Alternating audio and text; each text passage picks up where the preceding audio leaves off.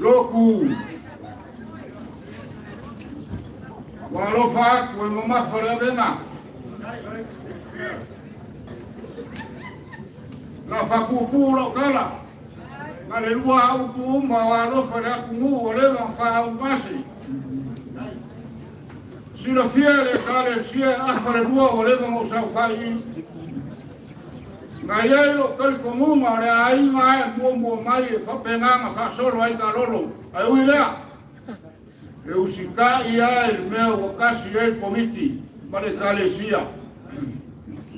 Ia i maoso fa lava Taalolo ai.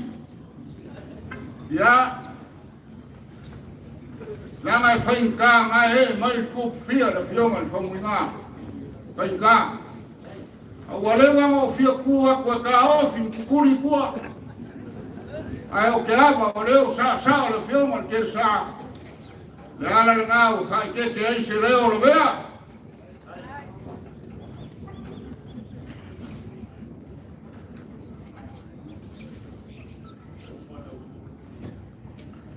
Lau ma fa fai au. Afkaila do eu lesi. Komiki kumbau. Ora ko kai foi leo komiki kumbau ne Ekalesia bekis. Ai sa wo fa fai au parai. Moro si la fia e winga ese la Ekalesia. Ai pai pa kele au kaulanga o leo Katoliko. Moro si la fia. O au kausi la foi au me kisi kausi ko inga. Kausi pa kele me ki a kongo re sa foku. Eu ai kamai kai sa ma fu se a. Wa ko kele o kaulanga so fuara e le loku. Malo. La lea. O ke lau mai o ponga. O lea e wakaku. E maku ia whange pa ia kaamaras. Lea ia se wage na ke koe kakai kua whakire ua. Pena ke koe sungi whakia o kau ki ama pa ia o Lepea ma gai kamoku. Ma fua se a. A lea e el whamuinga. Lea ia se Samoa e whawhi silikofo iai. Sa! Lea ngā paia o Lepea ma gai kamoku mai ma wau. Ngei e o akai au. Bali. Lea. Kurau ngai o Lepea ma gai kamoku kurau. O lea fio anga e ai ma fio ai le fio ma le whamuinga le kumfia. E su ai usori mo kamapa. E lar kai ai le fale walu ma le fale lima o kangatua. Pora pui ai mo gai kamoku. Ma le mamanu o le sauwhainga. Rau. Rau ngai a sa kufunga. Pe o iai se kala vea pe le ai e kumau. E kumau. Le ai fai mai le kalikongunga o Samoa. A sira lima e fai kau. A sira vai o kufunga e fai kau. Ma força. Le anga o le ngai o le pupu. Le ngai o le pupu. Pa wa le o kamaka. Le ngai o pupu Samoa o le pupu o faiva. Le ala le fai kau mai a mea. Wanga me fai faiva. O longa fale lau fau. E o ai la ba le pupu o faiva e fai kau. Leo e se leo. Pai kai ku mau. Ai ma kua e lo loko no kanga sau mare koa fa venga le kulangi le sifo. Masa se papa e ma va vere. Na ku vai konga ma mangua ma mai ai ala i freula. Strenga ya manga i fakua. Mai sairi le langi o la makua poma me fale kurkuru i kao. Le Ekalesia. Pa penale nganga le aso ngei vai aso. Okay. Sao kau saili le kuat ke mawa inga. Wale ala man mila leo lara kali le kuat. Foa iyo ko au. Sao kau kangi le kuat marimaros. Fai el fasa. Ai lunga na Jesus naman. Ai lunga na Jesus ngau ki fingol fasaria. Sao kau kangi le kua mai le poko maria ka mai. Ese le anga le leo le kua. Lawa fionga pa kere le pule. Maro au va. Sumar kia como lawa fionga famuinga. Ia le Ekalesia. Lesa ka ko kali a fai. Lesa ka ko mea la fai le kua. Ka ea e whapa ia ai. Ma whakingo ai le uruai misai man. O le whai longa ngā lo ko kauporo. Whai longa lea. Ave le nganga whafkai le kua whawhani inga. Oi. Whawhoi. Loku uma lau. Whawhoi. Ei lava. Whafkai le Ekalesia. Malo ngā lulue. Malo ka wakai. Malo le loko kitele. Malo le koa. Ele whaia i ka ngaka para ai ngā luenga kitele whapea maroko vai. Le whaia. Ei lava. Leo aku. Le whai la lea. Sao ko waro whaiwa iai. Whapea leo sukala. O leo mai o le ainga ngei. Leo fio aku ka mai kai whai pula le mako i kumaro. Alala kai aku maringi lolo e whasingo kongu iai. La mako kauranga soifua e apakele Josefu Vili. Se lupe whalele a sao wha mai sao malau maringi ngua sa foku. A whai o a ngā. Pakele pakolo whafkai. Walaki le bawe si kia o pakele kui mawawe. O kai. Kui mawawe. Ele yaru lo wakalia kamo whai sa wa whai mau porkui. Oia karo whai sa wakali. Ayoro wa ai ki ngora kiki. Walaki lo wa beanu. Aong ka pema mai lo maranga. Ka o ai se me lei ka ngaka se o ka fufusu ai. Awa ki aku garu whakara. E o ai al pakele. O ai a ka ei makarna. Awa maka ka whasi e la urupe wharele pakele na. Ola ka mwhaya kura ai ngā pakele o se. Ye alu kele kala ka maro ku umbile ka ukala. Whapele o Samoa poko. Ki ngā karinga se vai ei mea sa umaia. Ya o ia. Loku. Ia. O kere i sau se baanga ngafi. Whafkai. Au mai vai ngu. O wae ngā kai o pui paa ia ulu. E whai e la ko maanga. E makuare anga le ku maro ku fia. Ai au mai ngari e soro.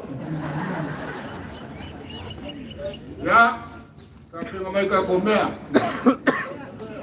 Por ko fare al kai o le Ekalesia le fionga le ki pipo. Whafkai. Whafkai le langa whai kaurau. Whafkai le whae ea i le whionga i nā ki pito. Leo wau māku isi ka roro e lima.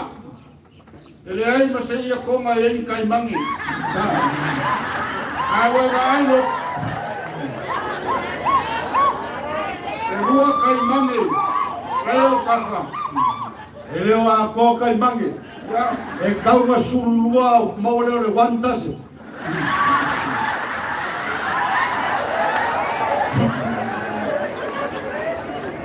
Hei, o kosoria konga i ole whara perega o le whai upu. Kamaia, koso i ole. Loku. Ia, Lepea. Se oe ke lau makua. Ale lau whai aku. O le mua ale ngei ngā whenga ngui ka mei. Sa oe, Lepea.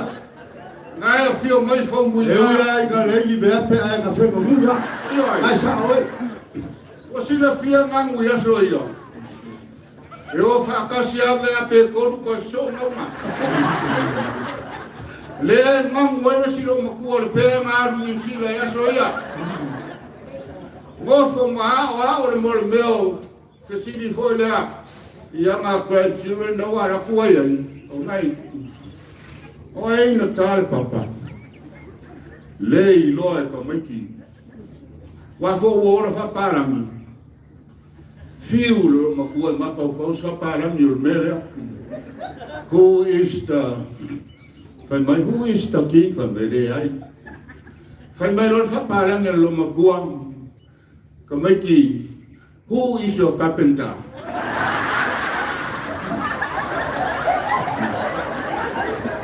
Loku. O le carpenter ngā whārang o lamo iei le Ekalesia le whainga ngā wenga. Lele o sila me ore Ekalesia o mai moa Samoa ma le lenorangi.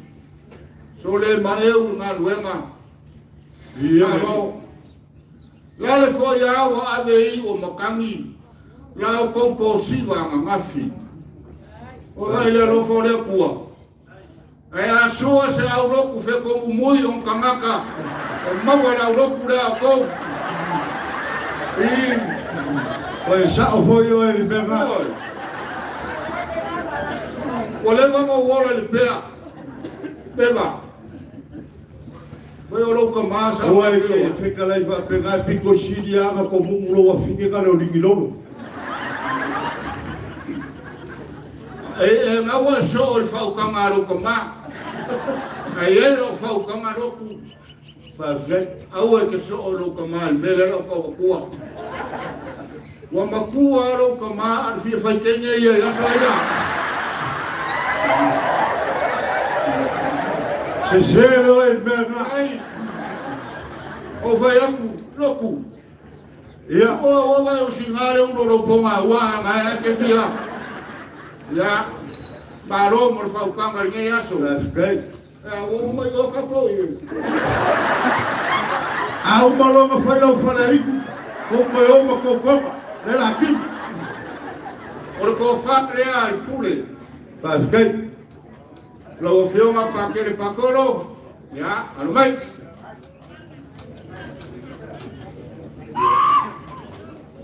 Lepea. Whasa o maia. Ngao kai mange ia ngā mai. Ngai eise kau tusi ngā mai la keu. Pau te wanga sala se mako.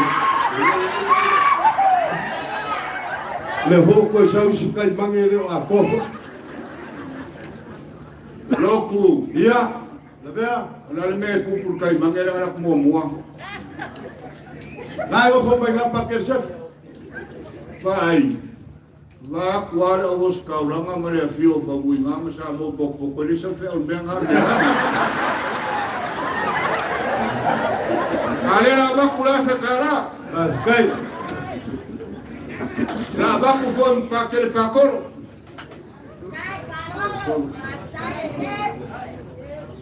Kai whalon. O ko whare an ko whaiva. Me ngā musu au te au i paia. Ia ngai whanupele, mea ngai ka ua. E uia o lai whainga ngāre mea ngai ka ua ni kufunga. Ia ele kau o mpua. Lepea. O le tau kuanga rena whaia. E le ai foi sau whea au merma. Ole ke kusi la ko whan ko whainga. Oilis. Kai.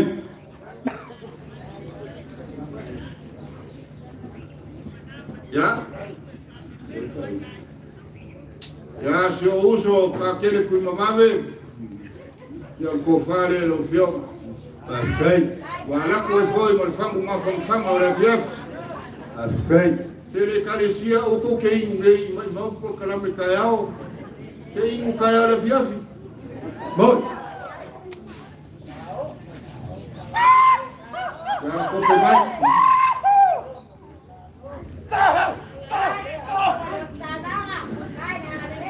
Ya o ke kusi da. Paskai. Vai ke tira fora koma loku. Oi. Ni sa foku. Ai. O ke o kasau I muri famua. O ngofo ela fe o ki fia ai. O felo ye mo ke o mai fora o koma. Logo winga la vea le wo sa fa ka ku mai au ke nei. Ele o se Ekalesia fa I fa ko ku be. Ya, como foi aqui? O ye foi marama que o perco fa. O mai Mikael kuivingi.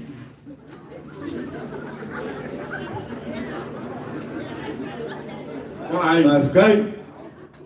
Oi, que o primo ako.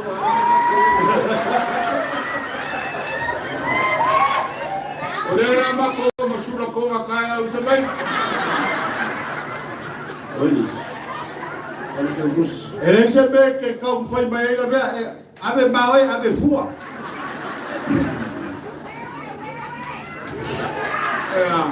Agora ku kia e samia ke ika. Ya oia I ke o makwa au ne mai yo suru.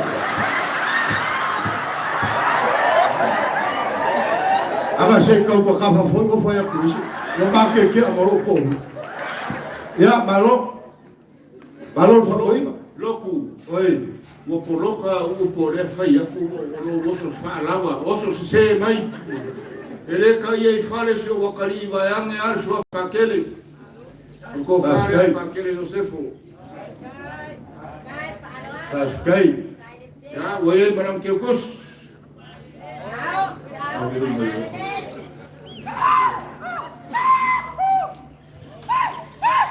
Ya. La fioma al que como lei. Paskai. Kalau faz que como loku. E mas angin kalau moro que como mano que como esa foco antelea. La e kalau moi no peleki. La e fai e telea. O le leio sa foco le la para fa so a fa merco que como. O le leamo peleki le fai. Ya ko fare al que como. Oye, Marquepus.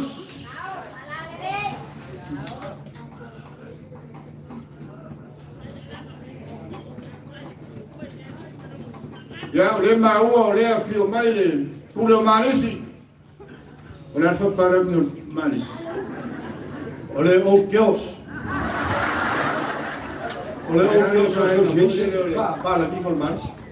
Ale alba no vorreo le cau le sem, ali se vai fazer mal. Ya, ole maua se o kako uso o coma. Ole ia vai le a coi foi coma fai isso cau bala. Kai. Abaku ye ma kala coma ia mariliwa mama po. Kai.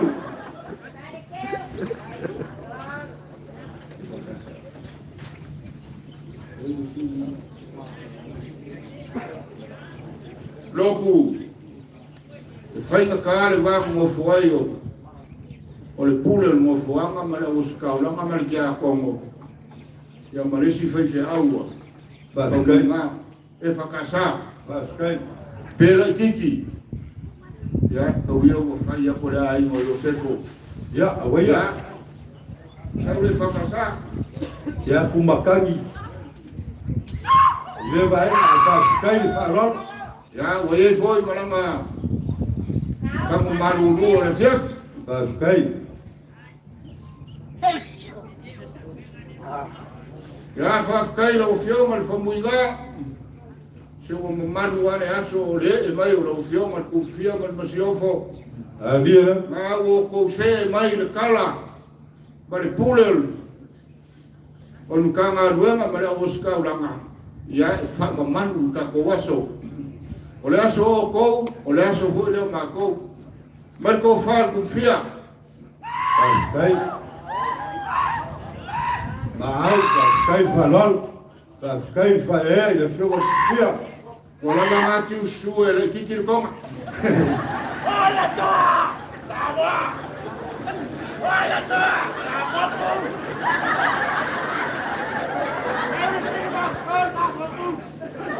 Ya wa ye mar te kusi le whio mar ku whia. Kai. Loku. Ia. O lora mo umakamanga ku te no solo. Sao. Pai le Ekalesia Katoliko Roma eu kaulama soifua. Mo. O pakele ki a komo e o ai kamai kai sa. Sister. O ko ke kusi lea. Kai. A e ka po sa ingu. Ka o ngange ka ingu kai. Mo mori fale lei mai a o Sister Maria. E ka ave koe whamanga ko kala whasafo. Alo. Ya, o ile mea. Masareka, ya, an. E pule ala ko masareka po pekele ma.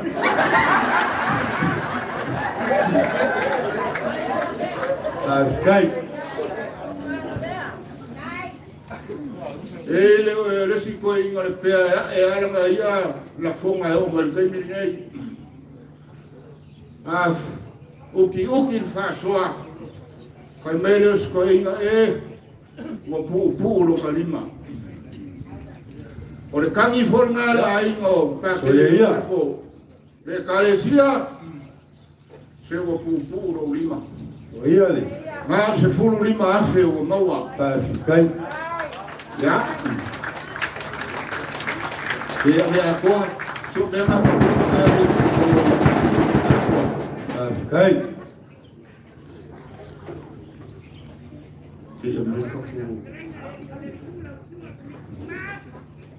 Oi. Ia so lele o ke mika i lo kulo wanu fa lele o fa mau. Ioi. La ko fa mai o kamai kai sa mo. Kai. Ya, lo ko ka la fiaf. Kai. Se a ko la de makaimu. Aru leo so ma ko kiora loku famalulu la si le fama. Ya, awia.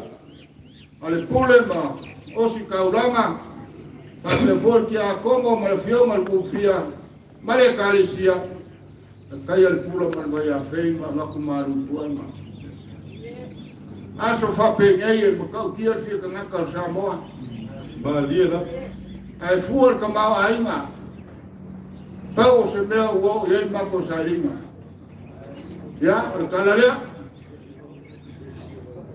ya o mai so fa uma loku ya o kilo ali ya so le nyufi ka yo sua ka ya leo ko vili ya ma ko fale vai pa ka ko ka mangi nga ma ya ma yo ka le la kom fa ya le kai le ko ba ku ku mai ma ko ke fa ma le no ba ya na ma le ko fa ma nyufi ka ya ra to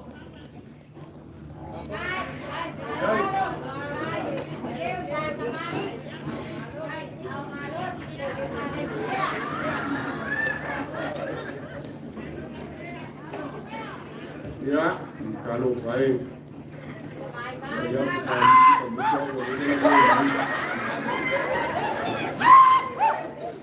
kai fa le ora veri ko ina suma o ia wa wan makarolo ko kai ya fasau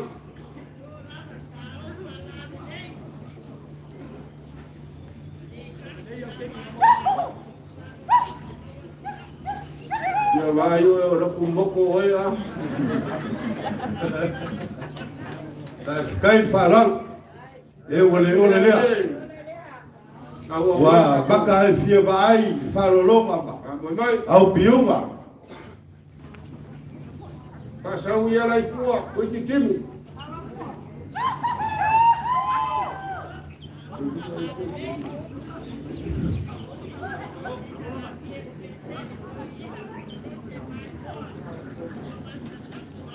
Kamoi moi. Samaresi ye.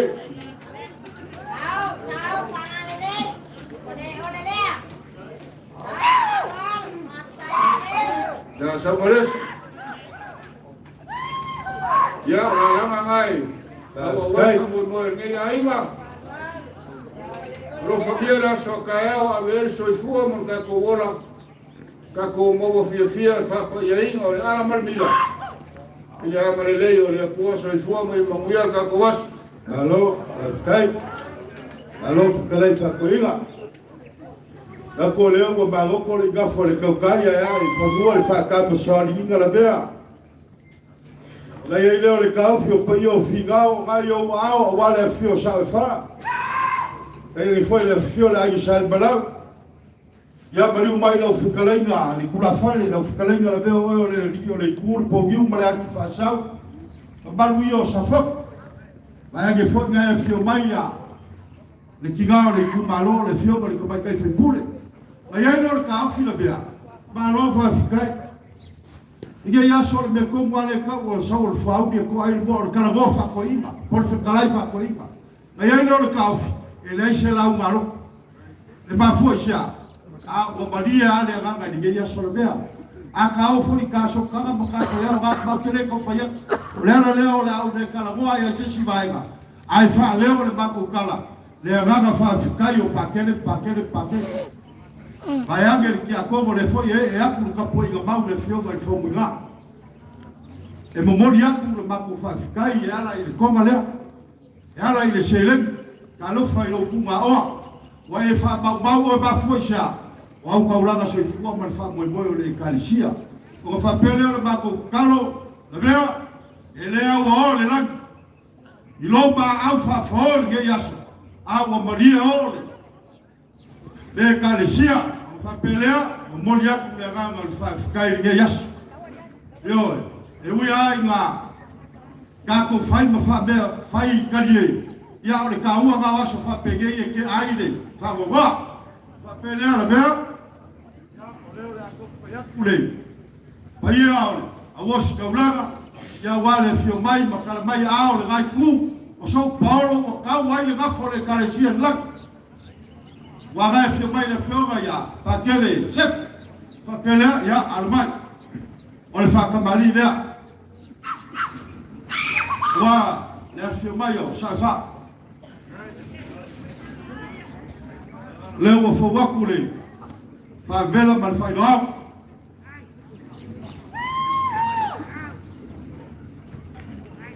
ole sua kal sua ya waya ile bamu palang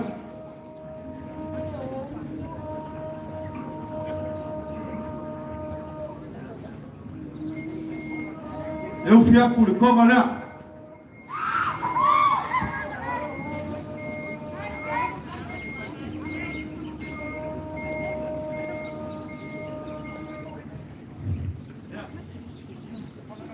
ole ko fa le ale ka ko ai nga mai figao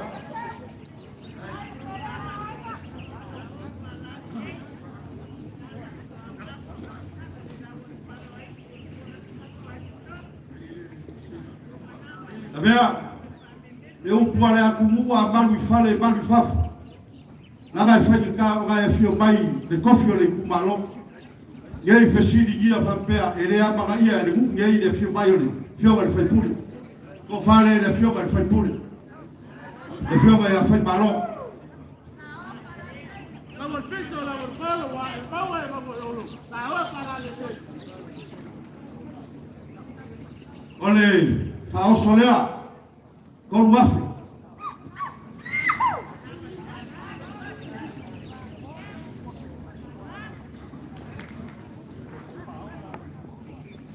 ole passe selea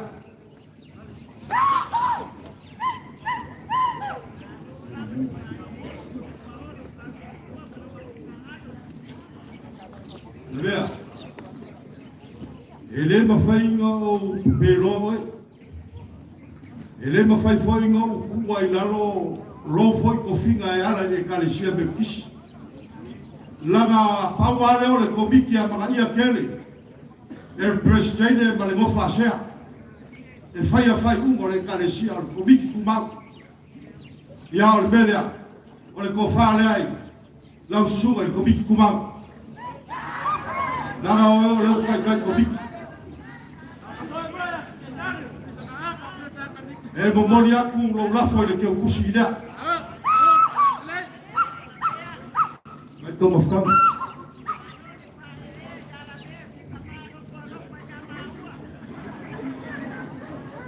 Ma ko fa maruru aku la vea. O le ase mai kau, o le ase sila se mai moni ngai aso.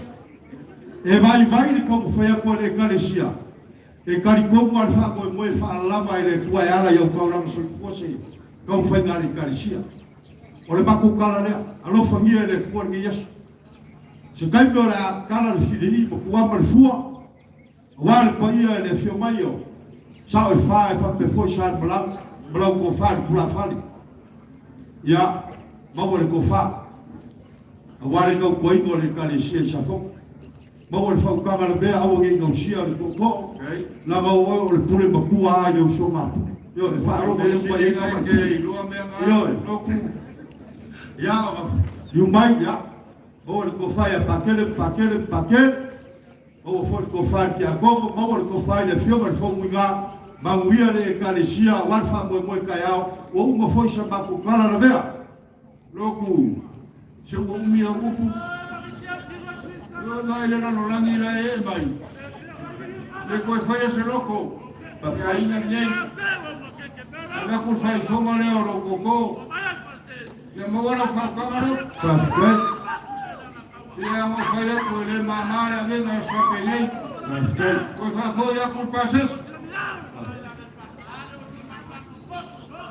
A se si vaema, ia le akalia me fai kau le Ekalesia, e fia mauoa, ke ai ngau Iosefo, ia, nau ieras. Paskai, ia le whapengang fai, ia le koinga.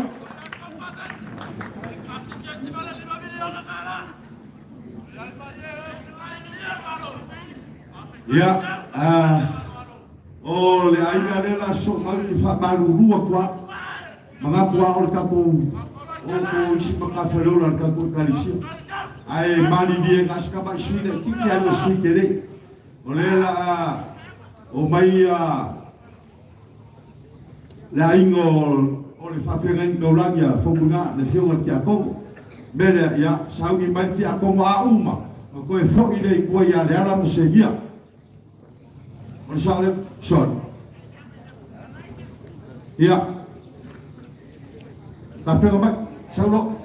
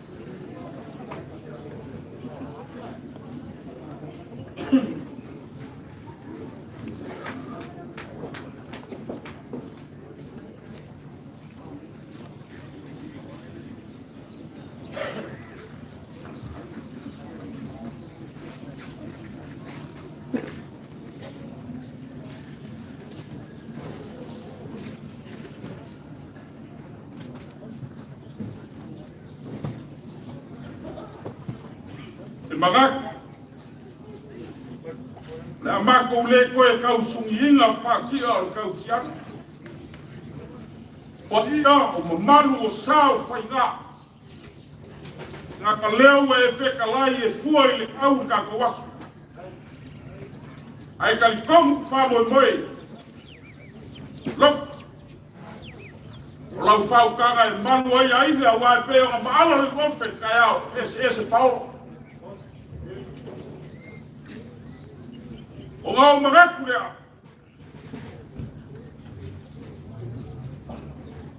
O sa ma whainga o paia ma mamatu.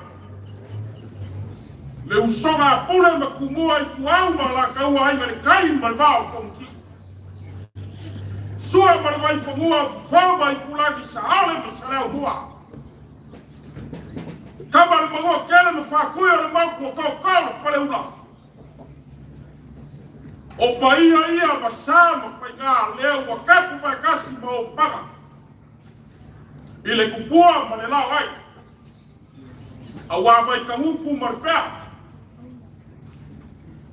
O le malai o le mangigo, ma le malai o le apa. E a fio ai, le a fioga ai, le kupu whamu ngā, le kupu fia maronga ainga. E fio ai, le usoli, ma kamapa. Lo uhua ma fuasa, ke le kangi o le pau. Ai kanyage, le kau ai, pa le sau whainga le ako. Ma manuia, a wea le kama le whane. Su le ano le mari e koa.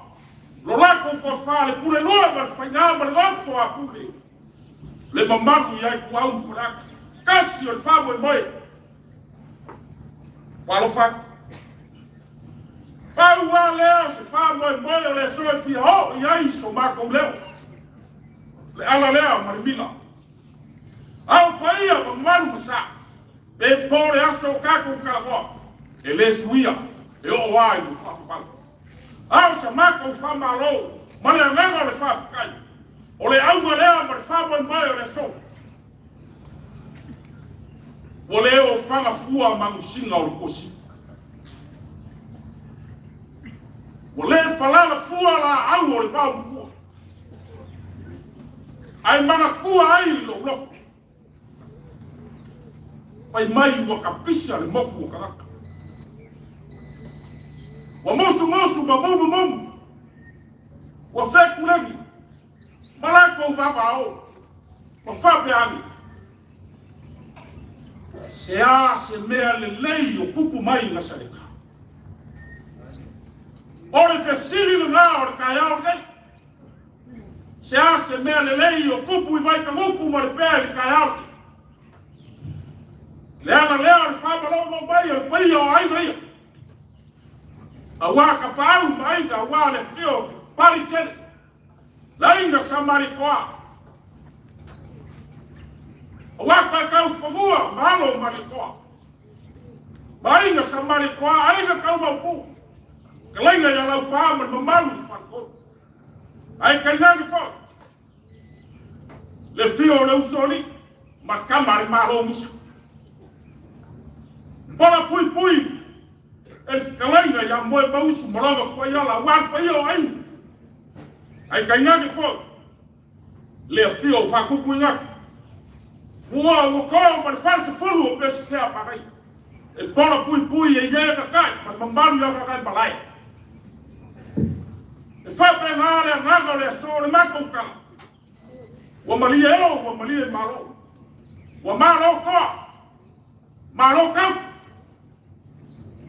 Saya afukapo maenga pakia. Yoi lo pa. Saka umbake leke. Beitai leso. Lo pa. Le wakingi kau le fabo mo wakingi leuko. Lo pa. O kau le. Ele confia le sau fainga se ua le vaganga para le kalainga. Le ya ma alo le ofel kayalo. Yoi. Ola fa ukanga e malu ai. Ah le u fa bupuska. Ai mai kau vai le so wa kele vai le lau pa. Ka fikai. Sa maga piai. Ala o maga kuala ngai fainga ka le fio ngai kia ko mo fa fikai ka ulangi le fio ko mo nga. Apera, le ka fa fikai ya. Wa makwa mori mau ele Ekalesia ni. Ah kau fa ya. Ka fikai. Ka kau fa. Ngal we nga fu di dingi kia ko. Como le fio anga male Ekalesia. Ya kai ngangi foi ki gawe ngalwenga yangi. Yo. Ba lo fa skai. Ola ma ko kau Wa ba kwa longa ba. Le ko fa na ile fionga ile fa hao le Ekalesia. Skai. Le fionga ya aki e pito po apak pakai. Me ia sa ko fa. Songi alofa. Eleo ai foga. Ya fio ai ko kau famua mari ko malo mari ko. Aina sa mari ko, aina kau mau. Skai. Pola pui ai lau pa me fa. Leo ko. Leo Leo ka mu ka feo le ko ga le ba. Olia ke kusia. Skai.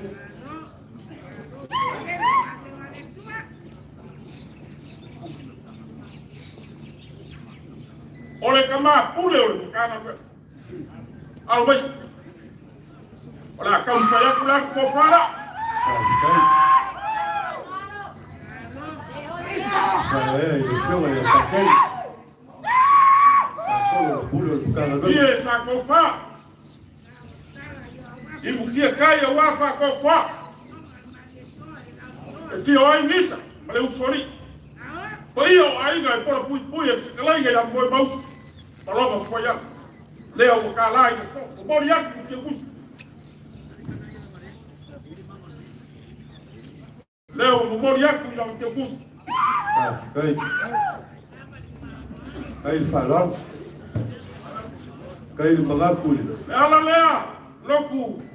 Sabe que ele faz a ruína, mas faz fogo mais o leão, ai, sal. Skai. Lá não te cali como foi a. Olá o meu ele tem muito. Skai. Ah, o fa pupu. Kawia no kasi se sabe fa kulo ya. Kawia no fa kulo. Ilo mera. E a fa yo ya. Lá na ko fare. Skai. Ba que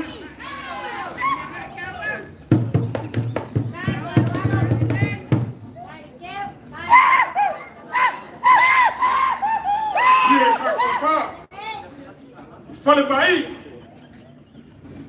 wa fa ku puiga wo ko ba fas fulu be sfer bagai pui ye kai ba balu ya ka balai leo ku kala mo ya ku lam te kusira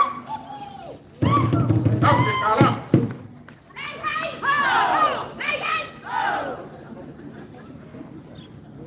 ya kanwai ole fa mo ma walunga leo ainga ia makapau Olanga kau laga samu mori mai.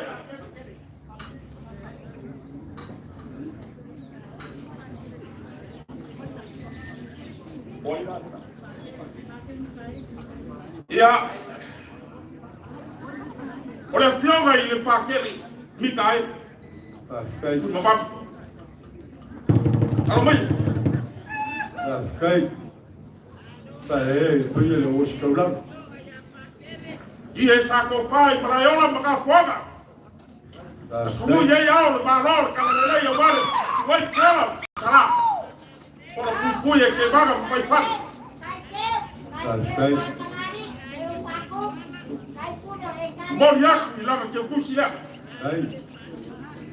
Aku aku malga flash ko ma sa kwala le o ko kala wal payo le fa ngelwenga o escolar. Skai. Afi kala. Ia.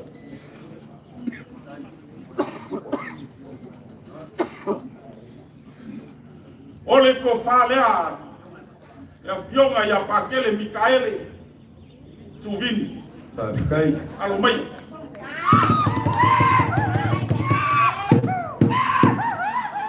ie sa ko fai mau ko yo aiga kapau Skai. Sai, foi ya pakile Mika tuvini. moria ku ya ke kusilelo Skai.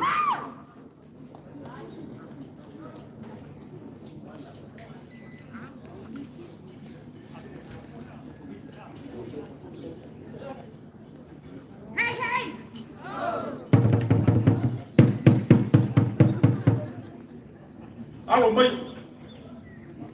sunga ya sefobi ya fionga ya sefobi langa ko fare Vai, vai ele, filma aí a paquela, chefe. Vamos ir a vai vou fazer um pouco, faz um momo. Olha com ele lá naquele curso. Ele lá que faz, cai.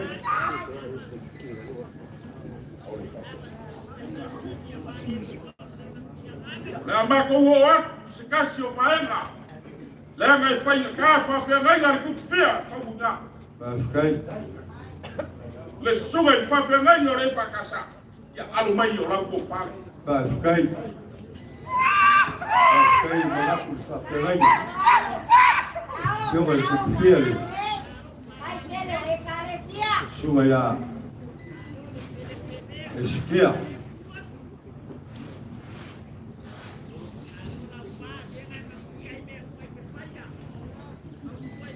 Mori aku ila na ke bus. Vai.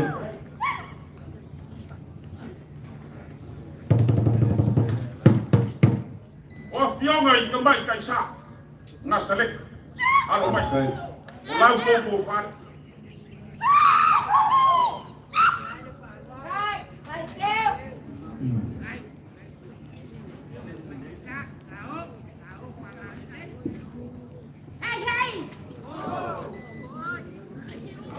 Mori aku ila na ke bus.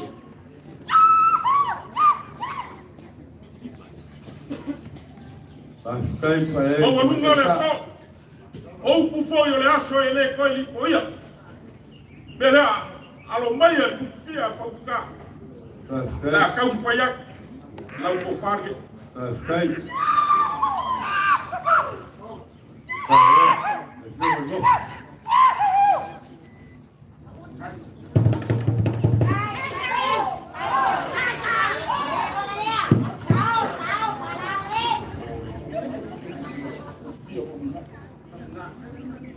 Mori aku ila na ke kusida. Vai. La fionga ku fia.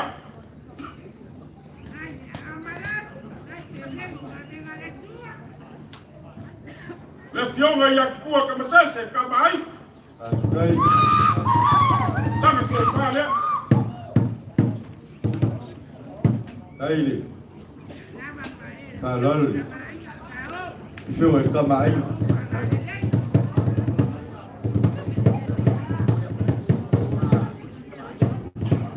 Mori aku ke kusida kama ai. Vai. A fionga ile kai kai fogo. Le fionga ya salausa. O le afore ba. Ela na ko fale.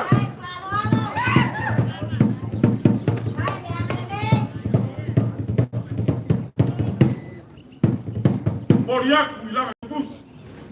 Vai.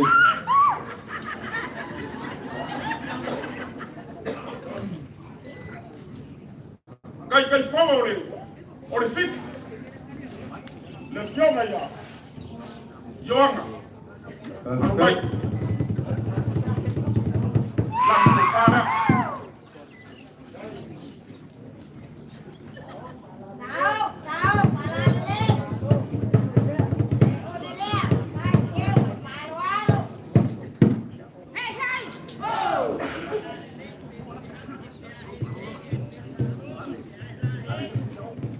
La ke kusile o mori aku. Vai. Logu. Ya. Ele caía e fale ele kaulanga so fua ainda makapau. Sao. Vai. Ale nganga ole so. Ah. Kako fapeani o kako loko. Kako vivi ai de kua male loko fakai. Awase sao. O kaulanga ai no ke. Awale kua malo finagalo e lawa na sua yai lo au. Já se na luega ole kau ole. Ah, ko. Ya, voia. Ya, falava mai langi ile kua. Alo mai na kau foi ya. On ko Ou fala fala ele pelo fabanga. No pa.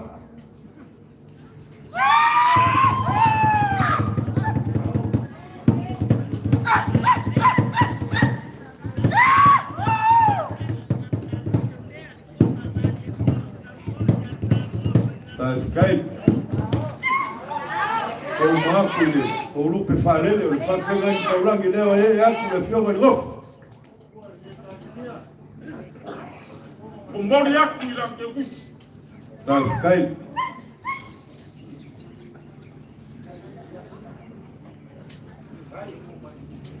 O le ko whāri ngei a kako Ekalesia.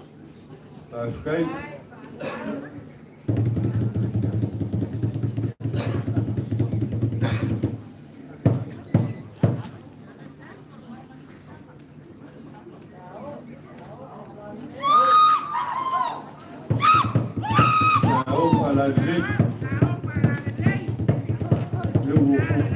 Vale, vale, vale. Oye, le Ekalesia.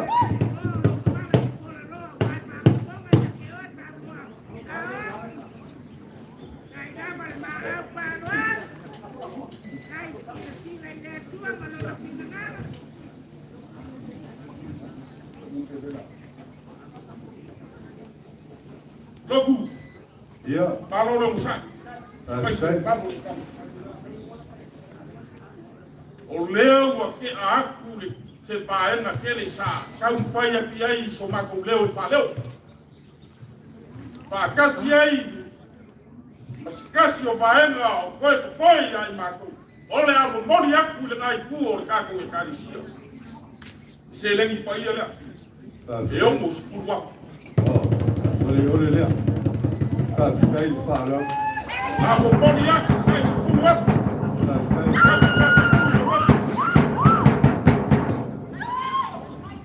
Malea se fulu wa wak. Tā whikai wai umaria le wharisila. Malea se fulu wa koe wak. Ko pale ko fo le vai o le kanganoa. Lau whalolo o wa mauruma I le so. Malea ko se fulu wa koe wak. Tā whikai. Malea se fulu wa koe wak.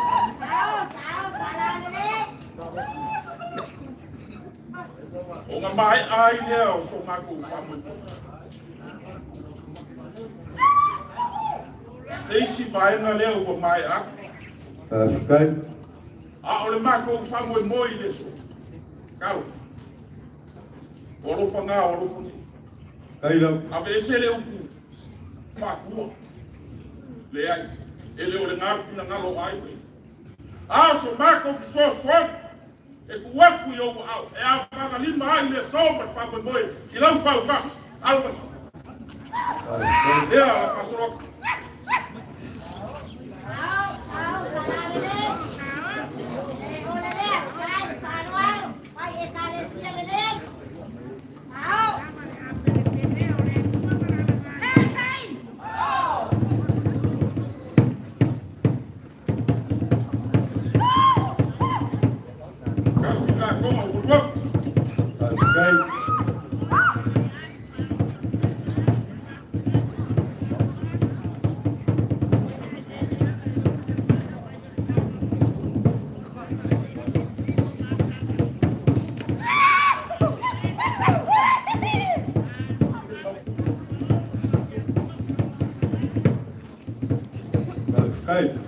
Kai le mamau. Kai le alalele. Kai le whaikauranga. Ko rupe whale. Runga kia koho mali whaikua whaakai. Ka kawai fa boy au le nganga o kei kore aiva o lo whaanga mauri po o langa kaulanga so kua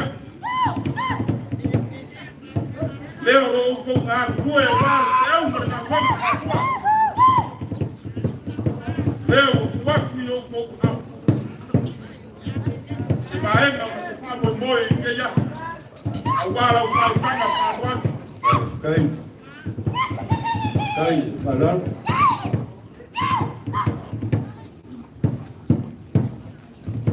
Wa maka e fia wa aile so.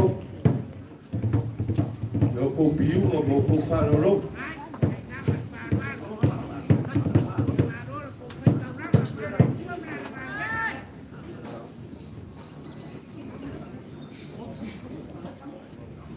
o leo a ke a haku le whaamo e moe le ngaro Ia. Ngā mako koe ni liu wange lea I nei ku. O ia I kou. Ua kālai de so. Ia ngāo kālo. Kalamasi iai ni kako whamo noe ma kako mapaka.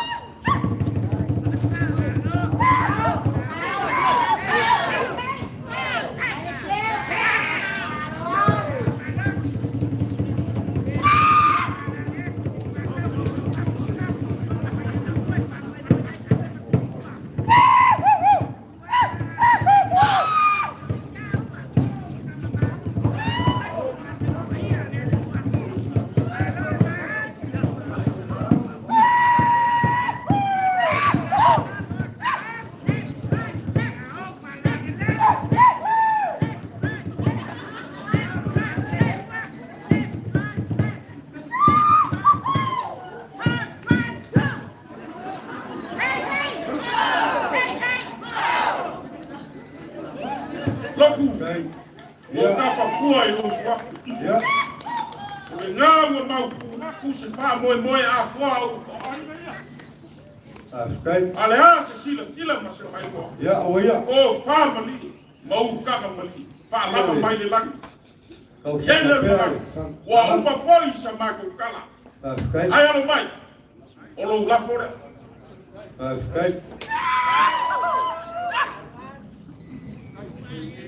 Olo la fora. Dai le fa lo. Olo wa la fora.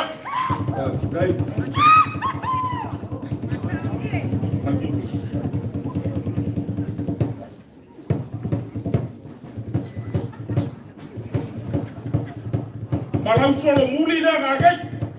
Ya. Lima selang. Papela wa uma mako wa fa lava ko.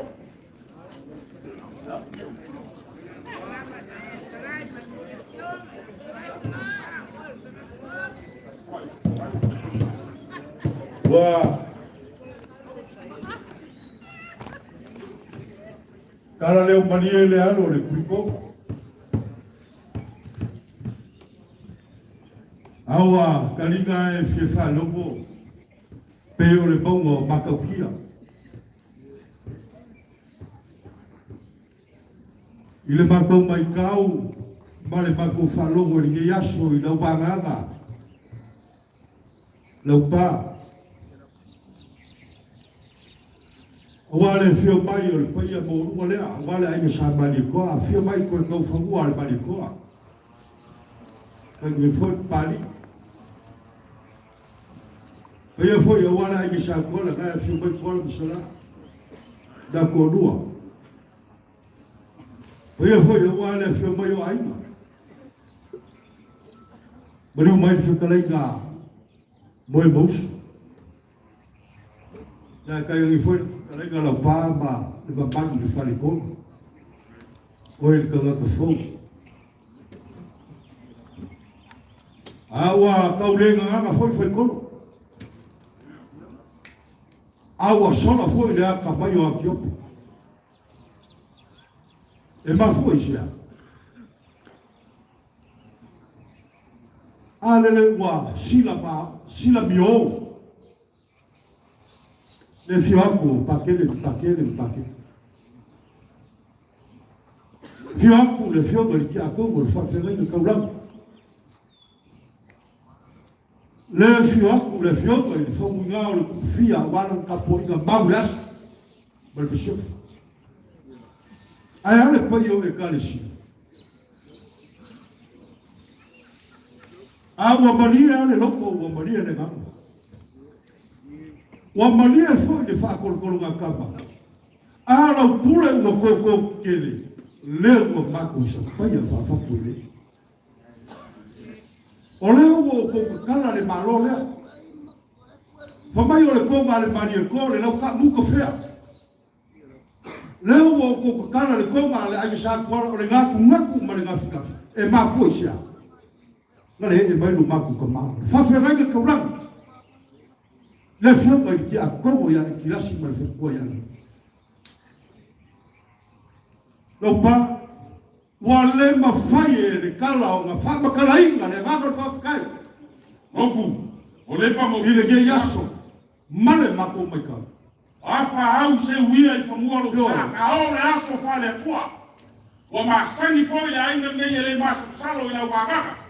Le ainga ngai o ame uba mo fa. Yo. Wa ko pa mo mo le Lo pua. pa. E mongi le rofa. O rofa ga. Kala moa.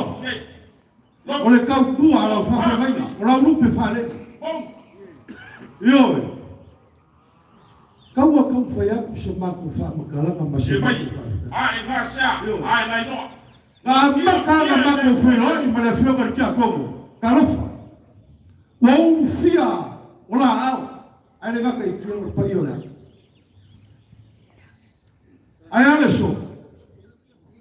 Leo ko mori mau le ngbe mar kia komo. Yo.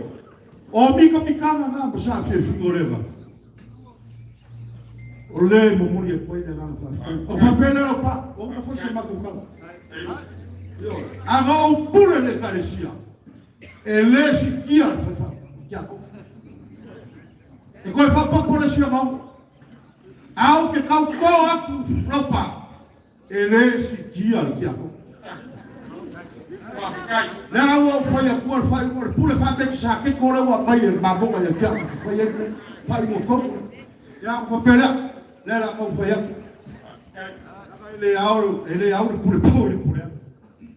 Ole fa ka mari le. Kele. Ole ba ko fa fe. Ole fa ilo au, ole fa vela le ko fo.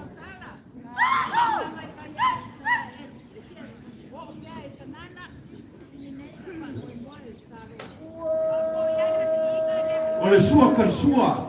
Ole bangu palan.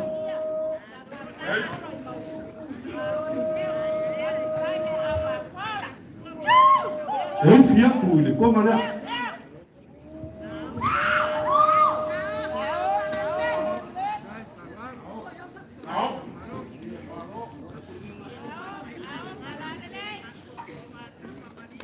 Olha, que eu falei, ngai ku olha, cai. Olha, Paulo, cau de lá, e o puma que aí foi mudar, né, mas ele cresceu.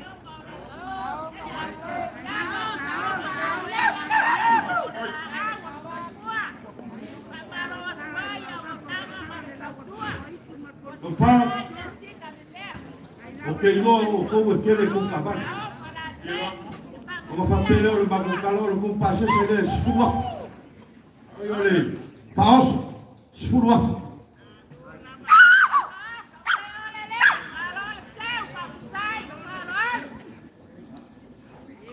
Olha, passe se fua.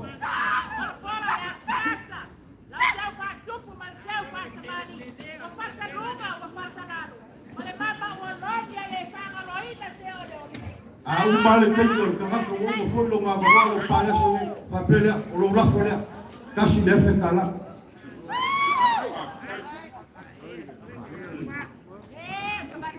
Agora como ficar? Opa. Eu vou estar por fora no sofá, mas com que a sua vai mais muito.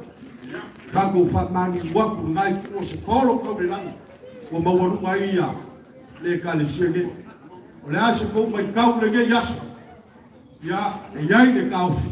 Ele o meia. Ele o meia e mafoi le so. A o le akua e afoi. Ya fa pena no ko le roa e fa mo ya le akua ngai ko o tapo. Yo. Ba o le fa ko kanga ina fikalenga lo pa fa pe mo emoso. Ya mangia ko kariwa. Manguia ninguém por cá por Ekalesia e fiapo paquele já fa pessoa de fiapo de fia já fa pessoa que mais cansava para ir ninguém Ekalesia manguia querer com quem ninguém vai ficar falou vai ele começou por lá falou que filho uma fua somar com Deus leva lele o longo de fua o longo de pau walo longo le yama walo longo fa gwila o ma walo mar kai au braço o ka o se kalai fo o ka o ile tua ile so o o ka ma ainda o fa so ba ye le ko le na ro nge o fa pe nga ka su fi ai au mai fa ki ko so fu ka fu wa le to no ka le so ba ka ba ka le ma su sa lo ka mo ya au wa le ko ya pa fa kai mo ya mo leo mo fai o ma ko ke va be ai le so o mai tele o ma ko ko ni ai wa lo fa ku fa ma le pen ai o ke Katoliko e lau wa le fisu lau o le kolo e la kasi le mangua e uso ka fa muina masi ala pepe ya si kamo o sima ko ya makamai eu uma fala ele foi com palavra ele mesmo ele foi com confiança cada aquele é o foi da só olhei ele leu que o senhor cara foi mesmo ole ka fa mo mori le so fa dia mai le tua foi de ina ku mau ka ko fakawa mari fa wa e a feira um pouco aquele fantasy dele boloma le a fa la pure ya fa fikai mo fa wa e ma e non gli ha le rosole anche mi nella cosa male non gli ha la fiera qua poi è che si può fare la di mai fa molto fare io capo di Ekalesia ma ne ma fa o va Pascal viene so Pascal a ver cómo está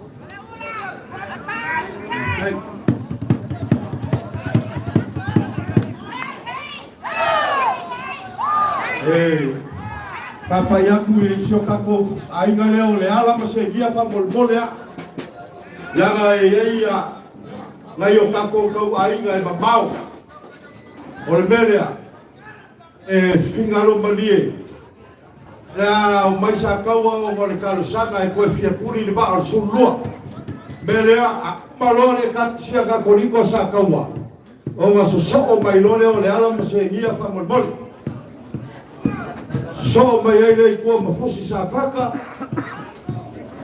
ya so mai ai loa ma whaumui ngā masi ma singaroa ya o ngai baenga ia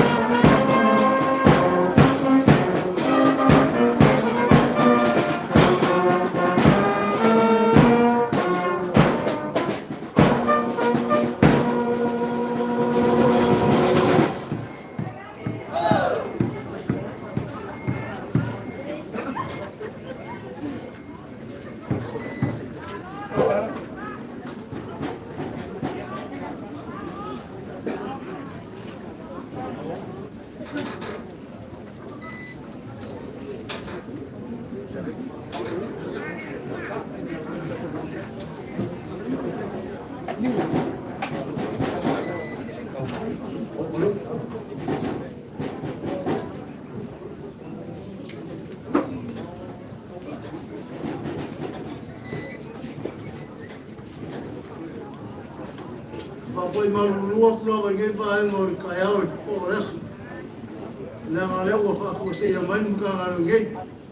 Mo le si ka ka vai mo te ngam fa rol.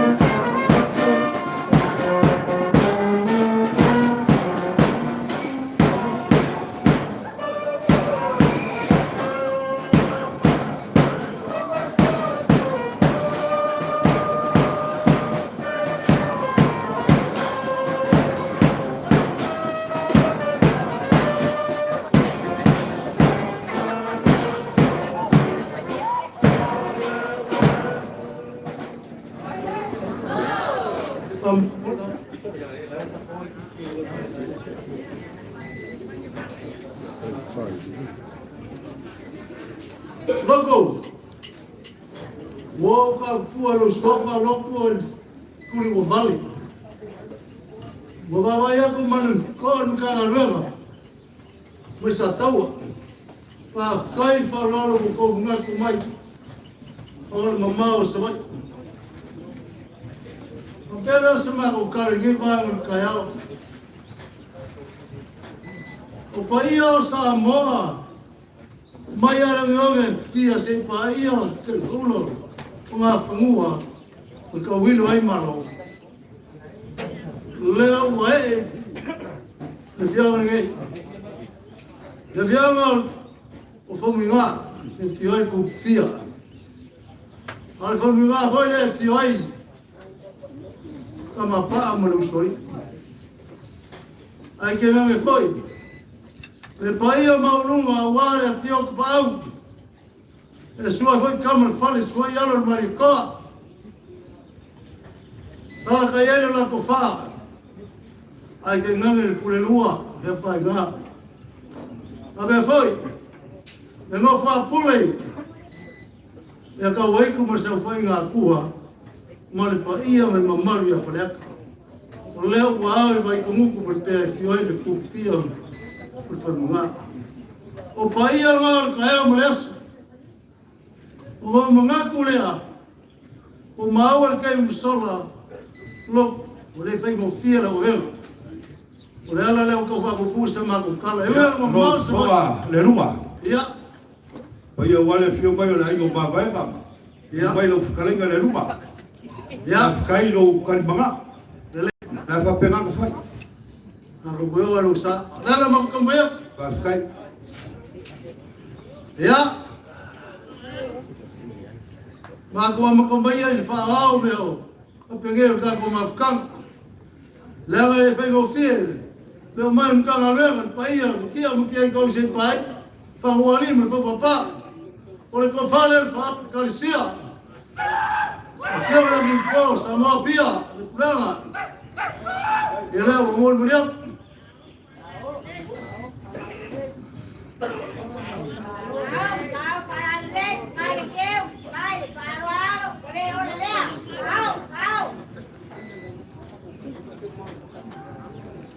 Gua pernah bayar.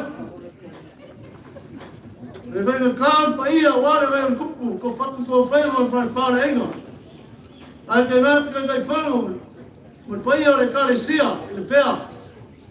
Ia, nela tamo ia nganga reo le. O ko fa ge Ekalesia, o lo Lepea.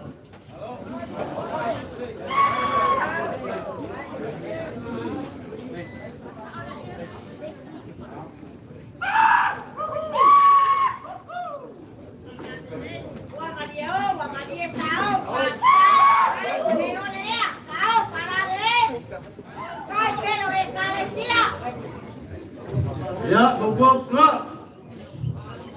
Maka berkamu. Dengan ayah mengapakia le ayat ifaifu. Le kofan pokoyo le ngayon kupu. Le fiawa ya pakele. Ricky betul. Ya lena mako kamu fai ya. O sama fai nga. Lalu kau mak fiawa ya sak ngo. Leo isaleu. Muka kalau kerja.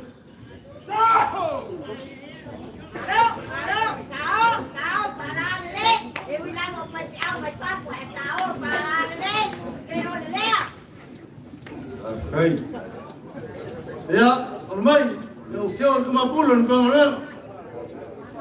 Ya, acompanha.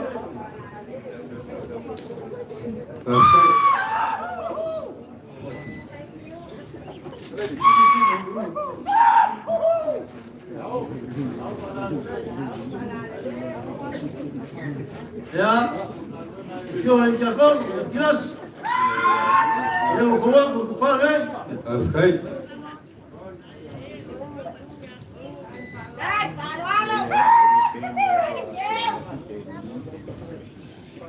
Ya, langa olewo pa ia mamalu malanga yo ko ku Lepea. Langa le mawulu lele fi mai fi o ko fa nge yo ko fi. Kai fa lo, kai fa ya.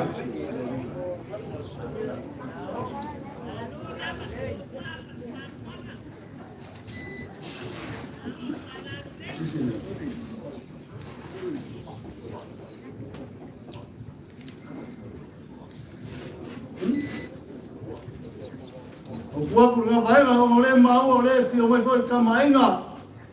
Yang aku proses yang kufanya dia ufawak.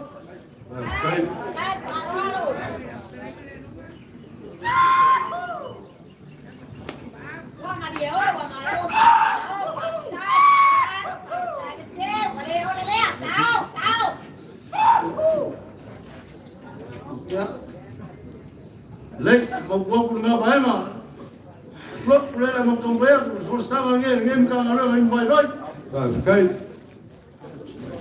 Alfa memória, ela pila lá. Não, tu leu. Ai, alai lo, koma. Não vou le pua. Jangan lele, lai dia lupa. Boleh lele. Tahu, para lele. Tunggu di rumah.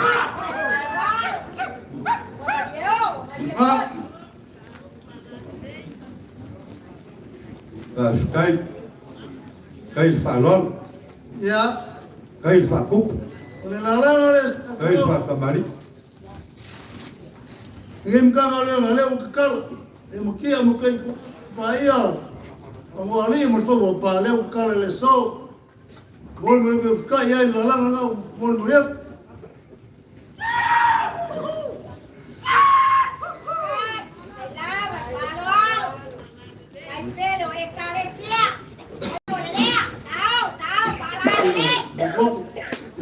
Yang gue yang luka kovar, ya, oleh faktual maleu que le vas a pegar, o serem, Bom, algo que faz mal no banco, ya awaya. que cai fama, aí a Ekalesia, o lima vai ninguém cá, maleu o mas serem que kovar ninguém, ela amor muriak, ele mafe.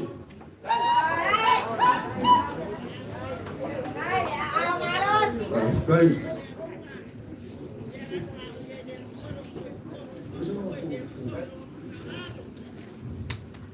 Look, Ya. yang oleh kali yang alfa memor, oleh angga boleh. Kalau memang dia sengi, lewa mau boleh afolu sa, papelnya, kalau ulah boleh. Afkai. O ka whapupua ngai aso o ngaku le aso. Lop. Ia. O la whunga lima se lau. Oh. Asa o whika le moa i pula ngā so pengei. Afkai. Ala mako ki sky. Mangu kei. Afkai. O pēle asa mako kala. Fungia le kua. Whama moanga le Ekalesia. Ia whionga pakele ia kago. Ia kai whanga me lau lama le paia le Ekalesia. Ai fo mai langi munguru. Le asa kei. Maua le ko whapaia. Ngai whio mai le whio le kufia.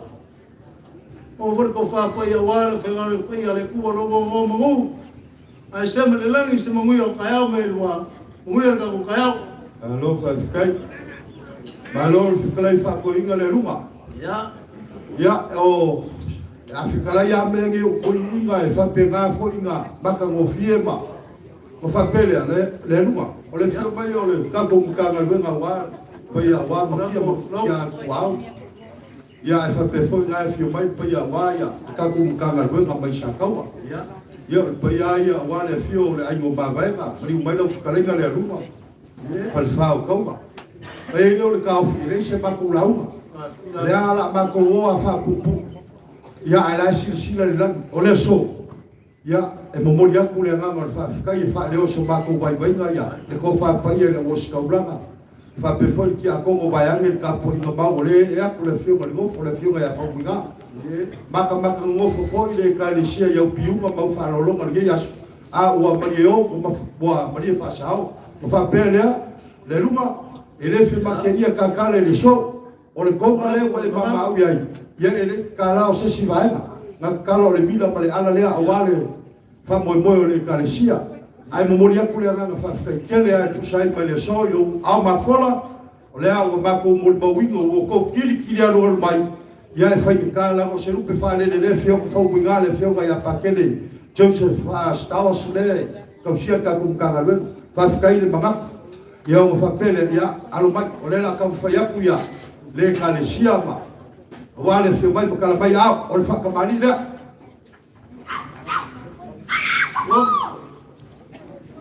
Manulo kua ki whasaonga ro whawhikalai. Nanga pengano ko mawhikanga ma le whionga pakele makingi. Ia, leo koe whasao mai. Ia. O le ala lea. O makingi kui proa. Ia, la kua mau mai. Ia, lele. Ia, o le whailoao ngā ma le whakamela. Ai valor, ai whaku. Ai whakumari. Ia, o le sua karsua le mau whakakene lea. Whawak. Eu fui a cura, como né? Olha que eu falei, ele está com um carro mesmo.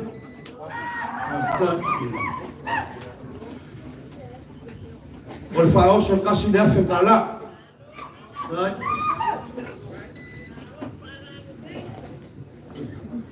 Já, olha, como passa se ele o fogo.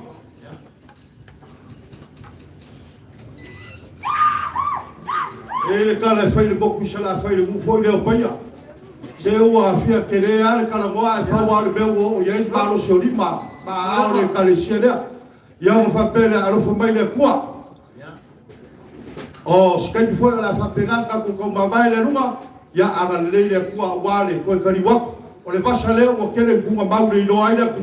Ai fa ficar ile qua. O le ka ko oficina fa ile pego vai gau. O fa pegar o lo folha. Leo o fo waku man ko ma fkam.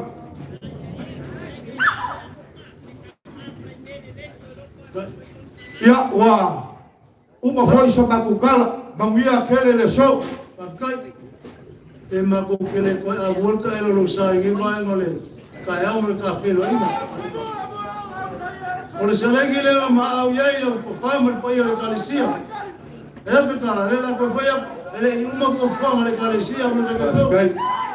Mas kala kule manga como muy ole ku ni eso gai no fue confía la morena gai nada igual que gai de rua Ekalesia ya no creio ni eso gai ya oh ole ka ko fa solo mas so mai o le ala masegia y la rio le ala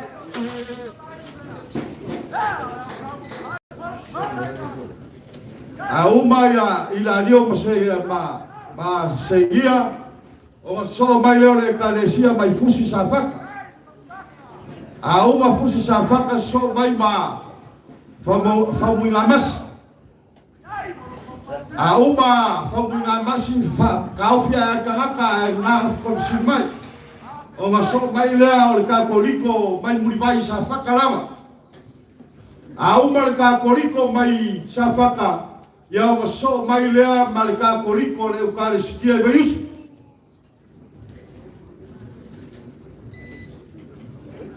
Ya amaya le Katoliko mai Yusu. Ya o so mai lea ainga lea mai o kaiko mai lalo malama. Ya la kaufia ile baenga kaufia ile kai beole wa mako faso so akua pabon ya le ala masegia ya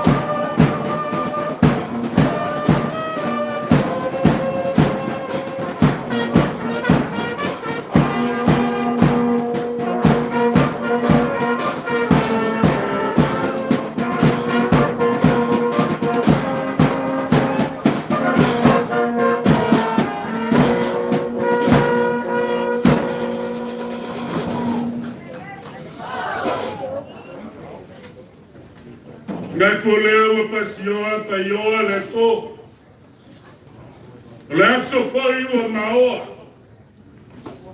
Ao leso ngai que cantala yai de paungana. Se polongo ngai kea. Polongo foi le ngai. Ai no pole kumu e fapea. Esa sale fao. Ai acumula o filo ao fio. Loku. ya Fakuloa pai o leso ngai. ya Ale malai Lepea me vai com. Ale fio famina. O solima kamapa. Ale saufainga tawai kumakua. Ai mesale ku kolo sanganga. Falao le kinganga. Falao kamrasa. Fakai leo seu polo kolo. Loku akau sola lo usai. ma lole usai lo kolo Yoi. No mai arfa ngau ko ile kanga le rua. Ale o fa kolo ma fa ngo ale afaina. ya Ka kolo ka ngato le kua. basikai Kwa pele o se fa mkalanga. Leo ai fa fide aki malae le ko fa. O masa fide malae. Fa lele pa o fa kofa. Pe ya o skalanga le lupe la fele. Ale o sal fao. Sala longa ma kamior pa fonga. Pele upia sala mua. Kwa pele o se fa mkalanga. Loku. ya Le paio le Ekalesia. kolo E ui awa whailangi le kuringasia ma ko kamai a koi. mo Awa leva nga kakalo ya ulia mani asu. basikai Leva. Kasi leva ka fale pouku kor ko Ekalesia. Ai whainga ka. E pule ale kua i langa pule whaitalia. Ale o mailo kua whawhinge. Leo su maila nga lupe whalele. Sunga sosangi ai la leo me pekua mako saber mai pele solo kiti pele aulo pale kolo malia fingor ko fa yo le fa yo malia fingor ko fa kala foi maile feo inga kua ku privau ma somua a somua sawia se falele a kase Ai fo senga ia upu pupu. Fai mai au koe la langa la senga somua. A lele makainga ele kuia kua. Fai mai ngai fai mal senga ula. Fa pe mai leo le kuia kua. Amu ia oe somua. Lele wa mangu fai fo mai langi. Le kua ele Taalolo senga. Fa pe nalnge asu. Ua pa ia mama wa lunga le kai au nei Aisha. Lele wa kule fai la. Lea ua maka. Leo wa kule mino le kua. A leo kako te pese ia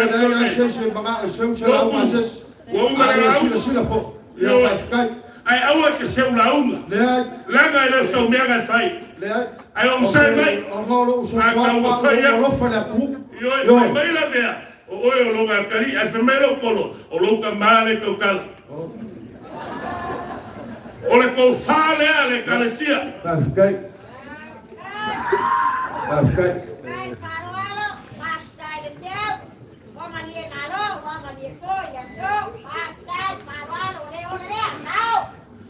O le kou fale a ka mapule o pule o nkangaruela.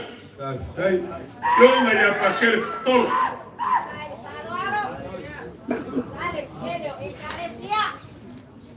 Momoli a kuri ke kusilea.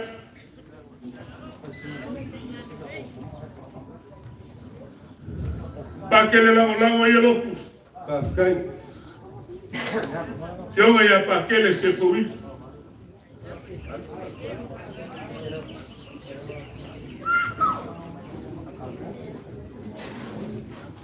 Nesse pakele lele, yo nga ia pakele tavi.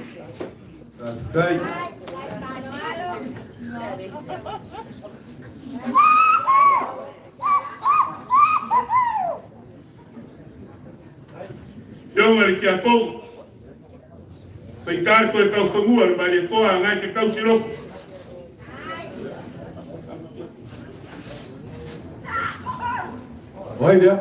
Ki a kou.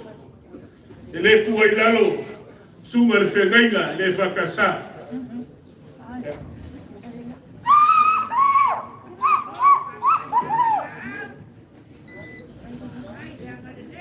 Le la kau mwhai aku se konga ma kou ke ptosoangi a nasi. Kono. Sai mai a. Ia. E langa ua fakat. Langa ua umaki e ma lau whaarolo ngi vai ngoles. O le fia ku pakele Mikaele ku mwabe ele yo o ia. Nganga mako fa mga kwa. Ia. Pakele ngale lang sua ia pakele pakol. Ilo le ua misi ptosoangi wa umi ngai kwa sapaka. Sa. Ia. Ia le la lua. Kaskai. Ia lo le yo fai va mangai a wale fai kalmai a.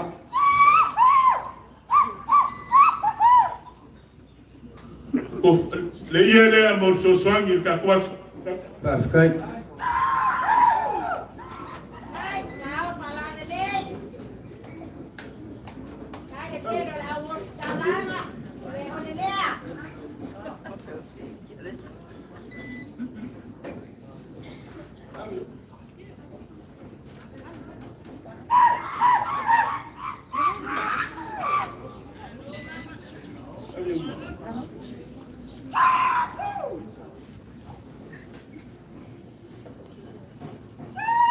Loku. Ia.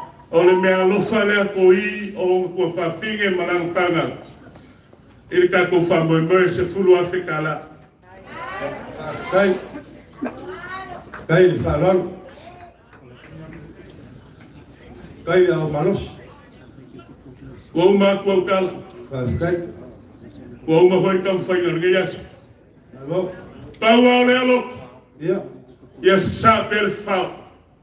Kai. Mai e kumula ufi longo fios. Lele maria lau kia. Maua lau launga. Kai. Kai au. A meisi nge yasu. Paskai. Balof kalai. Yei le kaufi yei vai mo le so le wa lo mo fu mal pao li ba nga fa wan.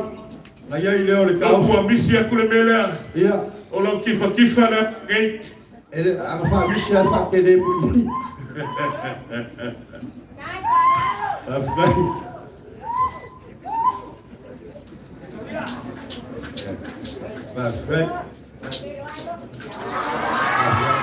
Ole ua kisi e kula ua whige a oe ole i long korua. Waile mei me vesi naso rei. Awa kisi mai hoi lau a whige o lau kisi long kama. Halo. Ia le kaofi. Ole awa. Fola ai balai le whaalalo ni nge yasu. Mai ai foi leo le kaofi. Walo whaku. Pea o kabako kala moa. Ole aso le gei. Ole aso a o whiga ngalo maso o mga peika. Walo whaku wa lewa mwha ua ngase le paia wa. Paia o Samoa wa. Fuafai mai. O mai ai leo le whaka le kala. Kalo whae. A mga kuia le ala i la lio ma se ngia. Ole ua i makawhane lea. Se i pa ia mai ni whikalainga i a ko i o angi. Lea ua whai langi i kuri ngasi. Ai ale so. O lea e ola pere ka kua le ala. I la lio ma. Ko whai a ko i ala i ngai ko whawhige i mara whikalainga o whapelea. Momori a kule ngama le whawhikai. O lea ua sila mio e peru pia sale a mua nge yaso. I piunga ma whalologa i ala i seilegi marikonga. O ma whapelea. Ia. O leo wa mori mau ia, paia la oska uranga. Ia e whapefo i ka poinga i le fionga i whau mwinga ma le Ekalesia. I le ngei aso wa maulunga o whapelea. Ia o leo le aka mwhaiaku paia le Ekalesia. Ia o le whakamari lea.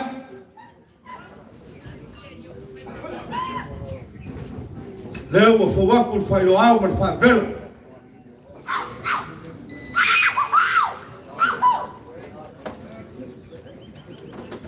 Sua kan sua le o yai le bang fakien. E o fia ko le konga lea. Ole ko fa lea. E ngai kuo ka ko Ekalesia. Ka fale.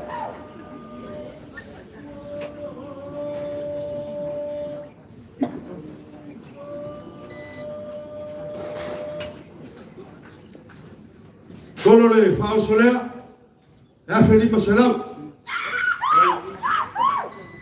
La papa maga mo kama ye ngiwa ya me mongolo. E a mai oi. Ke lo e mama ye. Ole pasa será. Casi lef. Ole lo folea.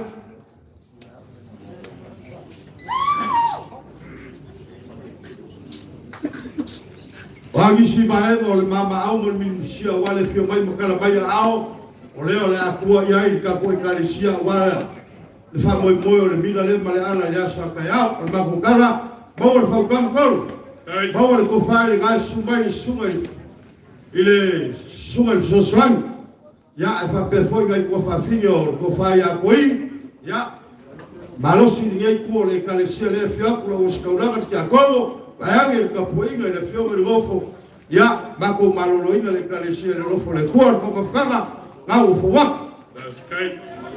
Polese skala locus. Kai.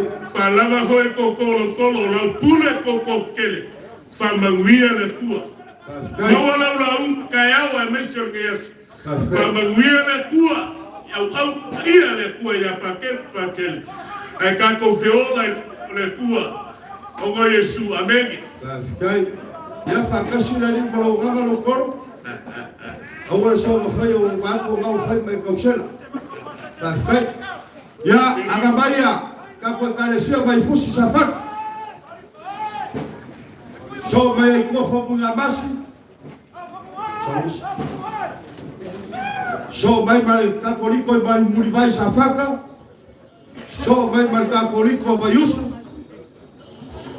Ya so mai ai me fionga ya kaiko.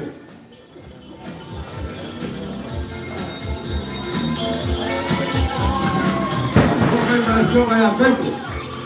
Kawa mai ha moi le fionga ke kaiko.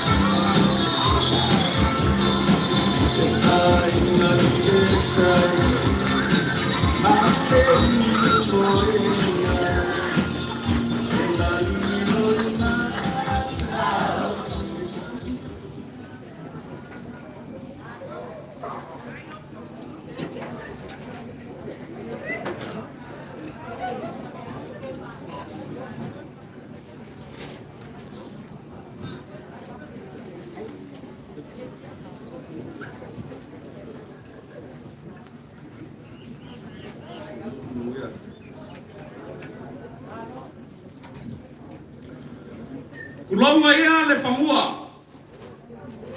Makapo le whamua. Whai mai ngā kosi kuli o kamaloa. Awe eifo mai whaku mangapa. Mau ai le kangapa. E whoringa i le kua. Mau ngai ke kele. E aunga i whaku lenga e. Le malaya le mangingo. Ma le malaya le kokoa. A lele. Wa sungalu ai au aluma. O ke kele ai po siva. Lele mongo foia au lolo. Lepea il paia manumadu. A kangangi. O paia le popo. Ma maunga le solo. Taalolo ia paia o Samoa. Amaka mai po masame. Se ia paia pulo. Ole aso re whafkai. E uia e so mako maki kiwa. Awa mako kiri alu mai. E a vaku sa mako whafkai. Malo ngā rue. Malo le whai kaulanga. Whawhekai. Le o onga wokoukou. Ia Samoa Katoliko uma. O le ale o ngā. O le maka ngofio mauka malawa. Tākou ke awhiwhiwa. Ai whape I. Le maoka. O lo o fio whaniruriro ai. Lo kākou whaolo. Le ngā kai au ako ue whapeo le kai au pōngi sai kolokoka. O le malai e le kaudia. Ai ngā diua. E ngō whai e kongi o la moe ma. O ngō mangaku lea. Ioi. Whawhikai. Na o whionga le kai whoko ma le makanga aruenga mai fusi sa whaka. Nā ngā maku pia ma o wholau no sa. Lea o maku mori mawinga o sa whiwhinga ala mai na o whionga le kai whoko. Sunga le fisosoangi ma whanakua. Ioi, o le upe whaalele a. Le whioku whokunga. Loku la ngaro le ngā o ngā o moru wharawela. Ai ena ka whiowheo, ia le kofa ai au whionga le kai whoko. Ia, ne la ngaro le ngā whamai. Loku, kere roko e mangkua. Le aku mangkua, la sola fuol vai aso, ele pe uro e nge vai aso. Le ai le sina mele e mangkua. Ia. O le ngumena fiku. Ka ua le Ekalesia. Aisa. Umena akoa. E fiku foi sa kala meka. E ui ar mamau la usau. Ngare fiku ala alanga I. O le fisosoangi e le fionga le whaipule. Ma le whakua. Ma le Ekalesia. Afkai. Ia. Nā whasap. Ia. Masau ia. Le ua whionga le kai whoko ma le. A kufa le si kuro ke ua ngalo. E e fa e mangi dia sao e marcas cor paia a foi a que se fava lá o esse evangelho foi lá com foi por isso pop de la rua com fa né vai ficar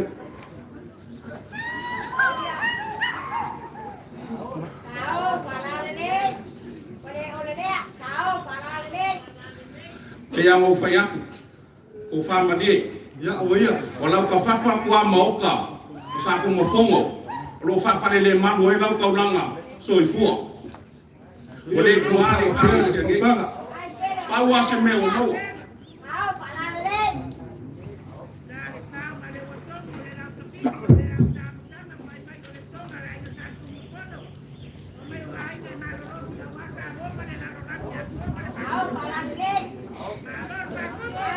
Yoi, sanaka Ekalesia, Yesu kama mea lo sulfanga lo. Ai nga pa ia lo sulfanga. O konga ia ko. E pa wala langa o mo ko ai fa pule. kai Mai, e fe so song ai. O ma ko mo lo silafia. O fanga o fa le nganga le ai la dio mo ngola. Ko fa mani pa o se me o mo. ya E ba ku nga. pa masa sawia fa kai con Chile viu ele foi pure para fercua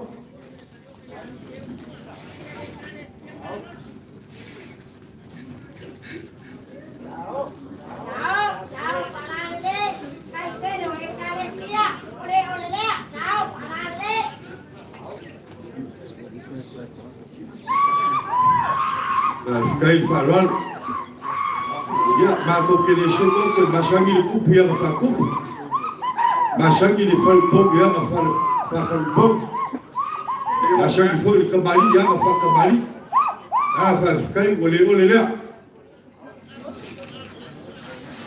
fa ficar ele lof fa ficar ele com fai fa ferreiro chelo pe fale lá O konga le. O konga sa ko fai fa ki pule. A fio sa ko mo fongo. Lele o lo ela o lupe o lo fa lele. Mori aku. Ya fa ya ikla langa ya mo mo. Fikai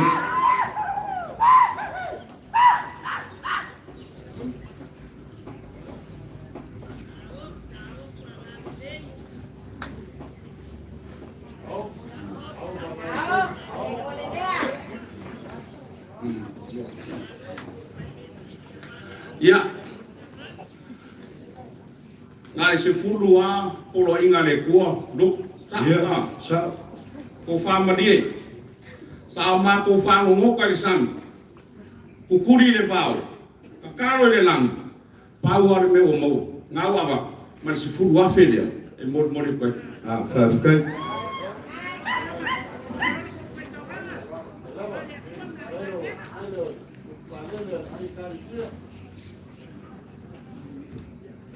La ma ko fo i kua. Mo ke oi kai fa kani pa se fa. Ya ka ko fira. La ma ko ka kalo man me lilo. Ya lo fangere ko fa mo moi. Ya lo fa le ko le. Ngai ku ya mai se fo i lo ku. Ka ulanga so i fo. Ya ke lo so mo kwa ma ya le ngora lo. Ma fo me a so mo mai nga dia. La wa le ska. O ngai fa mo moi. ba lo sa lo le o ifo ka nga balai le ba nga kalai por sa wa ga lo fio ka kai fo ba ya ke le fio mai o pai o la ke sa kum fo ya ka ngai fo i pai wa o la ke malos fal fa lo nga ka gif ya fa pe fo le ngo fa kula ya sa fa ya ai fa pe fo le babalu ya ke o la kawa ga ye le o ka ofi ya o ngai ke silfia a ko ai ka mu ni pe ma vai ka mu ko kasi o ka duma yo e fa pe na fo pe a go do kwa on fa pe le bomolia kule nga fa fikai male nga fa malo e fa le wai so ma ko vai ngale fio kula o skaulanga ya ko va fa pe fo ka po nga mau le fio nga ya ko nga yo molia kule nga fa fikai malo le ko fa i ferai no malo le rof malo le nga le wole kasi wole lua wa kulas ka ba fuka yo on fa pe le la o fio nga kai fo o ma fo i so ma ko kala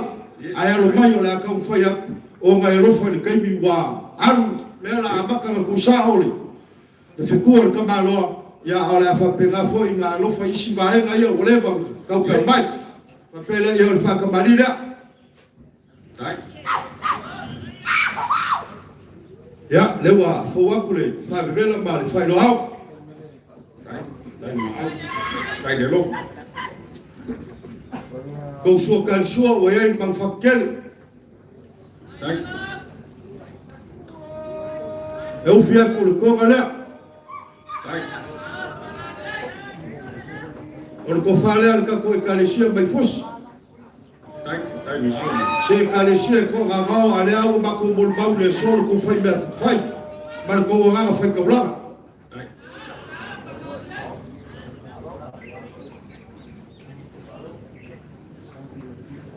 Ole fa o sole o ka ko Ekalesia mai fus safat. La fo di salam.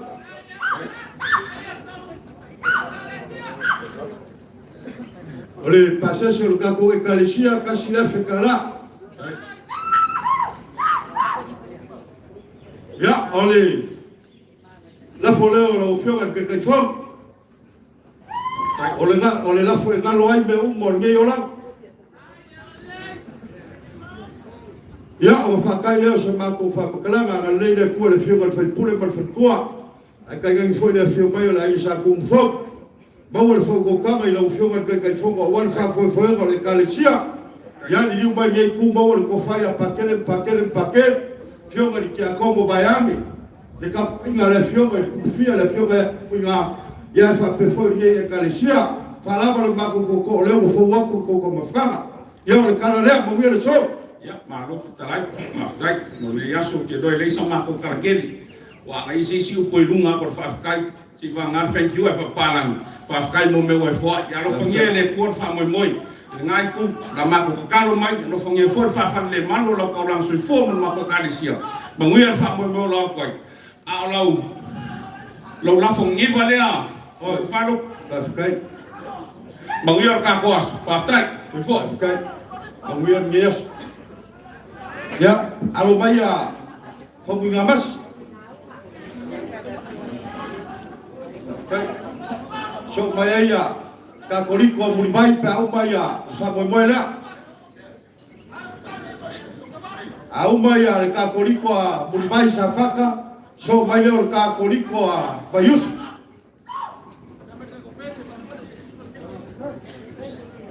ya o so mai le kuole Taalolo le ala mai le fio ke te fo ka sanga ku mele ava man faralo le ngaloku o le mea mo moer ka ko fai ni o fia sa sa ka o po ngai ainga le ava man fara rock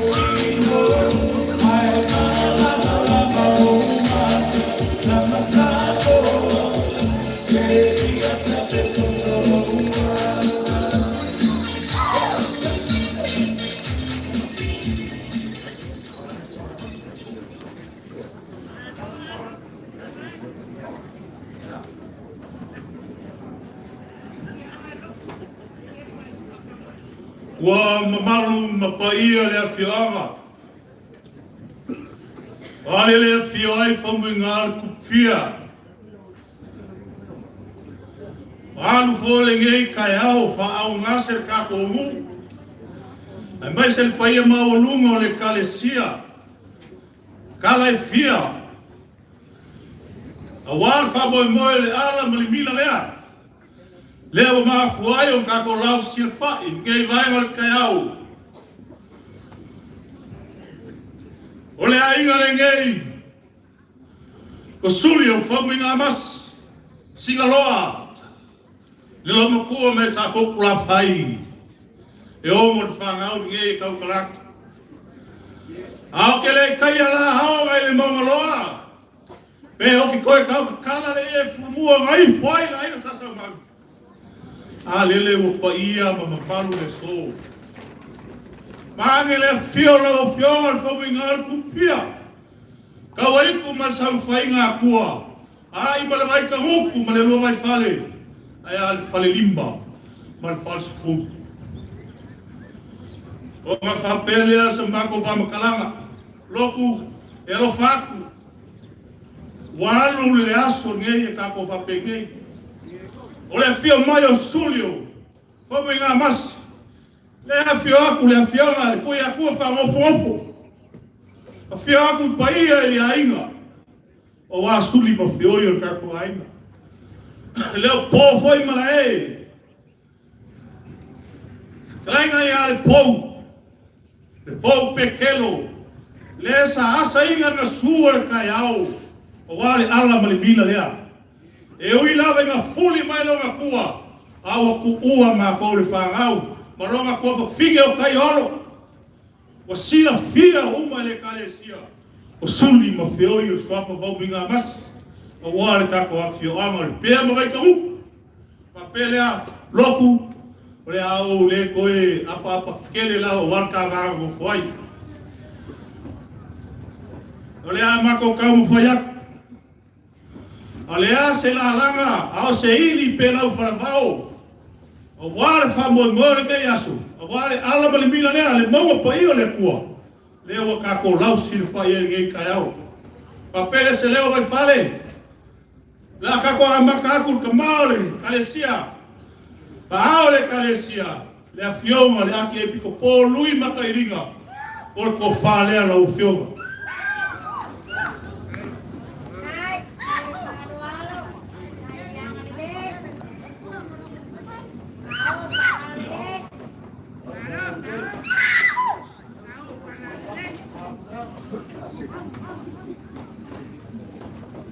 Oe mana ke kus.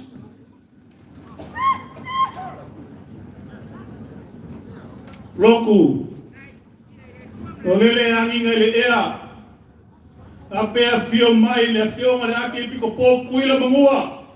A wā sua ma le mai whamua. Fō mai kurangi sa ole ma sa le au mua. Wā le lau ngiu ma sa e lua. Ole ko whārea la o fio ma le ake piko pō kuila mangua.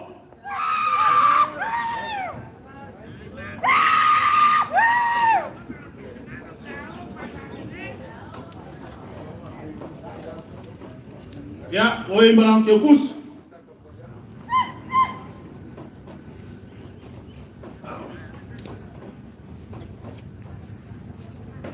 Ya, le fioma. Ya pakolo. Malole ngluwe. Malole kawaka. Malole o sai. Ele fai mo fie la malwenga. La o fioma ka mapulo mka galwenga. Ore ko fa le la o fioma.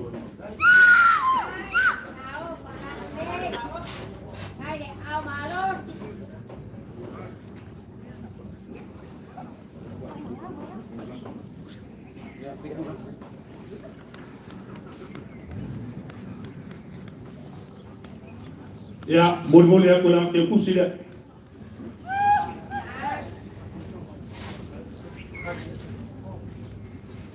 Dole ko falea la ofioma aquele mica. Tu vili.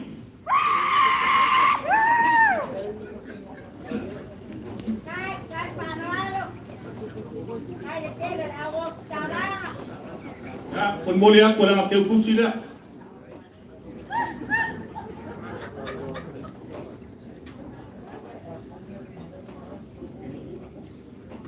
Ya, ule sile aus kaulanga, le fionga ya pakele Yosefo. Ya o ko fale ala o fio.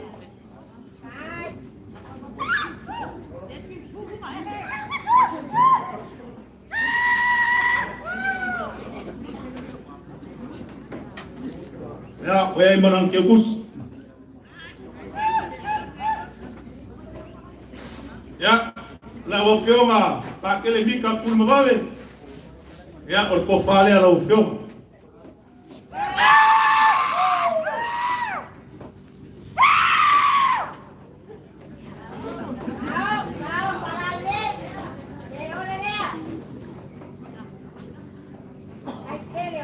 Ya, oleh que kursi dia.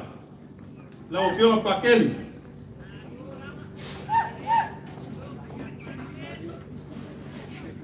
Ya, la ofionga que a como e class.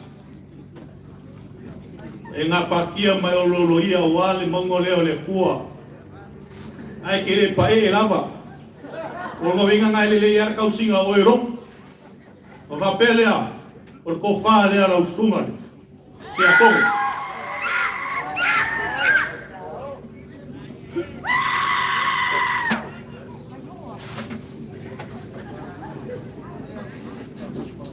Ya.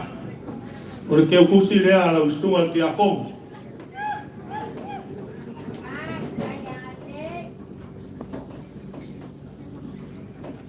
Ya, nanga ole ya ele si taulau kangaka le fioma fo buingal kufia le sungal fa venga le la mosa e fa casa per ko fa le lo sungal fa venga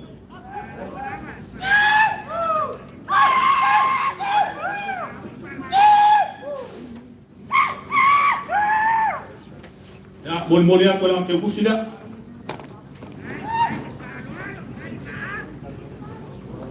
Ya, maani le fio la ofio mal kufia, la ofio mal fo muinga fa lo le ngai ku ba lo por ngai ku, ya por ko fa le la ofio.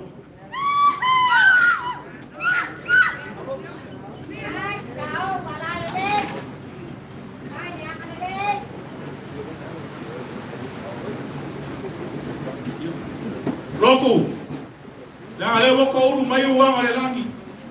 Oleh que eu considero ali. De filme ali. Via.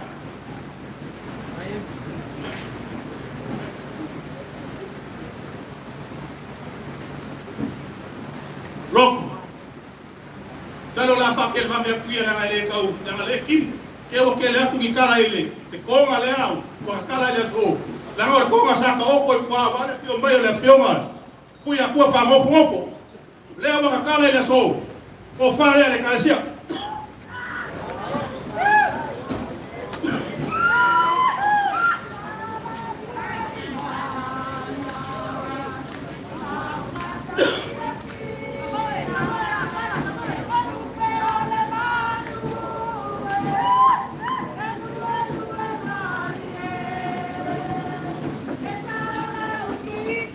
Ya.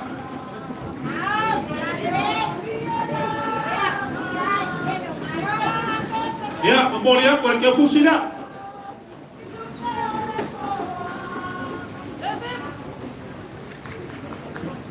Look. Ya. Oaso apa pengi ya vai foi mas se é Katoliko. Aí lo faco. Ele ngai ku a se foi mas no malo ka ko ele wa. Porque a foi casi ninguém vai malaço. Logo. Ole ele ora ngaluenga. Leo kawa ao yai. Suri mafeo yo swava fa wenga mas. Vale, tinha loga mas ai. Vale, sole o ele sa ka opo. Vale, kuya ku fa ngofo. Le fio ako. Ko no vale so.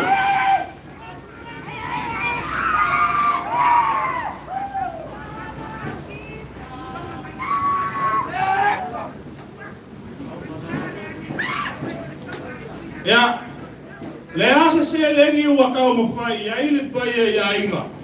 Wale fio aku, le fio mai aku ia kufa ngofo. Suli ma fio ia suaka pa winga basu. Ese fulu afel mako se lengi. Paua le foa ia le kuro. Ya, awia. Ya, le la laku le sili ma afela. Nasukai. Ya, so aku ma le sili ma na. Nasukai. Alon. Roku. Kalau wala ba ima ko upu. Lalu fast. Ya. Ole ufika ile o makokoma. Perfeito. Wase meu ma au ye ni poye ya ia. Wale fio moya na fio ya kufa ngopo. Susuli pa fio ya sio pa fio ngama. Wale ngayo le fio ngale kufia lebe. Malo perfeito. Ya, ole wa ko lo ngai ya lo. Ja. Ole foi wa na foi sai ka poinga ka mai sa. Oh, ja, malo. Ka ko Ekalesia. Perfeito. La ko ke kusi le va ka wese la ko. Urole awanga ge. Perfeito. Falou ali com chá, olha como é que é chá. Loku. Ya maya. Por ko falea, ko le la folea lo. Ngai ngro. Perfeito.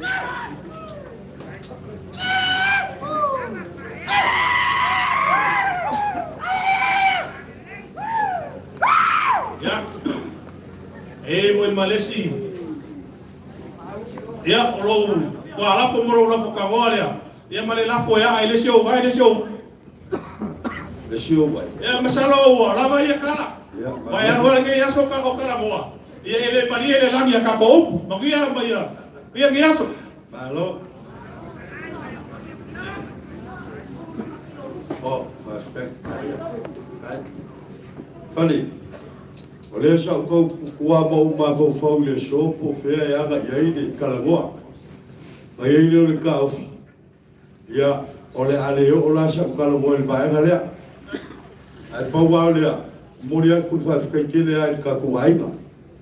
Ngai fio mai ya ku ya ku. Fio mai ya ka fua. Fa be fo ile fio mai ki ako. Ai le ka fo le o suni bo fio. Mo fa pele ya, ma lo fa fikai le ai yas. Le ago maka ngo fo pe o kala le mo ko ku ya anga le so. Ili fa loro mo lunga le o ko o ai le fa ao le Ekalesia.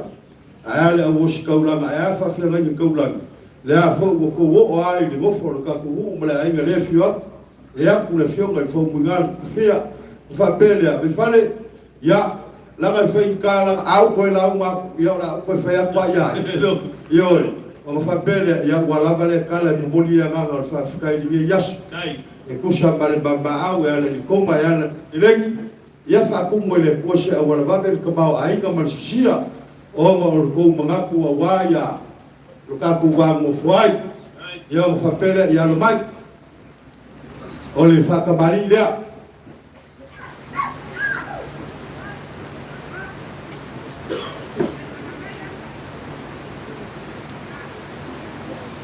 leo o whawaku le whabela ma le whailo au Ai le amalosi le Ekalesia.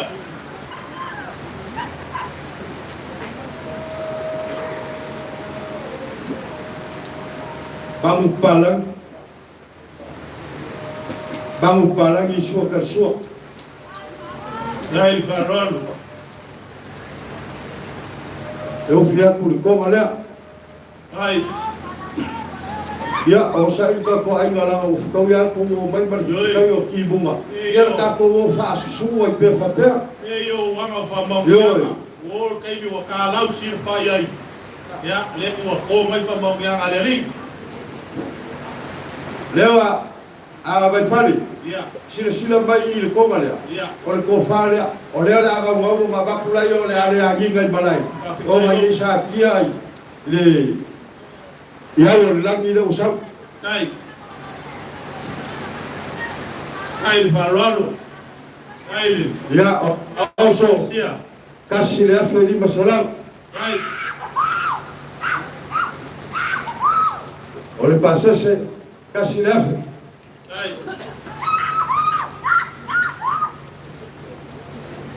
Ole, o lo la fole ala ale o fai oe ma fo ka o mori o wale fio mai o ku ya ko fa fo.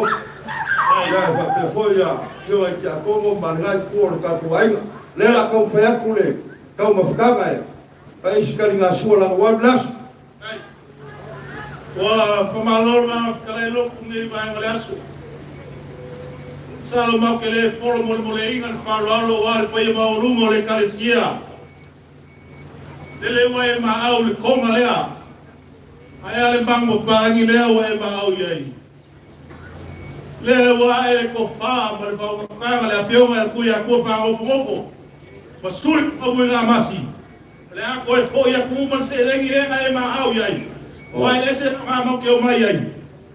Awan faron. Le fale. Lengi la. Ya ole ale ya so ma ko lo ko fa ya. A ole ma ko kalo ya sana fa le ko ka ko ai. Fa Ai le mele wa au mai ya ke au. Yo le a ko mo la tanga la ole kimuras. Ya le fa ka kele ale fi mai ko kala mai au. Ya. Salo wala fo ia ma ko. Ka wa fo le aso. Ya le fo le Ekalesia. Ya, aga mai ya le Ekalesia Katoliko mai mulivai sa faka, mulmol.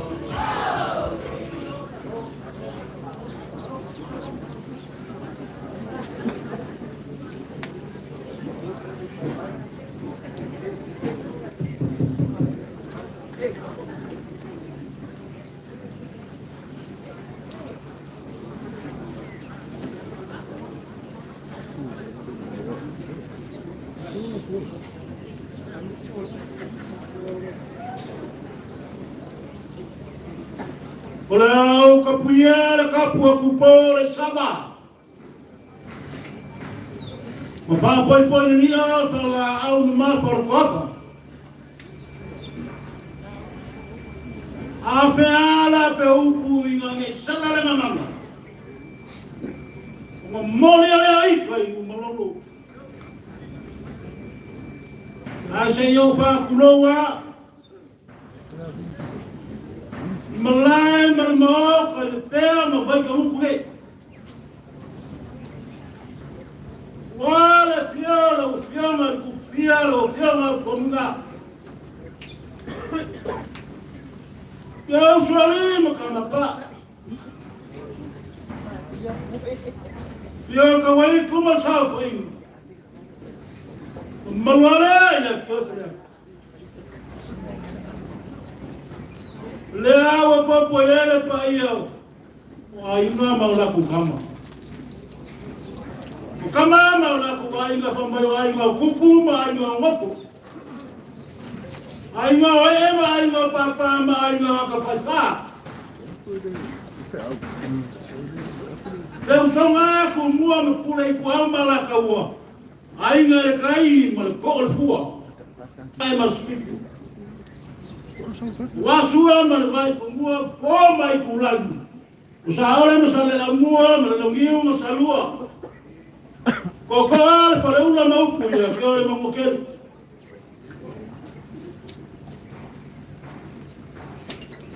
Masaili kayao. wala lamo mai ke sa. Dea mawai. Kaya wai ka ulu fau la ino sa wala. Kaya wai fa mama la lilo mai ba. Mala kaya mai fa ula la kuya kuwa. Aya mai fa kaya ul kala li. Lele ku makia la uma mama malwasi fumua. O que vanga mama fale. O que mawa pa mau ya que ol pa mau. Lele ko pa ko ai te ma vai ko ngai. Ma fuasha. Awa kele la so awa ala mal mila la wa ma fuasha. Yo la ulue. Ele confia o encheu de fago kama. Maria la fa ko kama. Yo. Ai nga ma ko so so akwa. Ase sila. Ale fio aku. Le fio aku kula lo pe fare no kama pulo lo kama do. Yo. Wa fa o e ka ko kele no ile so fo ngale kuwa ili. Aka yo ko sa. Yo. Ya. Ai nga ma ko pijama. Le paina la Ma ko so so. La fa Ja, 5 kijk.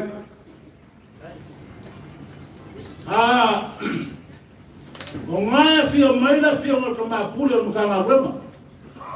O ke lo ngai se fa lo ngai mo kama ma ko ma ko ka so mai ka pungi se lo ma ko. Ola ku ala. Ma ko ka mu mai ko le ka le lua. Ma ko ka ni fa mai le ba ma ko ka mi ile is. Te ka ia wa ku wa lo so ma ko ka. Sama lo ala sumar ki a Kongo marge Ekalesia. La foi leo ka fa ngoi so ma ko ka. Ui olea. Tá fikai. Ile ka fe kala ile so. Leo le ka mfaya. Leo wa malaba u ngaru le fiaku ya. Leo mfaya ku sumar ki a Kongo le ko ai mai le fio ya takero kama kulo ka ngwelo.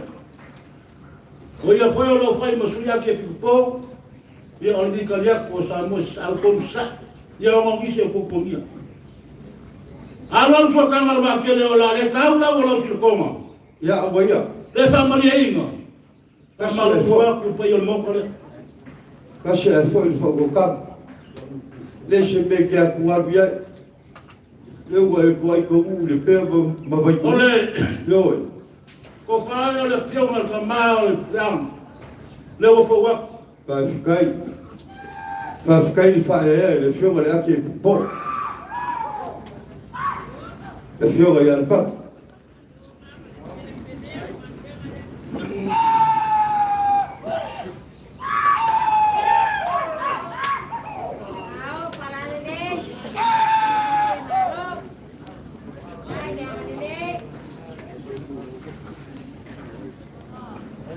Tá você bonitinho.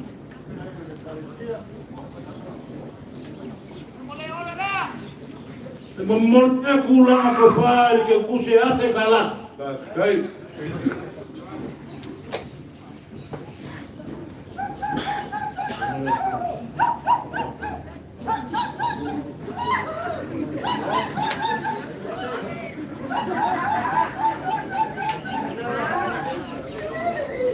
Ora ko fa le ala ko fio ma kama pule kama res. Tá fikai Na o bonitinho. fio ma papolo.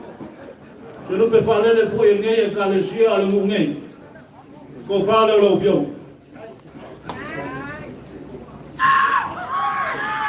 Tá fikai.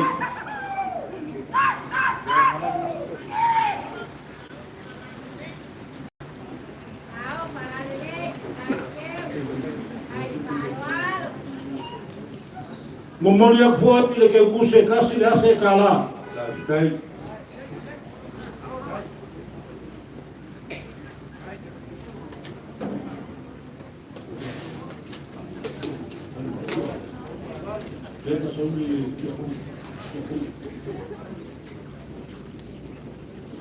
Ole.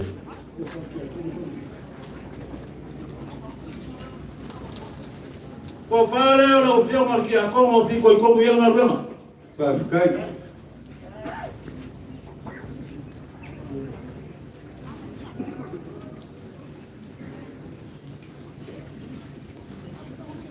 Tá fikai fa le fiore. Ya como fa fiore in Colombia.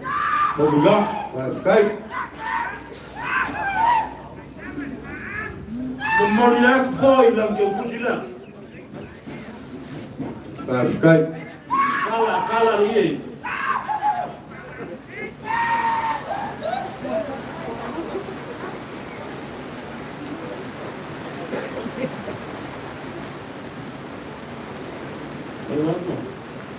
Lau ke kusila wa Moriak ko lima se lau kala. Paskai.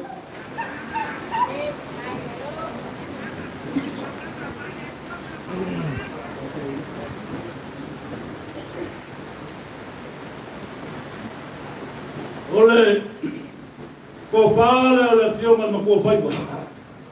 Tio ma ya pakeni.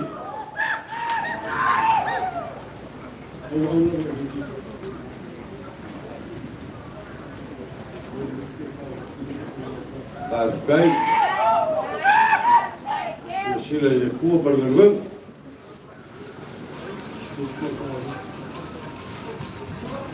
Mau ke aku ko fale ko fai ba. Jangan makua faiba, oleh uskau lama. Kalau fala dia dah buat oleh uskau lama.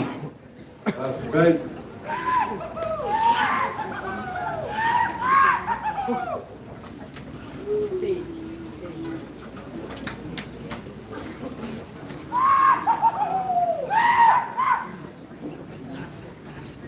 Memulia pulang ke kuseka sudah sekala. Paskai.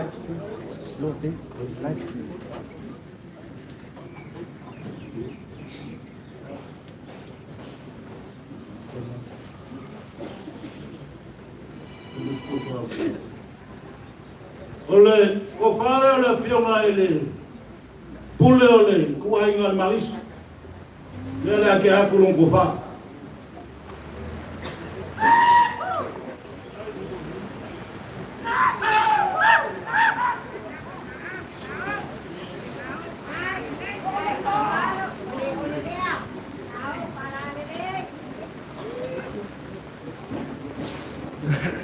Kemudian aku lagi aku sila. Paskai.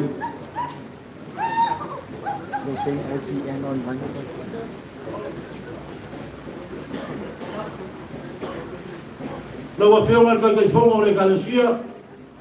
Film dalam jole ko fale oleh film. Paskai.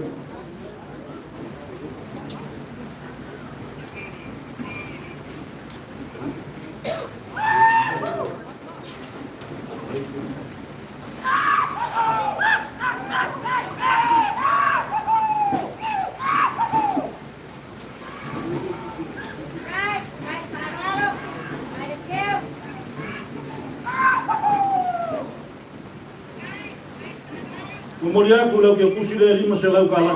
Paskai.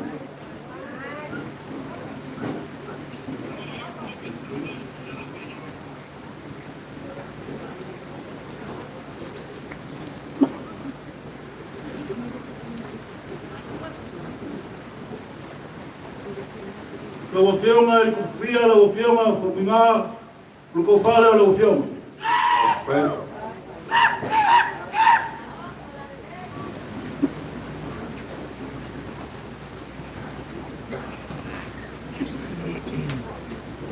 Memulia aku lagi aku sila. Paskai.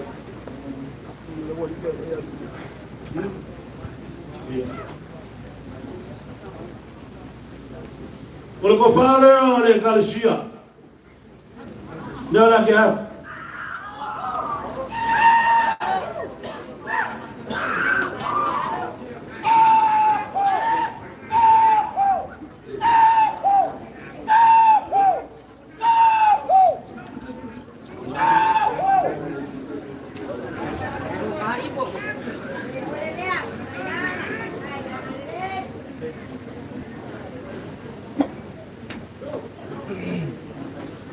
Kemudian aku lagi aku sih, kasih dah sekala.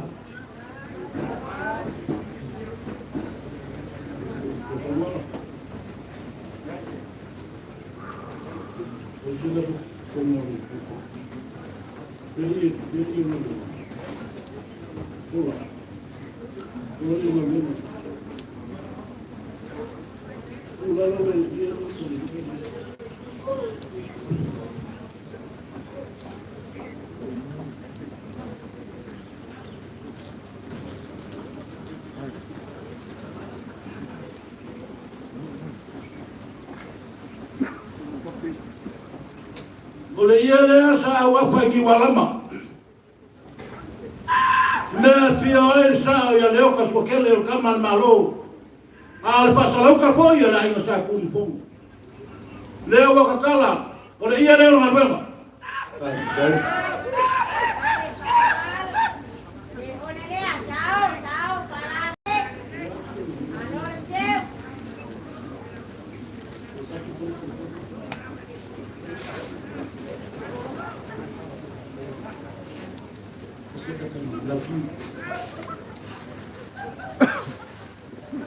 Wa maal makiba.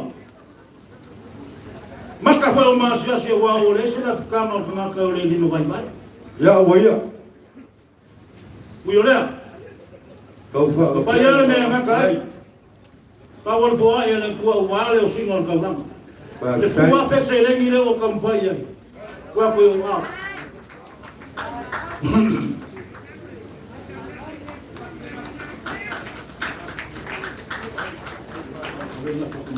Pa uma kura sa makukala. Ulo la folea.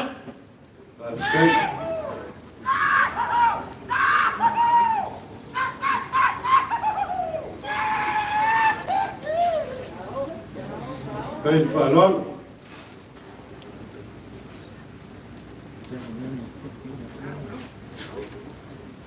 Kemudian kulo la fo makanganga le lima se lau kana.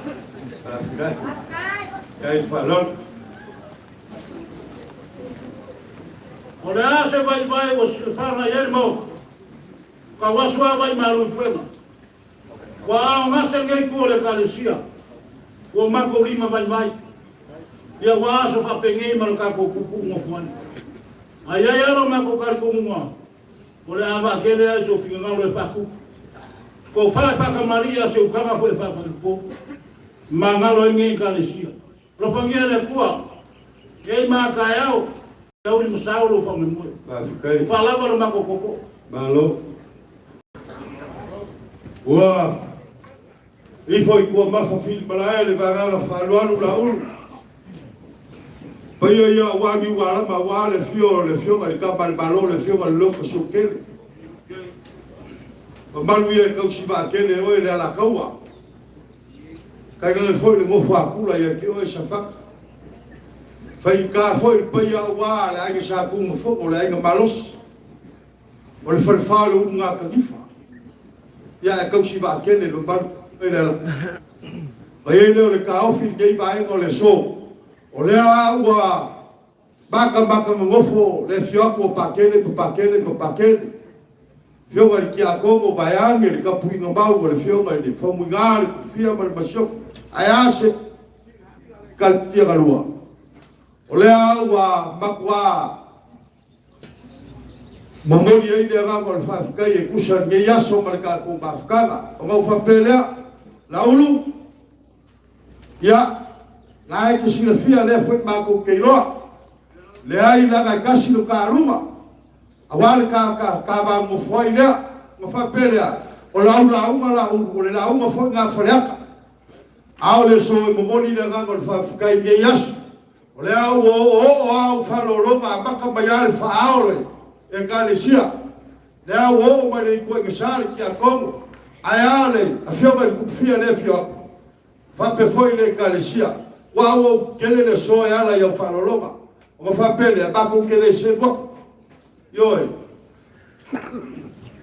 a ole aga fa fikai ma foi fa pele ala ulu la sila le ko le so marka ma fkanga le ai ga fio ma ya o le fa moi ya awale upe fa le fio ku ya pa kele o le ve ko ma pulo le ka ga luenga ngai o fa pelea fa ku mo le ku sha wa va vel foa ile ngai yas o fa pelea sa ba ku kala le o le ka fa ya ku pa kele ma le Ekalesia ba yang ka poinga fa mu ga ya awale ngai yas o ma ka ku ma fkama ya o fa ka bali le wale fio bai kala bai ao wale fio le ko sokelo le kamba le balon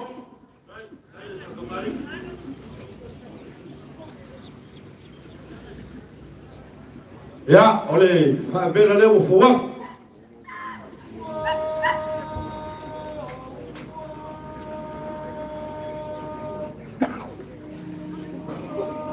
o le sua kalsua ia o le mang lang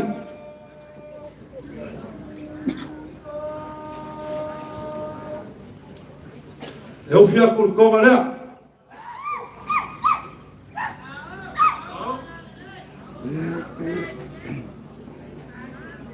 o le ko whale ngai pu o le kako Paulo whaalang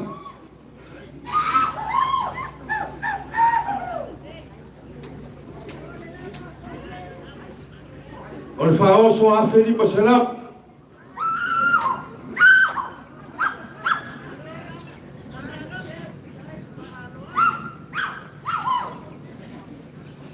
kasi le whekalar kwa le pasesi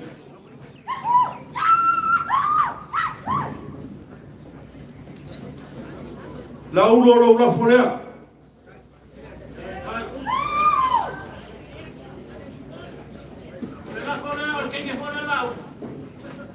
le ai la gor ke la ave fa boniki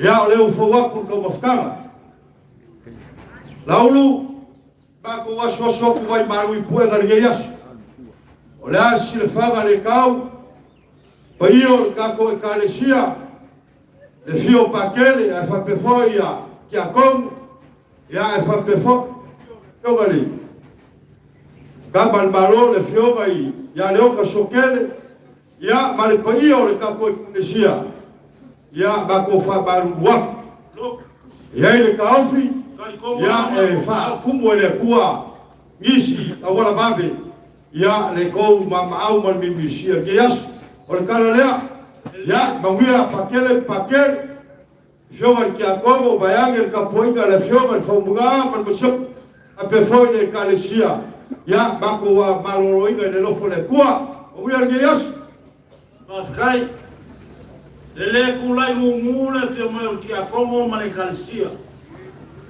awa ki kele le so ya ufalolong walia foi nga mamake lele wakakasa o Maria la kalo mal fusino o Maria voi pa Taalolo pe ya le upu ya Maria ko au ma falo long para ma ko kalo le ku pulpul kiri pa ku kumu me o fanga mau ya o mo mau lo ku sino ka ku ku fai ma was ko fala te ma ma pula ka mo o ku pupul ma ngi fulo se maula wangi nga sekele wal mau kale man ala ma was ko fala pa yo was ko lama umalele ko fala tewa ya fomunga paskai awange lolo le fue au cielo ko ko le pa ko kama umalele la paskai ma ko malo lo ngale lo ko te fua alo paskai ya la ka ku ba kasi pe o ba kale ya mawia le aga yakui wal ka safak ya alor baya ai bele sali le fa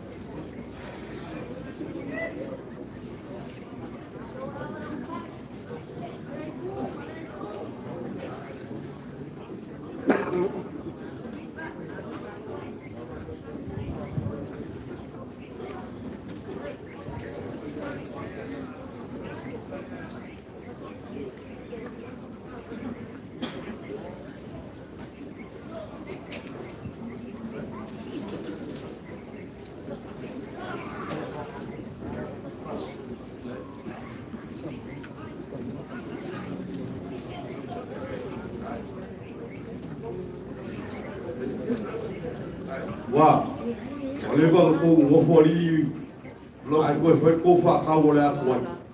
Masalo apa yang te fai ki o mako faka. Le ai de sa melga. E kei no la ngu mela se fulu la ngu mela pasolonga ko la. Dan mere o ye. Ya, o ka au piba. Au fara de la. O que fala verdade até foi um dia. Wakala mai le langi i pa ia o le kua sisi ese. Wa whaalia po i le baki ni molo mamalu. Wa maa fuka whakasi mo kaka maa le whangau la ngei. Le whaai longa ma whangamalu. Wha maa ngia naso ma wha mo moi. A wai leo se aso a whakua veka. Le aso sa whaupo whauau. Pea mangaku ia e lako ngā sua, a sāl ga suur kai au. Wa pai i langi wholama. Wa kausa ngā la, wa masi ngā, ma soa. E mo ngaku fo ia e lako wei, sa kongi o lako ma. A warpa mo moi. Peka. Sa re te ai la mepa. Sa kuku al mori mo ku ilunga ku nga mori. Mo pa a wa wa fa mo moi. Se yo wa no pakingo. O pa mo mo fo. Ele se pa mo mo e pai mo fie mai kau mo sila. E fai kau este aku kuila ma apu. I le whika ngalo le kua. Pe kua, pe kau nia. Pe kai, leo whaaria le alofo le kua kai au mo le aso ngi. Pe asina sila ma mai moi ku maaga o ngi as. I le lupe solo mai o ko aina kau de langi o ko ngafa. O ko Paulo, o ko Fatmar Marunga. Lele wari ki ai, Lepea ba vai kamu. Ai an malai o saka Siria. Langa le nei a Siria. A Siria bo Siria no so Siria. La Kalesia. Leo faria ngi. Wa lupe a sa vao esse. Leo fui pakas. Ora. Ma foi xa. Ora lofa ku ngoa le ku. Ma foi. Wa le ai se poco le se va bem. Le se loga que fa se ainda, ma malo le ku. Maga fuafua un poco, peka lea ua kepa i ula, lau i ula, ula ai le so. I le alofa, ma le aga lei o kako mkai. Lea foi o kako o oa i poseu, o kako sao i mao marie. I le e mai o lau fionga i kama pule o mkanga lea. La bofionga pa kele pakolo ma kia pa ia o le ku ai sa ai aka basal nga wega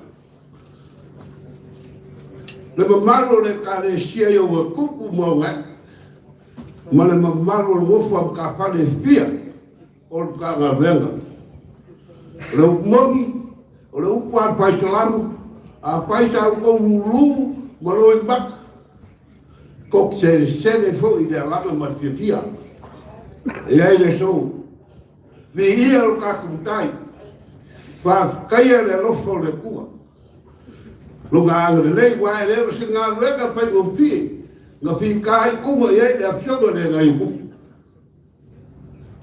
A kua pai pa mar Paulo aina.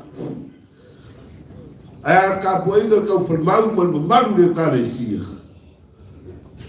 Le o ka o ka le leia. Wa ko fo ki go kama. Wa ngā reka sa e ka le laki. E foi ngai le ele. Ora koko mala fwai. O le mala mala fik. Le wa mai le kuor ka au. Ka ko fa fo i ai no vinga. Wa vi i ai le kuor i le geia. Ai le fa ya ngalo ya mako. Yo e urgi ai. Ba mo. Urgi Ba ko fa pele. e o kapa Yo fua ba tu ba ko pula ba ko ka fa ya. uri o vale. O walofa kua e sela. Yo le pele o kapa kwai. Le pio mai le pio ma tia kono. Si la pia ka ku ka luega mo le ku malo le mo foi no fo ka. O le alo mari ko le. Na lo le se ngai na ka le lagi o gia. Mo se yuri. Ai ka pa au le ku malo mo mat de pra. Le ra wa pio mai ko. Ma ko sa ko di mai. Ma ko un kua le upo koiga. Le upo le kua. Apai que fa pereri ie ele so wolofa. Ma malu kai. Sa oi. Ora ara le afiu mai. Ele ka kala ka ko mo fai. Go. Kastia ka ko fai a le kua. Sa. Ara ngai. Ya. Sa painga o fa piko sa painga. Ya. Uma uboleas. Fa kai. Ya ma ko va pe ku le ba ko kam fai. Kai ungia. Ya. Ele paianga. Uinga de ka mua. O ko inga ku kai. Pulo ka ku ka le ya po swe. Ura sa boa pia. Lan ko fare. Oi ko ina le kai ungia ki so para ia. Ola ke pipo. Ola ke pipo ya. Ave ya paki ku ma kai dinga. Ya kai. Kai fa lon. Kai le fa o le Ekalesia. Kama o programa. Ya. Mon ya ku lang jogus. Kai.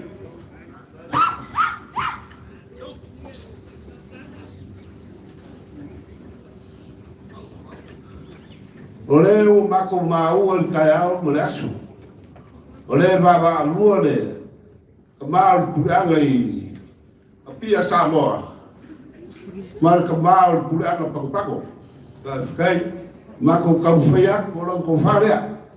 Kai. Bamia le fa mo le fai calo le mal po. Kai fa e pipo. Mon moria ku lang jogus. Cuida. Kai.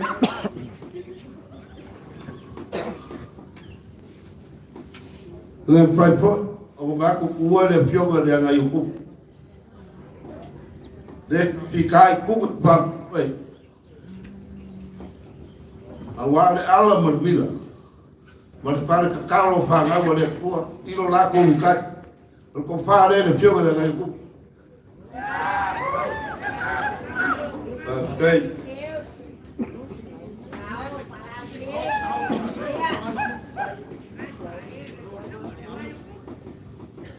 Mori aku ni lagi kepus.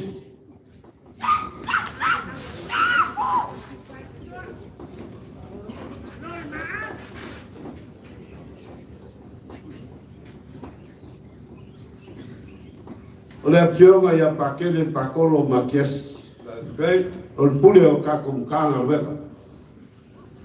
Dan ko fa le o mori aku.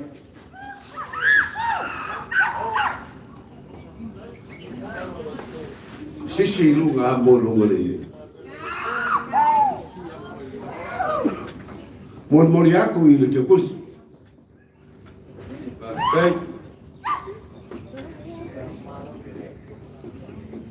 Ole, ka au wage sa ki ngau ai ko i ngau ku malo. Ya ka ki ngat piu. Le foi wa, wof mali go foi. Ang kalo ka ofi pape mai. Mare ese marisi Samoa. Au pa, ele ai a Samoa ko anga wa yusu ai maris. Pare pulen maris. Paskai.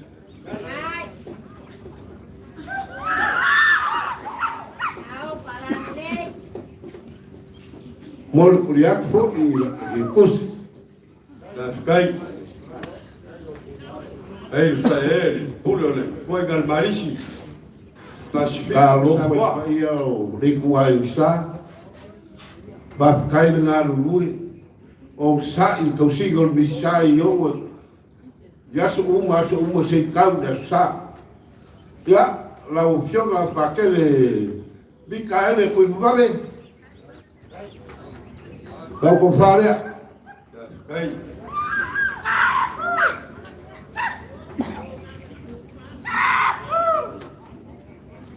Mor muriak fo i do kus. Paskai.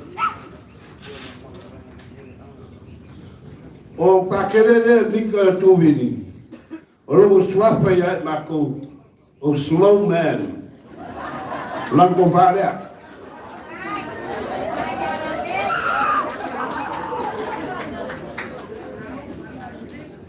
Slowa en sua mes koinga. Muriak ku na do kus. Ka fa le fi lo loko ke do kakale. Pai mali o ko i. An kwa mo mia na venga. Paskai. Ya. La kama pi i o sepo vini. Ya ka pakele i o sepo la ko fare. Paskai.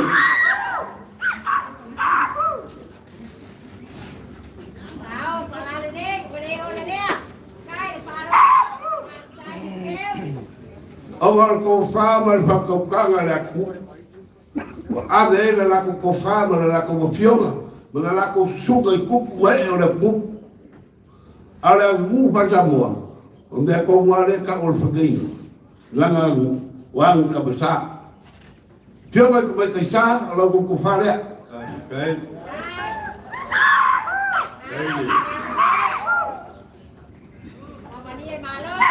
Le lo fai que mai ka sa.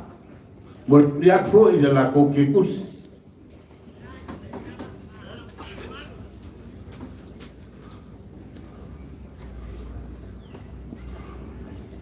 O bako o wa swapa ki akodo. I lo swapa mako fai ngoi e paparak. Hercules. Lang ko fare wa. Paskai. Kai fai ya e kulas. Bueno, so. Ya, o mormoria po i laga ke kus. Paskai. Ya. O le ba uan ko palo o le e nge le fio ko pia. O ko un sa mo ka au le ku malo. Paskai. Ko pare la u fio ko pia. Paskai paea. Le feo al confia. Fuera la formugao, il capallo, il cumalo.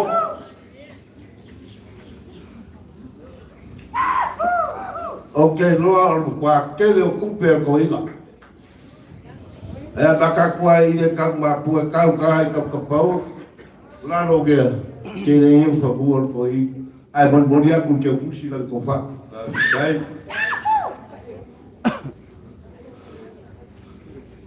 Kako Ekalesia. Wo le pa o tua papel pa memona.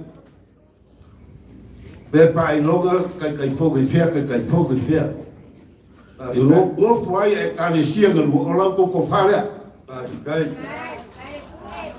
O lo anga ka mo ka ko fu fu. Moi. Ia kasi a whakika o lea.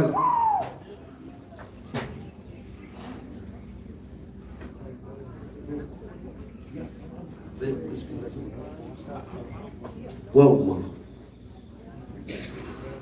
Ia mo uri aku i lau teo kosi. Afkai.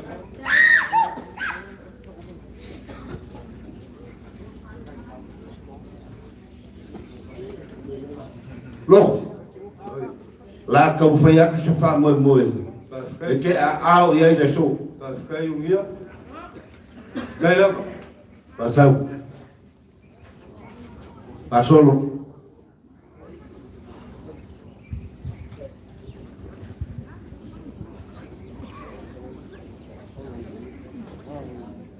Lango i lau fuafuanga o lea.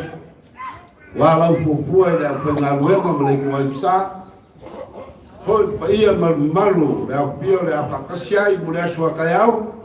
Ia na puaku ke au iai. Ekalesia. Tahu para le, boleh boleh le. Boleh malu. Tahu para le. Nama de pelea oleh tua para dengan mereka.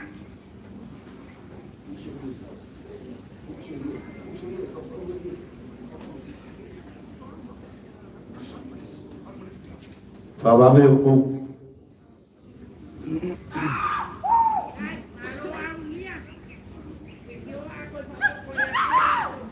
Alo Afkai.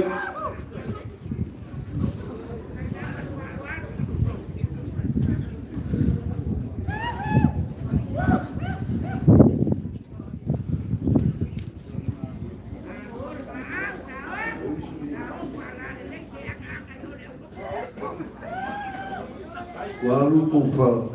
Ya. Aku buka gambar. Kalau aku kufa dia. Afkai.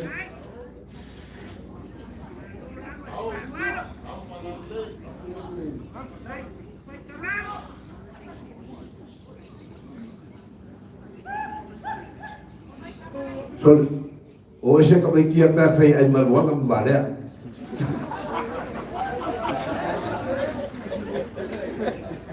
Bolong ngari.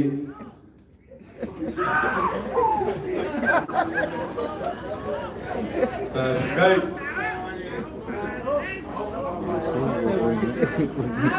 Wah, Maria ni loko, Maria foi le rama.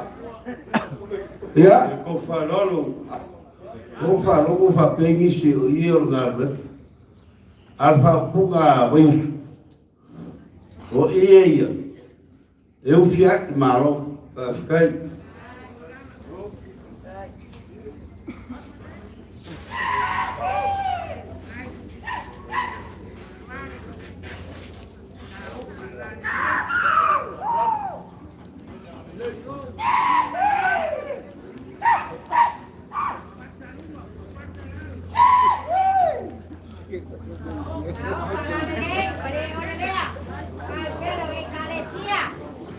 Pag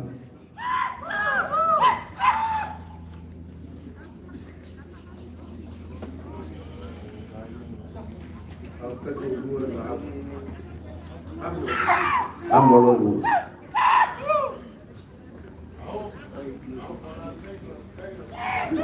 O falo. Porque que acha na vídeo ngal ko ngaru. Kau mafai aku yang ngaya kuli dia apa? Boleh bawa? Boleh bawa sudah? Apa awalnya? Boleh aku semua perelu? Afkai. Terus lagi saya si baik orang. Kamu boleh? Kaile. Agalele. Kaile baga kumai. Ilfa boy. Lok. Ya. Wah papa belu umarwa umpu ngofrolan. Afkai. Lo lapor dia. Afkai.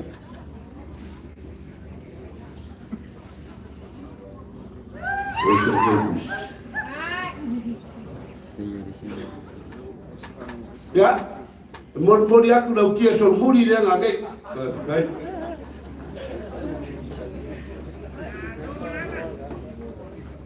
Wow. Akai lama mako upulok. O kalko, e sa whainga o e whapiko sa whainga. Kasi ka eke, kasi ka arunga, ka ke kausi ka pa au whakai. O whapere, e re aku ni wanganga mo rikalinga. Vai kumuku mo le pere ka keia. Ai a rofa le kua. Skai leo le aku wapa fua ma kala fo fieri. Ia ma mare lang. Ma ia wingol ma ulunga le wingol ma singa le pio ka ma pulu ka ngalwela. Mese le kua i sa. Ia ale ka yo ka pau le ku malo le pionga ku pia. Alo fangia le kua ma malo ka ngalwela. Maua ma kupu akiri na ko fa ko kua. Mole kua, wo ma wo lunga le aso le ala ma mina le. Ia ma muia mo so i fu le aso. Malo. Wa malo fikalai ugia. Leo wa fikalai sa o ai upo le so. Eoi. Ia foi o fonga vai usu a wale alo le mali ko. Kai gangi foi fal fiori e kausi va kele le fa ugia. Bala ai sa ugia yo ma ka kangi e fia. Vai ange le fio mai o ki a ko. Vai ai le o le ka e le ai se la uma. Ia la koe la uma le kamai lo wakari. Ia o whapelea. Momoni aku le nganga whawhai kere a ke yas. O kon whangau, i o kou siuskai maawa i makua. Ia o whapelea. E momoni aku le nganga whawhai kere a ke yas. E o kere kala mo le konga lama le konga i ki kausu i ungia. Ia o le tseregi foi leo le fula ma le mamala. Leo o kou au ma fola i e ke yas. Ia a wale mina le ma le ala. Leo o sina mai moa ia. Paia le au osi kaulanga. Pakele ai whapefoi le fionga le kia kongo. Pai ange le kapoinga mau le paile. Ka pāua le kumalo. Le fionga le kufia ia whauminga. Awa maka ngofo le Ekalesia ia upiunga mau whalolonga le yasu. Awa kofu malemo a. Le vai o le kangaloa. A imu maria le whaliselau whapelea. Ngia, wale se lau marok. Uma lau marok. Le la kawaiak. O le whakamari leo. Fio mai pukaramai au.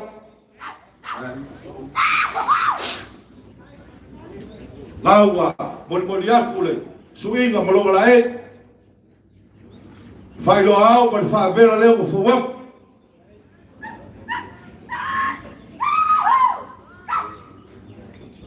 Ai, malon mau, kai whaku. Ole, sua kari sua. Ole, mangfak kele leo wa. Lo kua mani. Ai. E ufi aku le koma lea.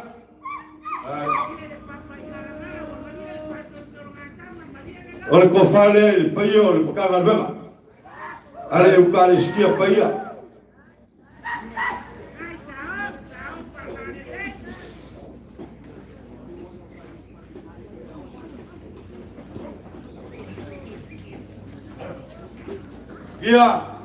Ya, lo. Paia oe le whanga ua kua le bangavo sangaka. Sia ia lau pakanga luenga. Yo. Leo whaloa kungei oe whamai o siidia. E masalo ai sa siria nga rua kalagoanga pole wa se mai ai. E kauso. O sangaka Ekalesia. Sangaka Ekalesia. Ia o le faos. A feli masalau.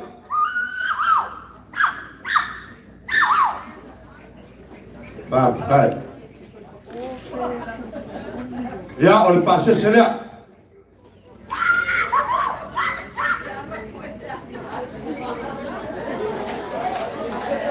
Nga ulolo o mai le Ekalesia ia. Ale Ekalesia paia. O whaiaku loi le au manga. Awange kua i laro lo ua pua whake ke mai pua i maenga le o mai. E awa kua mai mai e. O lo hafo lea. E rima selau.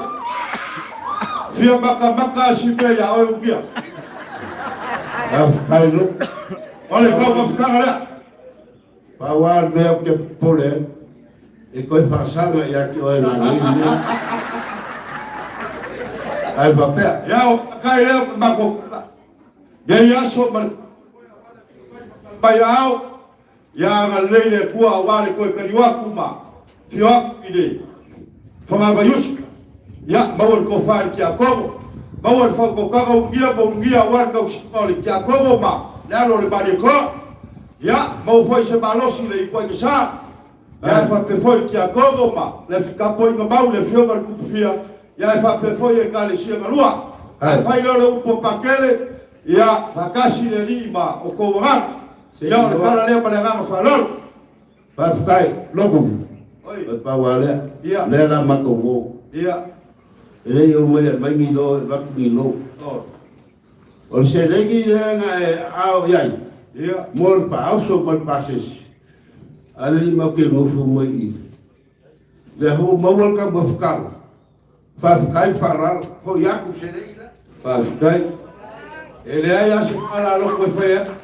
O le bea o e fau ka e un guia le akal ko colgasio valor. Fa kai. A le la folia. Wa vai mo le ku mai ku. Yesu el de la ka le la wa. O me la fa kai.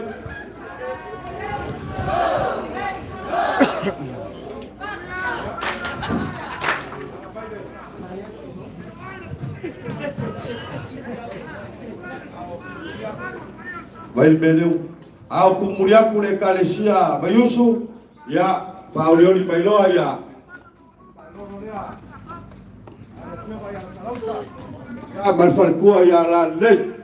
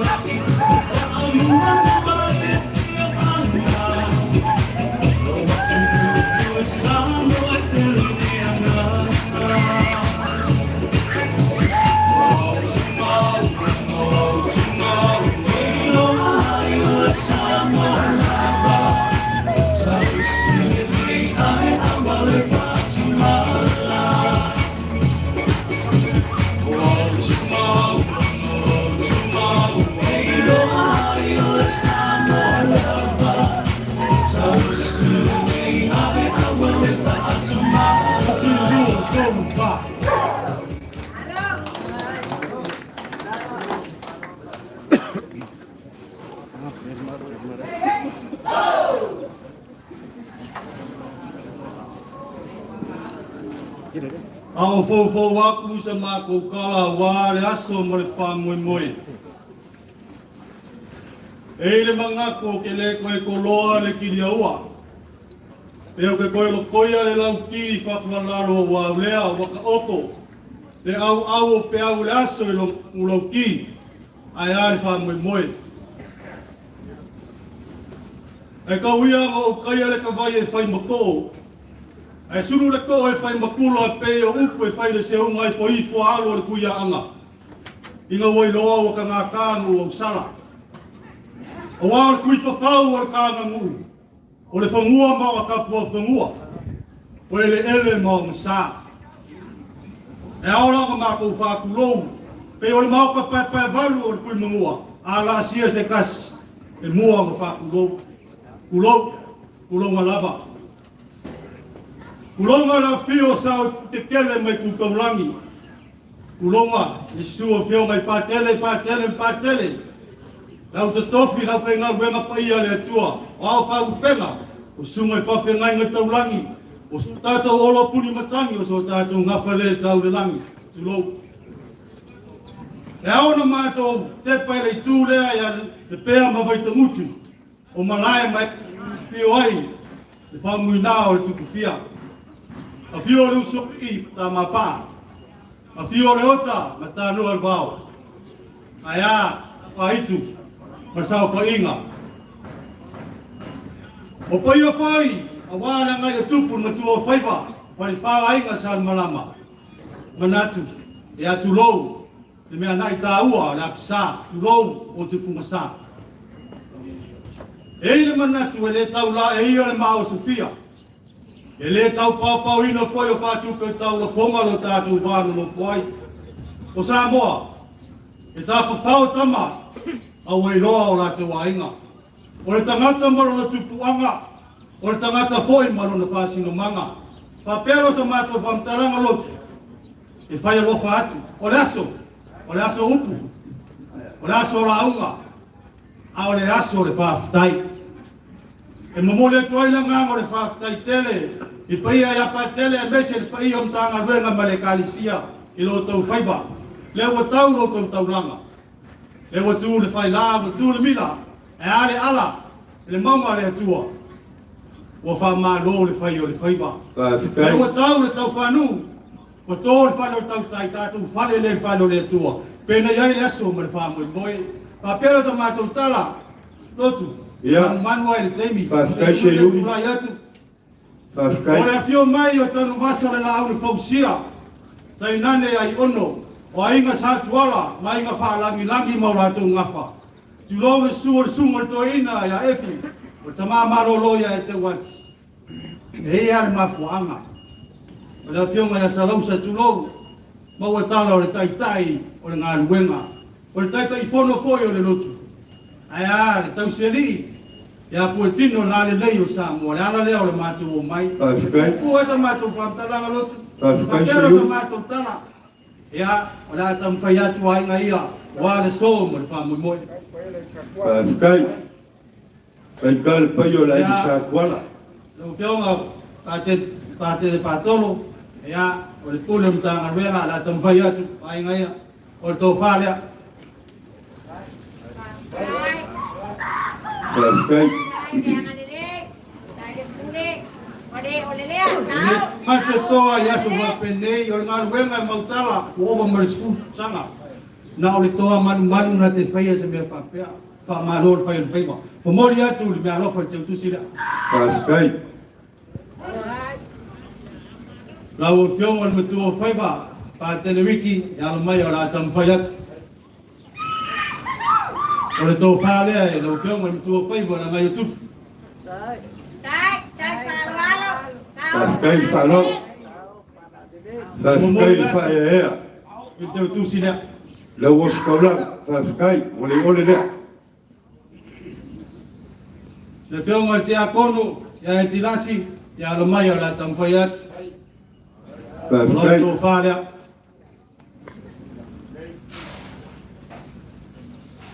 Kai le mangakule. Whionga le kia kongo le whawhikai kaulang. Whaiangi le whioak o kufia.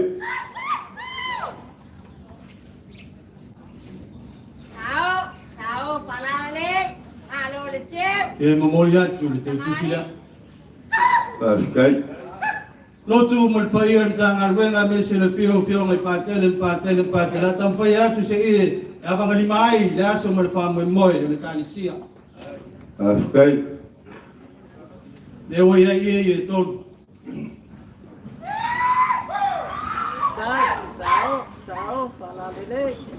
Lotu, nai nā le tō whānau e sila whia ie. Whawhikai.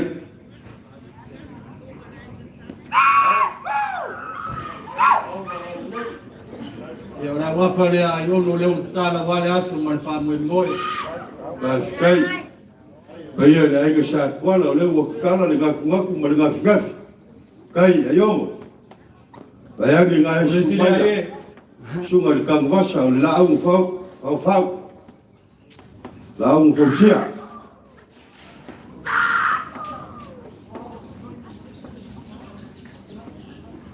Ora wafa le taito le wa tala wale aso man fa moi. Ka skai.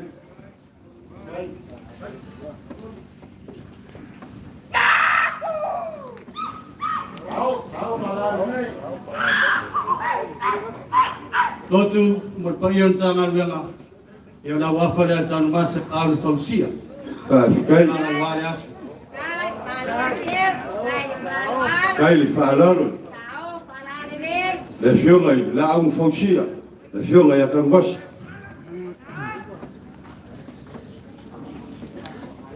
Ya, ei mai si e so swane lasu.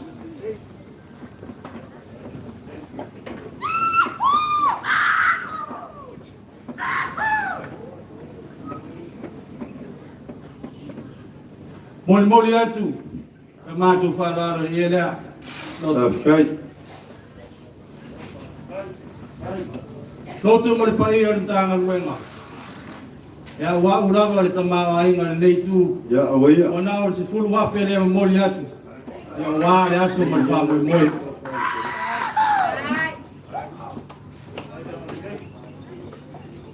Ka skai.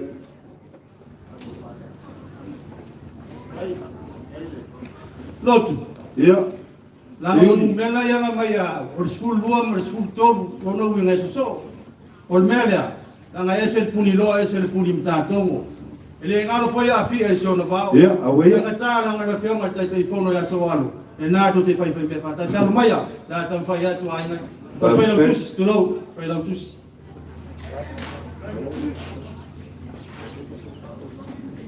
Oye, so swane wala so.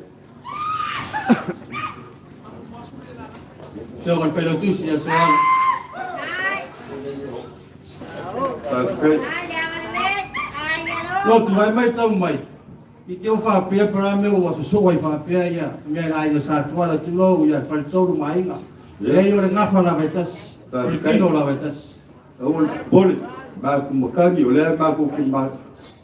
Ba ka ma ko fa ku ma ku mai kau o wale fio mai o ai na kau si va ke le farkol.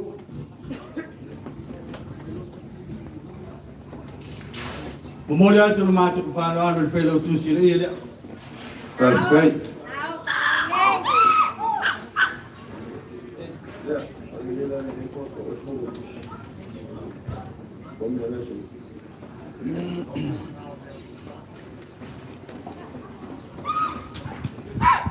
O le ia lea le Taalolo soalu. Ka skai.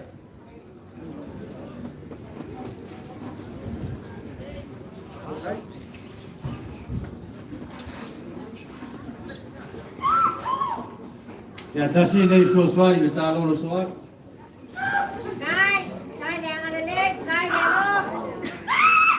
Ka skai.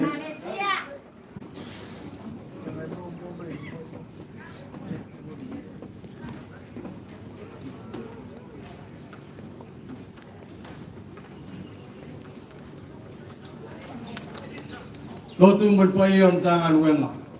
O nau te se leni whatau wa e tolu afe. Mole atu le Taalolo soalu. Ka skai. Ko fa e ya so alu wa. Lo le kau kua le Ekalesia. Whamai atu le mātou por parami au lafo ia. Whamai lo whai o le whai wa wale so ma whamai moi. Tam whai atu. Ka skai. E o maa kungi meu e milio nge lotu. Ka skai. Ka skai se yuri.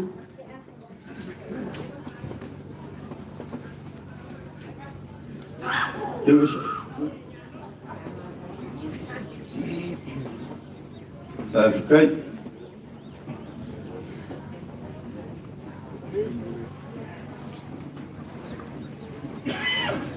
E lotu. Pai o lea le launga. O uma foi o matala ma te upu tau ia tangi maa. Pai o nai tu o tatu Ekalesia. ia whapenana mau e tō whawhare tua i whio mai pātele, e te nane la tō rongang sua, wāre whamui. Moi maulang la aunga lotu, e wane ngau sia i tō pe hafle lea lau tu. E ona le nei tū, tai. Wa whamalo se yuli. O lea walongo le ngai kea, walongo fo i le ngai yamba. A walongo wha kukuina fo i le wha ka whao le kupua malala ai le pegei vai kaungu. I lau wha ukanga ku malai a wāra le paia ngai a fio mai. Fio mai le fio ngai a kang wasa le la au o fausia. A fio mai a iongo le paia o le ainga sa kuala. Le foi bako ke mai kawako le wa fio mai paia a wāra ainga sa piska. Fio mai kaiko. Kau si wātele ele farikolu man paia wale fio ainga. O mai ai leo le kaufi. Ele koe ka au ku maau pe mako ki kau whangoka le kai loroko le. Paia o le ngai ku wako ko sala o waka ki o sei a mai mwanga. Nge ile au i aiso mako vai vai. O mo ko whai le kau leo le ka malore pere ku wako. Ai ngan whapea ku sa mako kala se yuli. Ka ele o mako nganga momori aku fa fikai nge yasu. E kusa le mama au a wale a fio mai au se kau kua fua kingo le fio mai kai fongo. Leo wa mawarungai ne so. Leo wa mori mau pakele. E ale ki a kongo. Ai ale ka poi nga mau le fio aku ka pau le kumalo. Le fio mai a fomu nga. Leo wa au kelele so wa mai kau le Ekalesia. Ka no fo oro io ku wao. Woko vinyo, woko kimuia, woko maasesia, ma foi sia. Onga o le fiona i kai fonga, whapelea. Masa mako karago se yuri, langa leo o waiaku e kumai. Ioi, e kele a peionga e, whekalai ni gei aso, ia o aso upu, o aso rongonga pekai, kako ke whai foi. Ia, i le mamalu lele e i le pegei vai kamuku. Whapelea, se yuri, ia lo mai. Alo mai o wale fio mai o kang wasa ma kai o lai sa kwala ya yo o le whakamani lea.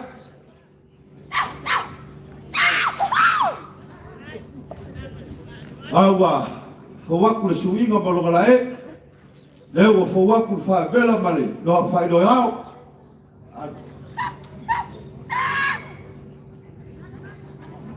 Sua kansua o leo o iai le mangwhaka lea sa yuri.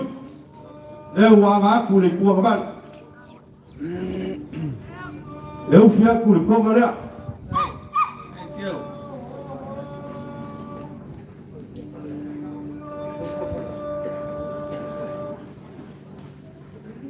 O le kofa lea. Ele gai kua le ainga.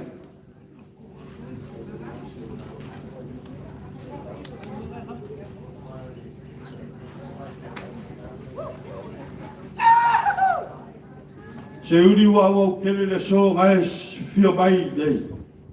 Suga ni toina. Ya F. Ya or ko fale le suga ni toina. Tai le pelenga na nuenga. Ai no to sisile sunga i pa.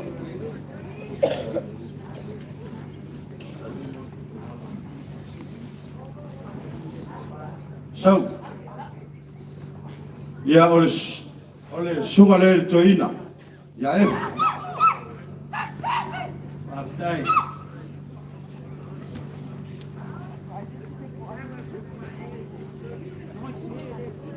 Ya, oh, ko fale ai. Sunga fai fai malolo bang malo ya e tu wat. Aptai. Ai pai am dana wenga te mai patele. Ai no to sisile la wenga wenga. Ole faoso e fedi masela.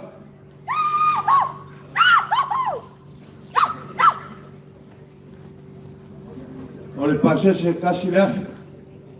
Aptai Taalolo. Ya. Olo una folea. Ili masela.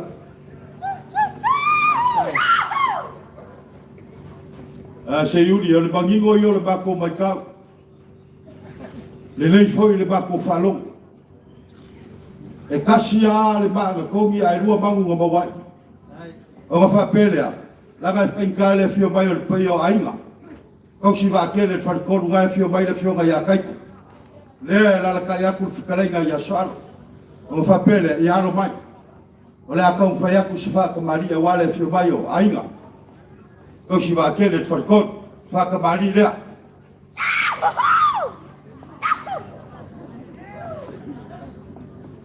Leo a fowak. Whakela ma, whailoa. Ai mai tau mai e rua mea o le alai tasi, o le ngā whai tasi o le tino i tasi. Whangana o ese so fina ngaro. O le sua kan sua, o iei lo isi mang whakere.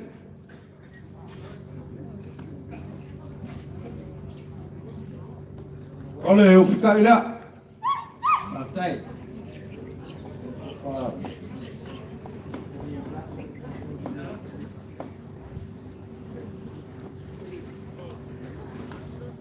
O ko whale ai ngai kua o kako ainga wale whio mai o kaiku. Matai. Ai le whaaloalo. Ai le maawa. O le whaoso e 5 sarau.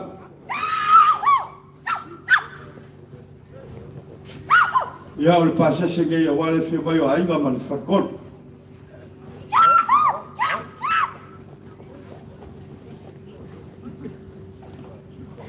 Ia o lo ulafa foi le amuia oe ua rua o pe ngai aso. Matai. Se uli, o leo ua fau aku le karigasua ma se kaukenga ma se kau mawhakanga ni ngai kuo, kako ainga. Whakai leo se mako upu mako ke aso aku vai maru puenga ngai aso. O le ase kou sila, le ase kou mai kau ni ngai aso. Wa le akoa kingo o wakau siri ka moe le anga se kau whaianga. Pakele le ma pakele e whaperki a komo ma le whionga li ngofo le whionga li kutufia. Ia i le kauwhi e whakumo le kua ma whaalama i le kua ise a wala vabe. Ia o le makukala maua le kua wha ua e pai o le aingsa kuala. Ai whapefo ia le whionga ia kawasa e kai gangi fo i le whio mai o kaiku. Ia maua le whakukara se yuri. Ia maua fo i le ko wha ia pakele ki a komo ka mai kai saa. Ai ange le kapoinga le whionga le kufia, ia e whapefoi le Ekalesia, o whalava foi le mako kuko, ma huia le so. Mana tō leo whai lava lo leo e whai mawhonga tō mo le wapai o le Ekalesia. E tasi asi mea lea, malia mai a lainga lotu a mese pai o le Ekalesia le, tau la mātou tau lama, a tō whafoi atu le lua awhe lea. E wā tau manga le aso ma le whamoe moe le Ekalesia, e o whalama po le mātou tō. Malia tete le aso ma le whamoe moe. Kai whalau, ia, ka mawia foi le kua i kariwak, ka laku au.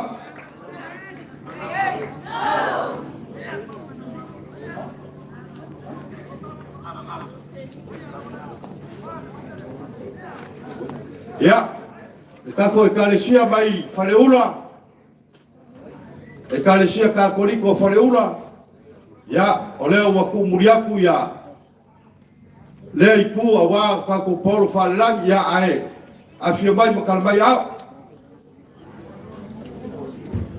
A maea ia whareula, ia o ngaso mai lea ma le whionga ka mai kai parmea.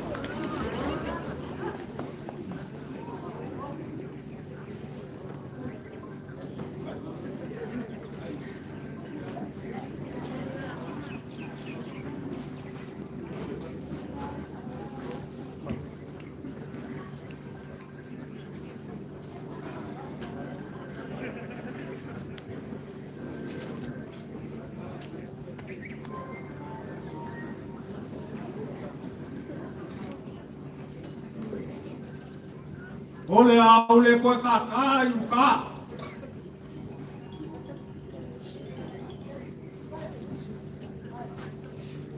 Pe ka liu i whakawa. Ole au le koe ka fo i u kea moru kau. Ma pea le whako whala ma whora. Ye iau se, mawari kia, wao Samoa. O wālele ua maru bau,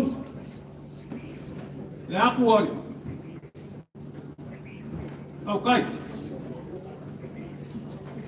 Ai kau inga inga o sui le soinga. Mo whakula, le aku ori kau kai. Wapa ia o le kai au marasu. Wange kafe ama ka vai. So mako so polangi. O nga le a ko le o fulu. Rau fu ka. O nga foi ko winga le so mako vai vai. Pa ko ke fa ku no wa. Li pai ai Lepea, ma vai ka huku. Ya nga fai ka. O le afianga, e a fia oi kupo le akumu. Le fia o whamingare kupu fia. Fia foi usuali, baka mapa. Alala kai kau aiku, ba le sao fai ngā kua. E ale ma manu ia te oi whaleaka. O pa ia ngā le sou. Le ua kiki kongo ai le malai gai. Ua le wha moi moi. Ai pe kai. Ai nga kā o le ala ma le mila. O le maunga o le pua lea.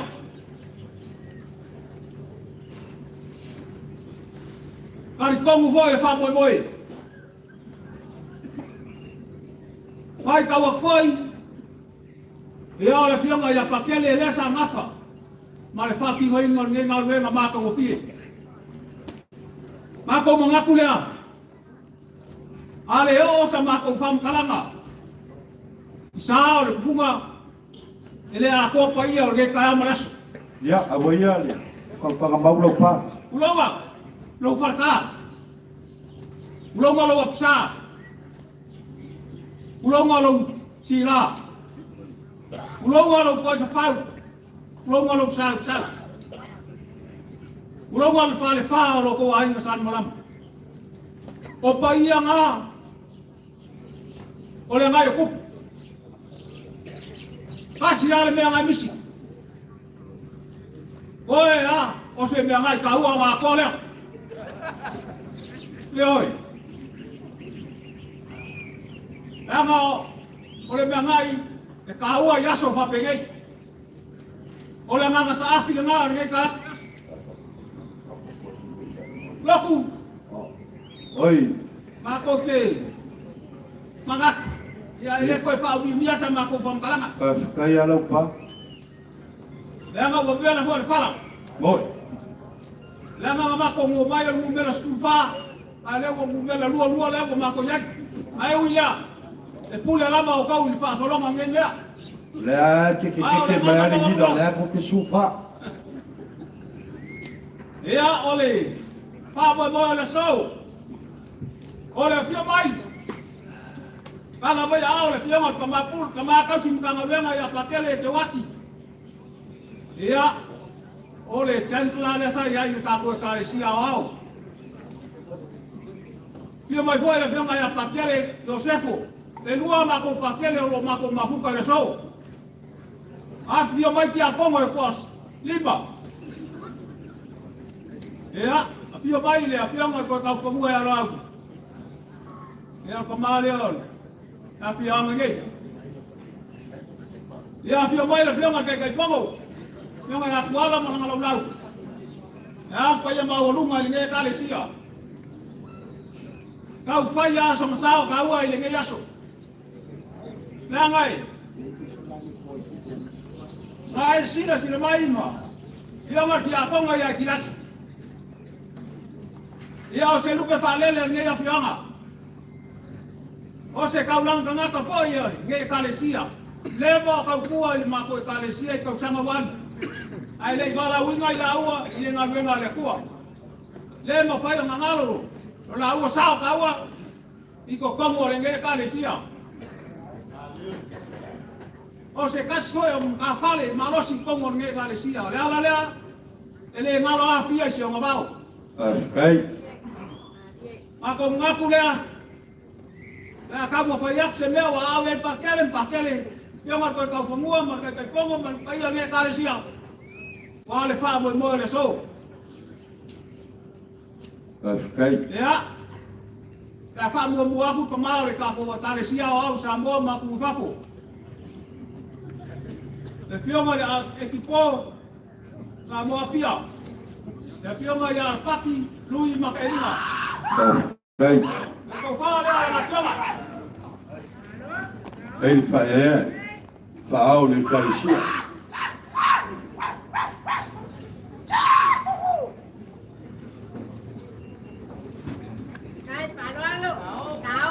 Boli mo aku ni ke kusi le afe kala. Ai.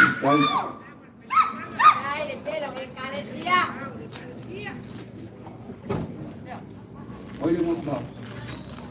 Lawa pio pakele pakolo. Pai na kare nga wenga sa ti kai tu mai ai. Lo e kausia mo ka nga wenga i Lepea ngai. Malor fai ba. Pa kai le fa ko. Ale o la e o la fioma. La kuria. Ko fale o la fioma. Pa ma ka simu ka nga wenga. Ai. Vai, como a pura do cara. Deu ganhar para quê? Para coro. Lau ke kusi dah.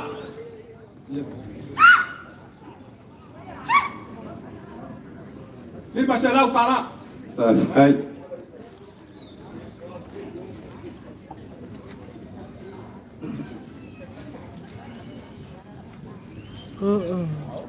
E ape amo fayak. Ole asko yei o aso e fa ki ko lava mole. Ma ku fainga. Le ma fainga ngalo le ngai. Au nga. Ia ka ilo ai au senga ia la ko fa ki ngoa fa nga fa se fulu ma fa nga fa ko se fulu. E kai ai le limo ka maroa. Ai. Se ngal wenga nga ma ka wo fie ma le le ma ma nga. Ko fa le al fio ngan ku fainga. Ai falou. Kai ko mga kuya fiore. Ya pakele. Tao, para lele.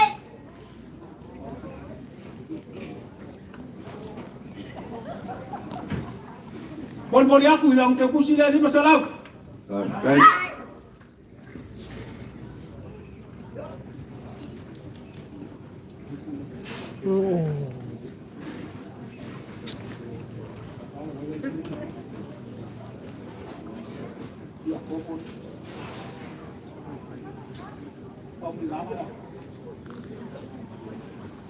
Ya, mai ka wapu le fio mai le fio ngal kupia.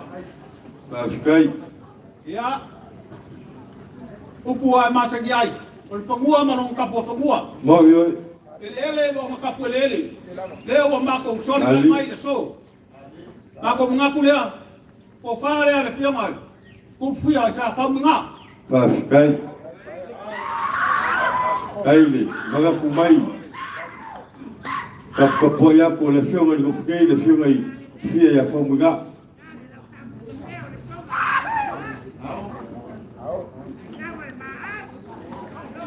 Mori aku yang te kusi le di masalau. Ai.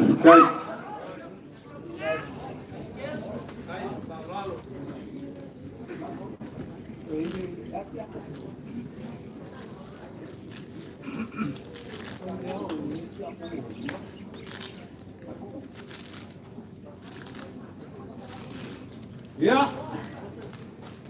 Mai ka wapu ngai fio mai le fio ka tia kongo. Ai. Ele ka ia fo falele. Lupe falele nge Ekalesia. Au fianga kia kongo. Ko fale ala fianga. Kai faea. Malue. Malore. Kai le au malos. Kai le magapu mai le whawhiangai le taurangia. Fo muinga rea.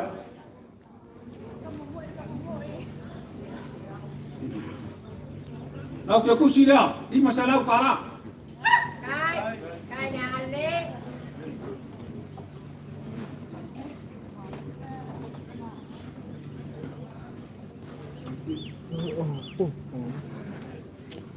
Ia o ngā le mai ka wapu lau ku ka wang vali. Ia pia mai ka mai ka sa.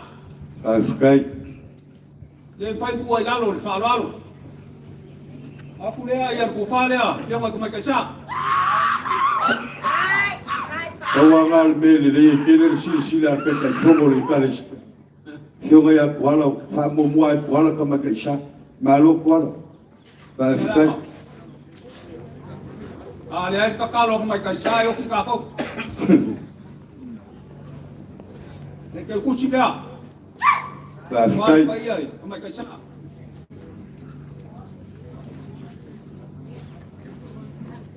Lotu. Ia. Ia kamu fai aku se sosuanu. Ai whakai. Wala por fasoa. Ia wale pa ia. Ufunga ma ai na sal malama. Ai whakai. Kasi nga.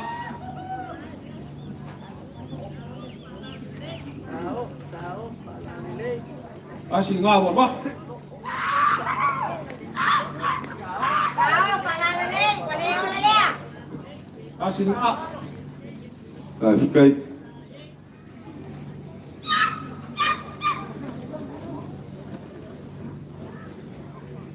Kasi nga.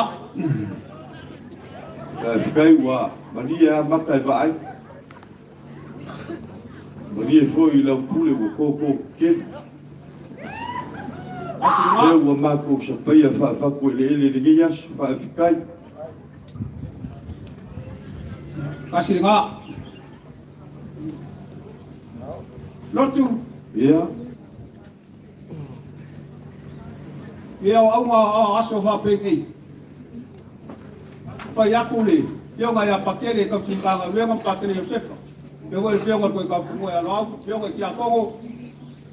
Ia nga le kai fot. Ia ore ia le wa ka penga inga. Nge Ekalesia.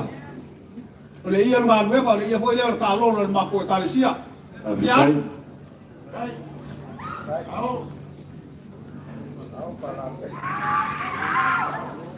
Ia foi sa ka ko papai ku kui. Wa le fio ka ka ko au afa. Le wa ka kala ina so. Ia wa le mo le ku le wa. Mai au ka penga ino. Ko fai foi le ko Ekalesia. Kai jangan ni, kai jangan lupa, kai lepuai. Tahu pangalan ni.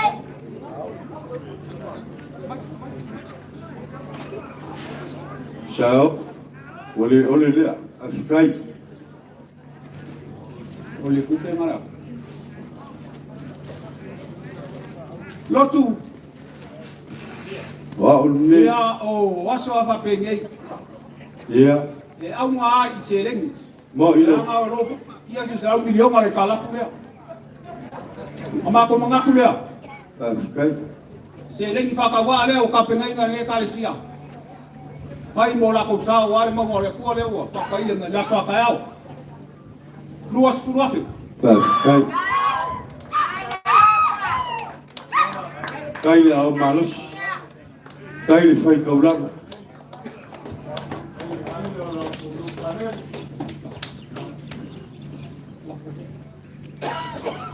Lotu la fa uma pula ma ko pikola au.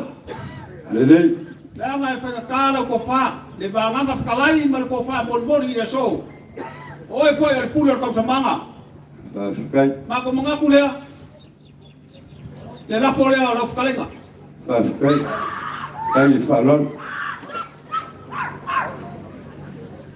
Lo ko ala fole. Ai whakai.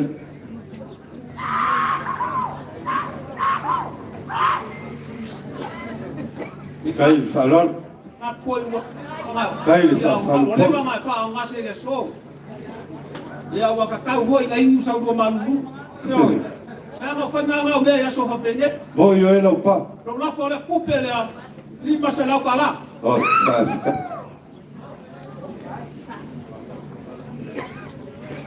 Lá. e kai o le so la fo se sisira le kaua se mai moa ale paia ile Ekalesia ma ko ke fa manulu fai mo le solo pale au lo kiki fai o le a ko se ia ni o lo sa le lango le nilo fa manulu pau se mea wa au nei kamarenga ai ma ko ke katkong e fa kele ai le ngama le kua ya so fa pegei ia o se leo mai lea au ngai mo uia ko e ngai so fa kai Balole. Fekalai fa ko inga lau pa. Ba ko mai kaua mariko al yaso. Ma ko fa longo fo I lau ku malai vayange. Le momolingo le ko fa pa ia lea. Pa ia lava wa le sua le mariko e le fo vai lo fa le fo lo. Fa fonga ia Samoa. Pa ia fo ia wa le afio mai o koe kau whamua le marikoa. Pa ia fo ia wa le mariu mai o lo whikalainga lau pā. Maru leo le whare konu ma oe le kanga kufo. O le so, ma ko ke mangakua, o le launga oe lau pā, o le launga fo I ngā le ngei ku o le Ekalesia. Pa wa leo le meo i aisa ma ko kalangoa. Ma ko ke o ale ma ko kalangoa I momori ai le nganga o le whawhikai a wale a fio mai o le koe kau whamua le marikoa. Leo o ko mamau e ala I le konga. Pa mai o le konga le marikoa o le lau ka mu kawhea. Pa mai o le pūro o le ola. E le songa kala, awa mafua I seanga kala. O le mila, ma le ala lea, a wale malu e kapua, iai whangau le kua I le kua. Leo o ko maau le selengi pa ia. Kalo whae le whaingofie nge vai kau. Ai ale mako mai kau. Lea o lea o ko safa oki le whai mea le so. Ngai ai leo le kaofi, wha leo so mako vai vainga le ko wha mamoni le paia le wosikaulang. Ai le ngaka I leo le fio aku le fionga I kupufia. O le kapa au e wha me melo iai le kumalor nge o whalek. Le sila aku le fionga I ki a koko ai aka mai kaisa. Pa ia o le Ekalesia. Fa fekai o lau pule lea.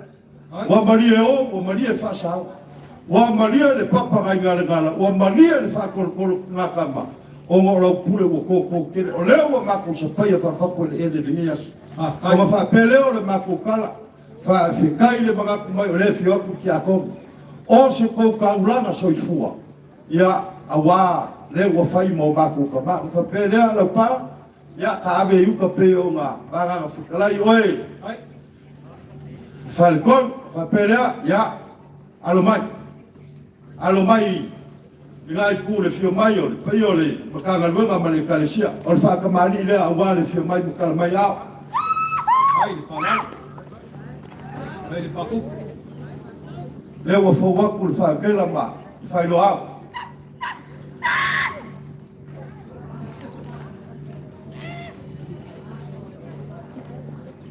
Ia, o le sua karsua, o le ua iai le mangwhaka le I kua kawale. ai le E ufia kurukonga lea. ai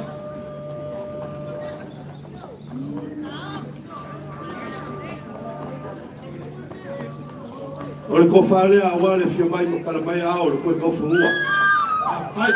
ai le paku kai whakamari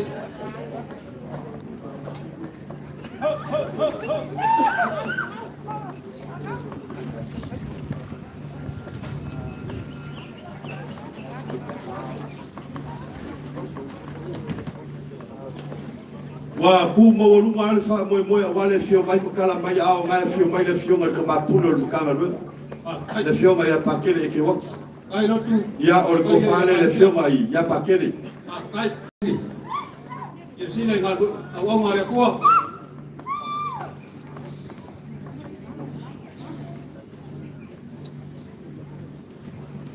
Ma ko mai kau aku fo yo ngai fio mai pakele se fo lo suai. Mapu. Ole ko whale le whionga ia pakesefu. Komari. Ai le whakupu.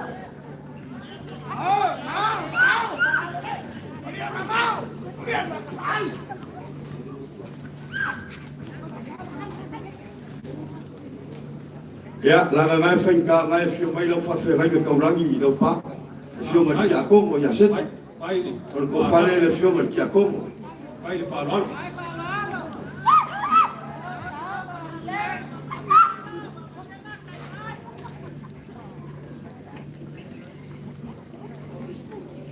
Olo e, whaose koru wafi. Ai.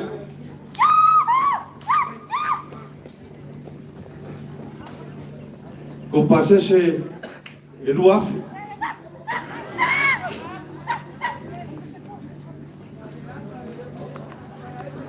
Lala e whaikalo whikalega lau pā le ki kūmalai a wale momoringa mai o le ko whapai ai. Koe kau whamua e whapefo I le whiho pākene sengo ki a kongo. Ai. Ia o whapere o lo rafo lea, kasi le awhi ka la. Ai.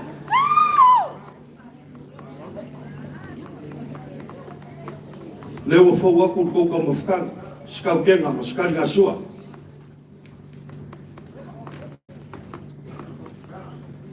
Whakai leo sa mākou kala.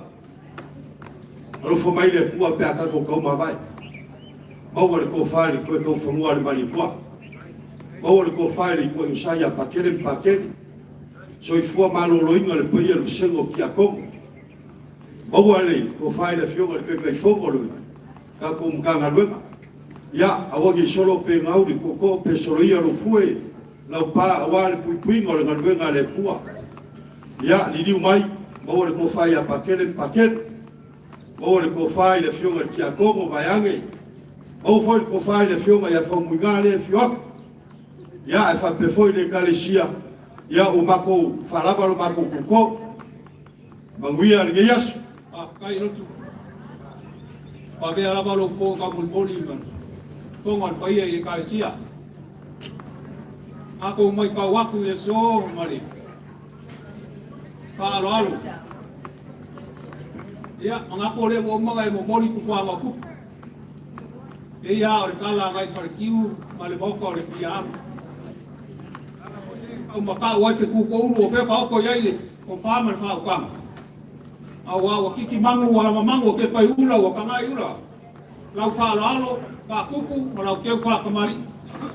A lea o e ko se ku pala wa kama ka sim ka ngabe ba ke ya pakele. Yo e fa alo fo ya pakele. Mese le fia ko le fia mo tia ko. Alo fa kai. Afkai kele.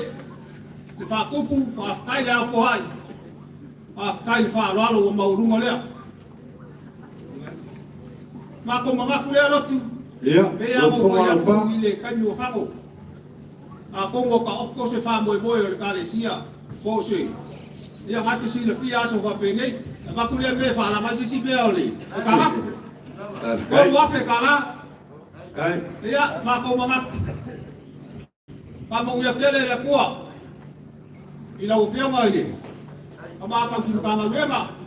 Ko wa ko fa kuku, ko fa ko mari. Ware kau singa o Ekalesia, mo foi fa ko kama. Ai, Fionga ki a Kongo. Ia se ko fa foi fa sabo le fionga de kufia. Ia mo pe lo so fu mo ia kingo. Si le gaga mal ma fa. Mo wala fa kama lotu. La ka foi ka o le fonga le yas. fa kai lava, lo pa. Ma le le lo koko. La ga le mo fa mo Ekalesia, mo so la so kaya. Mo ia kele o faiva. Ia fa mo ia kele foi ngai ku le fia ko pakele. Ko se le fia wa ke fonga ya kwala.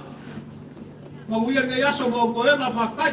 Malo, ia ka ave yu ka pe o nga vanga ngfikalai lo pa. Ia al magu kalo, ia fai kalo ka ko Ekalesia. Fa kasi le li mo ko nganga le fia ko mo kala ko a. Ia la fa pera fa ia al fa lo fa kai kele lava. Ia ao Komuniaku ya koe kau whamua le mari kua whapea ya pakele male au oskau male au kia Kongo ya o le ke mingei e ala mai ai le ikulea le whionga i kumai kai parmea longa ainga le whionga i sa whapiko ya whipa ya whiame Aba aya le fio mai palmia yo so mai leo o avania tupat male ainga so mai ai kua fa nene chef pe amaya le palmia ma avania ai lo kolu mai ai ia fa ngengi chef ma dai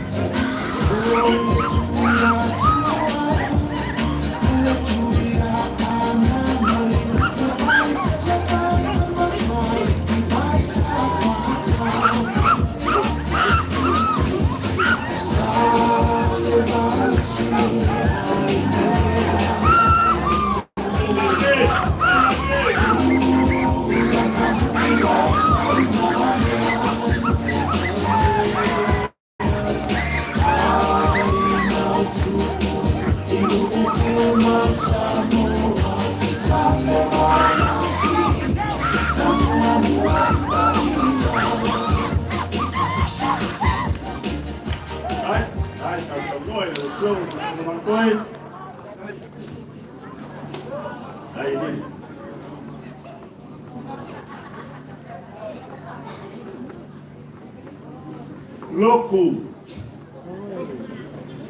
Mengaku semaku lau lele.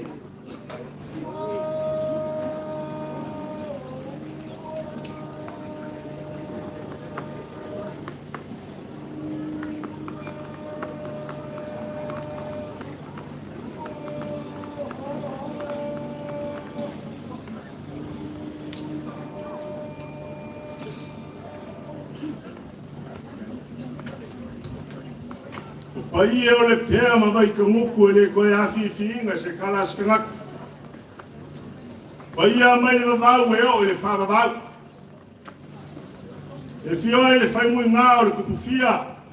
Suai un soli ma kamapa. Ai mamaru le le whau kānga ia ke oe pai ka nguku. Ia mari mamaru o whareaka marangaka. O Samoa wa umanga kofi. E kala kofi Samoa, e kala kauko. Wa umanga whala kea o ka paia ma o ka mamat.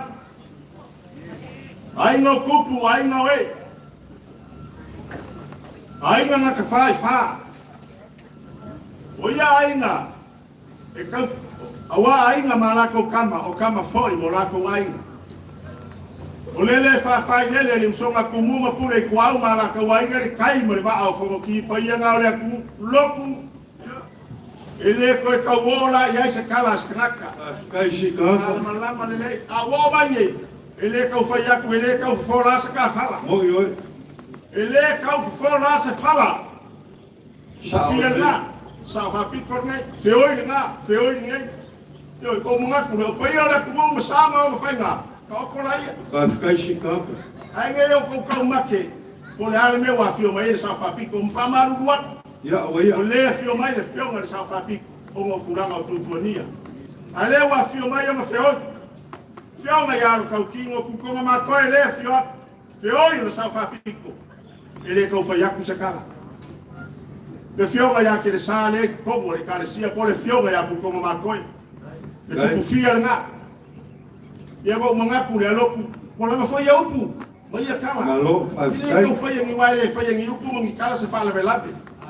Le ase mea la kau sila moko moko wa vai le fio mai le fio le sa fa piko. O le sa papa, o le sa o fare ngao. Okay. Au fa ya ku o le ngako ai kele o le nga, o le vai kama so ali nga, o le kuya anga, o le kuya ku o le nga. Okay. A fio ia inga kasia. O le ainga nga muai pa ia Samoa. Sa le balasi le. Sa. O ia mamamu ma ia sa. Ala le lango ma wai le uru e kupu ka fai kasia ia Samoa. E kasia. Ora pui le mo yo ri mai o mo ngaku le halo pula ma ko kau faya. Pafikai shikaka. Pafikai fakoinga.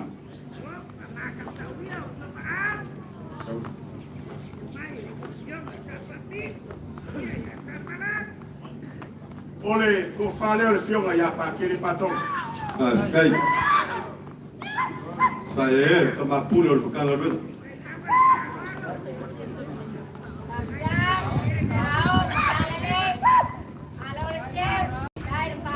Moria ku ke kus.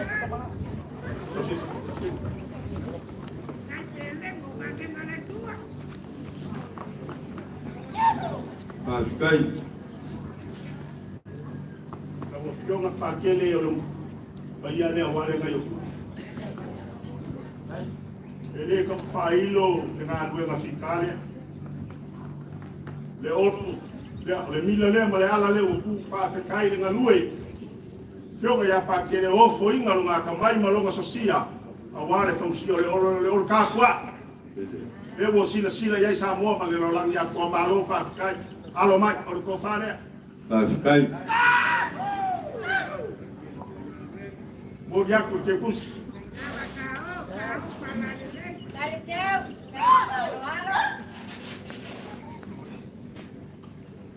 La fionga pa kele mika ya alo mai. Ko fa le la fionga.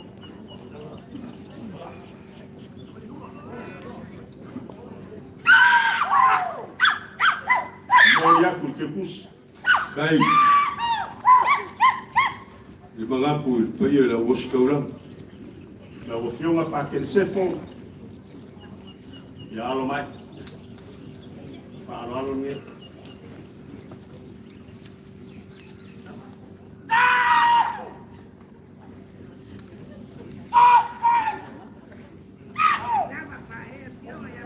La fionga pa te wea ya alo mai.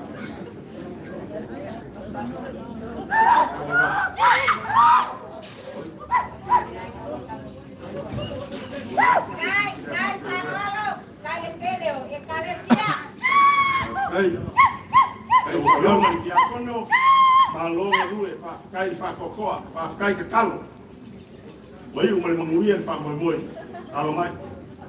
Ko fa Moria ku te kus. Pafikai.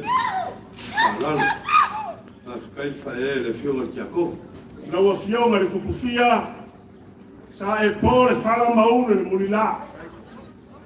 Au pungo wai pai o le Ekalesia wale olo ma le mina le o kaulau le fa moi. Malo ka tua i fa kai ka kalo. Malo le fa kokoa. Na fionga le kukufia o le kofare. Pafikai. Fae le fionga. Fionga Ya ku te kus.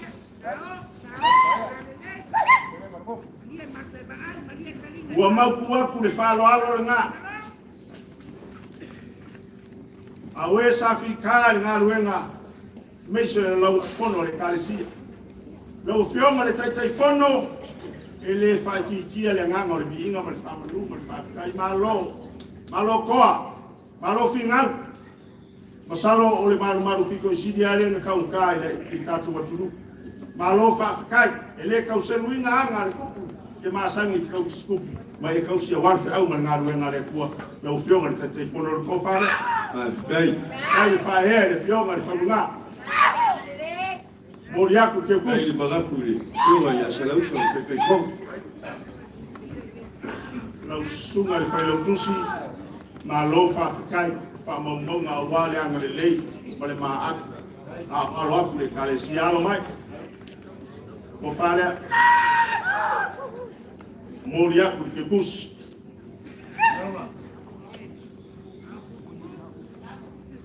Sunga le ke woloa o le faku leo le ngarwe. Pafikai. So se ngarwe na e kuma le lei mai ilo filangulangu wai o le lei o le ke woloa. E o ai se senge. Yo, o isi ngarwe na e maa pelepe o le leanga o kangaka e ua kupi. E maa pelepe o ai ngu. Yo, ai fafe kai le ke woloa. Tele o sida mi o Samoa o au ma le Ekalesia. Malo fafe kai. E ko fare. Mori aku ke kus.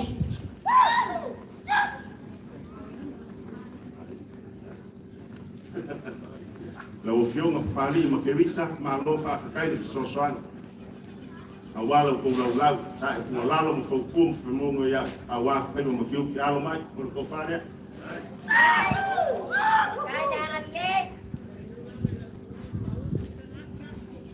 Mori aku ke kus. Kai falon. Kai de. Keu fa ku. Aku kiri sini pulang lagi kau sudah mampu kama, fiong itu macam sa. Iyo laku pungo wa ikalo le pomo le awase mangi o ka pungi ko itu ngarwe. Mai. Ko ngai awar ka poinga ka sa. Kai. Mai sa.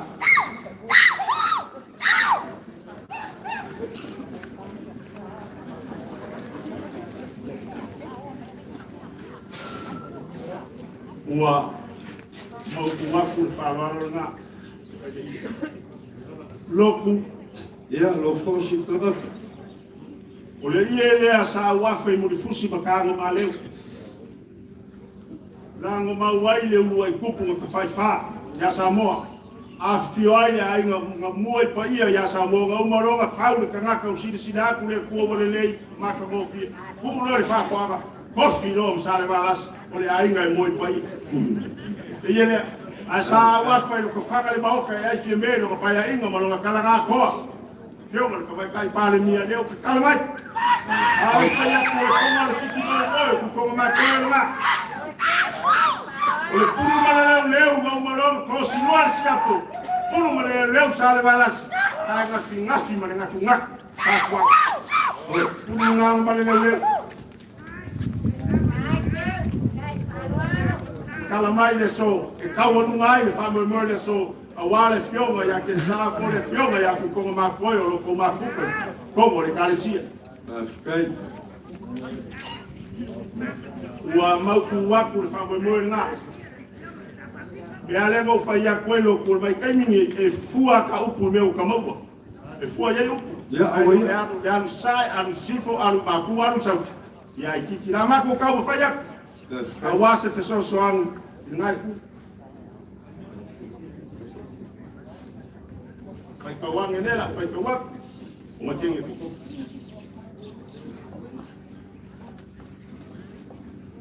O le se furu awhare ngā. O leisi ngā se furu awhare. Ia man leisi ngā se furu awhare. Au leanga aka ia ako hele tupe. Au le aka pe au le aka. E kou se furu awhare te sosoangi. E whionga le sa whakiko mo ma whioi mo longa inga.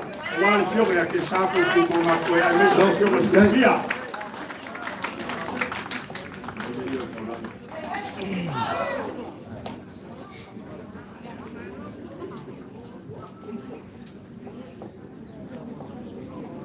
Ua mau kuapu e whaaloalo le ngā. Loku, tō se mea sila aku wale lei, ka ko pipi le kua maawe mo le kua moronga vinga. O le ia lea, o le ia sa uafa e loko whanga. O le ia sa uafa e Lepea. Ele kau whai aku te sila whia. O leo ka kala mai le so. O le kaulanga le whionga i aku konga mā koe malonga li i aku sila. Po ke sa malonga li. O le ia leo le la kaulanga. O le wafa le so kala i lo kaini mo ngate. O le pulu mo le leo. O le whare ai. O le whare se sei. O le whionga i aku. A ponga le kiki mai moi. Whionga i aku konga mā koe leo ka kala mai. Ia le kaulanga osi, ia le kaulanga i lumo le kua soifua.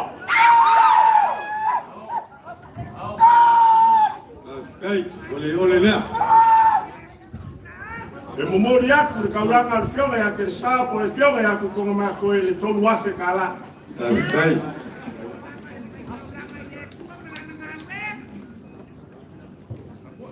Loku whaakai whakalai, malo kau sipupu, malo whaeau lo na fore.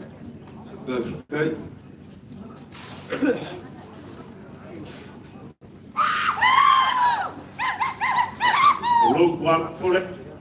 Okay. Ya le fai fonga leo le fai kanga ku mo ki le fai lo. Fa ia le sale vi. Ku pupu inga la ko akola au wa wale tu ma longa fina nga. No fio ma ku fia au ngai ma furi a ko au ko fai le ku ma longa fina nga ku mo le le. Lo fina nga la wale mu. Mai so fi au ma nga ruenga le ku. Loku kaya ni me ai kaya ni ai sa sala u fa ka ga ku mo ki e fa ro awa nga fa ko ku le fio ma ku fia. Ai meso paia fai mai o tato Ekalesia. Kala leska ka mamuia ko penyo ko leso. Lord Ekalesia ka. Wa fai alu fonga fai ma fonga ka moli. Wa le paia le fio le kamakai pare. Paia le wa le fio me o safa pik. Ale ainga paia fo yo ngai ki kausi ya sale valas. Ya e fa pe fo ile fa ko kanga si kanga ka mala inga sa si kanga ka. Ai kai kangi fo fa kiri male mau ri mau fa le po. Le so a wa le ma fai le kala na kala mo ile so yo ki uma mau pi uma.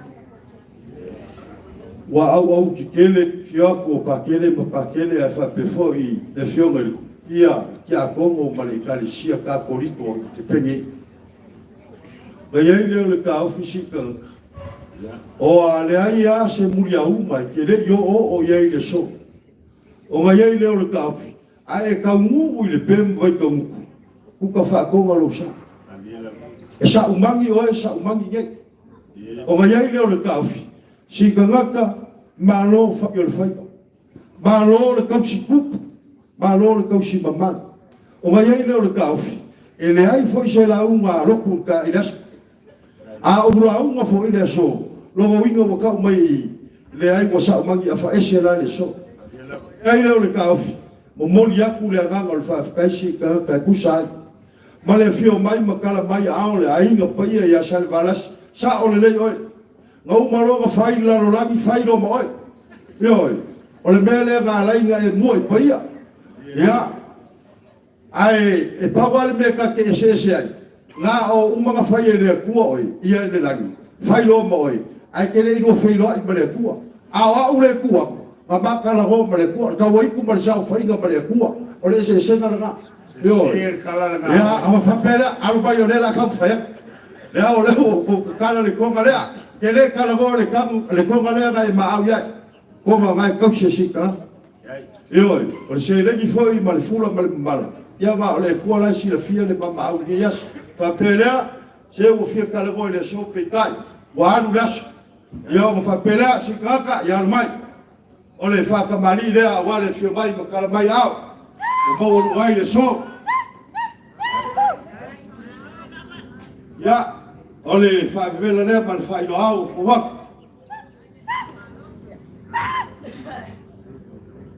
O le sua kan sua o iai mangu palang. Le ufiaku le konga lea.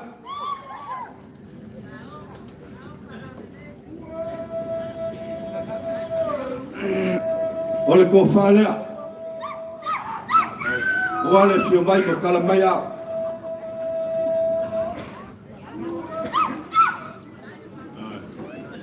Ia le pala o vale li ama ko.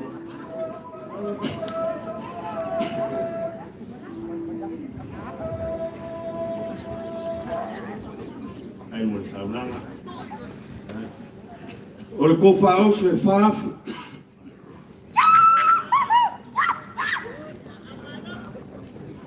O le pase se fafi.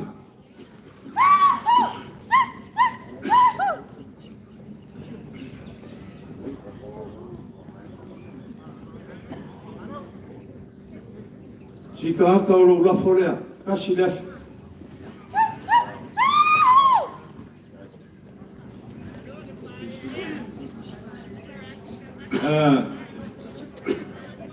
Whawhikai tele a langa o lea ngā maalo I malai. A wale whikau mai o kuikonga makoe pe o le whionga fo I a kuisina. Lea ua mawaru ngai lea so lea mori mau le whionga I whaumui ngā lea. Mori mau le I kua I sam whape ngā ngā mako maka I ngi yasu. O ngā whapele e le I kiki a pakele lea mariti a komo ma le Ekalesia ngai whaalalo lea. O ngā whapele a ia lo mai o le whaakamari lea wale whionga ia. Ia le whionga ia kukonga makoe ma le whionga ia kuisila. Ia o le whaapena lea. O le whailoa ngau whawak. O le sua karisua wa iai ang whakele. Ia e ufi aku le konga lea.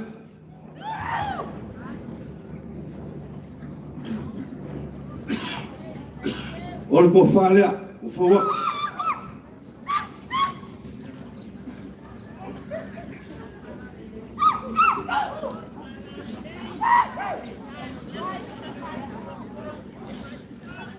O le whaoso, e lima serau. Ia, ngā whawa ku malpasesa.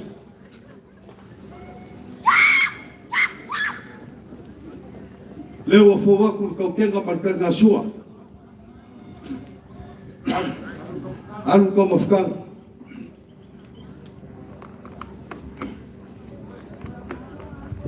Aga lelei le kua wā le paie le whionga le safa piku. Le whionga le pale bia. Paia ia mamamanu a wā le ainga paia ngai kausi singanga ia salvalas. Maua le whauko kang mau. Leo whakalaiga sikangaka ma le paia le aiga sa sikangaka. Ia e kai gangi foi. Ali mau o whale pon. Lo whangia le kua, le whamoe moe le Ekalesia kai au. Mau le kofa wale whio ako le osika uranga pakene, pe foi ki a kong.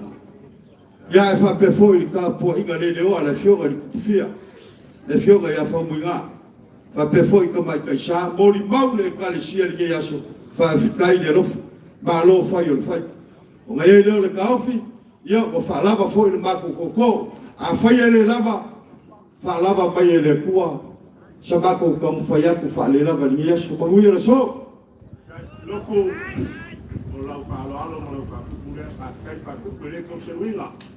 E kau se ruinga le whaukanga, a wale kau singol. Ulu lafo le. A ko foi la fai kala ka wasu ko pula mai wole ai man fale io ga ko ga au Ma vai. Afkai. Ma vai lawa. Afkai singa.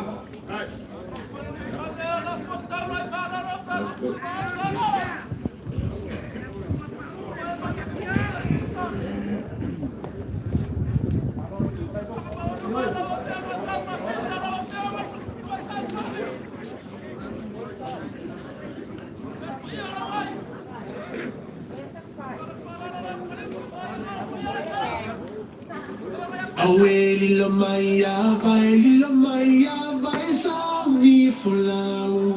Lulu, fulu, pa'au, fa'au, lio, lau. Fa'asusina sa Lila Maya, vale, vaya, safale, taua. O palau, lio, tama, oleu, amea.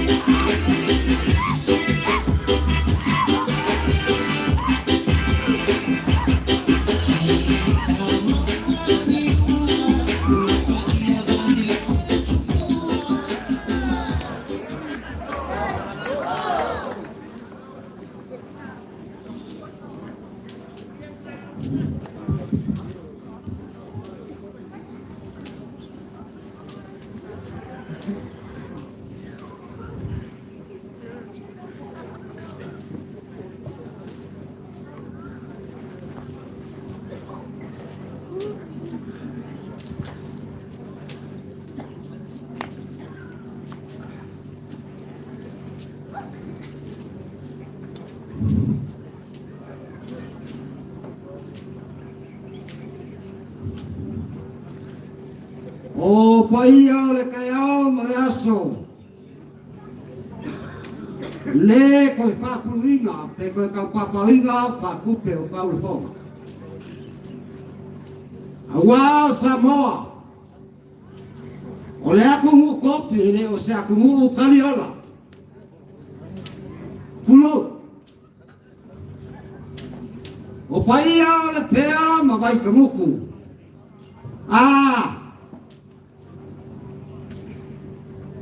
Le koe kau whakuinga whasolo. Le koe kau mamanginga whatiki. Awao paia mai le babau. E ku mau. E o i le pā babau. Ngonga paia o Samoa, paia o le kupua, ma le lao ai ma maoko le kei. A ole makau, whare kau kai o le ba maoa. Se pai mai o le se mua la ka lupe pa i po kulima ku le kula. Pa i no le lupe o le ponga ki. O le so. O le aso o le papakai. Ka wia i ka mako pape aku.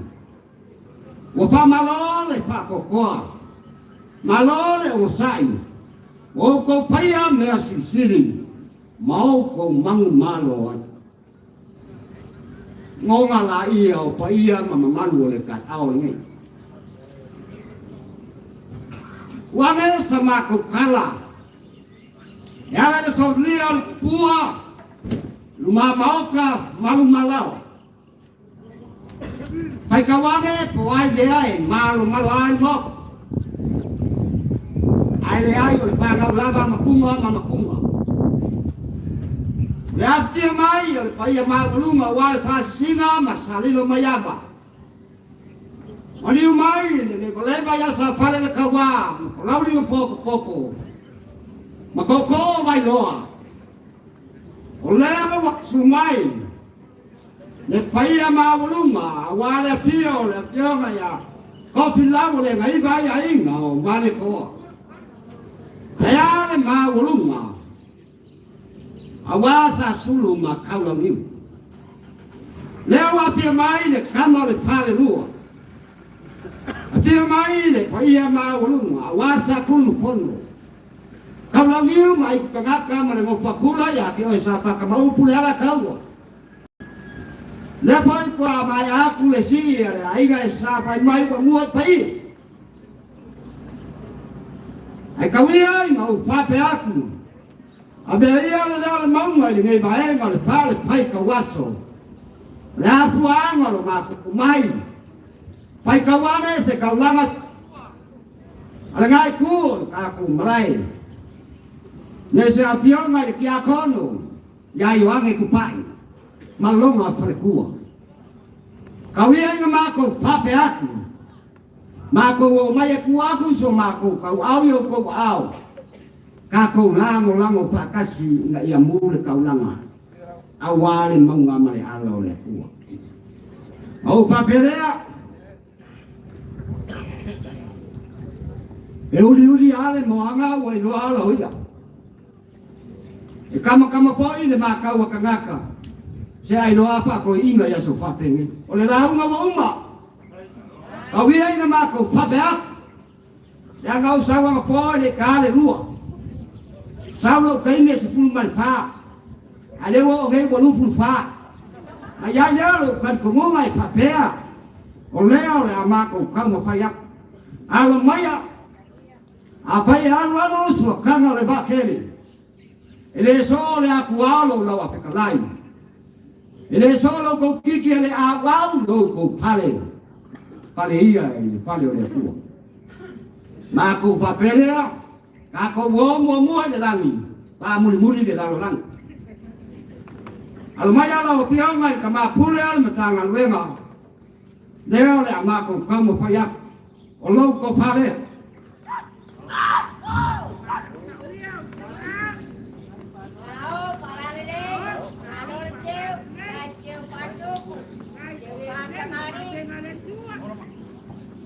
Momori aku lau ke kusire.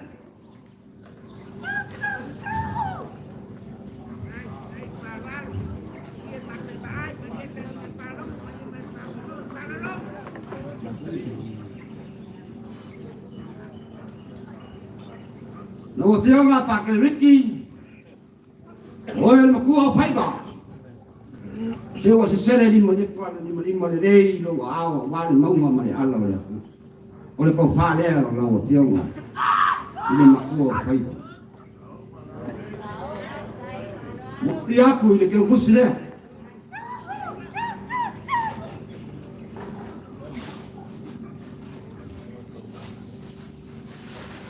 Wah, mau aku ngapain? Yo nggak kaya kono. Logo fale oleh kamu payah.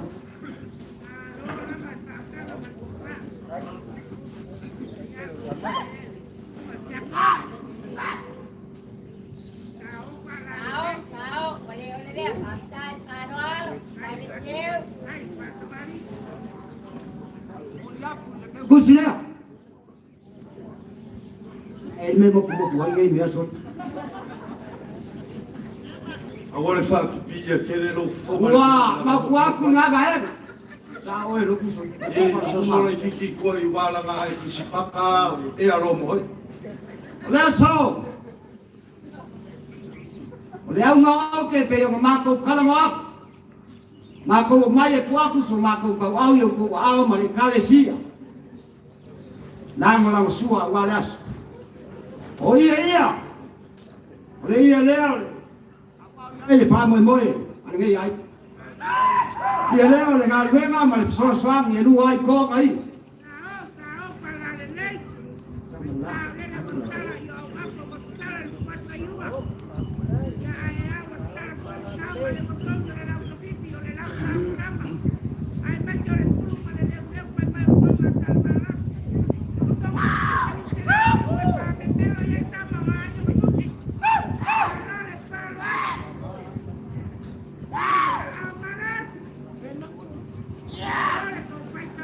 Kalau mali oli.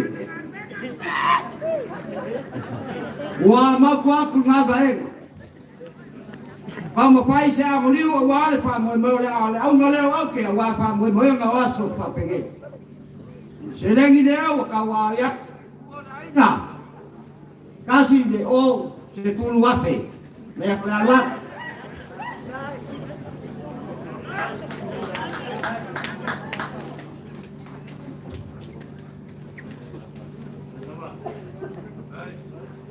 Aku na baik. Loku. Ba te kai de ka ka mua, mai ai de ka au le o king ka mu mai o le o le akale lu. Ba te kai de o sai ba te kai de ka pua de pua malanga pe au. O lo la fo le.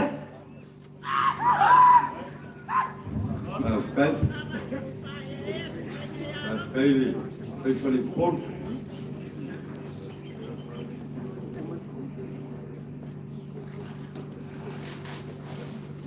Momori aku lo lapo ini ke kusila. Ai uma pau e pa ai mas pea. Aku malu poe. Apa ita so ko sila le kau. Oleh so lo ko kiki oleh awau lo ko pale. Oleh kalan kuspaya yang akal mangaol kangakai meu mau. Kau ia ingat yang mu memenuhi, ya lah ilang silpang. Akan ada yang mandala kuo lelo. Ya maka ia manguia. Kau lo mai lo mabinga, awal laba ngai ya ke kako. Ai poi pe ya ke ia lo laba binga. Ona o Yesu. Amen. Amen. No leo wai folga lo le fa kapsoni inga le bonga. Vai foi lo fo fai ba fo ka mori awal pe ele fio mai o fa singa msali lo mayama sa fale le ka wa ma le leva ya ke o le pule palau fio mai foi le fio mai ko ko ali e gaiva ya ai no le mane ko le fio ya ko filau ka si va ke le sa suru mo le au ngai mai ka fo ya wal pe yo la ga sa ku mo fo pe ya wal ai ga Balos, ye kau si va kele, ele ala kaua. Na ye leo le kau file banga, ya ele ai se la uma. Ba ko manga ku kalo fai ua a fai ga ko ko ai kau mu le lua. Le au fika ya ba ko kai mi le ko wa roi ko ka fo le lua. Yo, ya o fa pele o se ma ku kala. Le banga. Ya. Ole ma au ba le au fa fo le ge yasu. Leo ko kala le koma ke le kala mo le koma nge yo se le koma o le a we ma we ala ile se le ki paia ia o fa pele o le ba ko kala ele a o le lang ile silfaga ale kua e ala le ko au ma fola mo mo ya ku fa ka ke le a fa le wai so ma ko vai le fia ko le ko sa le o skola le fia ma ki a ko ko mai ka sa ai ale ka poingo le fio aku le fio mai kupfia le fio mai ya fo muga o le kapau e fa melo ia fleka o fa pelea o mai kaule Ekalesia le yaso fa fkai kele al fa lo fa fkai le rof lewa bako maka ile so o wale fio mai o ki akongo yo le lupe fa le fo ile le fio fo muga o fa pelea ya avele yuka pe o vai ficar ele gayas ai fa pa mama ya logo e ki kosi pa ya wala ai pa ya salvalas yo ya ai fa pe foi si kama ka bala ai sa si ka ka kosi va tele lo ficar ga le bongo ko ba le fa ya ko fa pe ya lo mai ya ole fa ka mani da wala fi mai ka mai a Dai le papo. Leo fo wa ku le fa vela mali, sori papai.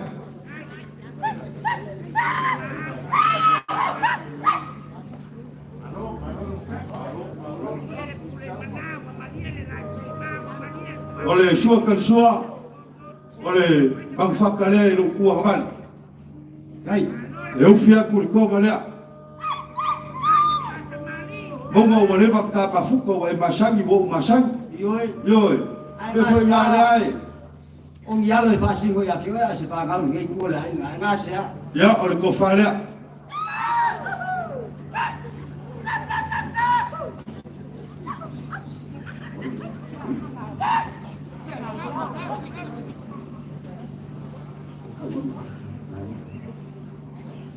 Molunga le so le fio mai o ki a ko on so le galuenga le fio ga ka pulo le ka galuenga po le fio ga ya paket fa pele o ko fale a wale fio mai o le fio ga ki a ko pa sinuti ya mal falkua o ko fa o so e feri masela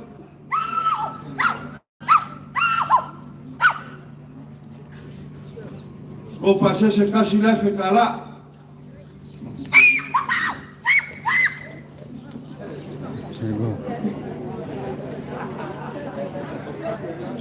Bawa ya la folea kele kawa ku ala ga ko kele ai le ga kawa ka ko Ekalesia ole miskedi ole ya ga se ke ya me o bangai no mai wala ko linga mala ka koi fa pera o ko mafkanga le o fo wako fa ele ka o kega maskar ka sua ya ko fa ka ile so makuleo ya mo ko fa wa fa singo msali lo mayava msafale el kawa ya fa pe fo ile fio ko ko ri pa ia la ga sa ku fo mo ko fa ile fio ki ako mo fo ko ngal mo ke ne se lo ku la ole fo ka ngol va ki ya mo ko fa ile a os ka ulanga le fio ki ako ya fa pe fo ka po nga mau le fio ngo fo le fio ku le fio ya fo bugal ku fia ya fa pe fo ka mai ka sama le paio le Ekalesia o ma sama ko kala a fa ye kele marie ia fa maria mai oi le kua ngange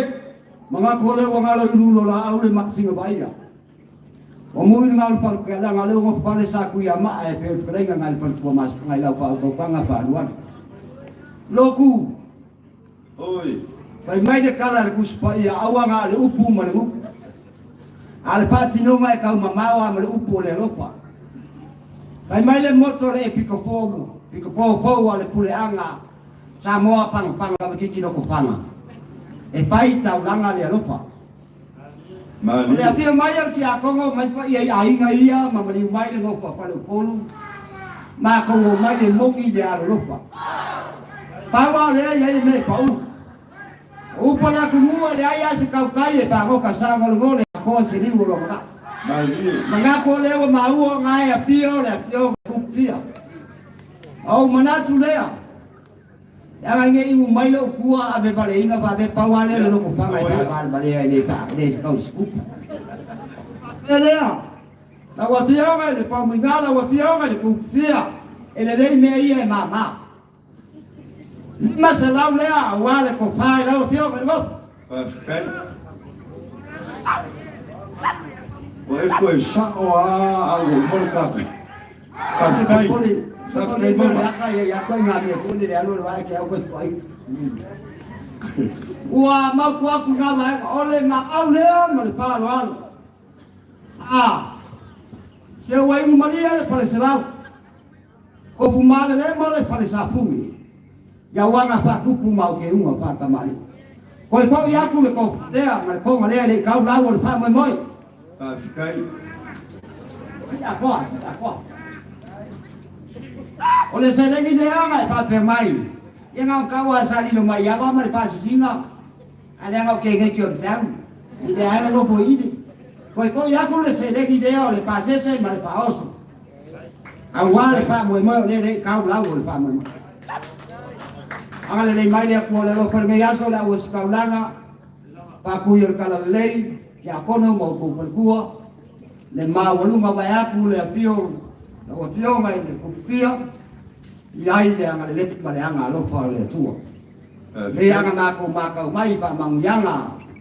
Renga ko ko nge yaso ia pa tasi de ringo ko alma ko kala ia pa pena po o tau mo mato ia mau ia kele nge yaso Pascal. amen Pascal. Vamos. Deixa-me ver isso.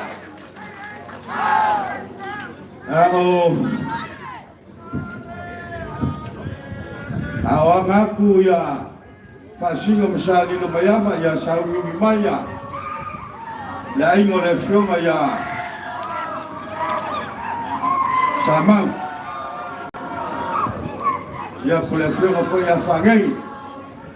Amaya ya le fioma ya fangei. Ya au fa pegama fofo ma ya iguapo fangei. Paya wala ingo samali pa ma sa pali. Ya orkala ya.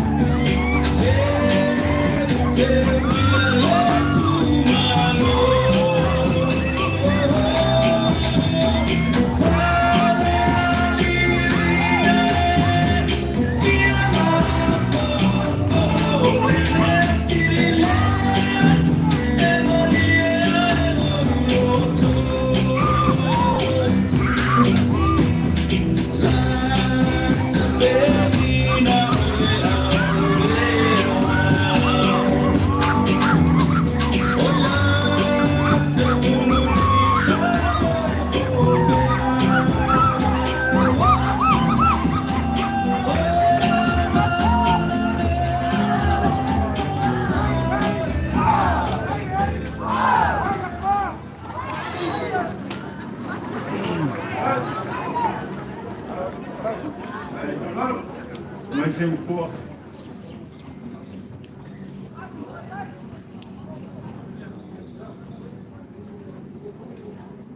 Ua kako I vai kai mio Yesu le kupu. Ua kako le vai kai mio Yesu le kama me mea. O le ngā o mai e le kua le kamae kongi ola le larolangi a wao kako se maanga sala. A o le wheku sa sae. Na lako I loa ngā waku ai se hifu aku I le pepe fau. Se ia waku le lako mea lofa. O le pulu lipango, o le pulu mulo, malaulo.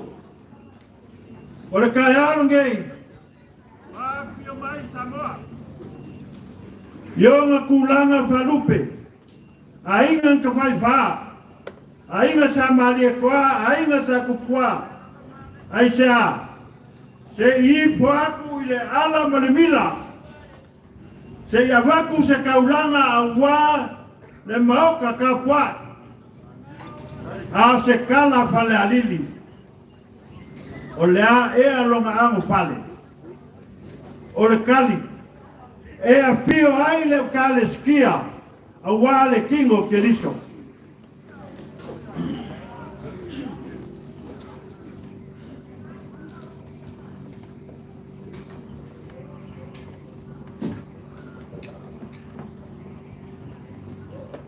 Kulonga ia Samoa mga mua whakikoko mga papa kuloko.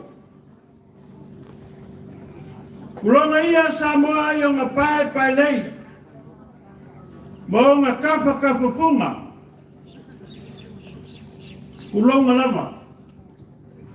Kulonga ia le makusa awale mawokele. Kama whakui makoko le whaleula. Le whale kawaiku ma le whale kangaka. Ka oko la ia o mamalu a wale moksa kulonga lama. Pa ia ma mamalu a wale moku isalaia. Mai nganga moe sa ia pa ia dalo ifi mal falsau. O pa ia ma mamalu a wa kama le faswanga. Le ngofa ma upu ma oe le ngwa mkua. Kulonga lama. Kulonga ia puleongo isalafai. Amaka kulama ifufaku wa waku ilangi. Mangamu la ulu. E kai fai vai kuku. A wale faku fuanga. Finga a wale rio le ku. Wala mea malonga koko. Malonga aki pongiu. Pa ia wama kia makiai kuau. A wale kamalo fao. Malmamalu ya waisingangu. Mamalu mawalunga wa farkoi. Wa siaka na falfa ya kumua. O malu kawia ai kaingange koko wa iloa. Wa palauli malonga ku. Kulonga ia puleongo isalafai. Maunga mangu sala wa le fior kuyanga. Ala kausinga ala mwanga. Ma anga ngasanga isese. Kulo. O paia mamalu wa akua. O akua mai o akua penga ma akua le kongo akua la inga. Kulonga ia. O paia malia mai ko lau. Fale amo la kinganga male ku kolo sanganga fale ka manapa.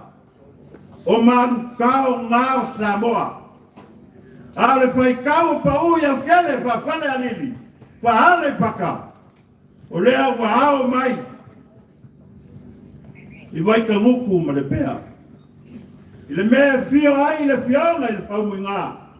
Le usori ma kama pa. Sau whainga kua ma mamalu ya ke oe preaka. Ngai ku au i ai. Lo whal whao le ala kau. O malu kau ia. O pau ia kua au ma fua malu. O le ua ka oko ngai le loko a o Sentarisa. Aisa, a lele wa kupu ai le maunga o le kua. A o ai le ko whaanga whama i kea. A whia la o whianga. I le pake le pule le kamana makanga nuenga. A whia la o whianga le kia kongo. A whia kai whango ngalua. Pa ia Ekalesia e lua. O ko pa ia me mamalu. O ko au fasao savea. E ku mau, e le li liu, e o le whamu mau. O le so, o le fia mai, makala mai au. Awale makaafa ile anga papa. Wa kama pa malu kukusa le makaafa. Mamalu ya sale ubua. Le wa fia mai me masu. Le wa fia mai me masu. O le fia mai ya wa le fianga. Le ka kasi ya wakua. Akainanga le makua ya Muhammad mamalu ya kia fa le akua. Le wa fia mai pikolau. Le wa fia mai pikolau. O pa ia mamalu mawalunga. Awa fana halilibuli. Leo songa koko maupu la mangofo. O malu kao ya olaso. Wale fio makua ya fangenge. Mahalo fangenge. O pa ia mamalu o fana halili. Awale kwa kangaloa. O le kor savili o le ki o le malo. Ai kainangi foi ke o le ngavo kaua. Mele saa le saa o rumba. Kama ikai ya le dua. O ngā me uma. O le whangau o le makua i le fionga i le whangenge. Le sola, mano mako kau ma whai mai. E le ngaro le ainga o le mako ki ngā i la lomangu. Awa, le makua i a fokanga. Ai kai ngange foi, le whare fia, le maupu.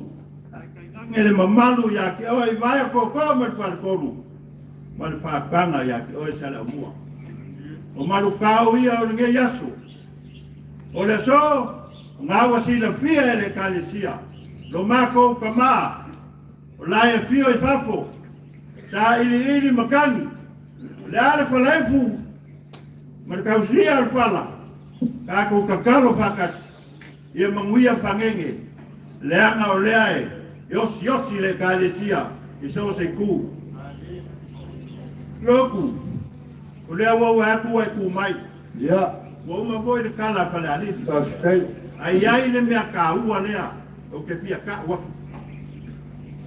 Kasi iwa o kasi, a kasi iwa o se fulu, i le kasi iwa o kasi. I le mai kaimi, mo se ngiolo ame, o kango, Mavai. O le la kau kua sa fai pea i le Ekalesia. Ua alu suanga le wakele. Ua fai langi fo launga. No, kalo fai. E le mawhai o ngalo i le whianga le makua. I aso whapenge. Ua alu la le mawhkanga. Ua wala au le kua i makua. Lea ua suso o le whau me le whau. Ale fionga le makua me le wharikua ya Edson. Ngā ua kou mafuka i le Ekalesia. Mai mako ke whamoe moe. Lea se maa o kongi. O le maa fo i ngā le ainga ngei o ngai kue fia. O ngā whapele o sa mako kala. Le a mako kau mawhaia. Lea se mea ua maua le fionga i le makua i langa kapu ai ma mai. Pa malu luak. Ya, la mako kau mawhaia. Masawia. Lo fikalenga kala lo magau. A vai o ke whaia kua le ia sa ka oko i la lufau le me fio ai. Le fio ngai le makua. Kala fia ngai. A vai o ke whaia kua le ia sa ka oko i anga papa wan kapa. Kala fia ngai.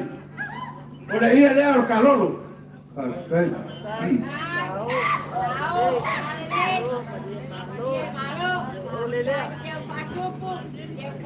Nā ua whaua. Kama i kingo le lei, kama le makama kangi. Lapu po eis kama e kaupa, eis kama. Alo.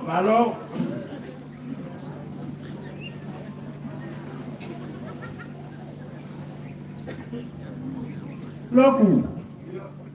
A ka o le malo, o le ka whakoru. Le au le malo, pa le mia marka pingeka. Fonga whakalai, ma le fongo au le pa le mengi o Samoa. Le wha masingo, ma le wha masinonga. A ka ofo e le kui kuku o le ka ngofo. O le pua malong finangalo, Samoa male malo. Mangaku leo le kaofi. O le aka o ko me uma. Ai ave le falo alo le fionga. I le fionga le au malu o le malo. O le ko fa le o le fionga le au malu o le malo.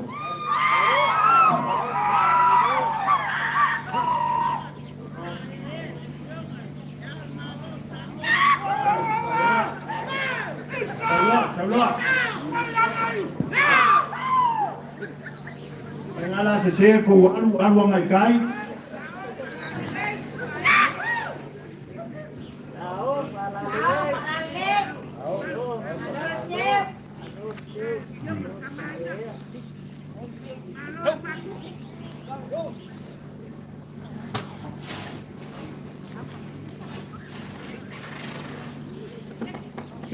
O le kau mawhai aku a inga ni makua. O lo kau mawhai lava i se mea ko wha i aina makua. A whai o kou sila silange. E le o alaku ene manera. E alaku mulmuli. E is too big.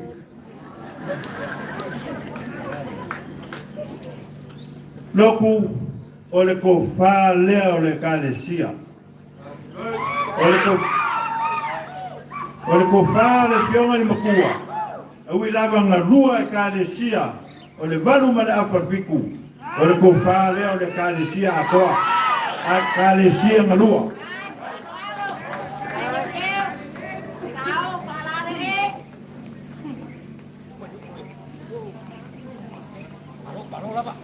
Loku, sa o ka ua kua me lea ngā ngeia, kolu muke karuai. O le ie lea o le a fawak, e manga kua ai le kau kua le mako ka mare kau kasi o a kua ma le fionga le whare kua i a vai e ka oko sia a wā le wha moe moe o le so lea le a kau mu whaiak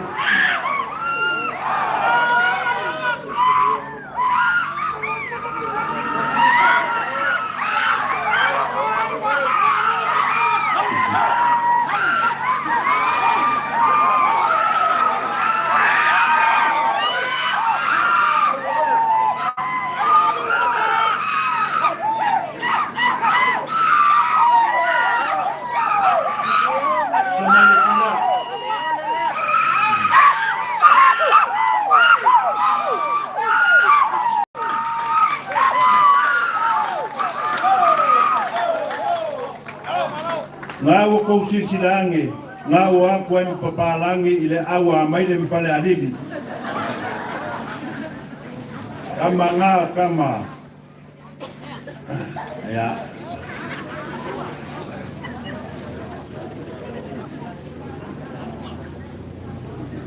Loku, o le kilo malwa ai mamao, a le fionga le makua, e mangaku le kai o le Ekalesia. Le ko wha lea le fionga le ake kupo makailinga. Le koe kau wha ingoa kua konga ngawa e sidefia wa au roa.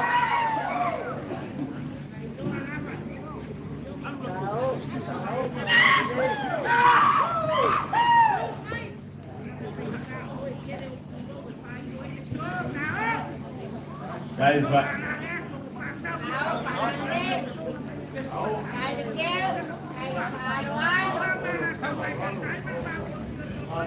Le ake kopo ngā o apia Samoa. Ai leanga o lewa ko kofi lesi ka ko kama whangau. E ui lava o laenga lue sa sae. A o le kama sa whawhai lele. I le mangawa le lele. O wā TALA'LASI. Ia e kai ngange fwoi mo ka awha. O le ko whaalea. O le fionga i le kopo mai pangopango. Le sunga i a ko lio e kuale kumang wao.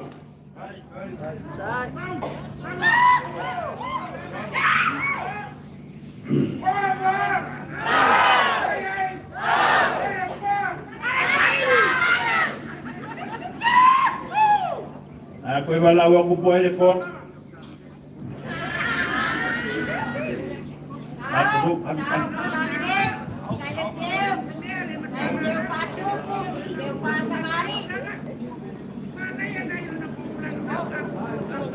E ala o ngā makangofie le ala ma le mila lea.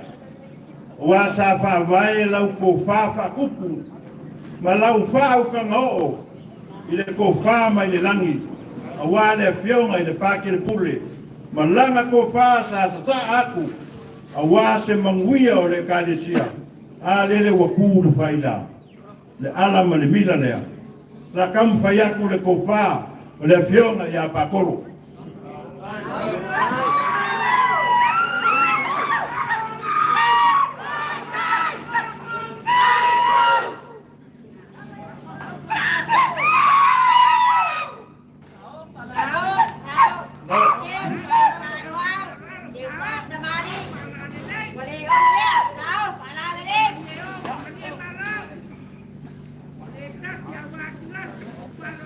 Anga lue le whionga i a pākere pule.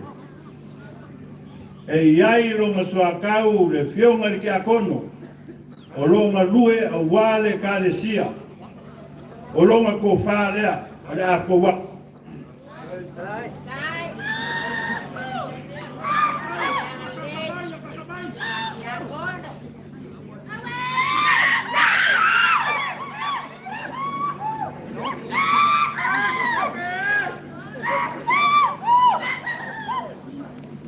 Le upu wha Samoa e fua le konga ai le pūrou le konga.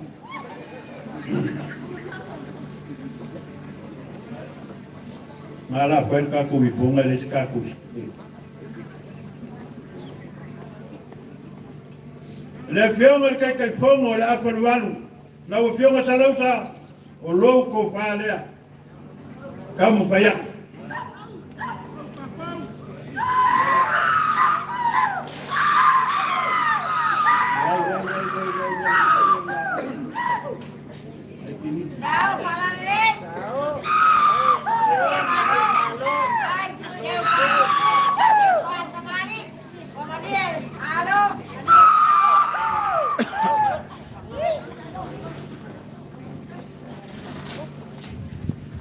O le ko whale o kai tai whongo.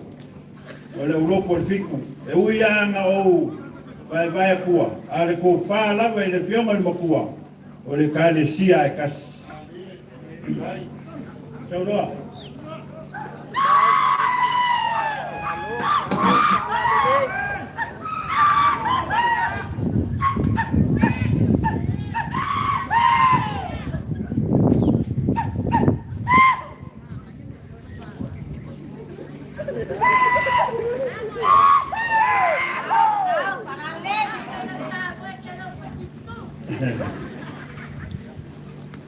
O le kara ko ingo siaki fai whare iku iaso ia. A umal whane anganga. O ngā salangi lea i le whare kingo. O ngā maua leo le marosi o le anganga ma le kingo. La kam whai aku le ko whare kupfia. Le whionga le whaumu ngā.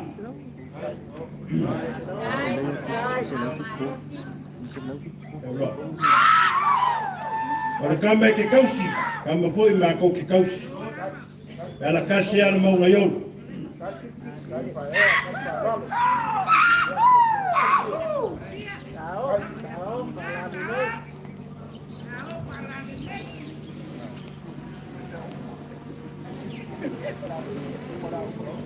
Noku. O kape nganga mafua uma. O le kofal makua. O le kofale le whionga i le kai komiki o le ngā luenga o le pratsa. O le whionga i le kai komiki o le ngā luenga o le pratsa. Wa le ala ma le mila lea.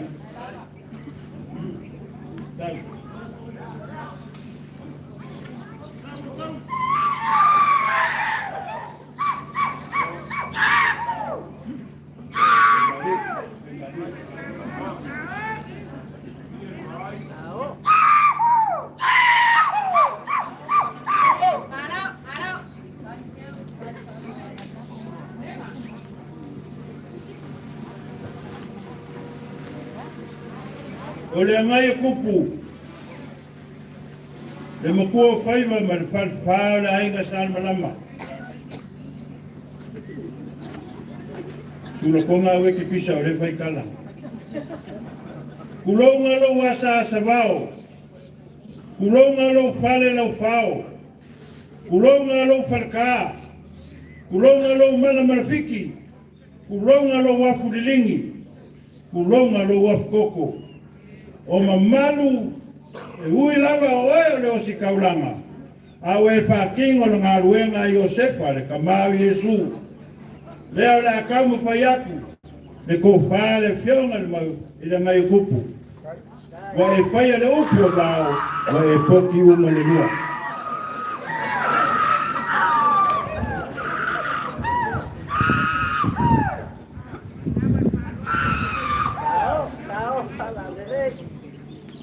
Alla, ya. Noku. Le ngawa mauku aku le konga ngā mani malo. Awa se wha moe moe o le ainga le ngei. O leo le akau mo whai aku le mako sosoangi i le Ekalesia. E ala i se konga. Awa se mea i ke awa ngarima iai. I lo uaso fia fia. Wale ala ma le mila lea le kumai.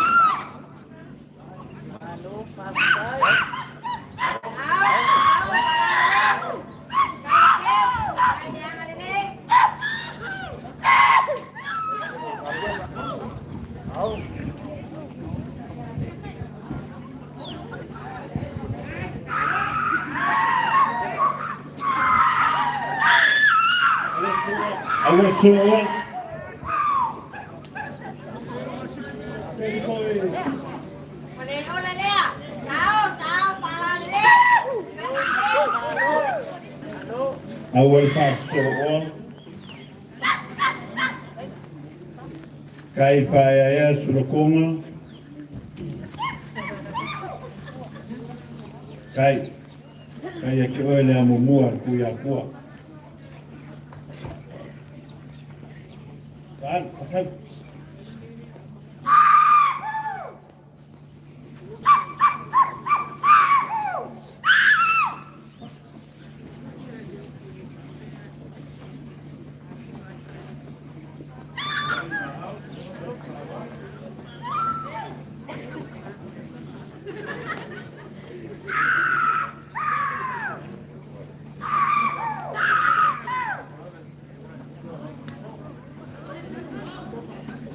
falei com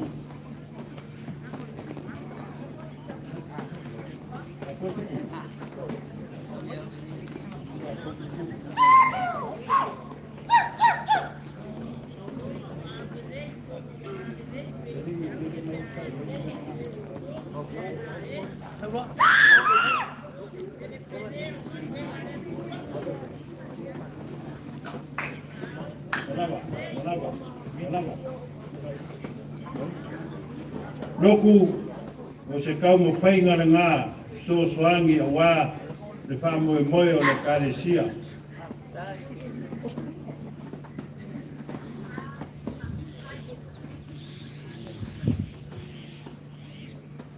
O konga lea, sa ka oko i lanu whau le mea whio ai le makua, po le anga papafoi a wā le whionga le makaafa. O le akakala aku e ufi ai le malo ngā.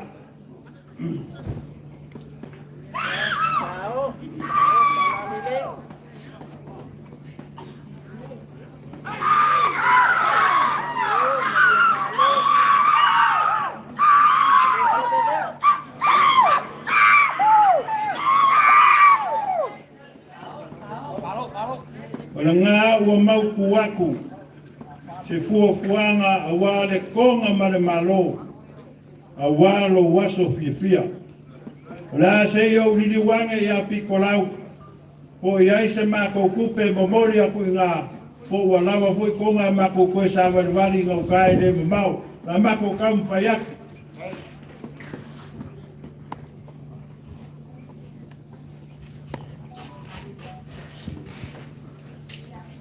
O le mako se lengi lea o le akau whaia, e wha se furu afe.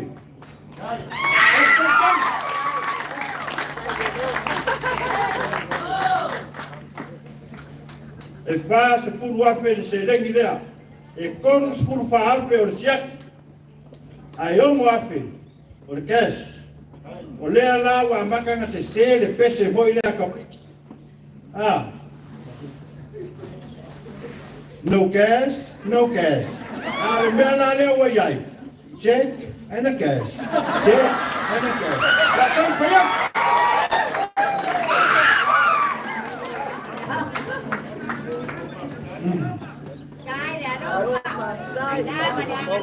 Loku, nanga leke fa kamba swali ya wale aso. Pai mafuma ka umori ngai filmai au fa ngalu mo paia. E me se foi le filmai ko fia. No manga kulea o lo la folea.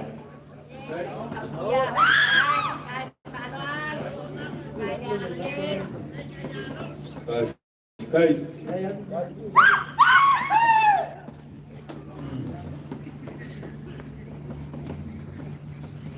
O mori aku lo la foi le do se la kala wa sa u malu lu le fiaf. 200 for your talk tonight.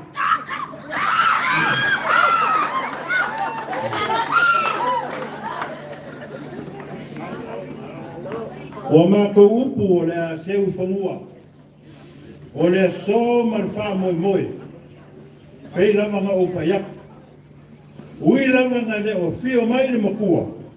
A o longa loko, ngai loko rokoi ya ke o kou. O wā le wha moi le so. O le nganga mawalunga. O a maile ma sa musu maale paka a koa. Ka pia foi fale alili. O le nganga, o le ase mea o maua. O u whakaro whaku o ke le au. O u pipi aku o ke le au. Whakumu mai le kua. Pa ifo mai na ngi. O wā se kaulanga le a inga ngei. Inga ia mu. A wā le kala leia le kua. Amen. Taalolo. O le wa ifo yaki marie. Le vaganga fikalai kalo le bagao. O ia fo ia wale ana papa wale fio le kama inga le makafi. Ia. Kangangi fo ile fio alo kuso le makafi. Ia kangangi fo ile pia wale fio mayo le kua ya fangi. Pia le wale fio paka ngolo le ko le e a milisha ya fa preferi makua ya fangi ai e ile le kaofi a gasha a le lo a nias e ile le kaofi kalo magao e le sa makulau ba kai ako maga ko lo fa nias le wan a si le fe ku wa ga ifu kalo fai ai paua leo le me o yeisa makukala o kere kana hoa kule makua ya whagei sei muri yeisa kala mongi le nei le whakukanga kala i le fionga le kaukasi a kua le fionga ya kama sefo mariki ngā ya vai ranga sa mafuka mo maku makua o se ka ngaka e makua anga lue ma le whamaongi le Ekalesia me leo o manga kua i le so le fionga i kaukasi o akua le fionga ya kamu ma le kua ya vai kasi ngai makafale ngafava inga le Ekalesia Katoliko Lepea leo o manga kua i le so mbele mo mori ai le ranga whaafikai leo wa so o le fau ma le fau leo wa kula i mai le makua ya whangini lea lava o whapenga o ngā kaukua pēa i le Ekalesia Katoliko i le peni.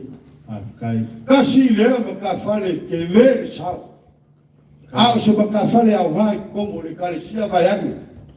Le mori maura o si kauranga whaperi a kongo. Ai kai gange le kapoinga le fionga le fomunga.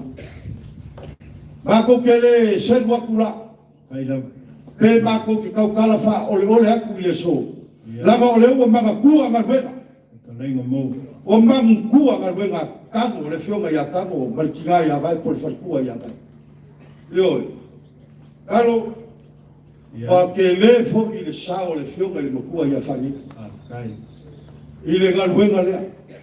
E uia i nga kaumia le fara efu ma le apusia i kofanga yao ke loa. O le kakalo le Ekalesia.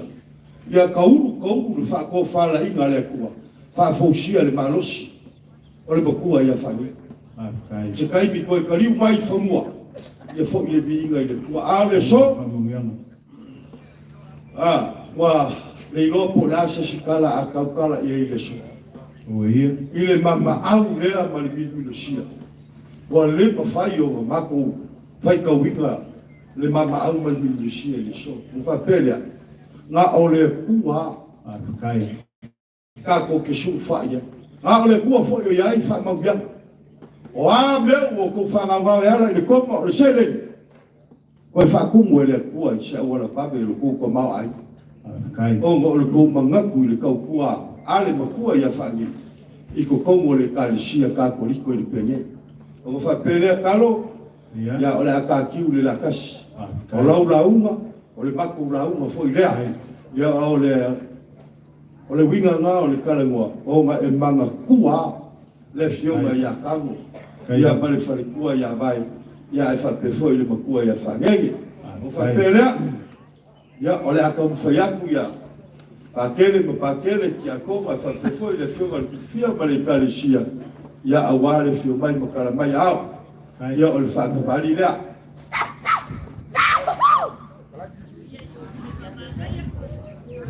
lewa fo waku le fa vela ma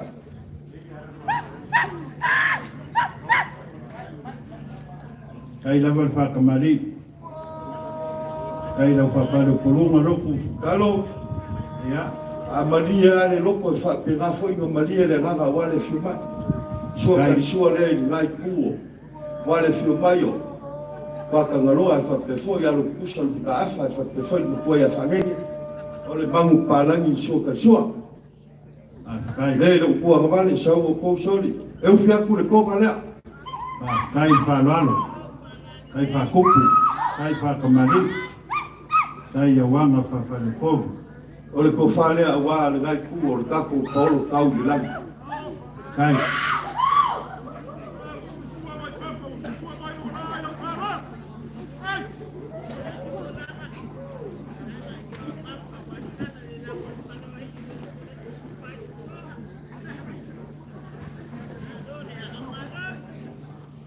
o le faoso e o mo afeta la kai valalo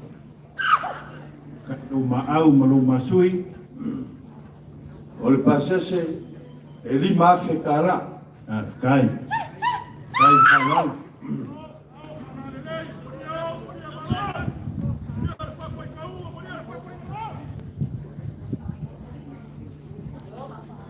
alo ya le agua lo mo ale fua ma le paore nge yaso vayange le afio mai o ai ngai e kausi kai ma lo le ku malai ma lo le momoli e fioma ma lo foi le momoli ko fa wa se lingo a lo si foga wa ya maka mai al maka famua wa e pa ya le si o le famua wa e alu le langi e ko sau le lalo langi le ya se vai pa mo ma se muli au mai le yo ya i fauka ya ma ko ke le se wa a pelea o lo la fole kasi le fe kala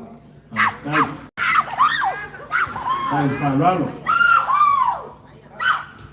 ya ole la fowaku ya kau mafkara fai si kalinga sua mo se kau kenga wale fio mayo ka afa malo kusol ka afa fio mai pikoloa ya fa pefo ya le makua ya fa gegi ya fa pefo ya pa ka ngalo le sha ya fa pefo le fio mai le fio mai ya vai masengu awa ta kungalu ibeya ka e fikala ya o mako pe mane pe cash pe check pawal ma mako thank you yo if you say thank you I still give it to you some more oh come on loku ya ava fakai leo sa mako fa kala halo te miro ai le ka ke fai me masal salo la songe yo ala va fio mai o mo le fa mo le mo ku fai la ma le lea ya o le mako kalo skai bi kuama le fua kala le fideli ya e le ba vai ga fai lo i ku malo i falari sa nga o mangu ko ke fola wai o mangu fo i mako ki ka po ya o le mako kala le ba o ko fai la o skaulanga e fa pe foi ki a kongo ka mai ka sa vai agi ka funga ka poinga le fionga kupfia ya e fa pe foi le Ekalesia ma wia le so Kai loku, o lea ua whai ngā loa kua mawha whini malai i o kau manga mukia. Lea ua ifo lawa i le malai. O wale whiu mai o le ngai kū malai, ma le ngai kū malai. O le so ma le wha moi moi. O le ko wha le whionga i a whangengi. O se lengi i a o ngā i le ala ma le mila. O ke karikongu o ngai ke si le fia o ke loa. O le ka whai ngā kaulanga i a mū ma i a maka ngō fie. O a lofa ngā, o a lofa ngei, o a lofa ma ke momoe ngei. Leo le a koe fo i aku, le se furu kasi afe ka la. $11,000, we're gonna return it to you. Thank you very much. Ua whapea o se kala loku. Ua suasua waianga ua ka ele sene ua malemo le pepe. Ua whaloa longa mau ki unga. O le konga ua kakata momori aku le mako whaafikai. O le ngiti aso o baka lupe le se unga. Ko wha manguia i au whai ngā luenga. Se ko wha i le fionga i kupia. Ia e kai ngange foi le mamalu o le ngeia. Ni liu mai manguia whangenge. Manguia le a fio aku o kamaia. Manguia ngai ainga. Pa lava lo mako koko. Merry Christmas and a Happy New Year. And you too.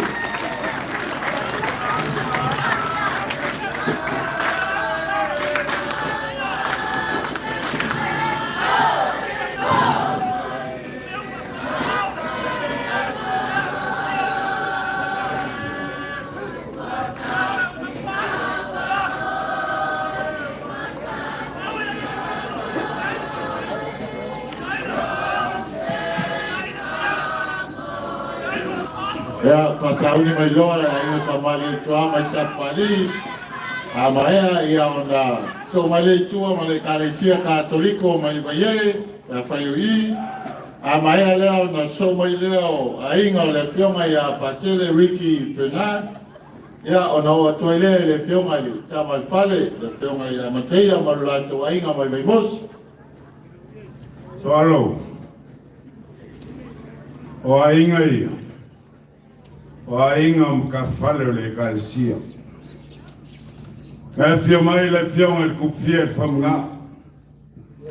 Ba kui kumar ka mar fale le o fio mai. Sungal makai. Tauma. Mako olea.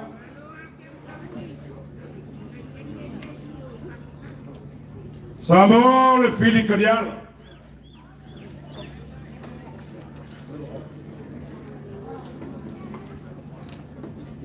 Ka Amerika ko PCC sasa aku lak fale msalak fale. Malulu aku amula ulu. O ko kanga ia ki o le koinga. Lava o lea ua. Oe kwai. Loku. Malulu foi paia wala i Loku. O le gumela ngai au mai e los furu. Furu viva ia fale alili. Los furu mako. Lepea. Dala ukaro. Pasaka. Le o ke pole. Ole sei fa malu ku ku vai galea. La galea wa pa ko. Ya nga. Yo. Ai au saurau. Ya. Ukara.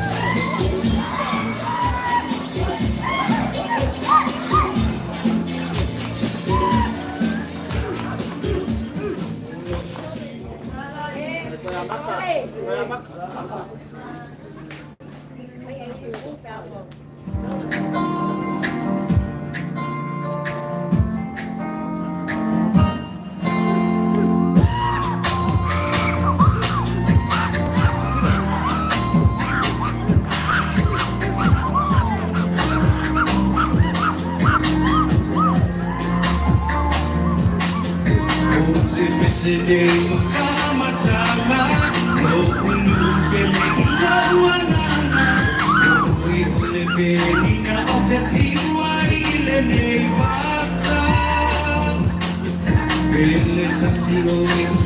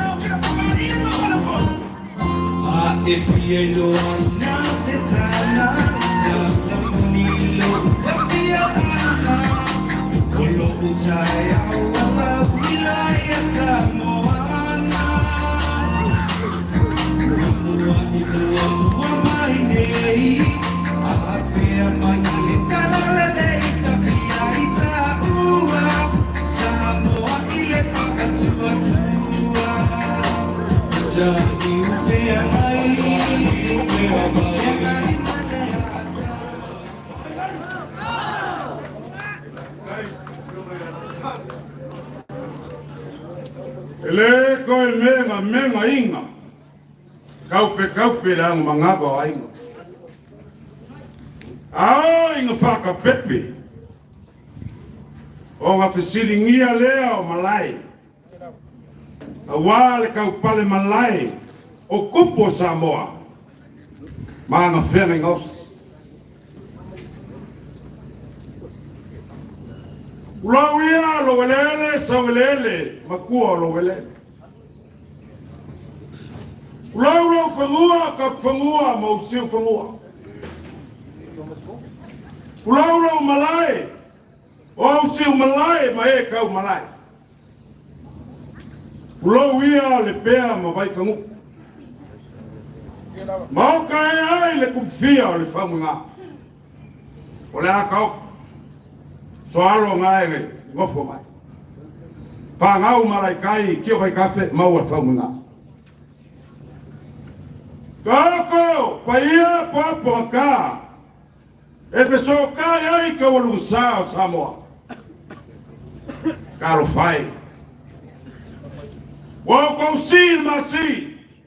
Wa amor ma. La forma kongia. La agua ko kavao. Amo si gozo. The power fale leo ku. Ola ala malmila. Wa ku le malu le ku. Ula wia la ufioma ma ku faiva. Mal farfa lo wainga. Aska poinga le bengai kau. O saka kapu maulangi makie. O le aka oko ya loku nga ke whaua winga. Le anga o le kurika mo e lo kako kai. Pa ia sama. E le koe kalango iai. O le wao le Lepea ma vai kuru. Kai au le kuru. Kai au le karalelei. A le pinge le o wharia. A se pesiri. Pe ma fua e sea. O ngau kulaia. O leo sumai makaia. O le kamar fare. O le vafa whiangai o kupu. O whareaka mi Samoa.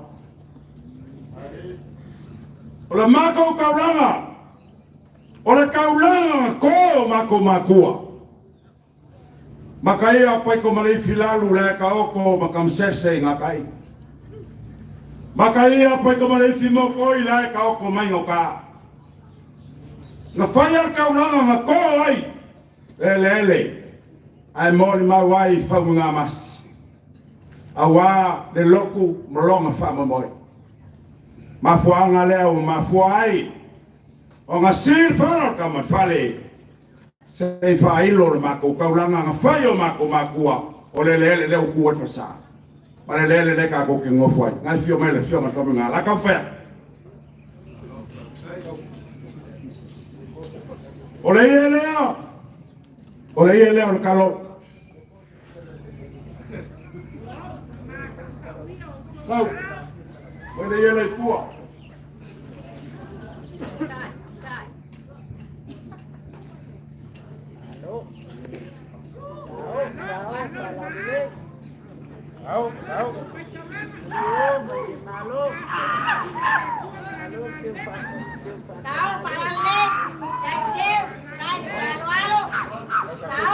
Awafangar sumber kamar fale. Tuan makai. Iya ngal kalolo.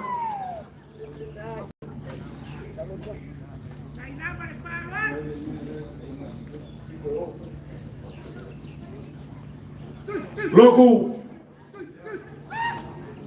Ele kule Ekalesia ilungo siawang iu. Eku imamano kupu. Mai penguingan kufia. Mamalu nga ole la fama de pe ka se la nga. Eku wai le Ekalesia. Ole ko fa le penguinga. Awala ba fa fe nga yai. Mar sumar kamar fali. Sugam kai.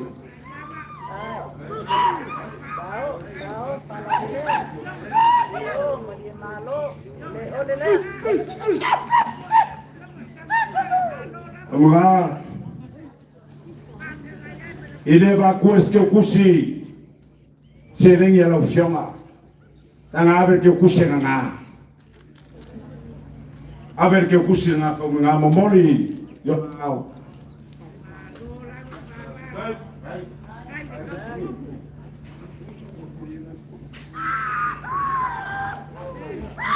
loku amu ia lo makai amu maloko kuwa uma kuisi famuinga saka kuwa i lo kwa lewe to ka foi se malo pamoguia le kuwa i laulauma kama le sile ie so angi ya warfa mo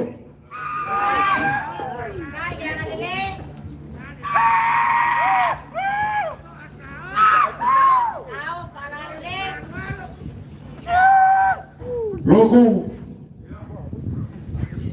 olo la folea ma loka uskupu ola unga si ai le langi makia le fa nga confirme malang mesofo mala fia si ai le paia ola fa nga luenga le kwa ai mai se Samoa awao maluka ko ngu Lepea mfalea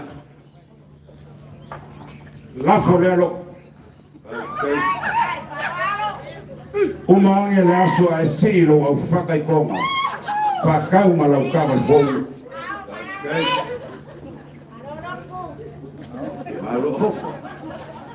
umori aku lo rafo le kalalia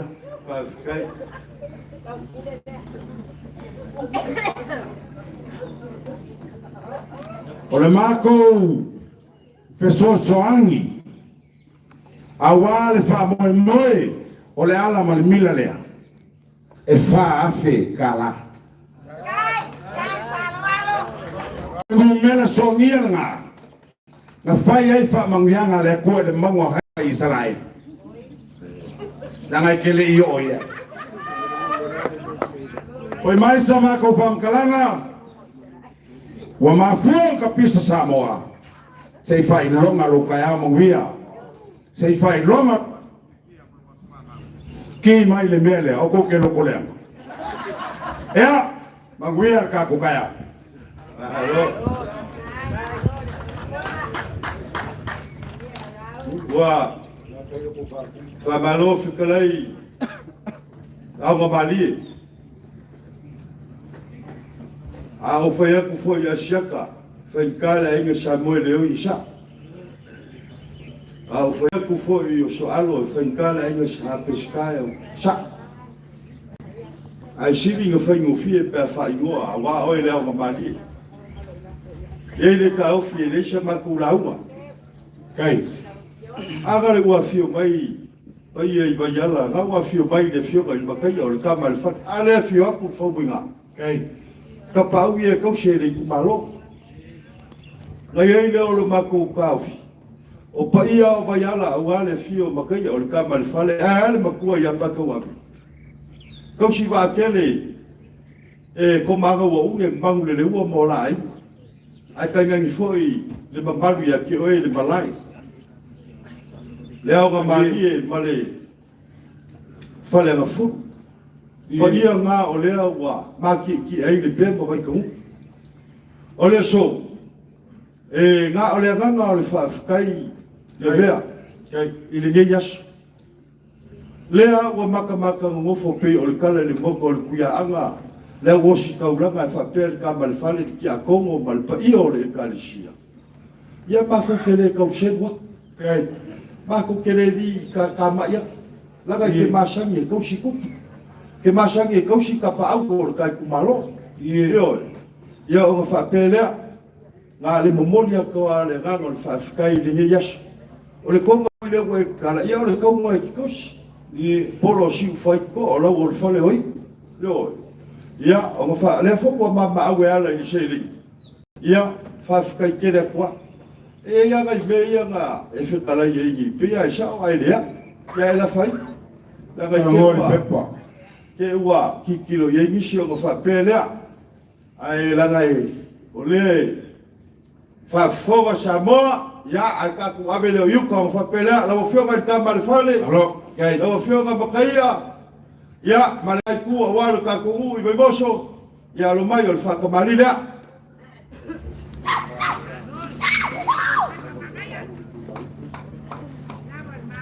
leo wafawafu le whaino au soli pai pai o le ufikai lea Alo. Ole kofarea wale fio vai mo kala mai au. Malor fa kup.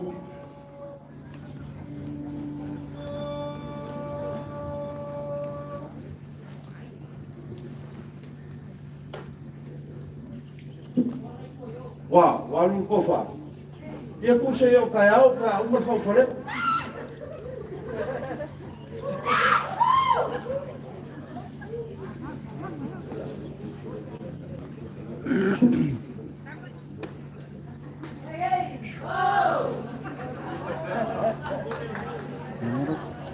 Vea, ele ma fai nga whakagengo le vai ele sau fai nga kama le whale. Kai, lago lele e aku le fionga le fōmu ngang. Tau ai nga whai kau ange ai. Le ai o leu wa mama au le ngofo lea ma le wasikauranga mo mako vai vai nga. Si kofa ua le fionga i o le fionga le kama le whale le fionga ia makai.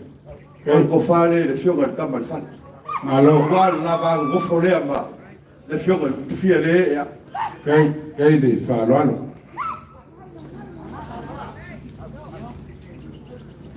Ole whao solea.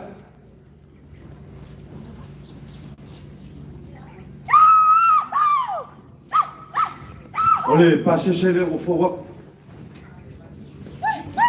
Mai ka ba fkanga war ka nga suar ka mar fale ma.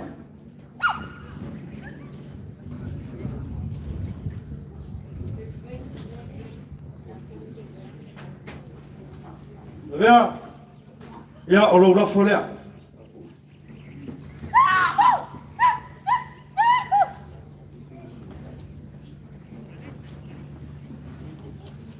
Alo, Afkai. Okay. Laga lego maua. Ile vanga fkalai o fa pe mancha ka kuare ka maul ngi ka mai ki ia nga ngof. Le fo o fa mangwia mai. O le la fole le au o foi ya. O le la fole ki o nga ngai ngi fias. Alo, alo. Ya o fa ka ile o sa ba ko fa mkalanga. Vea? Ako fa marua ku maraku vai mai ku ngi yas. Le ase tão foi aku a pakele ki akogo ma. Tomai kai sa fa te foi de fio mai fia le fio aku ma le Ekalesia. Ya maga vai o mai le fia bo ni mes kele a wali kai au. Le ma ku kalo mo le ko fa wali fio ga ka mal fale le fio ga ni makaya. Ya fa te foi ya. Si fa ka ga ila fa ka la asiaka. O la frolenga la vea. Ya, o ngi solo foi pe no sia lu ko. La ga ide ka fa furu o la ko le pai ai ga su skai mi la fa kana. Ya, mo le ko fa le o ska la. Ya fa pe foi ki a komo le fio mai ku fia le fio. Ya fa pe foi ko mai pe sa ma nei e ka le sia lima vai. Ya vale ba ki valava. O mi le so. Look, Ya. sua kulili li whaukanga i kai au. Sisi ku sua kama fale. Mawalunga lau ko whakupu. Pafoi aku li maku nganga whafkai. Konga fua man mala o selengi paia. Whakumu le kua i sosia wala. Lau fiongan ku fia man mesiofo. Long live the king. Whafoloa la ngofoinga. Fio mai pakele ma lau kofi. Ngā lulue mo li whakawhaikaulanga le kua. Se Yesua lau kulau. O ngia kele lau uso soalo. Ngia lau lau ngaloku. Tanga sa ma whawhia ngai mo luku ma. Te whapea. Pasese. Marfaoso. O Paulo umaya nga umakungi. Ele ia se Paulo ngalu maafise mea. Longa winga la uwalu maafi mea ia. Nga iwhapea lea. E kongi moa. Ai uru ngafa. Koi foi umaku mea inga. E soso angi. E whamoi moi. Ala maku avea le puru makau lea. Kala masingei lau kufakupu. Manguia kako aso. Mawale la unga. Manguia kele le ala marmila lea. La maku foi. Awange kor kimu penga solo au pe ka pe papa sumar kamar fale e fa pe foi le fiona e kupfia al famuna swafa Yesu ke viso amen amen.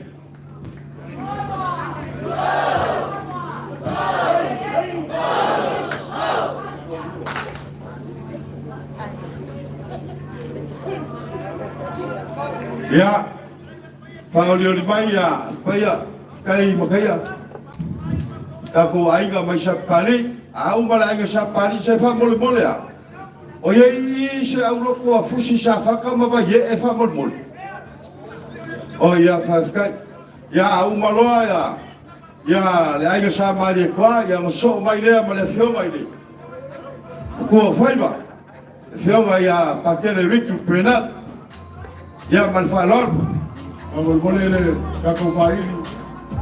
Kama ipele levio safari kwa mbole. Wote visene kama tala, ulu kele ila wanana, ulu Lepea ina otetiwa ile nevasa,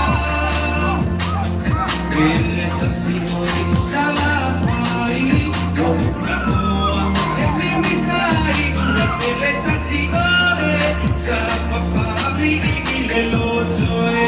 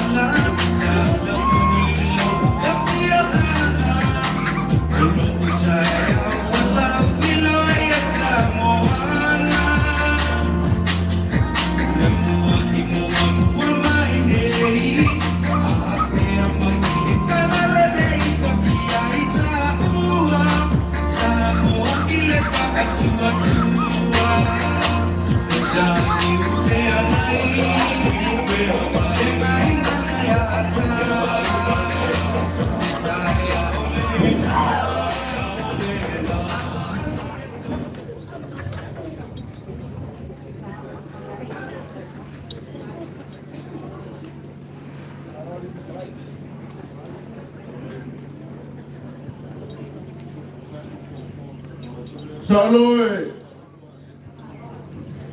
Lea wa lafo iuka, lafo ikat. Kau kaya le ngamo. Wa lele foi wa uma au pole kungu. Na whapeo ngā alalanga ai. Whale polu wa wale ngia sa waifa mai lalo le baka la. Le baka o kamu mai kasi ang po. Ao leo wa mako kirikira. Whaiu ya bako fuafuanga o ngia lea whainga nga lea. Lea ya ba sa whainga. E anga ko whafuanga ai loku. Nganga awa foi wa uma o pole kumu wa malau wa ko foi pol wa uma foi wa pailango sa mabakia mama malu sa ko awale so awale ala le malebila ulo wa ya le pea ba vai kamuku wa mo kai e fioi la fioma il cupfia la fioma ya fabinga fioi kama paba le usori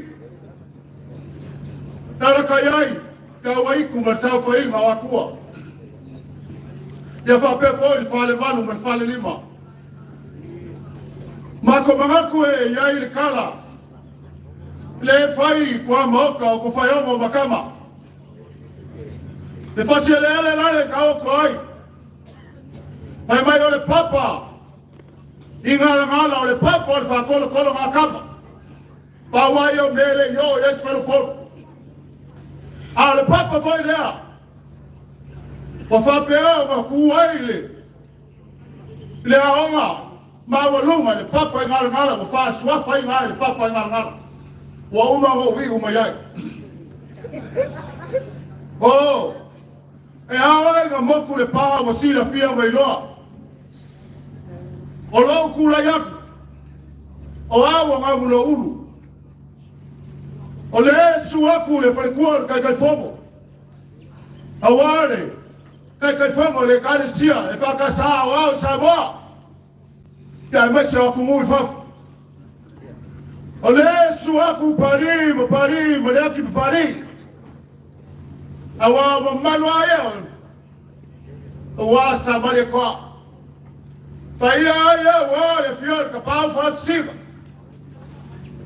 e no me fo vai no fa longa ya ke ya sabo su mai ko a sa malua fa pele fa go kama ya mango mo lwasi fumua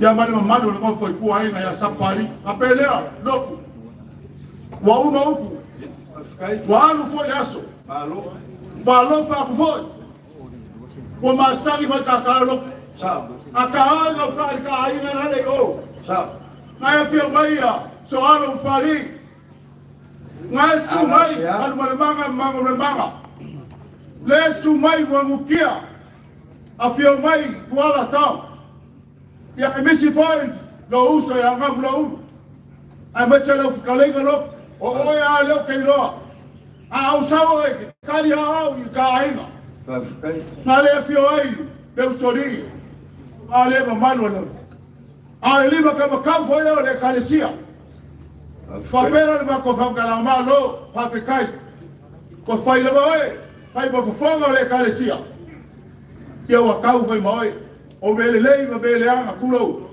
o le ai la wa kwa ya o ya malo fa ko abuya foi lo bakai e le oese bakai makua ke le kiki ke vai mai o singa ko le uru o ko kia valu se furu ka usanga lo ka ese senga wa ya ai fa pea ya mako kom foi ya ma se sawia e ke le vam kalanga e legi me o jai le nga le ka fe koi pe kasia se como wala pa nga ya ole e fa mo mua me le langi e mamu ya ai e manguia e Ekalesia, manguia foi cocô, lo va pegar os calai. Aqui é peco, ano mai. Olha o cofare aí. Aqui malo, malue. Aqui é peco, baquelinga. Cofare ano suma.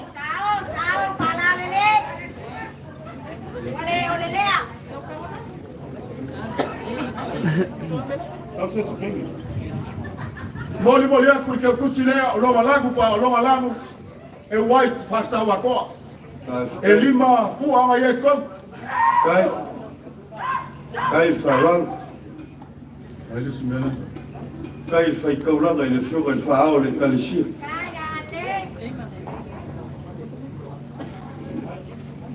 Ya o makomo ke le iloa sunga i patele Ya ale fioga i ya o patele ya lo kasienge ya lo mai o la kofale la kamfaya kai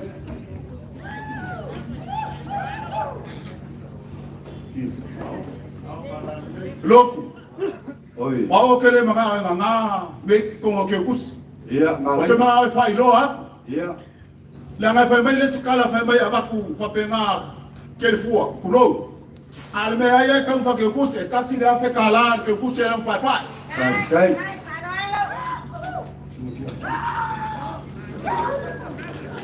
kai foi nga o mali ngeske ale wai wanga e kele lai para wale ele ai ele o se o la vale nga o la sunga ki a Kongo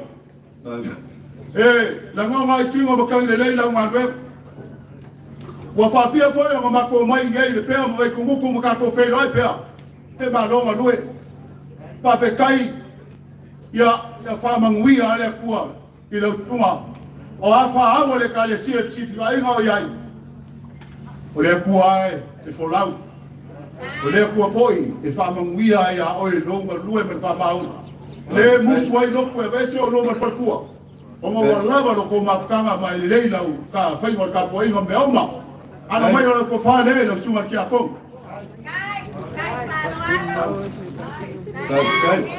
kai go braulu kai fa fengai taulangi fo buga na fio ki a Kongo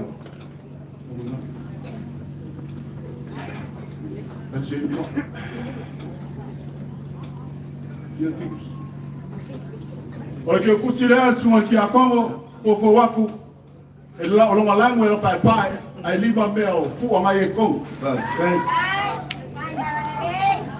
eu lembro fai abang e lalo sa mako fam kalanga lo ka poi nga fo bunga e ka poi le leoa ka poi ku feula popo wao awalo lo ku wa fo fama wale so mo ala le mo bi le ma lo fa kai ka poi le wa yo mo manguia fo fama uma fa mo mo a lo fa pea nga ka poi ya lo suma fo bunga ko fa le suma la fo ko kai fa le fioga o fia le fioga loko kele ka wasainga ngi bea ke masangi la kala ma oi long time I see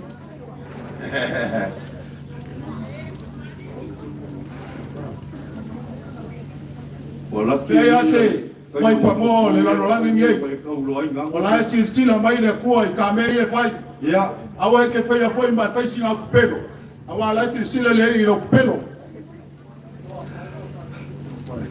kai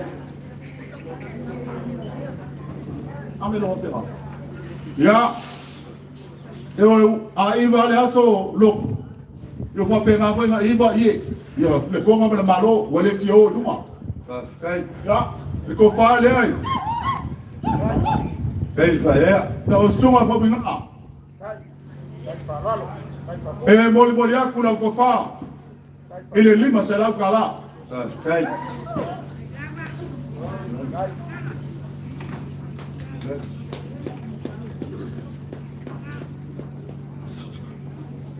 look ya lo foma que le yo pessoa ao ver o Ekalesia eu apelea para ir a Ekalesia ko fale ale ai ku o Ekalesia kai eu ia fa pe esse la moça a louco ai de cua no yo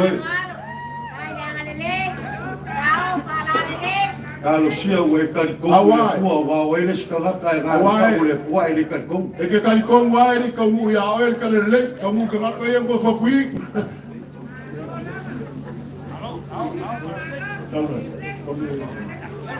look kai oi mo ku wa ku nga me wa Whawhikai.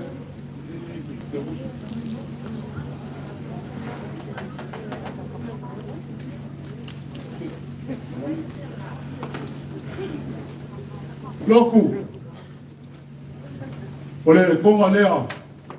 Awale so mole. Tako filai. Ole ia le Taalolo. Ole konga lea sa ka oko I pokua. Yo longa suapa. Ole lau ka mu ka fea. Kala mai. Wale so. Kako mafukai wale so. Ala le mwana. Papel kulai kongu. Leo lo fioi, como ingar fia. Ya Ekalesia.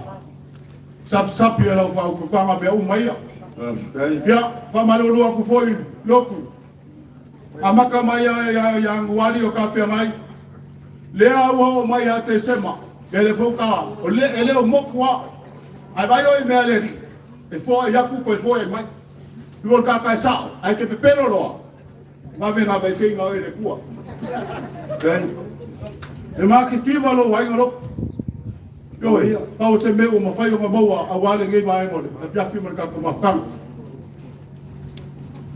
O se lengi lea. E se fupa fe kala.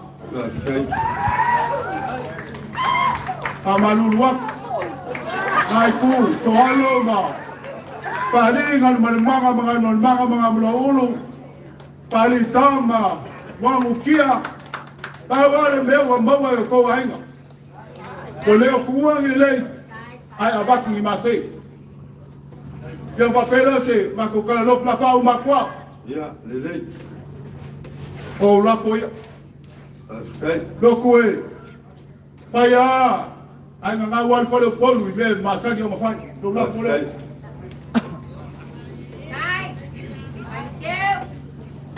Tawi ya kulo kwa. Whawhikai, whae whawhanuporo. Baia e noa au si Lepea. O whapenga foi o kilo pe ya o e kongo mas. Whawhikai. O lo lafo lea e kolu ai o lafo. Foi ei sa taula ma whanga wa e se vai lima. Wa ngā le taula e lima se lau kala.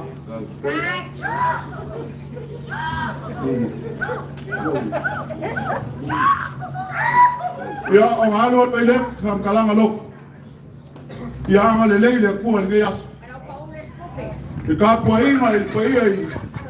Patele. Mas se foi como que sa. Ya fa pe foi le. Suma ki a kongo mo pai le Ekalesia. Ya fa pe nga ye le ku pa kasi mo ko. Ali vai foi para cima a kunua ai.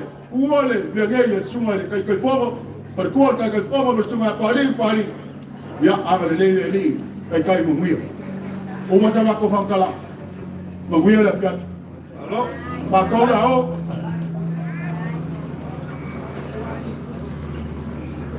Rabulau. Le kau fin ngai vai ngoleas. Wa fia nga fai kolo a pa o pangalea. Ole pa fai nga na fa kala ngai yas. Pai foi o pouco a makangiu fe ngai malak. Ole fia na suai le malikoa. Ele no fo vai lo e fa fo vai sa boa. E fia le sa lua. Fia pari malaki pari. Au si va aquele, ele fica lá e ia pago malua assim famua. Aí ela fica lá e ngamula o baiangue. Ale fio mai le falcua. O le fio mai kai fomo a o le Ekalesia e fakasai Samoa makumu mau. Kasilo mesa. Yo. Belea. Faleo a kuia sa maku kalavo se vainga. Ligai pae go le aso fai ai le leo le sa fainga fai pa fomo ka mo. Wale fiako pakele. Ya fa pe foi ki akomo aya se mai boy le fio mai le gofo le fio vai a pamuinga. Fio vai como que sa aya le pai o le Ekalesia. Fa fikai o leo o consil falo o samua le pau. Awa kwe fo ila le fanga ngai foa. Ai fa malo le fanga ngai laua. Abro ulu ba ko ke le kausemo. Whawhikai le kou sila i se kau kua pari rea. So alo rea. Ia marigei kua o kaku ainga mai sa pari. O lo whapengā le a whiunga ia kuala, ka mare langi tomu. Whawhikai le kou mangaku a wā. Le pai o le kaku ainga le a whiuaku ma. Alalaka ia ku i nei ku. Mwhapelea. Kere kalangoi le konga wā, le konga sa mari e wā. Pamau le lau ka muka wheo, le konga ngā ngai o wā au ka mula uru. Yoi, o ngā whapelea. Mamori aku le ngā whawhikai. Le ngā whamaloro ni yaso wā au kere le so. Leo wā whiu mai pai a wale ai sa mari wā. Yoi, kere kalangoi ki ka so kanga mai ka ngafu. Mafoi sia. Langa ko ala whakau kupu lea le ka maua kupu sa mua. Lua sao. Ia whawhikai. Awa i ngā lo whaasao sao mai a. Lo sa. Ia o ngā whapelea. Ka mula uru.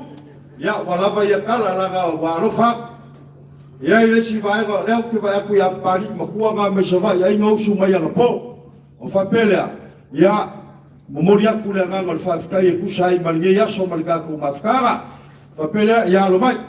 O leo le akau whai aku ia. Le osi kaulanga le tia kongo mawhau mwinga le ma paya o Ekalesia galua ko mai kasau. Ia wane whio mai makara mai au. Ngase rok. Ia, o le vainolo ma le suinga le ngā ufuaku. Ia, o le ufuaku le whaavela ma le whaino au.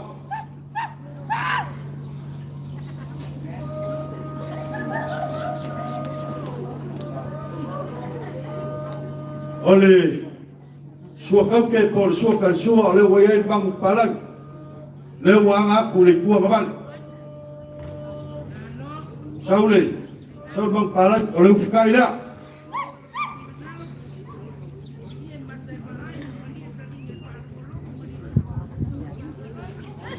O mula ulu o le kofarea le kakua inga. Kai. Talo, kai.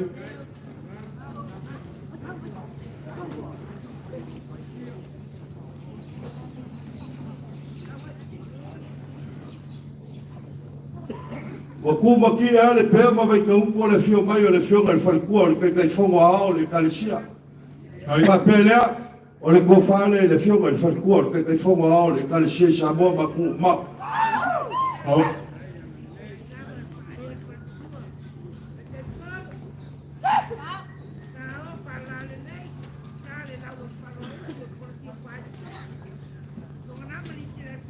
O le whaoso kasi le afe lima se lau kara.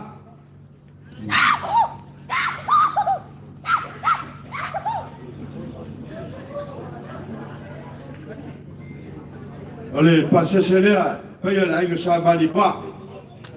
Kasi le afe.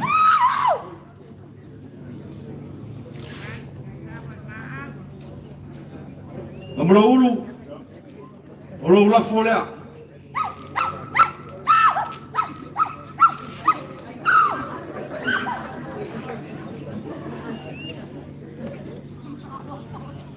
Lela fo waku le kaukenga marka mafkanga wal farkua ole.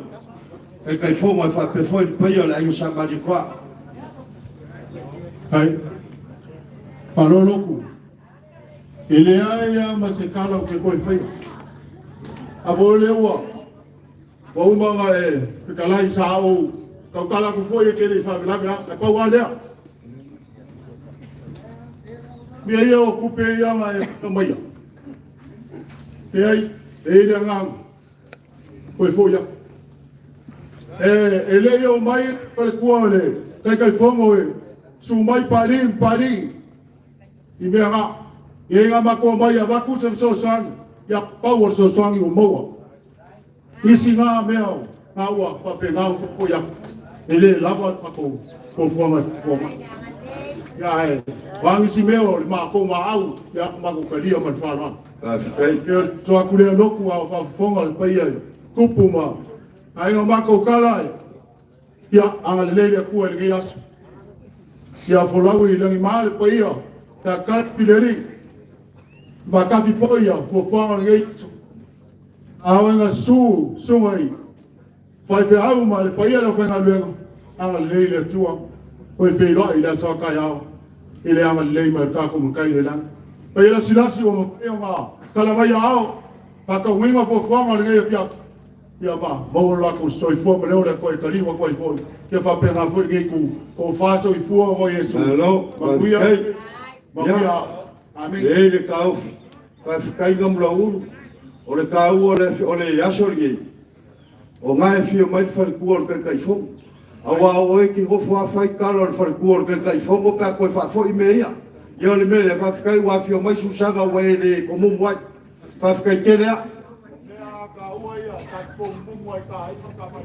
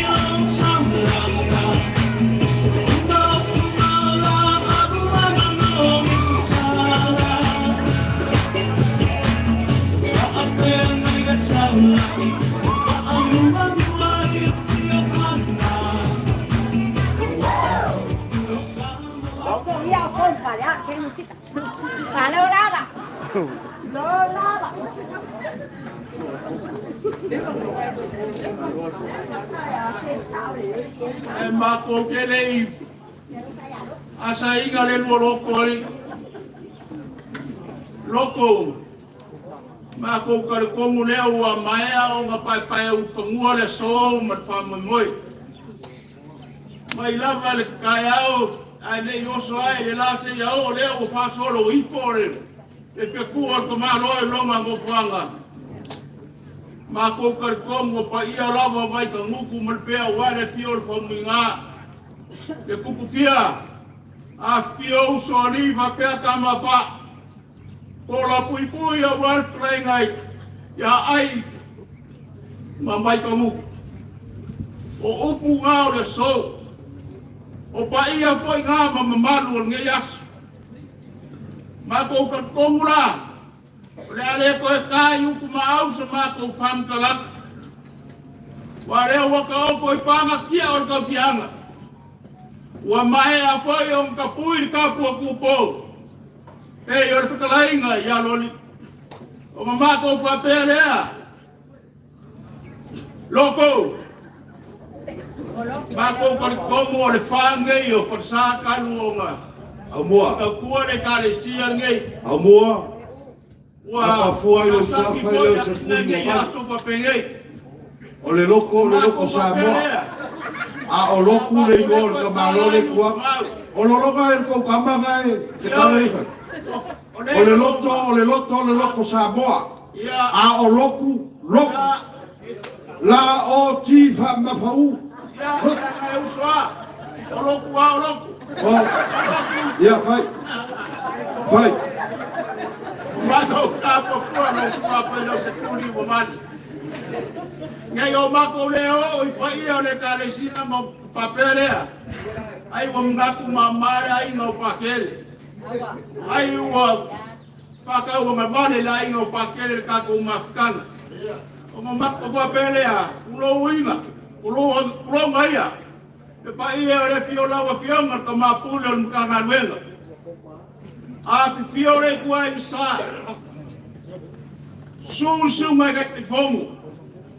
Ai mai se pa ia o ofisa o Ekalesia a Ekalesia malua. Mako barkongo o ngeas. O le aso le viinga man whafkai wale o wakun whai la. E o ia na kofa wha mai kia nisi o le Ekalesia. Sa rako a mokania nganuenga. Ai le kiki le aso ka ko ki whafkai ei le kua wale o mai. O mai ala ko kauranga. O mako whaperea. E ia no mako whai ako e aso ngai o aso. A o whai arofa. E ana ngā roa whawhia ngai lava mo wa inga mai kai au. E ia o ngai te mireu ngā ngai whakua ka maroa mo mako whaperea. Mali. O mako maranga mai. O la pionga o pakele mo kai. O lesi kula inga mai whangaloa. O wau mo whanga o whanma kua ia kal mai wau. A inga lua mai mo whauto i ko whama inga ka. Man mamami a kuar whawong. O lesi ku leo la inga ko mau pakele. O lesi ku. Ia lea fio mai le. Le fio nga ia seiut. Pola pui pui e streinga ia ungia. O le inga ki ngā leo. Le fio nga ia pakele. Lea la ua kousi le fia. Lea o kama la vale lele. Lea o ngā ronga soifua. Lea o mga fausia se maru ka pa i kongo. Lepea wa ia. Pa i o kako Ekalesia. Lea o mako whapea koe roku. Lea koe kere sa mako kala. Pau le mako whama lulua. O lea se lau wharwao o maua mai. E lea ainga o pakere. Ainga makua. Pau a lea mako ke mako. Nasa whare kongo o pakere mare. Ko whaima ma whawharo la ko wanga. Whawharo la ko wai. I ko mawhkanga a o whauskia ngā renga rea. Mako ke whamadu rua. E po ko arkau kai. Ai lea koi ai longsa. A whai warape. Se ko whai a pakane ma whawharo ainga la ko wangmo whai. Mako ke whamadu rua. I whare kongu. O ko whan ma ko whaika ma whawharo. La inga san malam. Whakafe ia wau kai. A ngenyo ko worofa. Whamangalo le. A omu. A perea. O lea kau whai aku la inga o pakete. La se kau whai ngā wai o le au i et ma losi ngaias. Ia. Ia. Ia. Ko whai aku. Aswa whapenge. E kau whanga pere Ia. O mai pasei a ka awhingi le le. O mea wau. Ka pengainga le kua whai ar kaura. Koe le kua le whawong. O kira sire ngaias. Papelea. O whakarenga o mua. Ka mua mai ke ko whār ka makule. O le kako Ekalesia. Le whionga le sui al. Le whionga le po. Ko mai le ko whār le whionga le po. Whawhikai. Ai paki mui ma kairi. Whae le whaao le Ekalesia Samoa. Tao, parole, parole teu, tai teu patanari, teu pato. La sa ko sina. Pei te na ko ngau. Pei ana pa ko ia. O le pea wa mai e kue hosi ai tauranga. Pai lea mo le ku te as. Ia ku se le ni la. Kai. Loku. Ia. Ya ma ko de kala inga o dia. Mammal mo ne yas.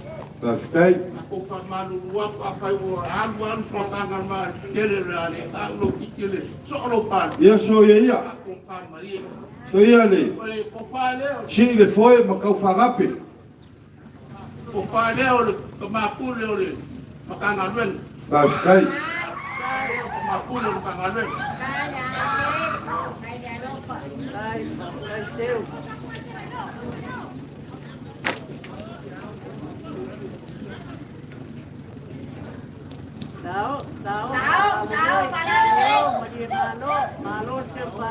Mudah aku dia kusila.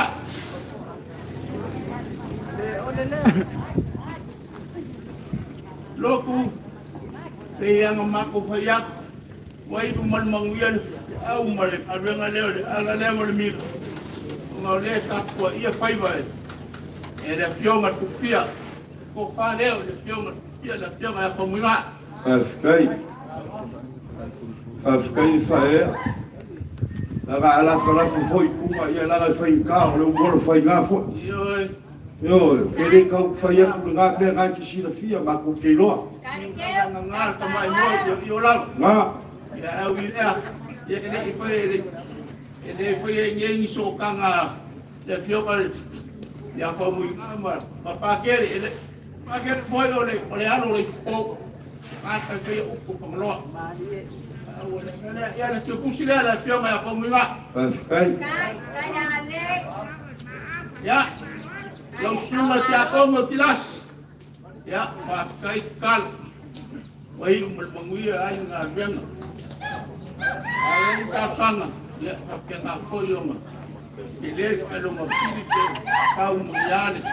Na benga dia. Afkai ka foyoma. Kai fae. Fio ngal kia kobo fa fera in kolang. Moria fia. Ya, ora ko fange ole, sunga te fong. Afkaya te fong. Ele ai se kai mi ka tele sawa e. Ia pa tele ka tele ka mai ora e van meli. Ia pra fo ka fa ka ngaka e. Ia sunga te fong, ia fong ia wa nga foia. O mal la tele ko mai mo ko Ekalesia. Sao para le. Ya, eu kusile mo le fe, ko pare. Sunga te fong. Ya, oleh kofange, dia ulur aku Ekalesia. Afkai. Wala ba me uma ali lele kata abien fa pokuang. O kupu pa bla ben albema, afkai foi fa mau. Afkai. Wa ele se o por kusi fa mau mi mei. Ai lo pa bala ki fe. E pe uma na ben. Ya, sila. Ai mas kama kui pensini ga folo mai. Wa ba ga ya la fai ngala.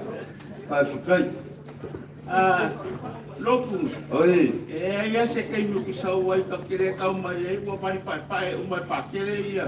Skoi no pa. Oi. Ya lu molong kakangi lo ka lo fa ku pai umal mal malu le ngas ngas. Boleh ya apa ko pa mai ayo le ka. Afkai. Ya ko lo pa ko fa pa ko la ku. Kalainya ya. Kalau masih ya pero como cuatro ya ku pa ita no fa kama. Sao para le, maneo le. Pai. Ba ku ke kusile fa ye sa fa ka senge na ngere dia. Afkai. Mako lewa moko aku lewa e yang mako kalwa wale ang maya lawa ni masaya ka au ngire nei foi taimi o ka ko wanga aku fai un marto sanga o le masino le angwangu mo me o sa puku mai ya uya pa ka ya lo fo malanga le o le ko mga maya lawa ma mo yo sia taulan ya la ka fa ya sa konga wa ku yo au wala fo fuangan taimi mulmuriol taulan ale a mai akau ya al mai ale la ka fa ya ku Kalau perwau, ya, waktu awal Ekalesia, ya warfa boy mulai soal tahu.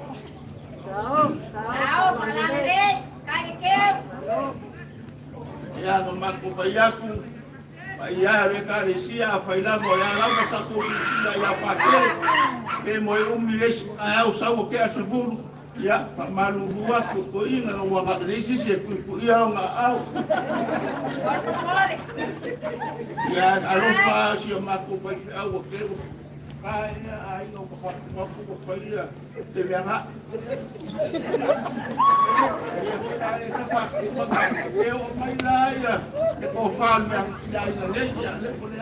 Se so ele ke fa mangingo le mai. O fia me ga ia pakeri. Lo ngai ke sila ya. Oi ai ta i fa le ko ngai ya. Ya, pasti ngabo.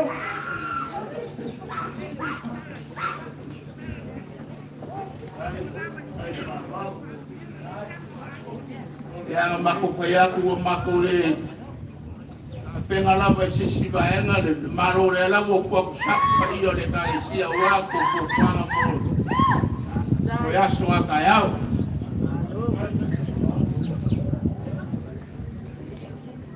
ya pasti ngabo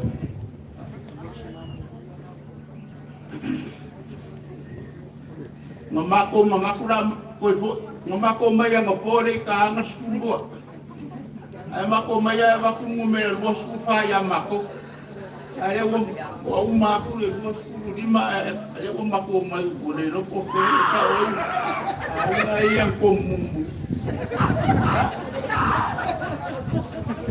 okay ya au wa ya io Taalolo wale ya so akaya so forta o ka ku sanga ia o wa ile ya lo fa ai no pa que le wa fa mo ya so akaya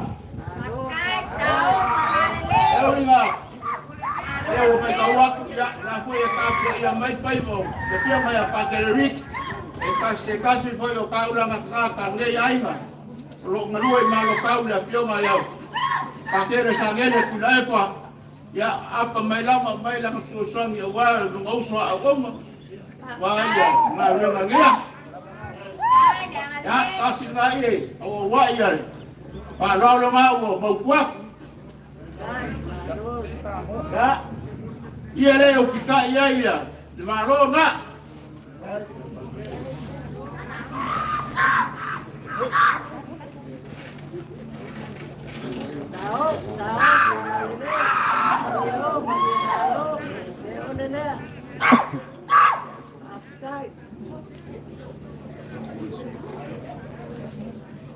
Loku ka folo swafa lo skuli baban na umaku waku le konga mal malo ma ko fa manu waku rasa ko sisila se la forma o dia mai ai ngalua ia war ka bram ya ka wia ia ia de ko mau rumah sebi mo ka kai se ngi dia ko mori ya ko fa lo le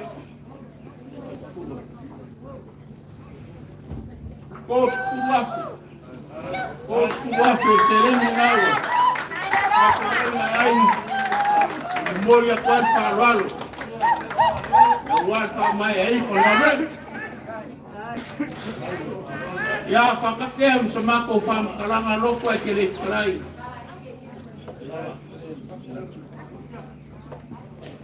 Lo la kolea.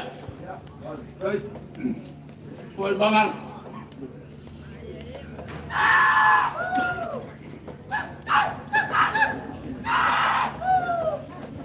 Umori aku le, ye kusile fakau sastu, kau lunga le fiat. Ya, kau semaku fakran, semaku fakmalu luak. Lasa kau sila le kau se kamfenga aiwaya, ainga ngaluor pakere. Ya peya ngamaku fiat le fapewa ngaka tua ya le. O kau me wau ye maros, ai ulia. Aku fai mo kako fai nga kaulanga aku ki fa ia maranga leo le ku ele kiki kau sanga sa ko fa ngai mo na wenga le ai fa kai loko kele o mai a nga wenga ya ina ka ko fa ko i le ku fa ile mo ma ko fa kalanga fa wa mar fu makala filia li ya ya fa bang ia le ku an sa me se ngofua kula Ekalesia yongo vaenga ses pa mongia ya fioma ko kai sa ya mese lo kele ole Ekalesia ya pise le fioma ku fia mon masof ya ma ko kala le ya le ku ko kai mi ko ne Malo kalai au mua. Ia le ka ofi ele ko kau kai ku mau sa ma ku kalagoa. Loku. E se si meu ko loku mai e la ku kala. E va plera ma ku pau. E eu. O me fa ka maki la pe ngala e o ia. Paia wale fio mai orbe, fio ga ya uno fanga. Aka ngi foi le makua ya kala mai vao. Mari umai e na kai a o ele ku fo. Fai kau foi se si ku wa fanga va yus. Awale alo le mari ko le fal fiori e kau si va kele kala ga ya ubia. Balu la ga sa ya paia ma le o popo le pe vo vai ku. Mai ai le kau au mua ia la le wa kala fa mai o lo fofo sa fi muy ba o ko mai le son kala yo le fo o ko ma ba we ala le se le i pa ia le yo ai au ke popole au ke popole palu ko sanga ma singa e lu al ma ko ma fkanga pa ke le rit o la lu pe fale o le palu fo nga ko sanga lu ma ku ale we ia rit di peke ele o se kala pepelo kau ko luma no o le bela ele ko fo ya riki ya ko kau si pe le Ekalesia kau si pe ngai wa kasi kasi fuma fa ko por Ekalesia paskai a le so ya a wa maria ba kai vai wa maria fo kari ka falo ilau ke fa kupu malau ke fa kamari ile ge yas o le o si sila al paya la was kauranga aya le fio ma ki a como aya se ka poi ka ma o le fio ko le fio ma ya fo muga ma basio pa ia ko mai ka sa mai ka le sia ka lua a o ma pasu su le Ekalesia o le ma ko ma fka ma fai fiau e ala ile fa sale po le mango ka po io le tua le aya ma se be na sel ma ko ma fka ma fai fiau io pa ai se fai fiau a o ke ia vai ga le a ka o fai fiau fai ko la au se fulu ka usanga farsa ai ga so ya fai fa foringa va ia nga ka ko fa uinga mo ga luenga le kua fa pelo sa ma ku kala wala va le kala wa o foi kala ya o kale lo pesa pe pero ya o fa pela ya lo mai le pa ia le mai ku o le ka ku ai o le la fo wa ku fa ka mari ya wa le fio mai makala mai au wale Fio le ulo foi ngai ka ngi foi makua. Kala mai vao. Ya, o le o fo wa ku le fai lo ao mari. Fa vela.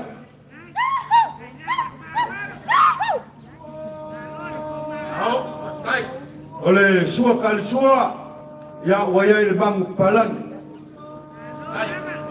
ai falar Elo se pobil bele va. O le puru makau. Eu fui a curcoga lá.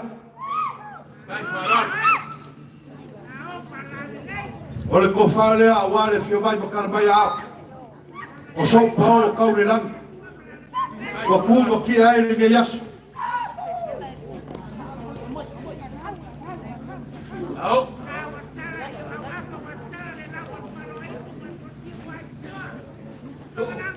Moi, on les fera au solaire.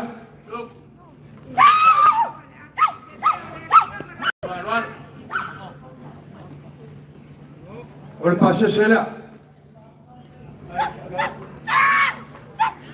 On le voit fait.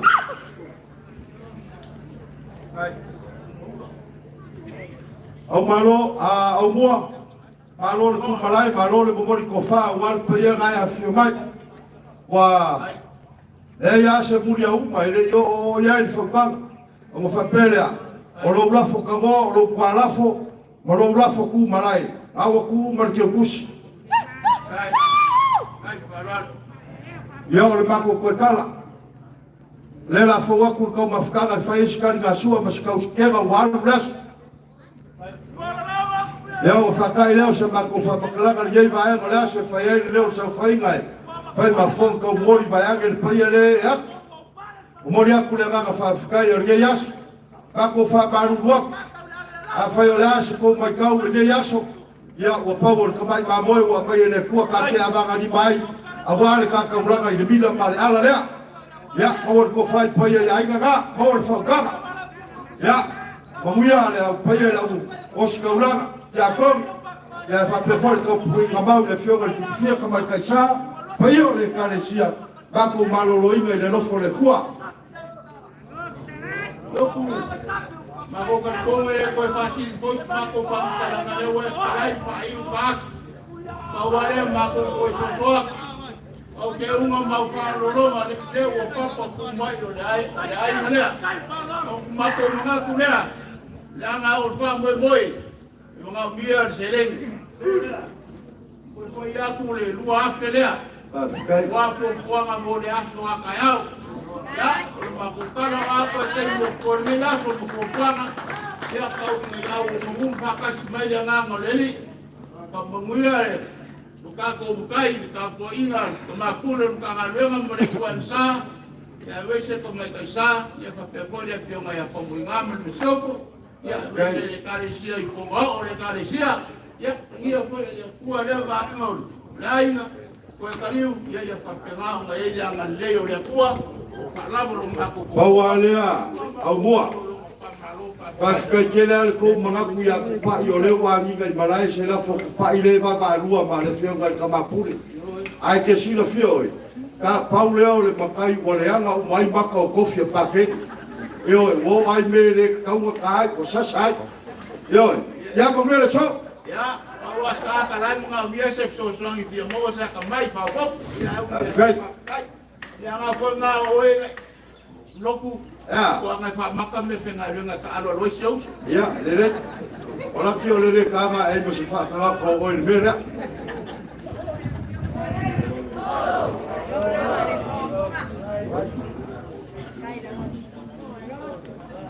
ya alo maya le ya kawa ya o le suga ya le ya kawa leisia le ole baru lea a maya ya le ya kawa o so mai lea ma le ai ofisi fa ai ngo a uma le ai ofisi fa mai ngo ya o so mai lea o le ai ngo le kalega ya fiong ya mafkaga manyusila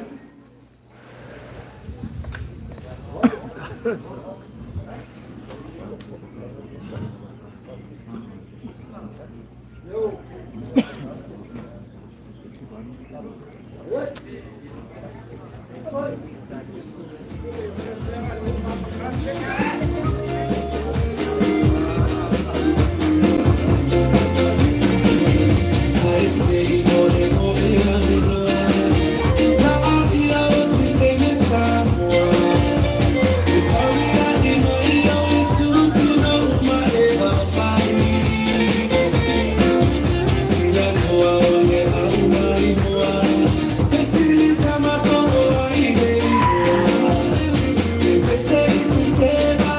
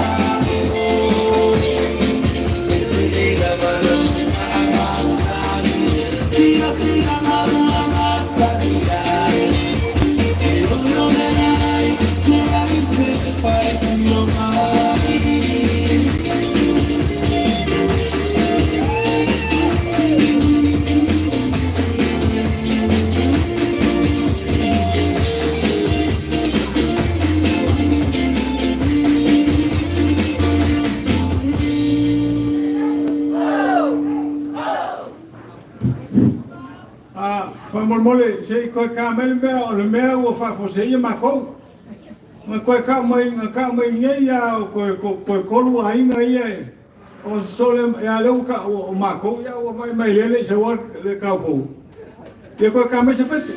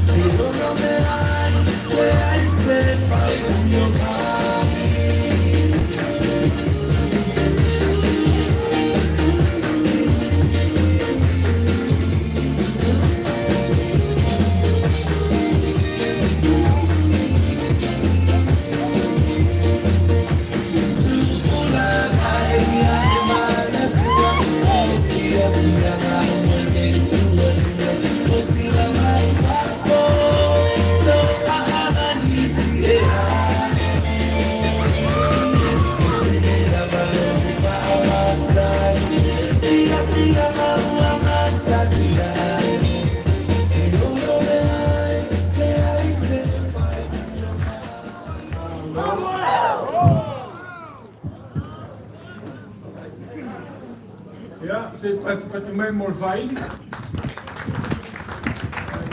Lo fai che da qua, salva la.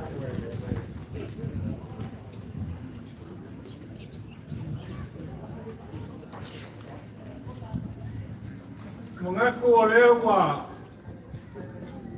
bela le fala i le kako kai am le aso. Le anga leo kako yai le kulawa. Se eku le la i le kulani e ngoko ai, wako le paio le aufia. Ia, ai le mawhainga ku ai upu masanga le kungu le kako kai am le malua. Ia, leo wa kako kungu yai le ngai kaimi e kusao. Fuanga le Ekalesia ya me se foi ya le malu komiki ro fengai male ka ko famo moe ya ale au mo ka waku e uia inga fale valeva ma iva foi le fasoloma ya ele mo fai ko ole me langa ka tau fai ya le anga o lewa tanga ka le ele ya wa Taalolo me foi nga fa maurulunga ma Paulo Sililani ya mese o ainga kuku ele nga kai ele fai au ma le fionga ile ake po ya fa pe foi ya le ofenga long po ia le kua ya ai fa pe foi i kulanga o le kākūkungu. O whapea lea ia e lea kou kele whika whawhonga. I se upua ale koinga. Lea ngā o maunga mungu o sala leka o koi uno upu mai o kala. Kou kele whika whawhonga la i sa ukala.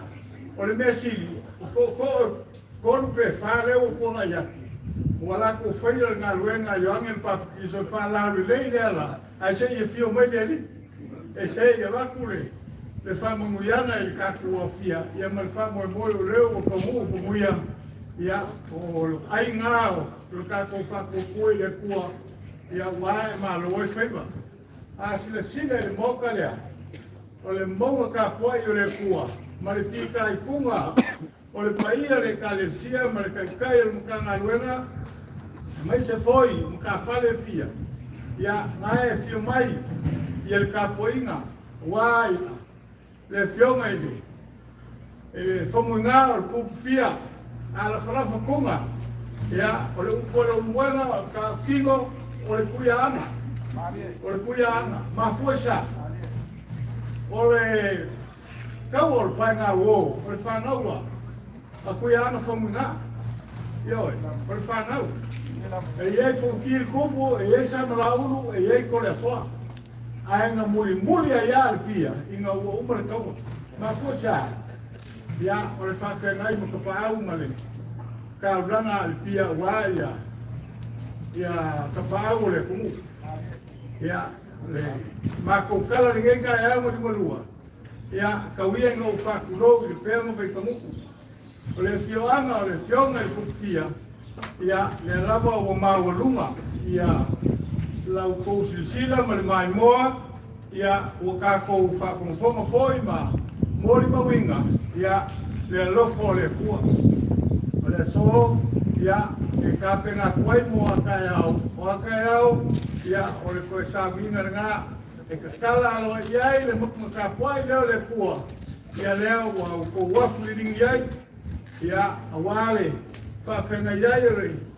Angai kupu. Ia ko le makua whaiva ma le whawhala ai ka sal malama. Ia leanga e whenga kāle marmarpini, marmarfiki. Ia mai se foi. Ia o le whika i punga. O le whionga i le makua whaiva. Ia o le lapa sa ka pena whawhaiva whinga koanga le ngā luenga. Ma o kako i longe leanga o kamalea. Ia e ui lava o pakeli. Ai whenga kā o le ifi. E whawhengai ma le kuia kua. Ia a pau foi i whamunga, ia o le kowhai a moe e whawhengai mar kuia anga, o sengi foi e whawhengai mar mai e koa, ia a whainga ka foi, ia sorfuki e whawhengai mar kamaswari, o le ngofo a inga kufuga ngā, o le whale a inga salmalama, ia le ngāua, ka kingo le soro le kamaloa, ka kou whawhakaia le kua, ia pea mo whaiak, o le alama le mila lea, a oai se a le mimika mo whiwhia, ai o le whawhakai sili, e awe ai le kua o maua rongoa, o whakingo ngā luenga, ia le ua e malo, ia kako kansia ia le sonkai au kai oenga, ia alo whaiva le whionga i le akia kupo, ia ua kulanga o le whamoe moe, ia le ngaka i lea, ia le langolango pakele, o e sa whenai mara ngā luenga, mo pura muka ngā luenga, ia ka ke konguai, e le kulafo ia, e le kua onga kangaka whakukua, ia ngā whapere o sa makukala, ia te ongo whaiaku, e le whaumimia sa whakukalanga, kawa ngā o whapoipoi ku ia kaua, ia ai mangaku, ia wha lofa, i ngā inga ia, ma Rafa maurunga o le Ekalesia lea e kopoi ia ele io iei whasolonga o ke whawhakai e komiki o le ngā luenga ia kua wawe o mai se whasolonga ia le umuenga ai e leo ngā manerainga o le suaku le ia kaurasa tamas tinai ia o ia o le isimia lea e silafia le kako Ekalesia ia o malefalekua ia alena ia o ila uanga lea e afua makangi ai le Masi mai o le umuenga ma whare ui mongongo ia awale kako whawhenga i ringe yaso.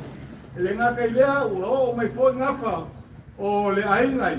Sale pana ia ukelkongu ko kele fika whawhongfonga. Ni o lako whawhenga pau au lea. Ia leanga o kamalo lea. Ia e whawhenga i ma le whanai pupu ia mai la ua foi o mapuo kaurangi ia le ngā ia le lako lua i kula whare ia e whapea foi ia le paia mawalunga o le ngofu i kua inga ia sale panga le mako kalala e le ngei kai au ma limulua ia ma le ngei vae ngore aso ia o isi ngā i ku kaurangi o afu ai o mako mosi mai ia wale ngolango i le uso ngei a le akau sa ia le anga e whaikau i le ainga sale ia tua ia e ngaka fōi le ngā ia o ronga i kukaurangi e waia le sao ia o le fionga fōi i le lua pe alihi ia e whape fōi le mamaru o waia e kausinga sa whukura whai mainga ia le aua kako sila iai ia o ngafa ngā wale ko lima waro le ilua ia e whape foi ia lo rako lua ia kuilangi mga mula uru male malu o waia sa la koa ia ma hupu ia ke ia le pule male kufunga pule ia malanga whakfunganga ia e whape ngā foi ia i se vaenga o le ainga i whaleu ia ngā ua ukalungo aku sumai le ia kawal sa Malaya kawal sa ia performance wal mai au ko inga ia ole ka usia upo ainga lima ye ainga ka usia le mwana ia ai fa pesa ma ko kala ia ole alo mai se ma ko ka fayaku ia awaku lang ole ia so ia mal fa mo ole Ekalesia o ai se le ngonga le ke musuai me fa penge ai fa Sofia lava ia mo na luanga ia ka mangaku di kau leu ki mai ia fa pela sama ko ubu ia le ko fa ia le ifi male fa ai sal malama ile nga luenga no fikai kumo ai ia leo taulau o fa moi ia ua manguia le nga luenga ese leo le lei pe ko ingo o pakedoriki ia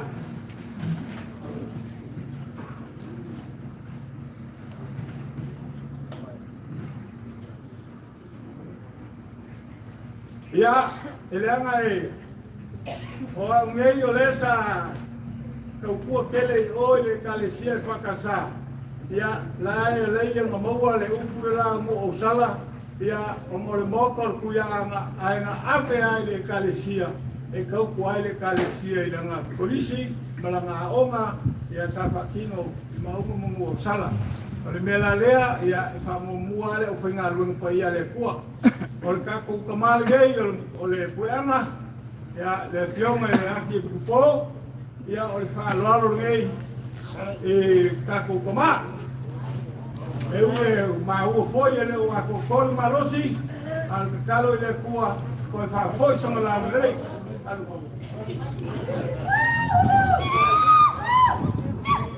ile afa kala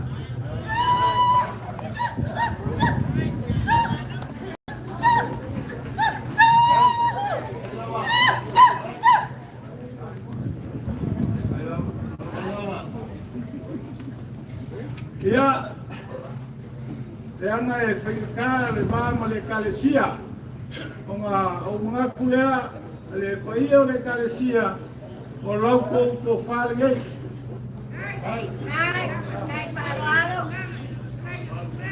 Nei, le teo. Ua o whāle Ekalesia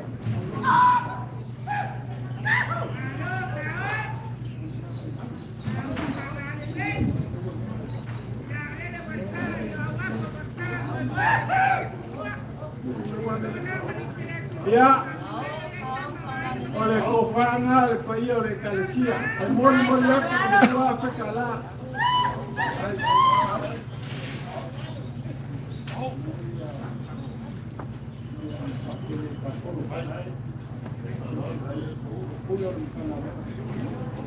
Ya, oleh sungai yang pakai pakolo, oleh pulau Makamadona, ya lela membuat ke aku le kofa, oleh sungai yang pakolo.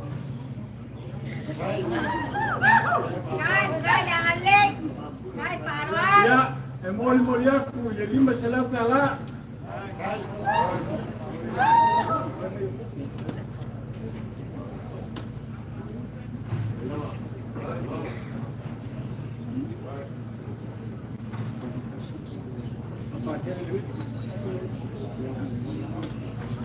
Ya, dan oleh impresi video kanakai kalmoai ifumargai uyar pakiri esel ma ngaya rantokua ya ai mong alfa kai le kual mau pe rikial malos le fioma ya pakiri ya oleh famo mo folnga ya kau fai se fa lolo ile ngai kupu pole ko faiba Lepea ya oleh ko far ngai ale ngai kupu cuma ya Ricky benar ya lau fioma mo ko faiba mol yaku lau ko fa ile ke busie na lo fa Afrika la ya ainga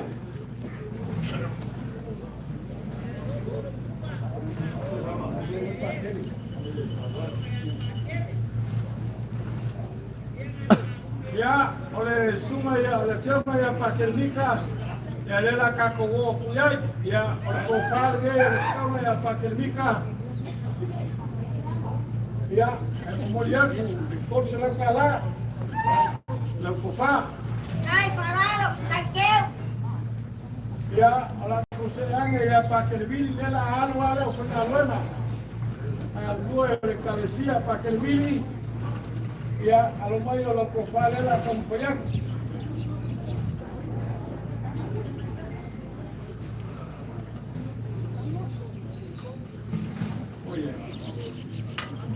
ya lau yang pakai bili kalau profile na mau melihat lo pasal sekor salah salah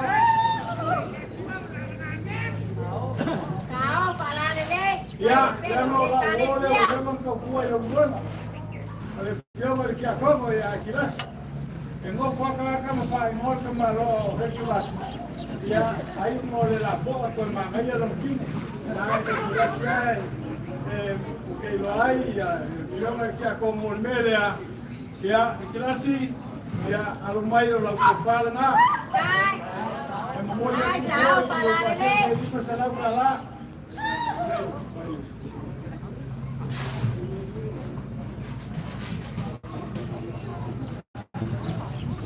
ya lana fenka ya le fa fenga yo le kufia ya malama fa fenga ya ole fa fenga le fa casa y Lepea le Lepea ya aunque le yo al swapa ya ai ole fa fenga le Sumaya estia penwata hoy ya sumaya estia oi ya malova kai ya lumayo la kufalea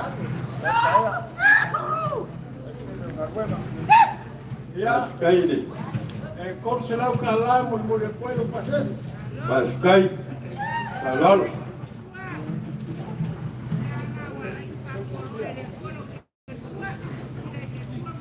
ya ma makamea y le kauma fakino ya el falalo so fioma el formular ya ngai kau kele ufaiba que el como que fracasabe católico que me quisi y que aguaya y me uma me alera ufioma ya alumayo la kofalea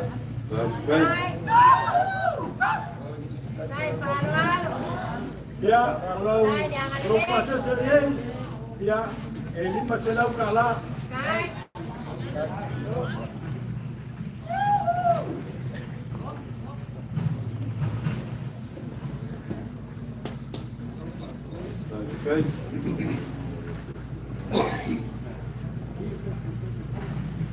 Aí ele vamos lá. Como eu motivo que faz, eu fui na noite mais Salausa, ia Malaysia, ia Salakong Walong sa ia le fingeri. Yo, lang ang kausala ka sa kausala ang nilayo ama. Ya lau afiong ay kay fongo. Ya, kalau ko falga sa Salausa. Ya, mo dia ku lau ko fa e lo pasa se ko sa kala. Okay.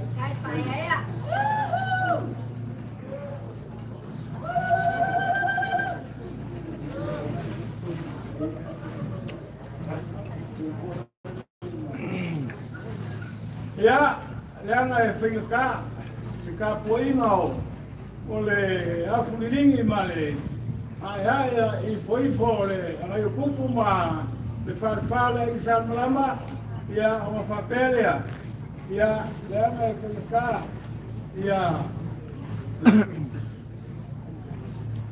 Ya, ole ielea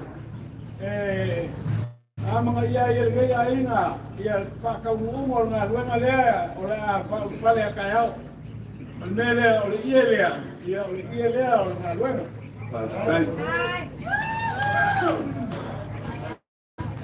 Ao para dele. Ole lea. Dai para dai. Ma awole ainga momolia kuai ya koma la ya langa fengkale ka lolo ya so ya ese fumo Afrika la Ai falalo.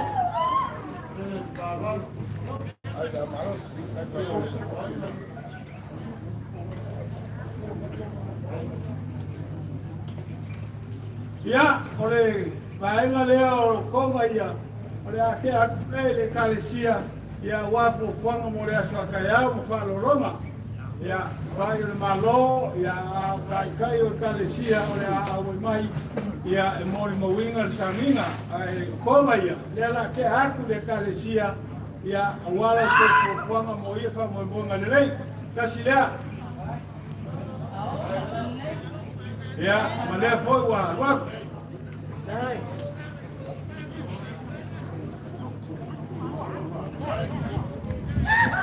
ya kasih mana Ao para dele, Guamariao. Alô, teu pachuco, teu patamar, ole lea, ao para dele.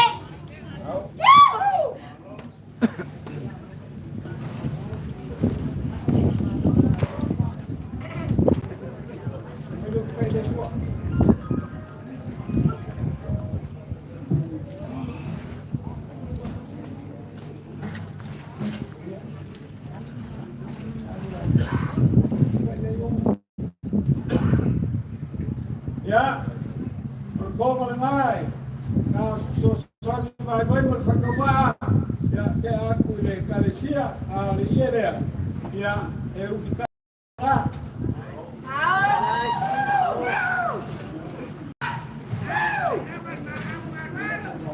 Kai pelo manera, kai de manele.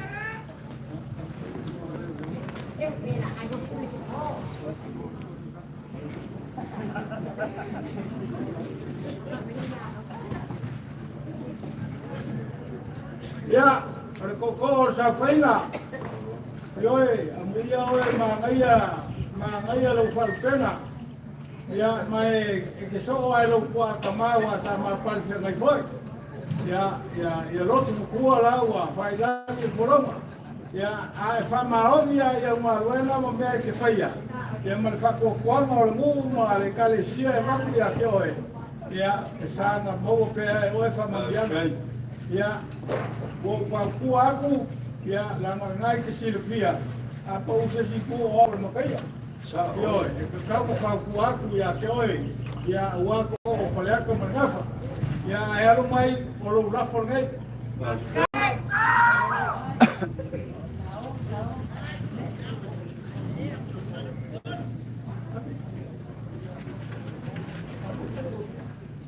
Ia, e mamori aku, lo lafo i le 5 selau kala.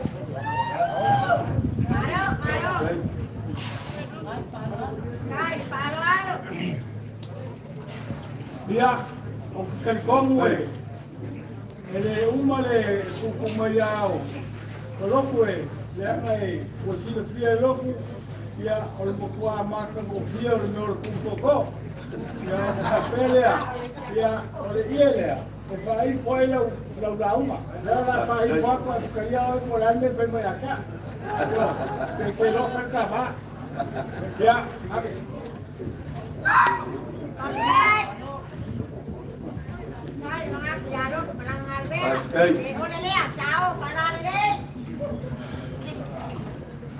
Aku ya kemudian itu faktor kalau sekali ya ini itu sedang kalah. Baik. Ya kan kau ya Lepea aku fayak ini faktor fawa lama dalam alumwan dalam aku usaha maupun ya ay mengaku bahwa ilmu manusia samai ya kalau ya itu makafal yo ya fasoloma ya aku fakai loku mole Kulanga o le fuanga lo yaso maka ngofia me uma lese me fale komu ya pauar kalwa alengei aina ya fa Sofia pea mo ngalwana mo mawala ko fa ko kama ya mawala la uma al safainga ya wal kuinga al kamera pauria kana pau kasio faleaka ya ai lua el makaya rei bekele eu corri para galera lá eu sabe melhor que pela foi oi casi ga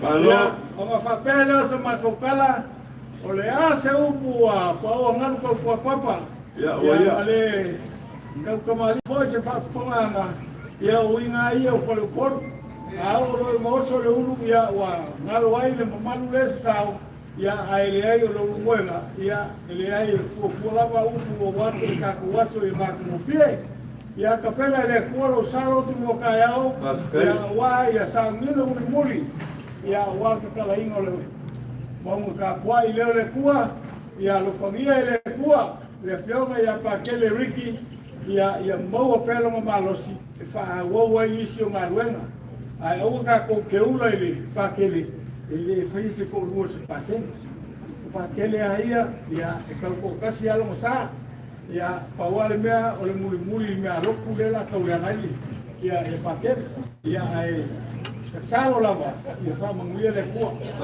e ya so caro filho vai no curso le curso para manguia ya manguia lo fio mai le sa o ka ku ya mare fio ngei e Lepea mo ko ya fa manguia lo kulai mai ya ele asa o me fa manguia ko mai le kua le anga leo que silo mai leo que va ya que le la ngona no fai ya no paua o mo fai le kua le lava o se ai ile ma salafa ma ko fa pe ko manguia la ufio no me shofu ya manguia foi ya peguei yaso e mamalo le Ekalesia yo que no fa lupe ya manguia ma fanga final ya manguia foi ya le mamalu le samai ya anga le le kua ya ta kana sileri ngeas ngela so alo fica lá ele nueva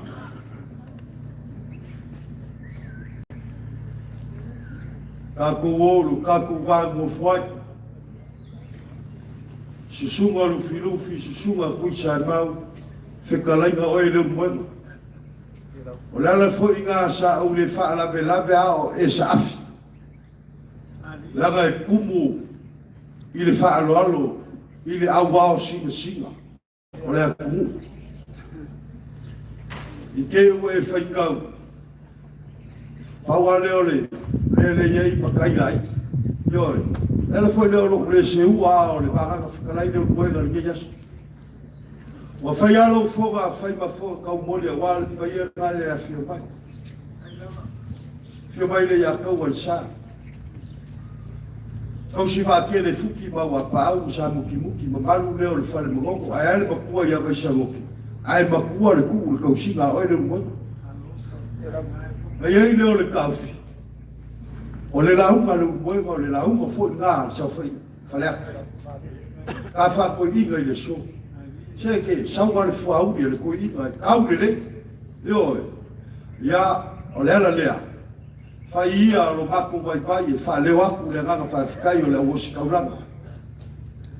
Ai wha pe foi le ki a kongo a skapo inga mau le whionga le kupu fia. Ka mai kai sama le pa i o le Ekalesia. Le nganga me me ma le nganga wha whikai le nge yasu.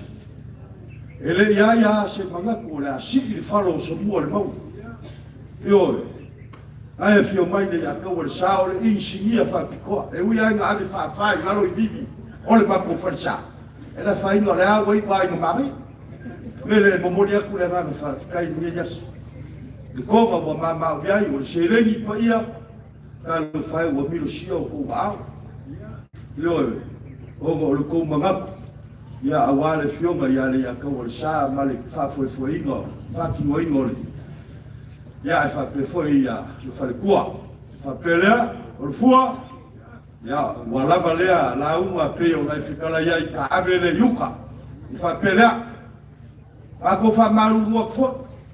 A whaifoi o lewa kukou mai. Ia o le risi a le mai le whai a vane o le mako Ekalesia le mako ke oko. Ngai foi whamalolo e whai a vane pro kufi. Ia almat o le whakamari lea i rau whio.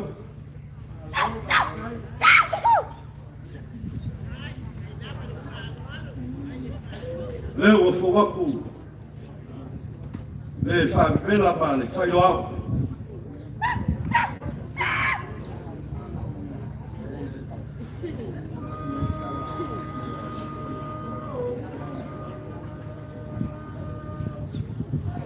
O le sua karisua o le mangu palangi.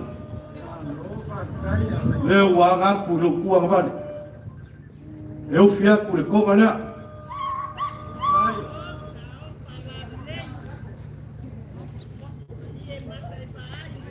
O le kofa lea wale fio mai makala mai au. Ea wale kofa ori a whapefoni ko rua kula whale. Kau si wākele sa muki maua pauma. Maru whale magonga.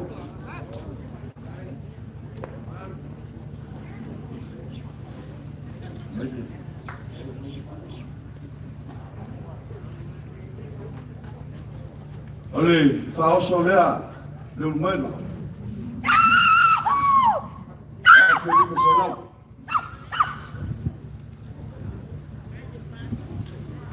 O le pasese lea. Kiloa e kele o kupi wai. I le kai whea o wai ka vale le whea me iai lea o le maloma le ka vale le ki whea fioa ie.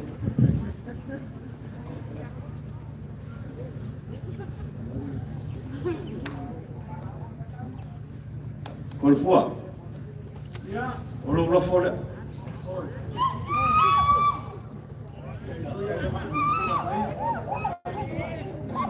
Valor fa coima.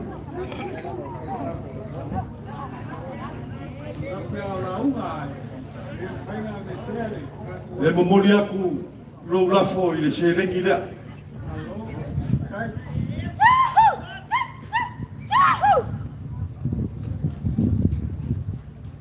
Ako wasua ku wai malu puenga. E fai o lea si kou sila le kau nge yasu. Si kau mwhenga pakele ma pakele e whapeli ki a kongo le whia ma pai o le Ekalesia. O le so oiro pane le au lo kiki. Ia mako whamaru waku leu mwena. Io o le mako koe uka. Oua le ko wha wāngai whio mai le a kau o sa. Koe paua leo le isinia whamaongi le iei kongo Samoa. Io e. Ia mau ko fa sunga le singa le sunga le akau. Yo. E ui ai ka luru le mafui e le kai o le malos awa ma vai farsa. Yo anga ai e fa pena fa. E pule ariki. E ai e le uni kala mo yo kala pelo. Wa fiu le mafui e ka bue farsa e le pau. Ya mau ko fa wa. Pa ia wa le fio. Ko whaori e whapewhori ko rua kula whane. Leo mwenga, o wangi ngau sia le ko pe solo le fua i le whaukokanga. Langa le whaukokanga o lai kau sia i. Ia, le lai ku a wa ya ba u ga ba u ya di liu mai di ngai ku ya ba o ko fa ya paket fio ngal ki a ko e fa pe foi ka po ino mau le fio ngal ku fi ya fa pe foi po io le Ekalesia ya le ma ko kala ne ma mu kene de so ya lotu pero hola fai mea para non pase se mai então como foi o se cupe kau fa ma ka a le mega el fauno logo vino el por la malo el mega la fa foi ya con pase se la cupe por la malo foi como al pie mal coi no professor como aí ya se talanga al pase se ya kawalea ya kuka ko kaulana lia so aquele semillino le tua ya ka com arufai ya famuia e ele aqui grupo famuia ya pakele pakolo ya famuia foi ele filma ele o foi ba ya fa pe foi le kokoro ngia so ya fikai mas eu uso mai o kafa ya e fa silia muia ya ele filma e confia fikai o sama kukala le ia muia la por ka kuas ya ave yu ka pe o fikala yo el koriga ya fa kasi le li mo lo nganga ngia so le urmanga ya fa pe foi suga ya le ya to sa mal fa kwa fa fikai ya fa ta si foi o ia mai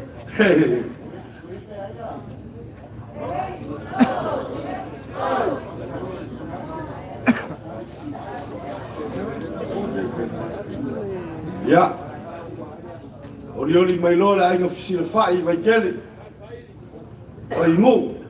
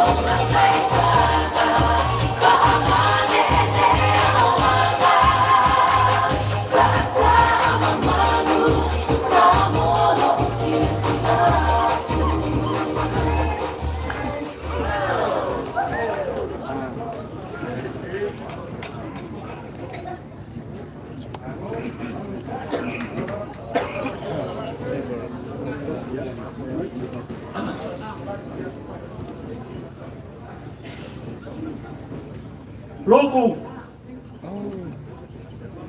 o ke mga ua wa vela sala ua angu fo ile e kai au ma le aso o wha umase kuku mai o Samoa. I o kou Paulo kau koko, ani o kou Paulo fui kau le langi. O le upu lava e whaile, te moku le sisi fō. Awal whai mea ubi, maka e wapi. O paia o Samoa, mai le kai sama le kui mangoa, se ia pa ia fili ma kure kung kau iloai maro, waka oko. Ai sea, a wao Samoa, o le akungu kofi, e leo se akungu kariola, ulau. O paia foi, o le kumalo fale akangei, mai le maoka i vaiala, se ia paia le maoka i falfasa. O ke karikongu, o lea ua maru kawe, i le pea mawai ka ngei, e a fio ai le kukfia. A fio ai usoli i makamapa. Ala la kaino o lua ko lua i mawai ka nguku, ma le lua vai fale. O le mamaru lava lea le kawai kumu sa whainga le akua. Ma loa fua ka ea ua maua, i le alofa ma le anga lei o le akua. A wao lea wa kau lawo le wha moe moe. A wao le aso sa whirikanga ngai le ko wha ma le whaukaukanga le pa ia o le Ekalesia. Pe kau muu pe le ai. O le aso fo i sa kau make maleke. Ai arka e au nei. O lea wa kako lau mua sirefai. I luma o ngu ai le o kua o ngu. I longa alofa mo longa ngalei. Fa fo i leo di inga i le kua. O ke whakulou le pa ia o le Ekalesia le fio la fionga ka mapule. Ai a kupu mai e ma maka whale fio le maka ngaruenga. I o ngai kukele mo ngai kukaurangi. Kulongo pa ia whale Ekalesia. Kulongo pa ia whale malo. Kulongo pa ia whale ngu. E le o iai se whamkalanga kuilandi ai se a. Wao pa ia ke kausi o ke kausi fo. Kulonga le fio o le kofan makua whaiba. Le fionga ia pakele.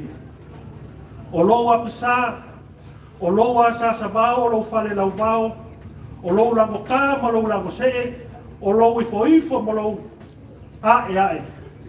O ke karikongu, o lea waka oko i aso. O lea wafa se aku le lango ka, ma le lango se. Ai o lea wafa ifo wako, wafa ifo poukua pisa, o le atua mamanga. Ale waku le whaila. Ale waku le ala ma le mila le akua. Ongo lea. Ongo lea lofa ma le ana leo le kua. Loku e le kau se wak. Whawhekai le makanga ruenga. Wa o kou whai wa mawhai. Ke le whawhika au ni sa kou whakai ai. Whamai. Ai are ke mine le kau kao le soifuanga. A o lea wa kūr whaila, ma lo re kau kua koko, ma lo kau korok. O lea whio mape ki o le, ki a kongo lea, e kai whongo ma le malu ngei Ekalesia, ngen kanga nuenga, a la inga sina whai mumwai ke whongo. E ao lava o whai. O lea whionga ia pakele, a whai o le umi o le falsa, wa varum kausanga masinga. O le umi foi ngal ma ko mafkanga pa ke o fa fale le manuai i vai ke le fou a wale kausia inga o la fumagoi ai ka ko mu foi o pa ke le ilan ka kua le Ekalesia i Lepea e ala na luenga lea e se rau pasenge longa kaimi ngei ai luas fu pasenge ke mi ama ko ai o le mea ka wa o lea wa ku le ala malmila sa fi kai kunga ai le fionga ya pakele i o le kua whaiwalea o mo fa pera ngo le sa wa ngo fa ya nga le o fa pera aro mai o le aka fa ya ku le ngai ka luega o le ko fa le a Ekalesia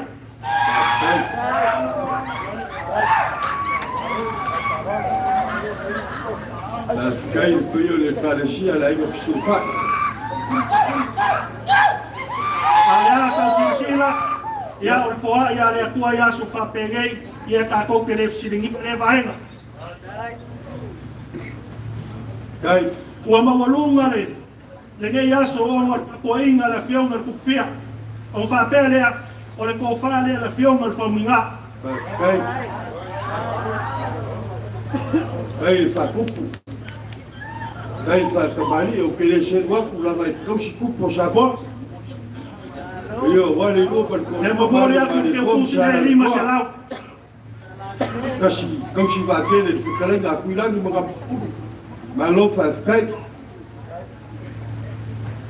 o le ko fa le la fionga to ma pulu un kangaluenga ya pakolo fa kai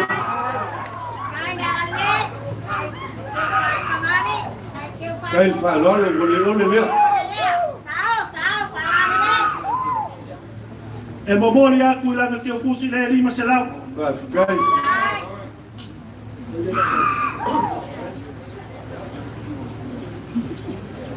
o ko fa ia isi fai fe au pa kele kokor le la ma kas kai yo ya pa kele ko kaele ku va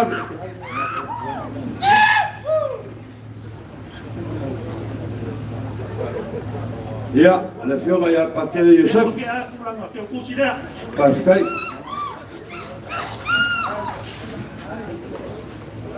o le ko fa le a lesi fai fe au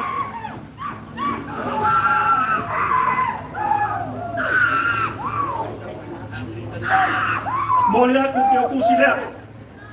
Paskai. Por ko fa de Alesi faita.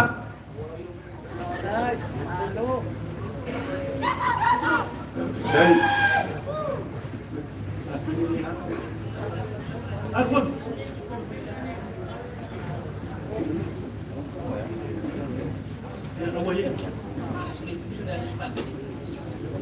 Ya, wei marang ke kusi le. Paskai.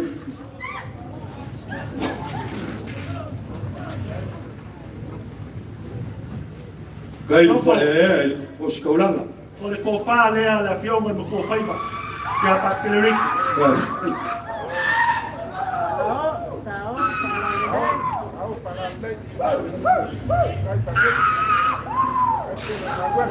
Memoria ku ke kusi le. Lima sila.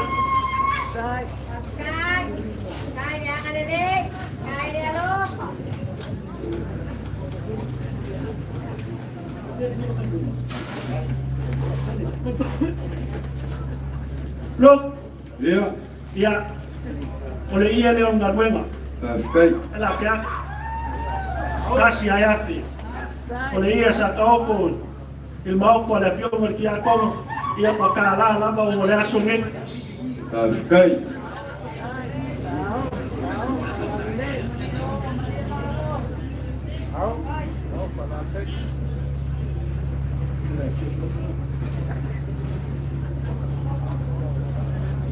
Loko. Ya. Oleh akan faya kul sosoang yang ngem kangaluenga pelau falabau. Au kita komu e au nga mo o mo atayau. Ba ke le me o ma lo si foi nga lo si foma. Oleh akan faya. Kai la vol falor. Kai yo le Ekalesia. Sao para le.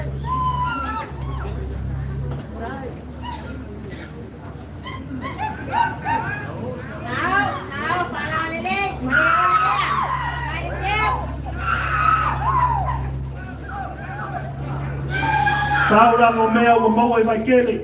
Ai que se fia lo segundo vai. E oi.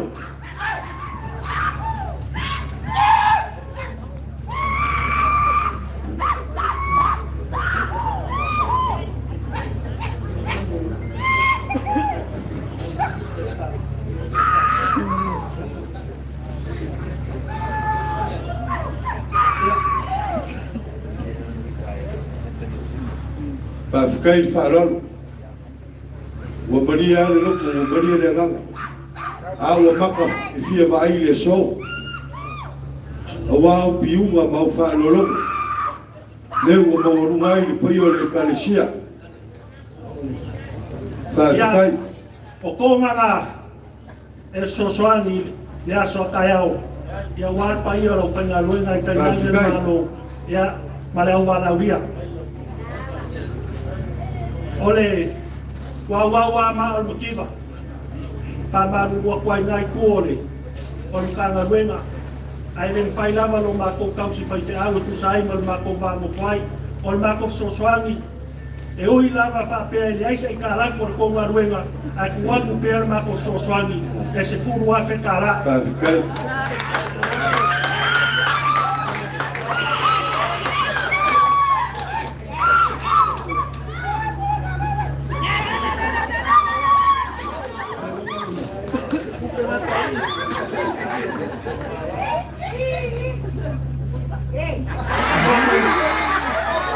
Ora la fora.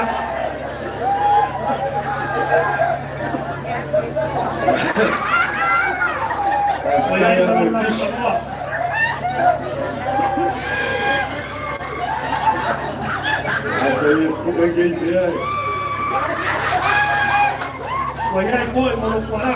Whawhikai. Ora la fora fa mau le foi moro ko tix. Whawhikai. Ya momori aku ke kusi lea. Whawhikai. Roto. Oi. A fai o le asi siga pai o le. Ya awaia. Langi. Apule. Ai mai se ka fale fia ai mai se foi le. Te capoeira la fioma kufia. O le foa ina vale tua ia so fa penei ka to kere siningia le kutanga. Ai o le ngana ki a kongo marngen ka na ruenga. Ia mu ka ranga. Ia na leile kue koe taimi o koe me ia so na ko famplanga le male ngana fa rolo. Balo. O leo moku kaga whikalei kuilangi. Wa vea lo fonga fai ma fonga ka moli o le paio o le Ekalesia. O le ainga fisile fa. Ngai a fio mai le fio ma kai fonga le gata leo paio a wakupu mai. Oi pa ka o sa foku la fai o wale lua mal ko lima malo malikoa. Ala le koa. Kau si va kele lo whikalenga kuilangi ma kamula unu. Ma malu leo sa foku la fai. Mai ai leo le mako kaufi. Ele koe ka fo I kumau sa mako kalamoa. Ai ngā le nganga le whawhikai e whale o ai le nganga. Whawhikai o pakele ki a kongo lea. Ai le ngaka I leo le kapua I ngamau I le fionga I le fionga I kupfia le fionga I a whaunga ngā. Pai o le Ekalesia. O mori aku le nganga whawhikai. O le so, ya ele foi kopie. Peikai. Ia o le foa ia le kua I o kua ao mo kako lima. Leo o kako kafisi fa iai pei o le lau o le kamaikai. Me lea, o moli aku le nganga le whawhikai. Ma lo le kausi I le fionga I le. Sui ake e piku po le kako vikari aku o ngako. Ia o le mako kalo, ia whapengā lava o sanga iange ai o le kai a wā. Le I ku o le kovigi o lo ko ngā lue ai ma le fionga ia pakele riki. Whapere aku irangi. Ia. Koe, whasiria fo I sa mako kala ni kei vai malasu. Ava whapelea, walo whak. Kako whai kau le. O lele ua ngā ifo le wheku I longa kau a fiafi. Ioi, mako pupo e aile ia. Whapelea, ia lo mai. O le akau whai aku. Le pai o le Ekalesia, e whapefoi le osikaulanga ma le fionga le kupufia. Ia wale fio mai mo kalamai a ao le pai o le kako Ekalesia. A inga fisifai. O le whakamari lea. Kai, kau mo whawal. Leo wa fo le suinga malonga lai fo le amo le fa vela malonga Kai fai lo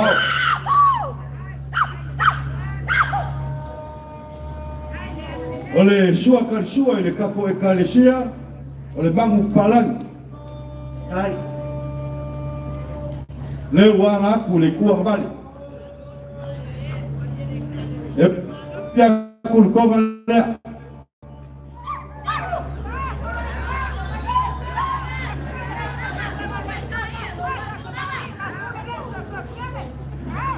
O le ko whare, pai o le kako Ekalesia. Kai wharalo.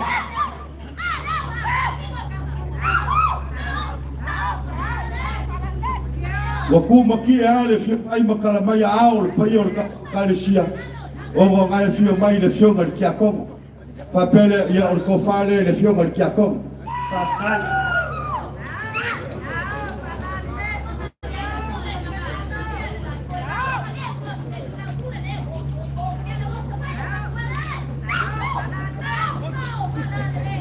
O le whaoso, o le kousau moria I ka pā, kasi le awhi ni masalau.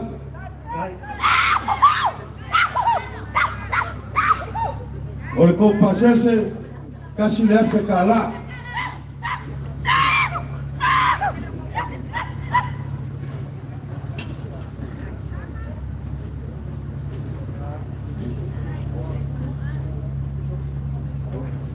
Kulangi. Lava o lau whakalenga o le sa e ku malaya o wale whio mai o le Ekalesia o whaperea ia o lau lafo lea Kai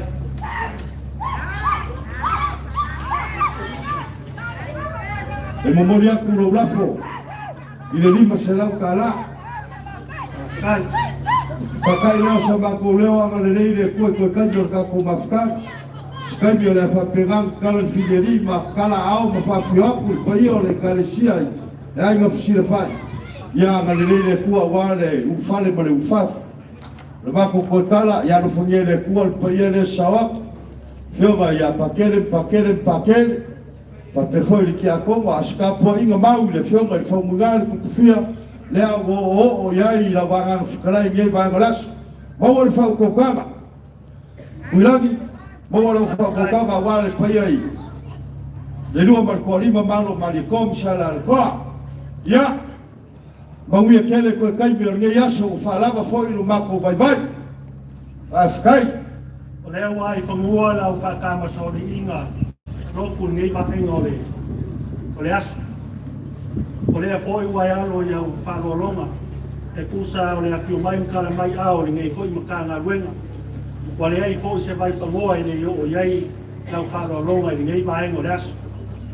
O ngā whapea lea, wa malia le whangai lau, wa malia le whakorporo ngā kama, wa malia foi le papa I ngā ngana iau whalolonga. O ngā whapea lea, lo, e leo se whaaka, leo mai o le kanga luenga lea. E ango whai aku ke mi masola. O le anganga kai ki a tongo mai kai whongo mai ngai kanga luenga. I a mūre kauranga. O ngā whapea lea, o le whaoso mal pasese, o le ako I ke aku, I le ngai kua. Ia ngā leile a kua I koe kaimi mal whamoe ngai a whiawhia e mai se le aso a kai au.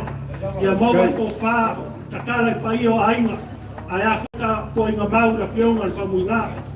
Ia kūpakia e la koko, a walo, e aso whake ngai whengai e mpaolo mangafa. Inga ia sao maulu I whamoe. Mos ko wha la whionga kai whongo. As final foi kai whongo mangai, ma alose mkanga ruenga. Ia, ai ola la lofo le kua o whalava ma koko ma muia kaso.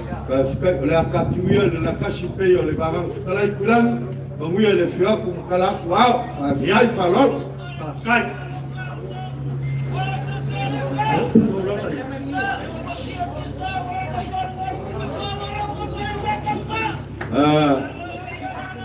Wat kui yo Whiongo iko ia whapewhoi I le mawhitanga mai New Zealand. Ia o whofo mai a whakalenga ia Whiongo ma le mawhitanga mai New Zealand. Ia ai whasaungi mai ai kua whionga I le tamainga. O I le whionga le ainga o kaisi.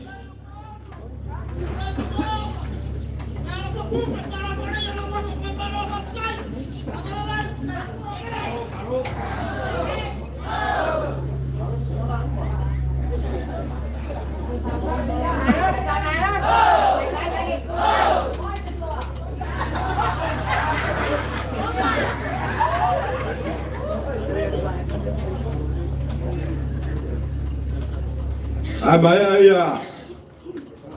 ia le ainga leo fiongo so mai le ma le aingo kaisi ia o so mai le ma le whakasa mai pea ia mako ki whamarurua pama aso aku vai marui puenga ua ko ngā sia ia a o le fo i lava le osa i maua le le whamarurua kwai ia fiongo Felisiviko ia alumai o le koukai mingiai ta pese sot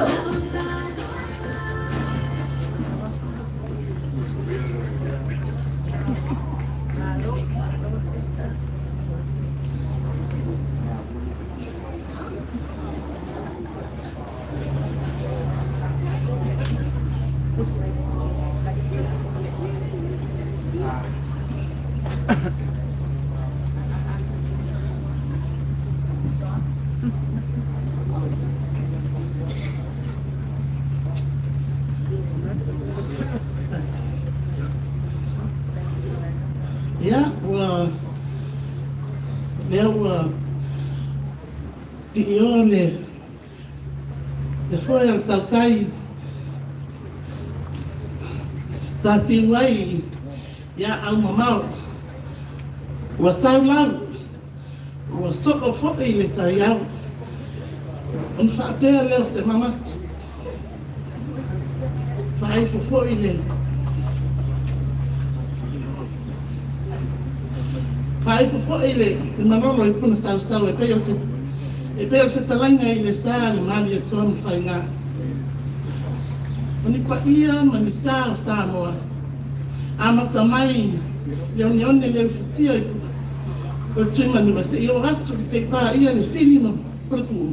O le ale o lava iai se whamatu whamatalanga.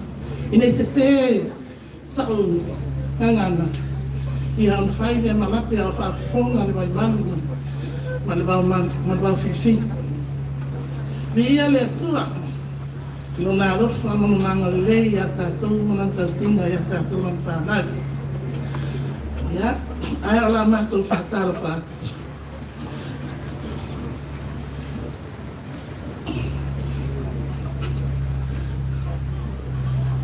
Matou whatara whatu le pa ia le awhia. Le fia no ake pako, le fia le awhenga wenga pa ia le atua. Rei tuaina sa, whapea ia, le au whaita talo, so se whata whaita ulanga i Samoa manu esi. Whatalo whatu fo i tupu mai. Whalu polo o foi, whalu polo o tō whina. E pa ia i tau whale mau. Au na whaapae ma au mea mamai, se i o lawa i le marosi o nu. O te whaatalo whatu o watu i a whio anga Lepea, whio lau. E whio tuku whia. Te nan fo ele. Le pa ia ele fo sa. Te nan fo ele vai fale, ma fale limo al sanatanoa. Pasalo fatu fo ele. Mamalo le Ekalesia Katoliko e Lepea. Ya fio la ufianga pa tele. O le tamanga motanga luenga. Sua la sunga le se akono. Man faltua. Pa ia ino fo atofi. Ia e mai se fo i le loa loa le tau Ekalesia. Ia o le Taalolo i nei a le maftanga mai New Zealand i Akilani i le misa fitu. Ia, lo fio atu le fionga ia Afanasaka ia Pamuina Sofia o le mato taitaifono. Le fionga ia Afanasaka Telesia Lepea o le mato sui taitaifono. Suatu le sunga i tumatai fatua ia lili o le mato autostusi. Ia manisui te tustausi o loa leo o shauna. Ia o a ufoi o le tausi o loa mato martanga. Ia peo no tau sila mai. Nai to ono amata fale o mato martanga.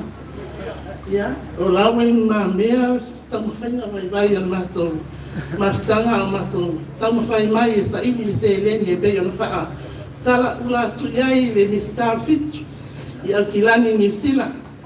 Nau ili ma mea e lua sara tau suma lua afe. Ia sa fai e faa tau New Zealand. Ia sa fai foi le mato tama i fesoa Spania na po po si vai ono afe. Ia ele mawhai ani o mato tu e mane na o lawe faa tau nuku polo kawame mole. Ole falfalenga. Ia le lawa mato sa vani mai nei tu la. Pani se leni faa tau wa whamalulu atu.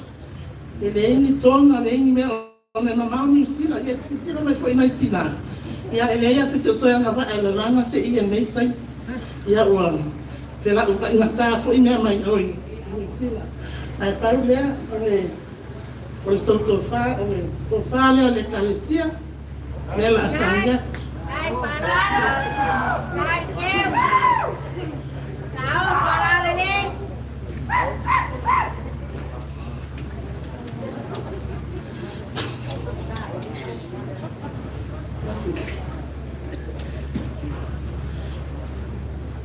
Ia mai se leni fatau ba ale se fulu tasi afe.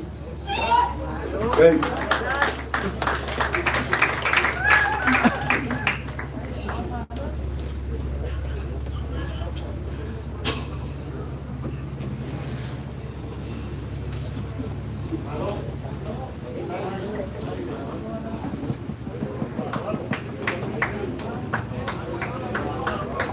Alô, com fascínio.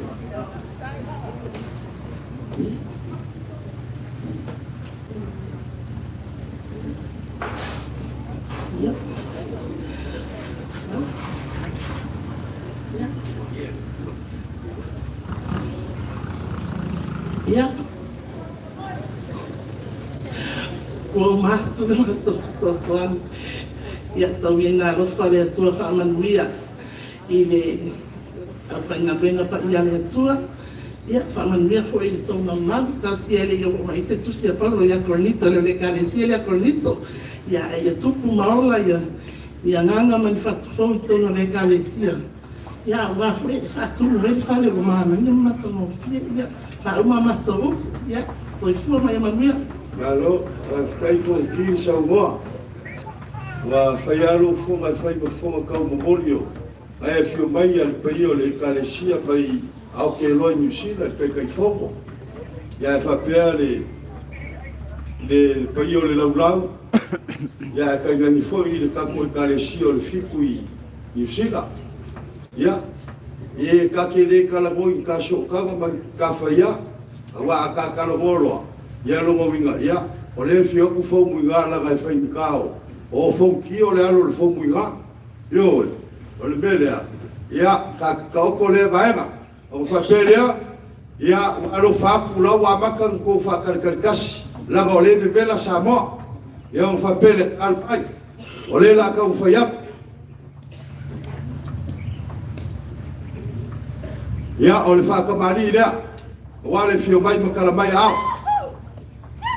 Ia foi wa ka ko Ekalesia e langa fai kala o fionga fonki le ki ku malai mai ia pia wale fio wale fai ngai kai ngi foi ko poi atal mai vau kai ngi foi e kai ngi oi le ko fawong ia ole fa vela le o fawaku male fai lo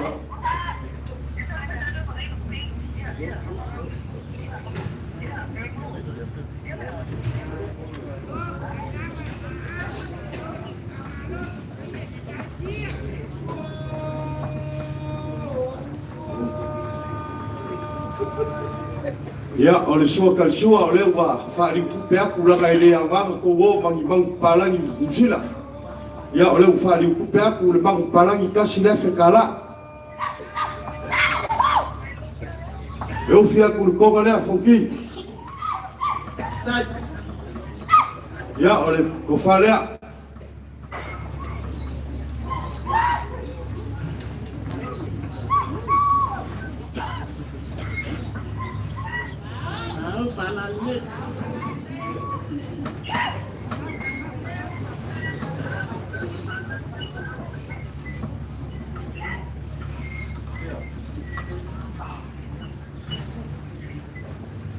ele no fai le ranga fa ngai kia pa le ranga fa skai wo ko wo pasa mai ai mai le fia ma le e le ia o ngo le ko fai Ekalesia yo ia o fa pele o fa oso e lu Afrika la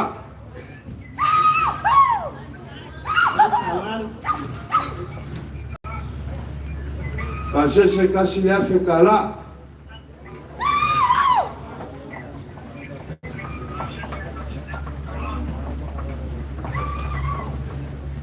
ia lana fai kawa kumaki ele so le fio mai o le kai fongo le kako Ekalesia por kako mafka mo le fiku yusila ia le kofale le fio le kai fongo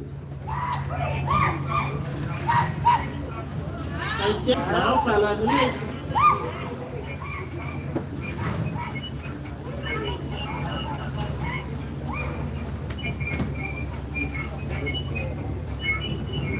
o lo la fole fonki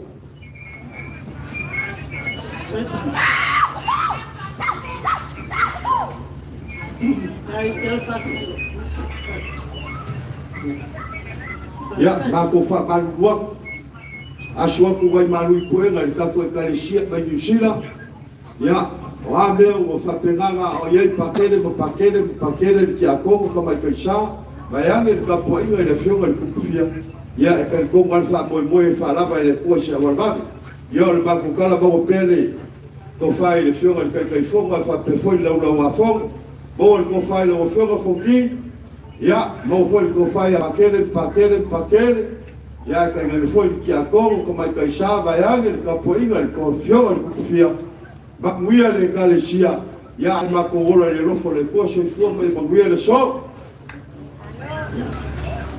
Patai que sarai outro e fa pene patai tere lava molin mol falalo ma walunga falalo levo ta se tronei ai ina ngala mali ma so mai ai passa fie so no fie so tava e o so ma trua ma Ekalesia ma mole lela so fa foi uma tramene tonga ma fa afeta la na mai passe ma maria la so fa foi ma le ana ma ulalo patai ya kai Leisio Marco Leo fai pula pe fai o fa ko fa la inga lea ma lo le lofa ma lo le anga le lei fa kai fa manguia pele kua ile ka ko Ekalesia i usila Ekalesia fik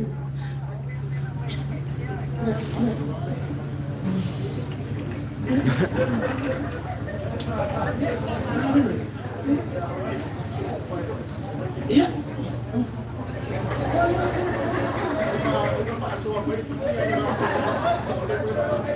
ya no la fore no se la sala ya como la so basta kai ya ole aka kimia la kasi komia kele la ufiom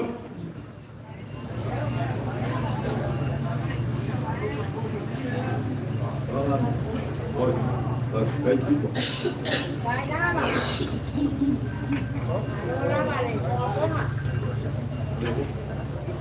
ya Mai ala ingo ka isi ya o so mai le mane fakasa. Musika. Iya si musik.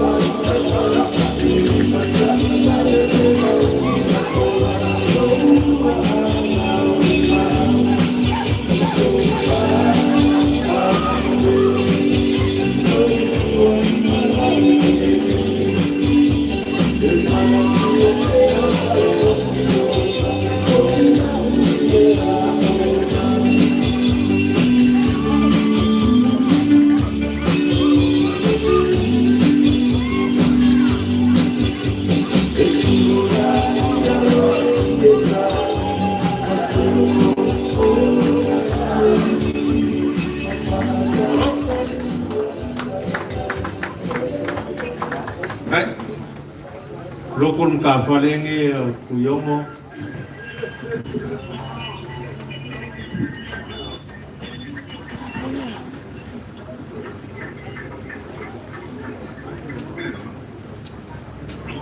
O kungele ko.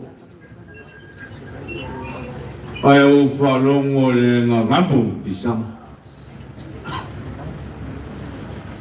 Awa walele o pau ko vayalam vai kamu.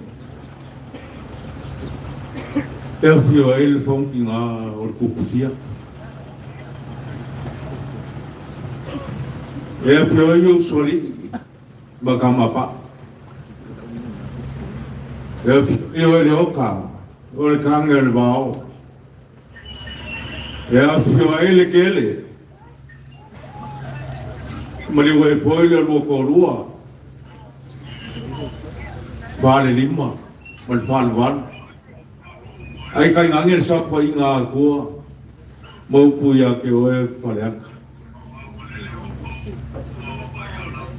o put pa inga falaka a so fulo so sala inga so la mo sumu yele ki ar ka kia ale wa kul faila malo fayol fayba Loku o manco pole se caso ples ken e kau kau o malo kele o Amerika. O le uruai ka Katoliko foi le ples ken. Kama John F. Kennedy.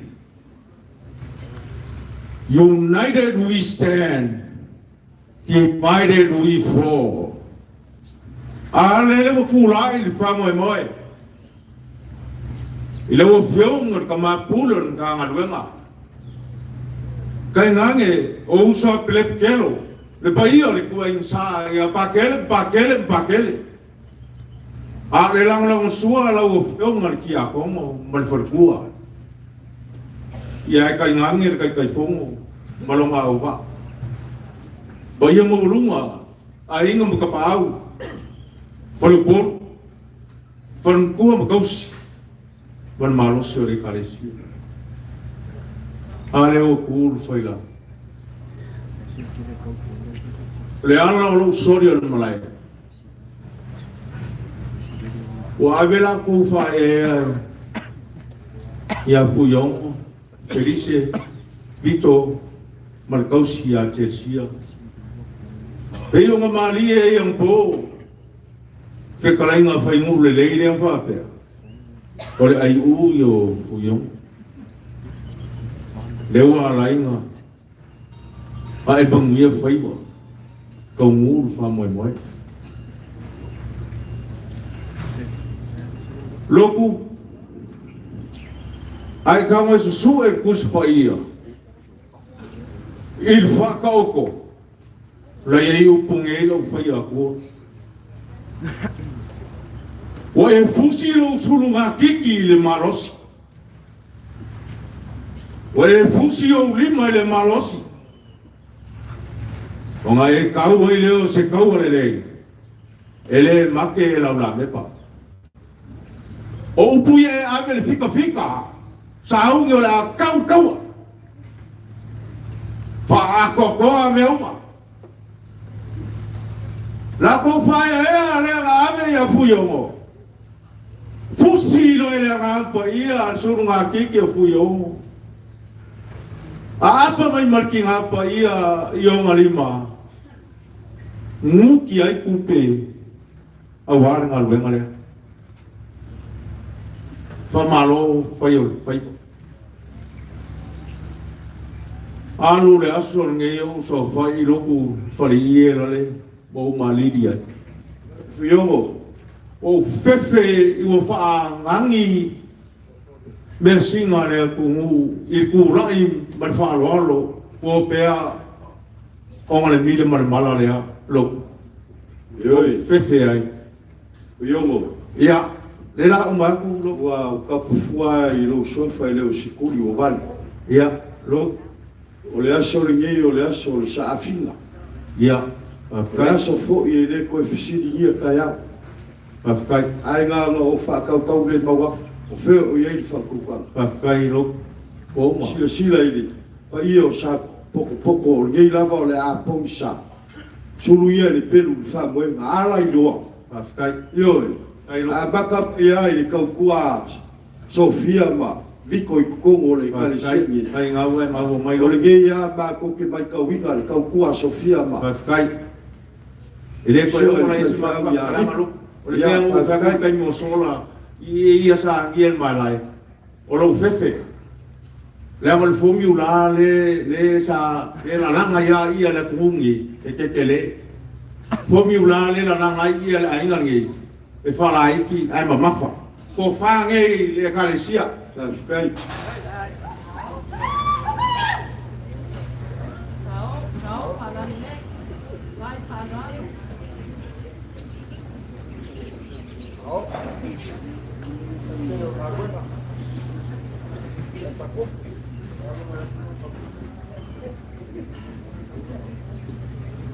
Loku ia o forcia nga fu ma o melo klainga. Le kom fainga fu yomo ia ele ba ele fala oko i nga luenga vikum Sofia ai kai ngange niu le ba e publika le asa fam tamoe mo e al famoe mo fai langi folang ko fange le Ekalesia Pafkai.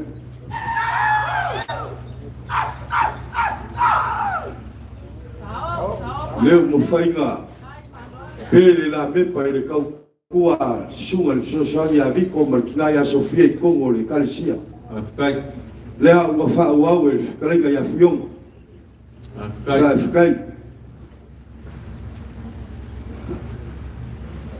Loku. Ia. Ia ngol mangun kai. Pafkai.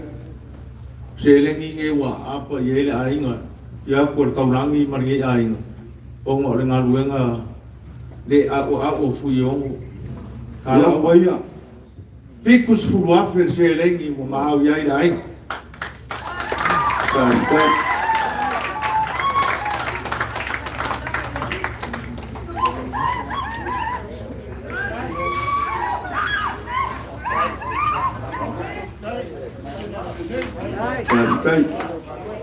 Fikai fai taulang. Fikai le ngalilei. Maso a fa pegi kuai pule ele mang kua fala yo. Hai. Fikai.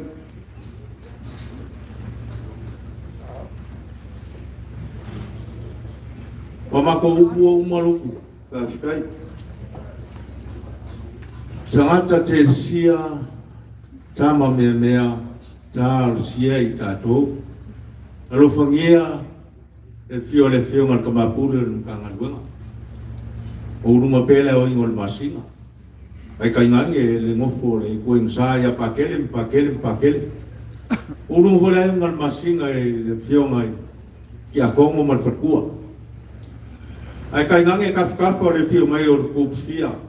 Mau ko fai la o fio nga. O war ko singo le kumali kumalo. Mau le fingalo Ekalesia le fio ngal kai fomo balonga uba ko seanga mai ngal maule la unga loku kai onge kuloro ko pe solo foi la ko ya o kai o lo wasu kai ora lo maku ia le ngafekar ko lang mangi ya inga ora le lo fo ko banguier ka ko wasu malo fa kai Lei kau fia le kiei fu le gogo e lau fisio lau le kolo e le kasi le maunga yolo. Wale fio mai e ulangi. Na iei le kau fi, pe ia o ngā mako whakauka, mawaku fuyongo ngei paengo le asu, whaifikai o lewe e uskaia, ang whatelea, o lau launga o le mako whaivainga fo i ngā. Maua leo le me whaleo aike momoni le nganga o le whaifikai, mako whaleo i ngā kunga le whaifikai o le whikma e o woska uranga. Pa pe foi ki a kongo ka mai kaisa ya al ka po inga mau le fio ngai fia le fio ngai a fa muiga ya ole a wa maka ngofo pe o ka le moko le kuia anga le so ya o piunga mau fa lo loma yo o fui mo felice vico kasi le maka fa le ke le Ekalesia mi o ia le ngala fo ye fa ko mo le galwe ngala o ia o le ke ulo right ya o le mele Momolia kwai le nganga whaafikai kere, i le fio mai makat ai ao, wa mawaru ngai le so a wale wha moe, whapelea, i alo mai. Alo mai o por kalame o umang whaka kia, ako kere muri muka iai. Pele, i al whaka mali le a wale fio mai o le kaulani. Kai? Ole, suinga mali vailolo ngā u fumak. Kai? Ole, whailo ao ma, Favela leo o fuak. Right.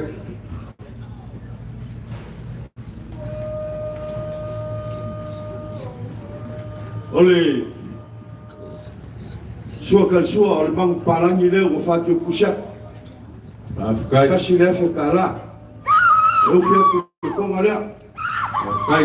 Kalon. Ole ko fale ai ngai ku. Kai. Fio mai o kaulan. Kai.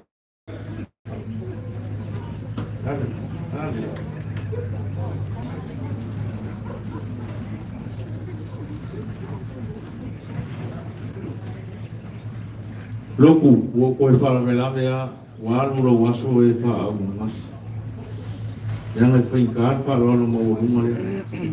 Apengi.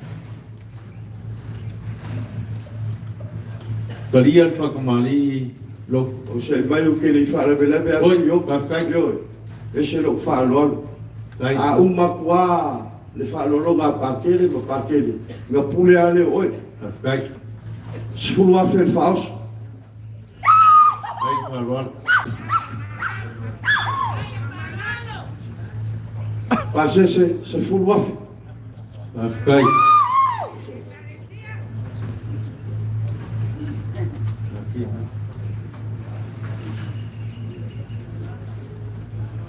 O lo lafo kasi le fe kala. Kai lo le wo fo wa ko ma fkan.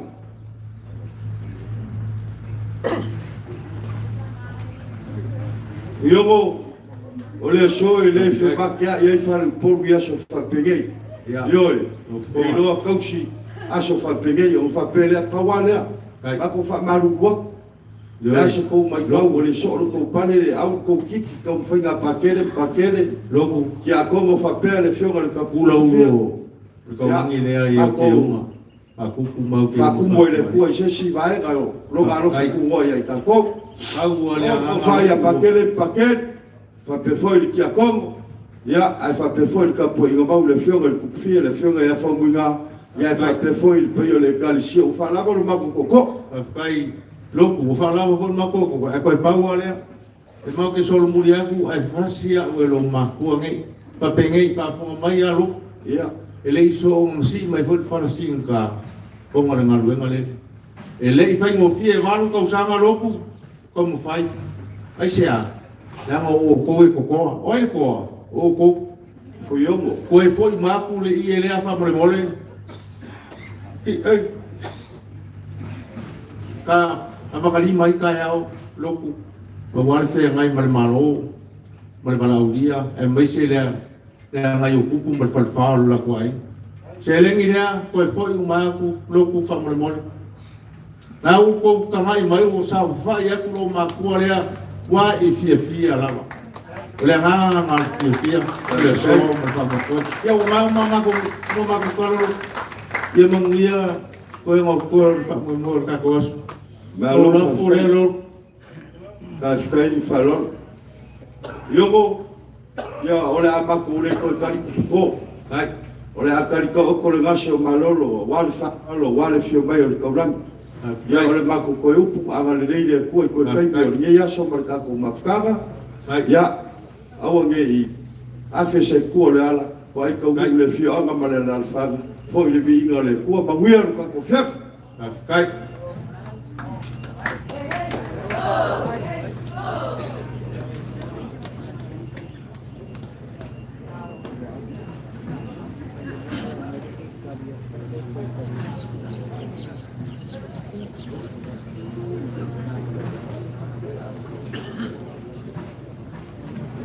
Amai aya le ai ko ai se o so mai lo le per ka ko Ekalesia e fa ka sai Lepea ma lo le un sai le sunga fa fa in ko rani man ko yo le Ekalesia da mai aya le ai ko kais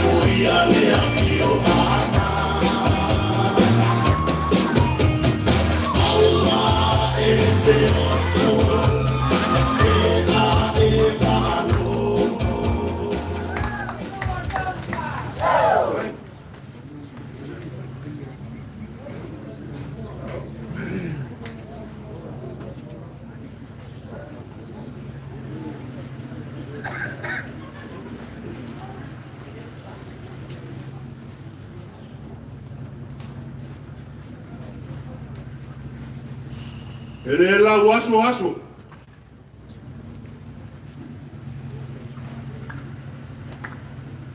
Ele so onga whakapolo fua Samoa. Iei po ngai malonga au ku. O maunga pai whangua sa ma whai ngau le solo. Wale fio le kup fia. E whape foi le usoli ma kama pa. Au le whau kanga tausi ma malu a wale sau whainga. O le ale koe o iei se whamtalanga ngau le ngei. E manga kua kai o ia kua. Le ma fai foi o nga whangalo ia fia si o nga wao. A fai o kau siri seis. E iei se ka isi Lepea. E maa fua o nga ka kou whesira whai le iei aso. Ua ka kou whesira whai hi o ngafa ma. A makanga o ngafa. E leo ngi upo avange. Wa au suri o ka isi suafa fomu i ngā mre suafa kole a foa. Ai a fai kau foi whakia wan. I le whiwha kau a lofa. Lo ma au ma lo milo sia. O wā whasi mo manga maile le sai. Ai o mai le sole pinge. Le fio mai le fio na ya ka ICF. Le masiofo ya filfilia. O lo ko pare fe ngai fo mai le. Ela lea. Ai pa ufo e se spiko. O lea foi kou ke pare fe ngai le Ekalesia. Fai ma fama kua i kumu o walo ko fe ngai ai. Me lea. Ele ma ele fionga ya kais. Wa ya ko mai ku ka lanyo le fo mai. Fa lo ai sa fe ngu i bau. Ai sa kwala mlai o ma no mlai o ka lanyo. Wa le fionga le kuya ku kom ses. Wala ma ko mo fa ya ku lo. Le a se me le a ye le basiofo le ya. Ta fikai fau. Ya, ele ka fa ma kal kalaino le. Ka lo fa ko ino ile so. O le ko fa le fionga le kama pule.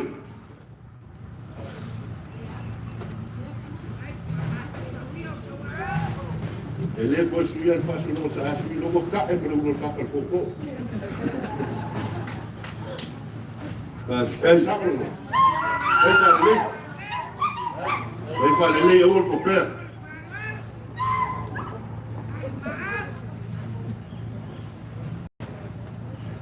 O le ko fa le fionga ki a Kongo. Ta fikai.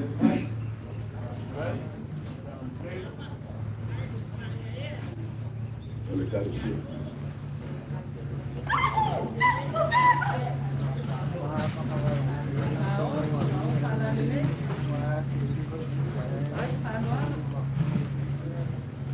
Ya, le a fo wa le ko fa le Ekalesia por Carabel.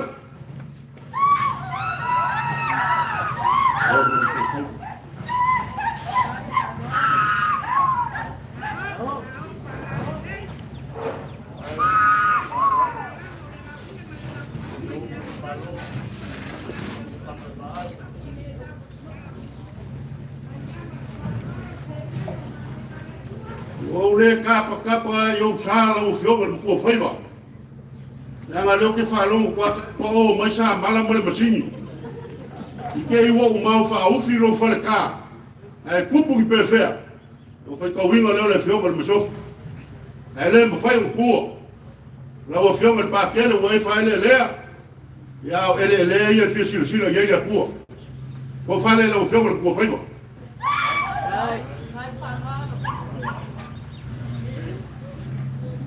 Vanga nga ele lo kalenga loku e makua i mo pa i pile pua.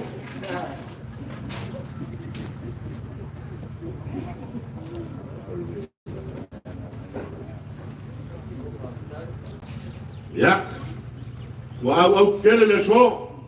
Le fio mai le fio al kufia. e o fio le fo mina e o lo ko fa le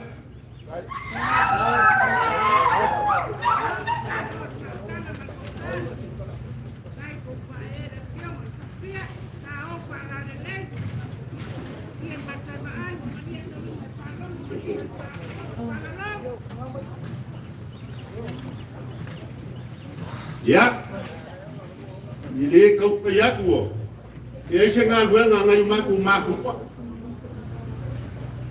wa ku au ka isima yo el masofo nga se fu wa fe kala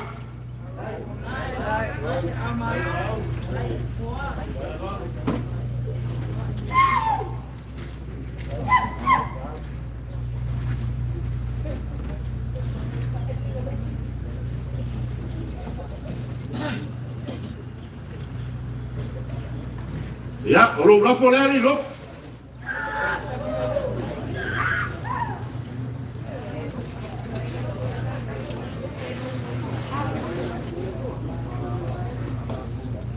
O arma que quer fa penguinha le asa mo fica mo foi cá. Ya el foi cá lá por el hilo salsa. Mal le nga lo le se misa. Ya faz cai, malor fa cocó. O ko wa ku fa fa kele modificar maka o ko fa ele pinga mo Samoa me lele ko so wa o ko ma sa ni ko ku le ku ela jo se me a ka le valu ko sa le fa ngo fi por ka kalo alo fo ye le ku o a ko e ko ga lo wa le fa mo ya so ka ya o li kiel so ni mayor ka ku kai de lang ya mayor lang ya wa kama pule pe foi ko fa su el que akobo ya, mamá le daña igual para ellos Ekalesia. Ahora lo fa kanga lo. Ahora mo fa ko fa fu ya lo manga lo ko mo fu lo ku. Wale so e meso le aso kayao. Ya malanya wale. Yo ya carísimo. Sofo ya mo fu su mako malo si mo yo ka ko waso. Malo, la sky fikalei fau. La o fikalei fa ko inga ni yaso. Le a fo o ka kingo o solo o tamalo le ka ko so ka malo ka ko mafua anga le so o fa pelea ya o le ka o le ga ye yas e ke le ka ofisiri foi por a sala i malo le o ga fio mai le masio fora fio ga ya kuia kua por le fio ga ya kais yo kasi le gei ba ka fa dola ese el kau koro mo fa pelea fao o la o le mako ka o liga o lo fa walu les yo o fa pelea ya pe mako ke o ai vai mo le so ele ya se yo ka fa popo pe ko esto sam fa ga le so o fa pelea mo li le nga o fa ai fio mai mo kala mai a o le o ko ma o ko mo se le ya fa ku mu ye le pu sa wala ba fa pelea fao ya al mai o la kon fa ya kule Oyo le Ekalesia, o le whakamari rea.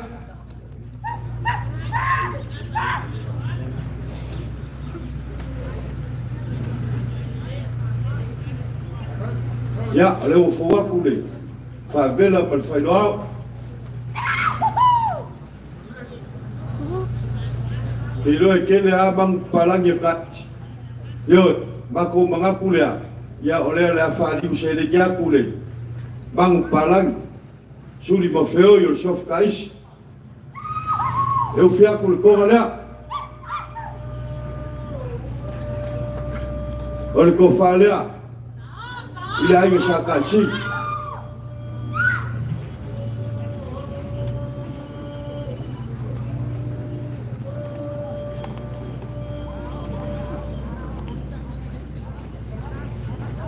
Olha fa o solea. A Felipe será pasese casi nada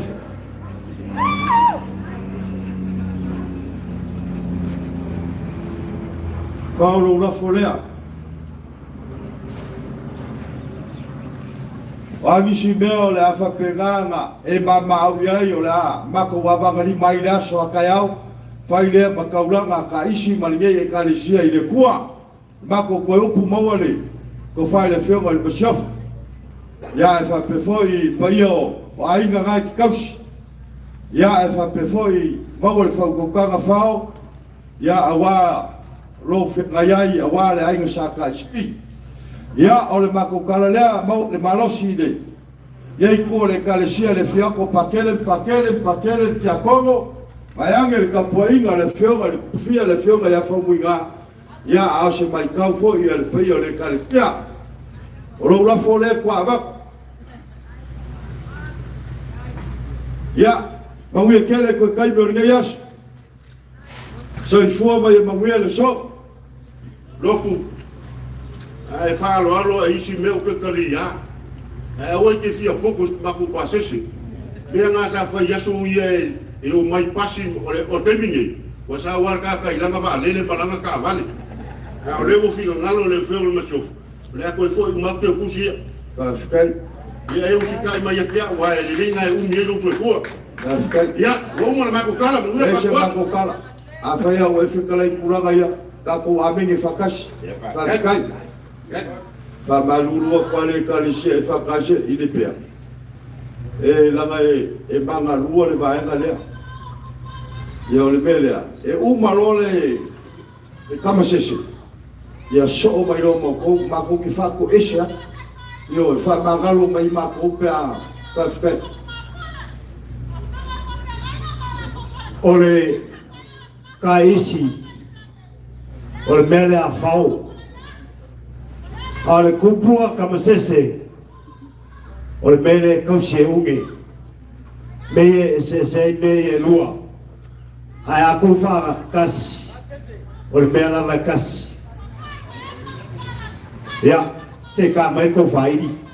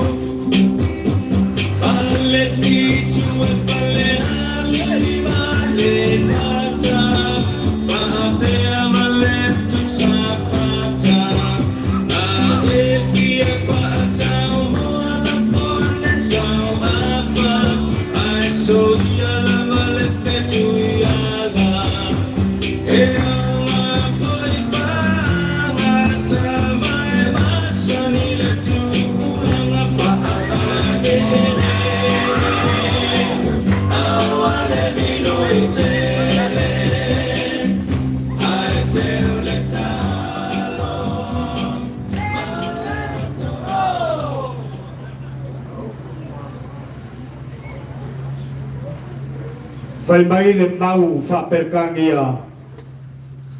The blood is thicker than water. A fa Samoa e mafe fiel koko le whengenga. I lo le afu le vai o le koala whangau o le kinga. Lua o le isi mau o le lave ki ngā ma whengaka o le kingo lea o le iwi, o koko ma ango lea, o le uso foi lea. Ai whai mai le whaisalamo e langa wheku. I Jerusalem mai, a whai e ngalo oe i a kia. I a ngalo lama i lo lima kau makau. Ai a whai o ke le mangakua oe, i a pipi a e, lo whaiva i lo ngu. Le paia le Ekalesia, i Lepea ngei e manga kua le koko le whengainga E whape whea o ngalo le aso ko ngā I pungisa luas fulvalu te sema kasi iwa lua iwa. E le mawhai o ngalo se koe whamaka ele whanata veleu au o te mai tulo se ali I maua whai mai maua whai mai ia file muia to aleta tali langi so tatoa whai talia pereta nia awele ko vanae Ewa e whaafeti E tele ilo aina O le whanatawele Ai moli mauta maiti malea Whawheneu ki ti o e lavana Whapao le whanatawi Hei hei Le paio le Ekalesia Le mamalu le whioanga I Lepea E whape whea o le mangkua le kaulanga whamuinga molingo u I longa uso kupua kamasese le lo whirikolu Inga o masoe o ia E whape whea o le mangkua Le kaulanga a vele mi ngau I le aso na masa ai le lako koko Ioe E mawhewhia le koko le whengainga I lo le vai o le afu afu O le whangoa ko ala whangau o le kinga Le wawhia mai le kamainga Le awhionga le kuia kua kupua kamasese efi Maonga whioi A inga sa kamasese Se whai se kulanga A wale ala male mila lea Ma se koe wha mangaku Le aso pungisa Afe iwa se lau nuiva Au kunga le so ma le wha moe moe O mafu ai O ngā mako uo mai Whai mai Ngā mua mua Ngā muli muli fasili ku mua Ma kua po ai le kamalea Ioe E kua muli ngou I vai ngiu kupu E kua vai ngiu kupu I vai ngiu E kua vai ngiu I vai E kua vai I vai ili ili E kua vai ili ili I salangi malofisula E kua salangi malofisula I falfasa E kua falfasa I falkoi Aya Ai uangalo ya kumua Ma kua Le ko ala whangau unge Na whangau kua ili kamalea Ai uangalo Ya kumua Ma kua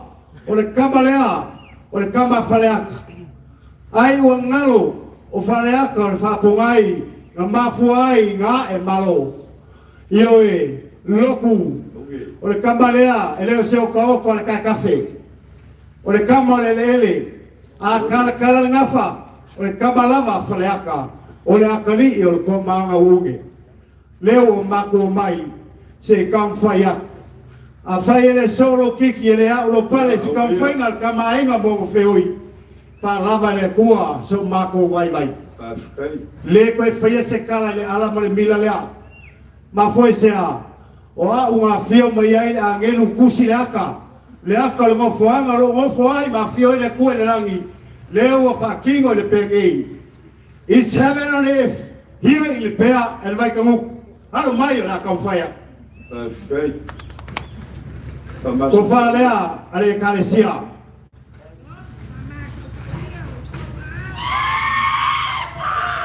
Ie lea, sa la whai ai ko mua, lewa kalamai el kamainga, ko whai le Ekalesia.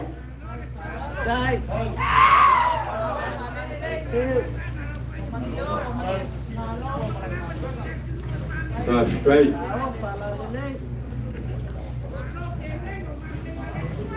A whionga e makua whaiva. Lo uso wha perpere la uo. Pa kele Ricky. Ea wha malo mo le ngaruenga e le whaingo fie. Alo mai. O lau ko whalea. Kafkai. Tao, kalalele. Iyo, malo. Iyo, lele. Feunga e ka mapule, pakele pakolo, alo mai, kam fayaku, la inga sa kam sese.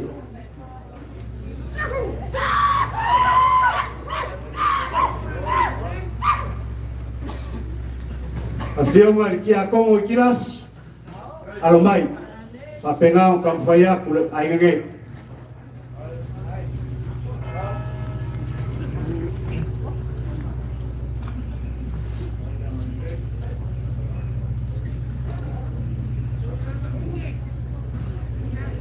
Ya, alo kia ko.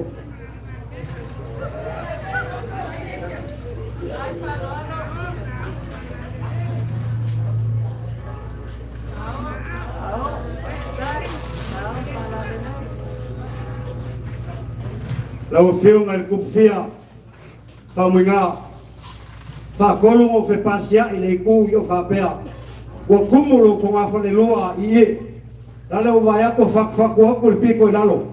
Alo mai kam fayaku ai nga sa kam sese.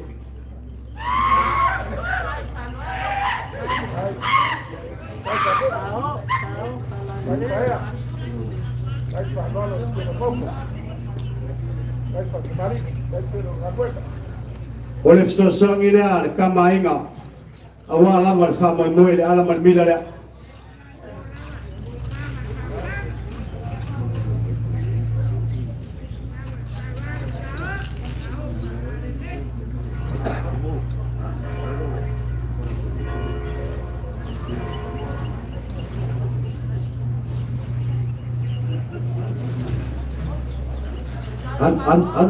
An pengen fakta ini Ekalesia.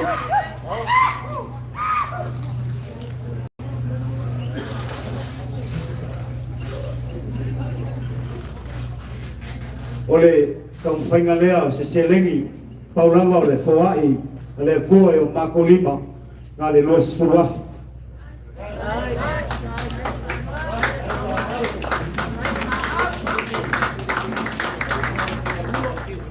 Oleh luas furu afe nga fa popo fa kasi malilima furu afe o fa malama kele lai luma fikus furu afe la fa ya koa o kam fengal kama inga mong feoi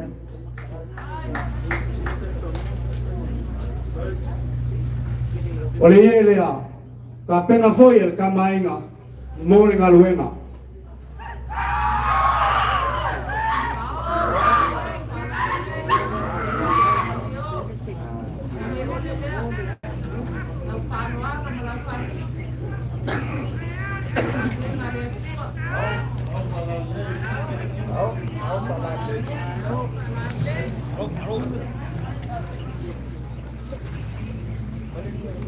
loku ia o e lava lo wakari a ko meso alo ele ai fa fkaiwa a vero balosi alo eso e oki wa poko ai no kaukala i mea fale ko mo me fale le mo me ia alo mai no la fola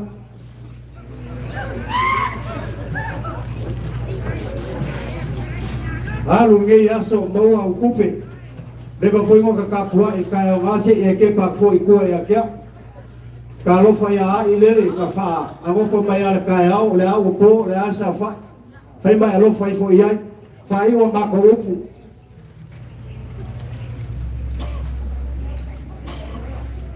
o mai au o ke le lo ma mo fai o ma ko upu malo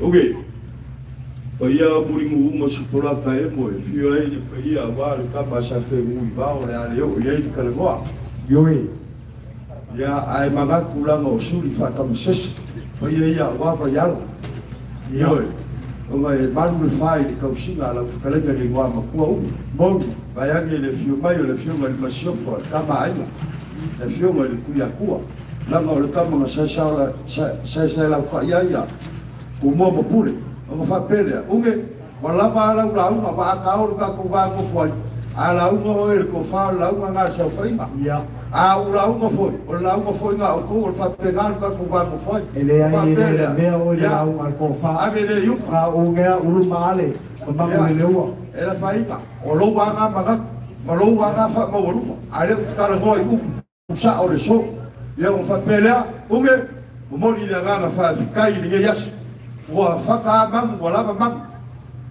o kiki foi mam ni yas a fuki ama mula le so le fioku le fioma ya pakele fa pe foi le fioma li kia kongo ya fa pe foi le fioku le fioma fia ya se mai ka wale Ekalesia o fa pelea uge ola le ko kai ko sa ku kalmo ha ole nganga le fa kai ma fai kasi ni ma ka fa le oro le Ekalesia ele o minuto ka mo ka fa se le o pu mo ya ma o pu ka ki yo so se me le Ekalesia nge fai e kuma le rea al sosoanga ka ma ainga mal masuf ya o le mele unge mo ni le nganga le fa kai ni yaso o le o maka ngofo po yo le Ekalesia mo sa mo poko i lau fa lolo mo lunga le so o fa pele ya alo mai o la fa pe o fa ya po yo Ekalesia pakele fa pe for kia kom fa ka ma le wale fi mai kai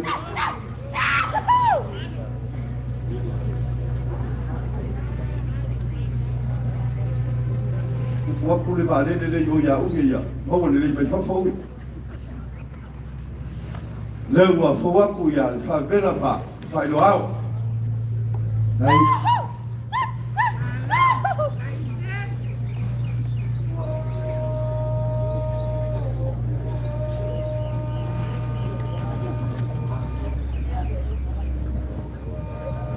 so kalsu ya uge ya ole wo ali u sereja kai bang palang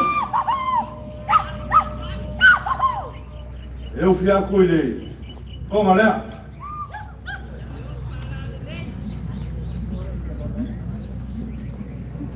o ko fale a wale fio bai ku kalma ya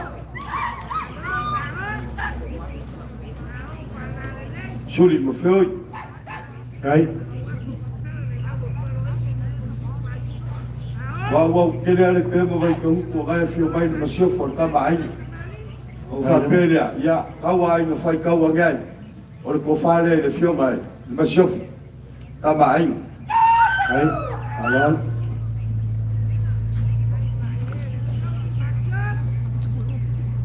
Ya. Kauli lo aku ya. Ai fio mai le fio ngai le miskala nglam. Le fio ngai ya fale o baven. Oh, ya ko fale le fio ngai miskala nglam. kai sisina di fai dia balik miska nglam. Ya, ole faoso. Ya, e ko lo fe ala. Ai. Ole pasese ai.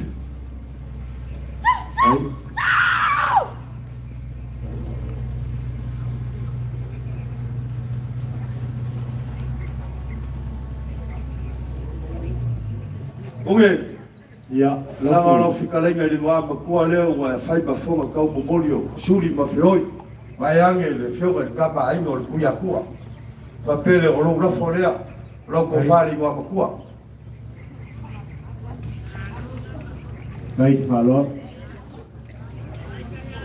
E momolia ku lo fe lo lafo. Ile kasi le afe kala. Ba ko fa ba lu ku la walu gas. Mo aku le afe. Alu la so e. Yo, fa ba lu wa. Ala pa la vale mai ya. Toma. Ba ko fa ba lu wa. La se si va e ga o le fio mai o le fio ga ka ba ai ga le fio ga le masof. Ya fa pe foi suri mo feoio. So fa kam sese. Ya po le fio mo foi le kuia ku a fa mo fu. Le fio ga ka ba ai ga. Ya ole alu fa mo mo o wa le so ka a o ke pole sa ole le yo ole aka sa e kusia ole va kia ile ka le ga ile ko fa ga yo ole mele a o ke ku ga o ga va e ko lo waka e kere yo se me ala ga va e o lo waka le fa pi ai masalo foi o va ga ia le maka ga in fa sa o va ga le o ka fa ya ba o fa ga ui Lo fongia le kua mo le ko fai le fio ka mai. So foi le kingo. Ya e fa pe foi le ma fo a si le ganga. Fa mangia le kua suli mo fo so ko ya ko kam chef. Ya fa mangia foi fio ga ya pakele e fa pe foi ki a como ka mai ka sa. Ya vai ange le kapo inga le leo le fio ga di. Ka pa o le kumalo le fio ga fia. Ya mangia kele ko kai berge ya so unge. Alo Kalailo. Fai alo fonga ma fonga ka mori o walanga ale fio mai o skaulanga. Pe foi la fio mai le fonga ko fia. Pai e Ekalesia. Le ka fa furuinga le ma o Sofia le kai. E la unga foi le fa alo i longa malu mo longa maka ngofie. Mai la ko sawia. A le o sisila ko kama inga. Fio le mansiofo. Feoi o sulio papsesi falo alo mauluma o bako va pelea o ngao le kua ngak silfia o ameo ko esea mo fanga ngao e ko ta pukua ku pa ia sana kuluya ko le kua sau ko lasi fa manguiana ia ke o ko le o ko au foa o va pelea o fam kalanga o le sedengi le lima afe ko e foi aku a wa lava le kaulanga lea ya ngeas bako kalo si ke ka me ase pese le se o bako koe si muri ya ka ko fama vai ya ala fa pela fa yunge ya mai kasi pe o mabanga fikalai la ko fali wa mkua ya ai olio mai kuale ala ku le pese le ya oliori mai lo ikua ya la usunga il fa fegainga la usunga eskia penueta ya e fa pe foi la ko Ekalesia e fa kasai penei malolo sa a mai ale fa kasa mai Lepea ya o so mai le o AOT mai fa la kai por le Assembly of God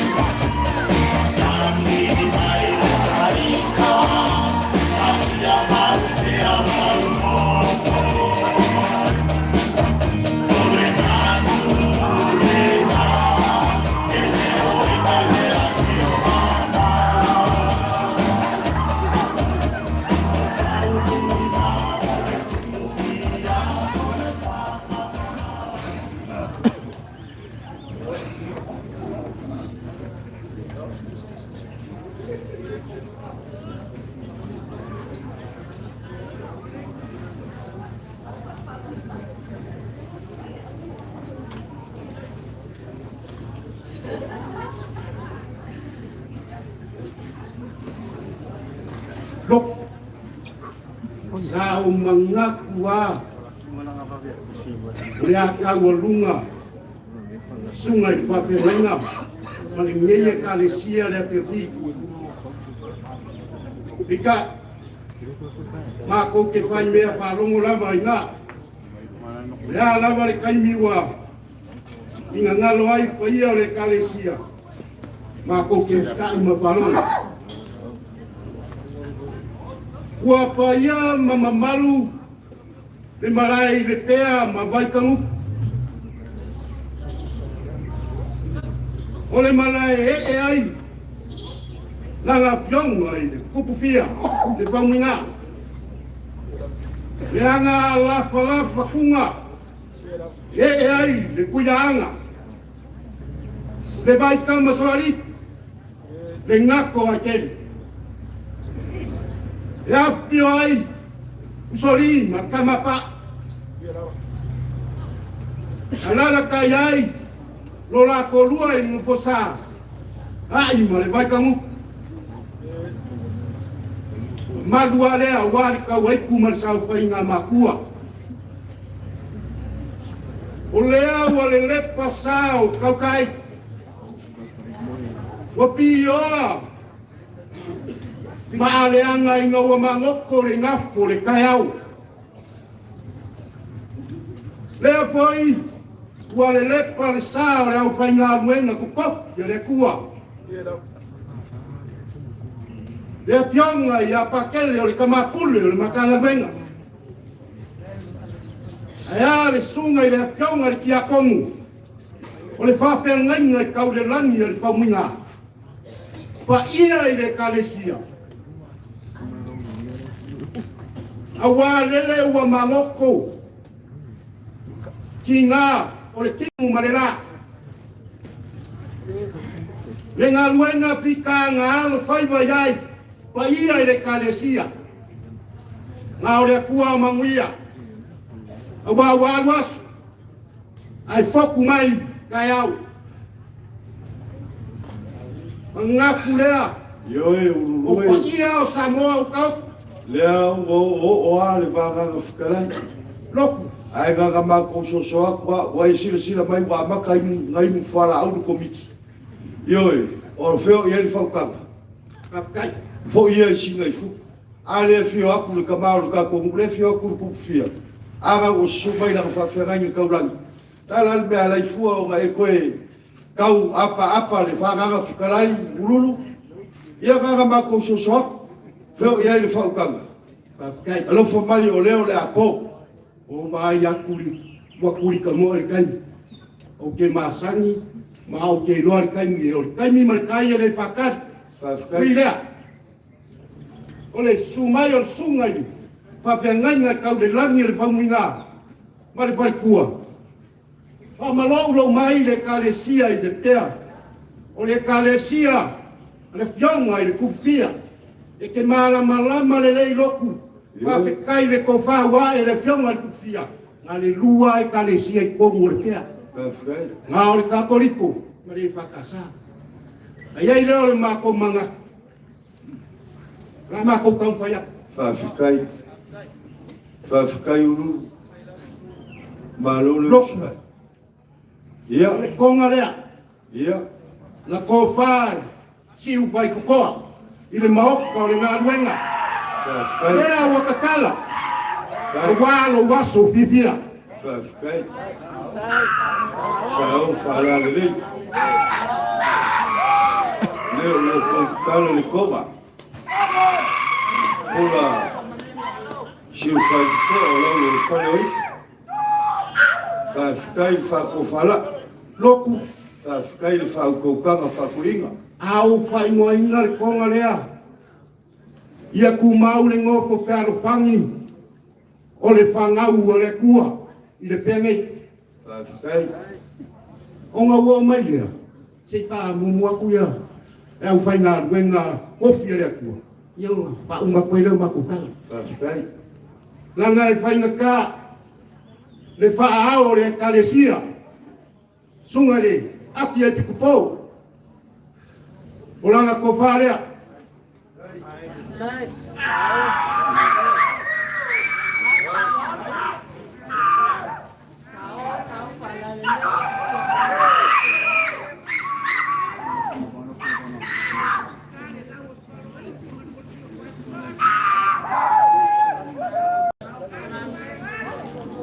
E mori aku.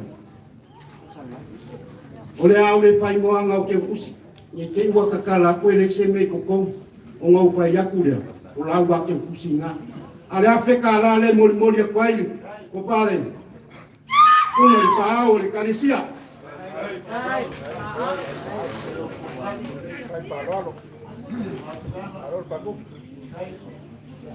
Lau fionga pakele pakolo o le pule o le makanga mena o lau ko farea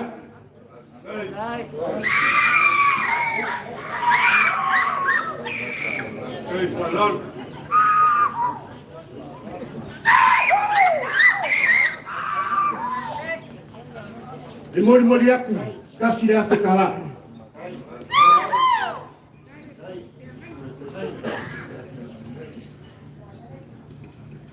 lau fionga le kia kongo le ie le ngalo longo pia iai mai e whawhale le malu a wā le whawhai le inga o puranga bawa pea lau susunga o le whawhengai ngai kau le langi le whamunga e rea lau ko wharea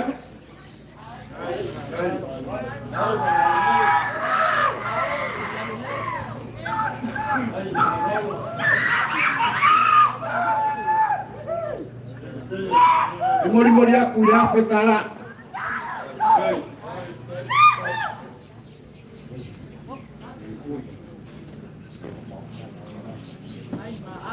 ngau fia pa ia ideanga ngari king wal kam e ala isa sao ku faipa e peka le o pa lava la karenga lo ku pa pere o le ko fale mo ku faipa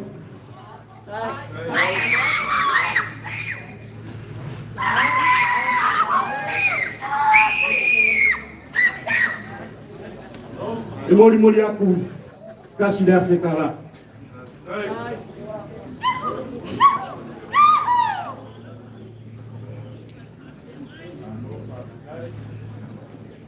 lau fionga le whamunga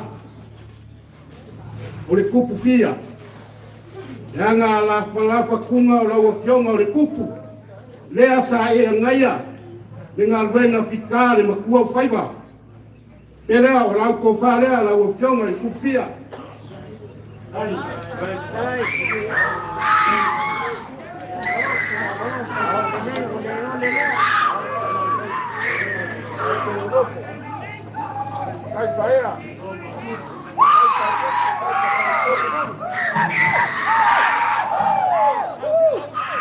mori aku ko fai la fionga i le whamunga e kupufia i le Afrika la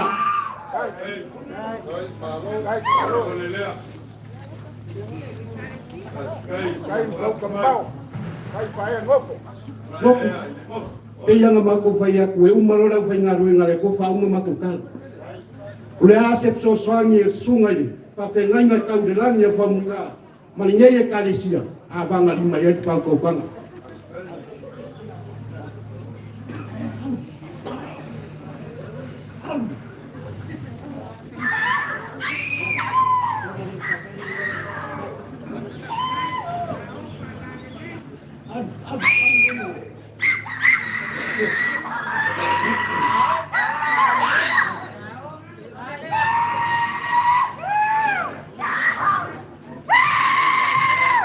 loko o le konga lea nga ko wha i le maoka i Lepea ma vai kanguku lea ua kakala e ufika i ai le whaloalo ngā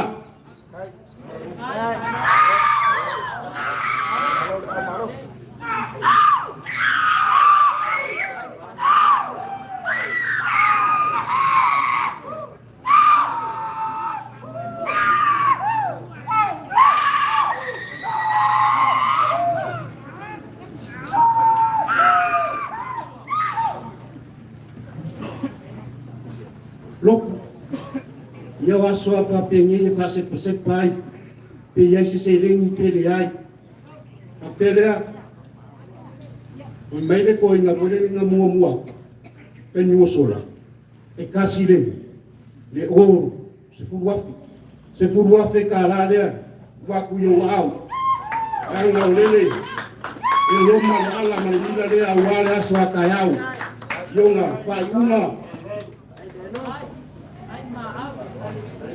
pere loku wa uma mako upu alofa mai le kua i le so wa whamo muenga paia i le Ekalesia koe whamamalu o ngā au maua rau whau kaukanga a wā se whamai a inga o fuafuanga mpolka lami o wale aso a kaiau kai aku iai ki soifua lau whikaraina i liu mari ai ku maua le ko whawhare kua le sunga i whawhengaina maua le malosi le Ekalesia ma ko wonga le lofo le kua soifua Malo whikarai uru. Mako mga kuai le so. Ia e lau ale fiso lau o le kolo e ana kasi maunga yolo. Ia i le mako kaufi. O lau lau o le mako karago fo ingai le so. Ai paua lea vai ange ngane su mai le sunga ia eskia penueta. Le whawhengai le kaulangi e whau mwinga ama le whakua. Fio mai usoli muka mapa, fio mai le wa o sosoangi malpai o le Ekalesia. Ngai ai leo le mangaku ururu, ia o le nganga whawhikai e mafuai, a o le kāla aunga, o le gaua uma ngai whaia, o le kāla aunga le ngā. E pelea, ia e mamori aku le nganga le whawhikai kele, ka ele o mako wanganga, i lau fisunga i le whawhengai o kaulangi ma le whalikua. Ia e whapefo i pa ia maurunga o le kako Ekalesia e whakasangei. Ia o mwhapelea ia ururu. Ia o le akau whaiaku le whionga ia pakele. Lea ua kaulau whaaralo o ai whaao le Ekalesia. Wa e anu le langi e fo i mai la langi lefo wa mama au. A wale ko whapaia i le whionga li ngofo le whionga li kufia. Ia o mwhapelea ia alomai. O leo le akau whaiaku pa ia o le Ekalesia. Ia, o le whakamani lea. A wata te whio mai makalamai a o le pai o le kako Ekalesia e whakasa.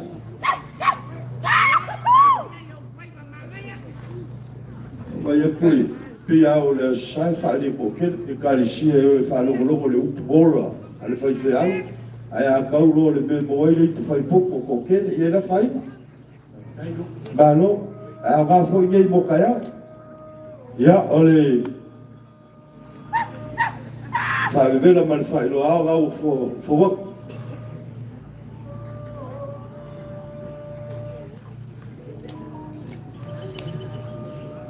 Ululu, ia o le whaaka o le sua ka le sua ele. Sunga ele whaawhengai ma le paia o le kako Ekalesia leo o mako whaariu kupenga.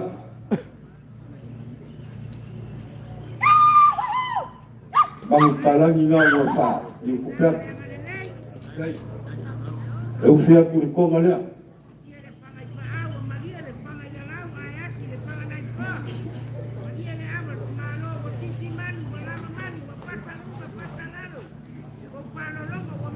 O le kofa lea i le pai o le Ekalesia.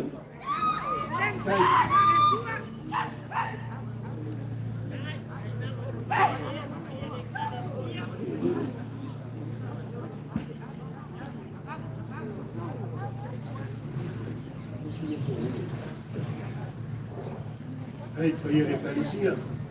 Mau le Ekalesia.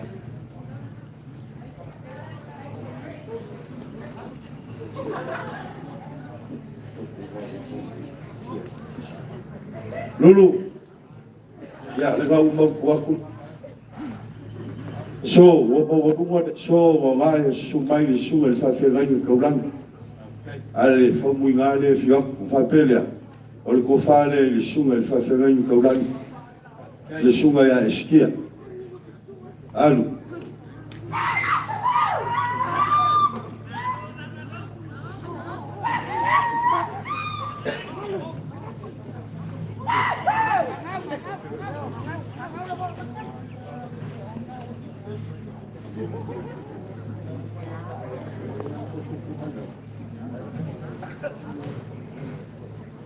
Lulu, alele ala ka mai kau ya se fa pege walangi le lefo. La ole ba ko ke mai kau ko ga su mai sunga ya e pati. Ole o la sua ile galwe ngale. Sunga ile fa fe ngai ka ulang. O le kofale le sunga i fai fai malolo malo ya e pati.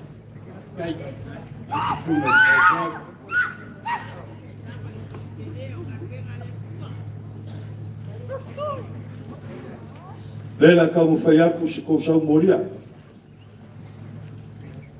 E fe di maselau.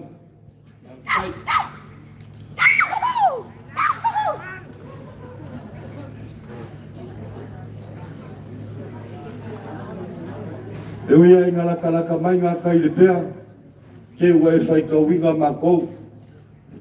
I ua le whaia se pasese o le kako Ekalesia, o whapere ia, o le pasese leo o le kako Ekalesia. Ake ka la.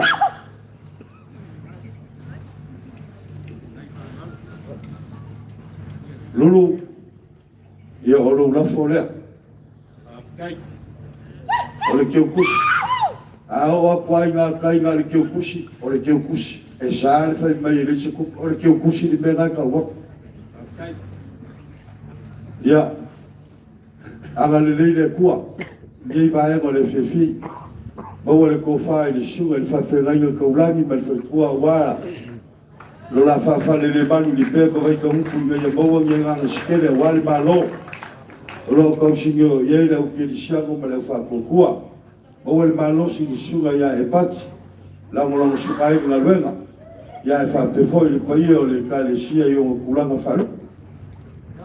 Le liu mai ni ngai kū, ia, alo whangia i le paia i le awas kaulanga le e whiok, pakere, whapefoi li ki a kongu, ia e whapefoi ka mai ka isa, vai ange le kapua inga mau a le whionga, le kupia, ma le masiofo o kuma ki e ai, i whamoe moe o le Ekalesia ni ma vai ni ngai asu, lulu, o lau whaukanga, ia awa le kausinga o le paia o le whawhengainga, ia e le ngaka foilea o le whionga le kupia, ia ua whalawa lo mako koko, manguia kere koe kai me o ngai asu, e a koe kariwaku i le Ekalesia, ia malu kako ngu i ngā kai whawhekai.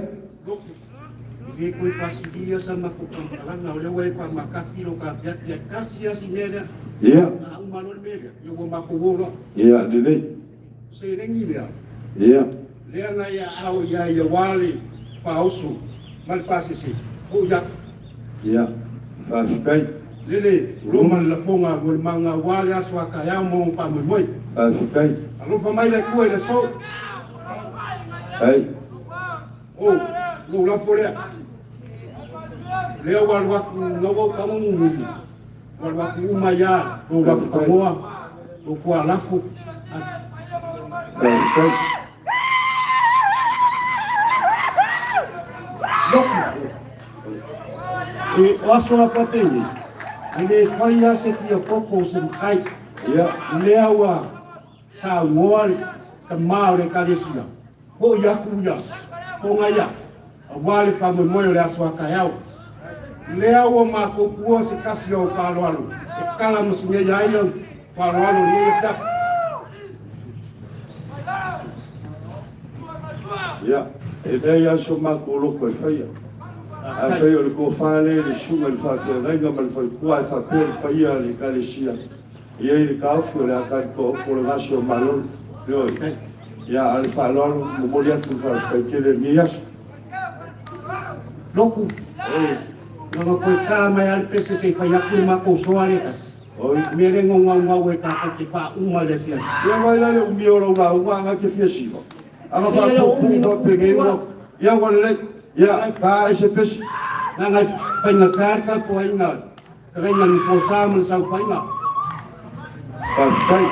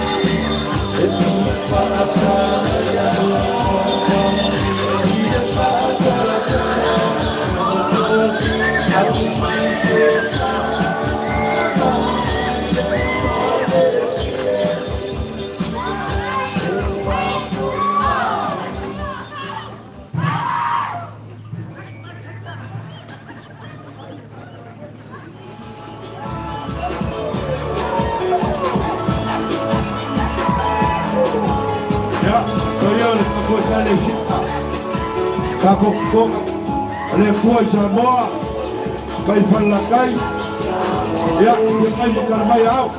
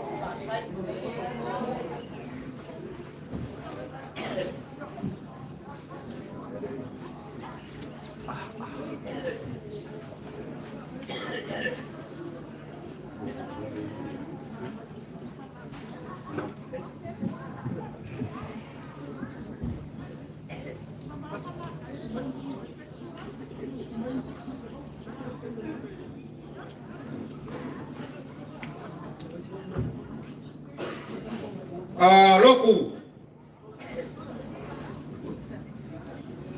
Parela kaya le kuku mawa salah kukala.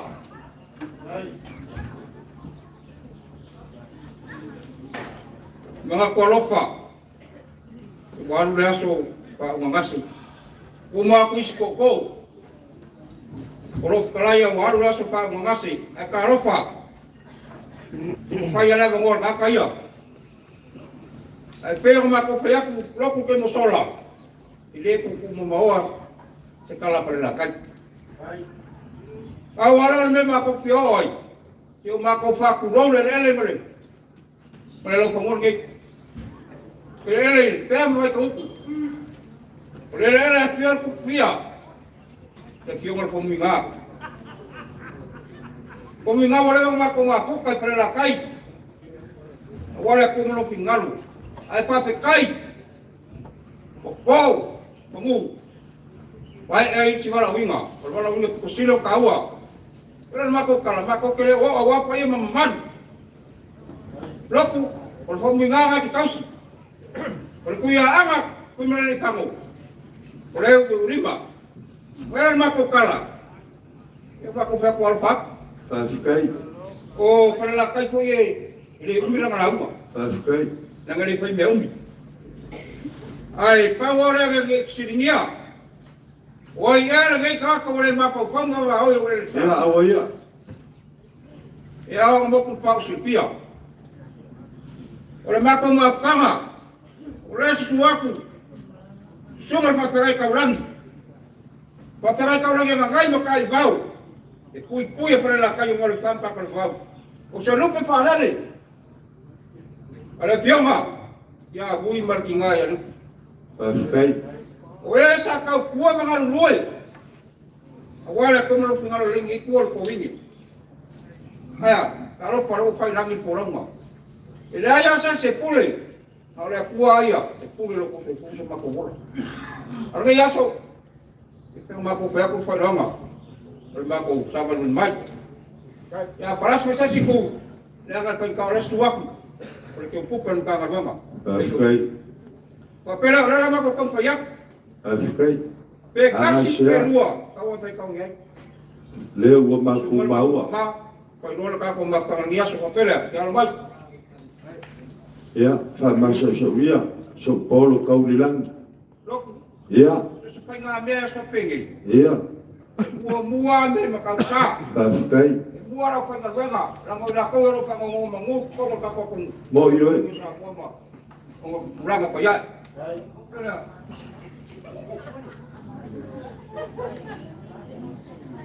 Ya, kupaya. Tunggal ka mapuli. Muka ngaruenga. Tunga pateli. Whawhikai.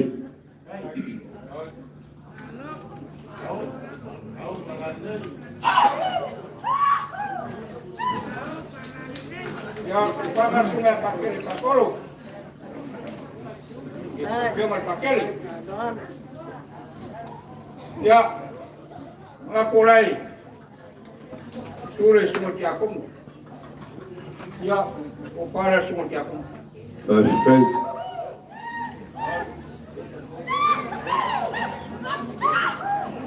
Whawhikai ni sinsikile le kua.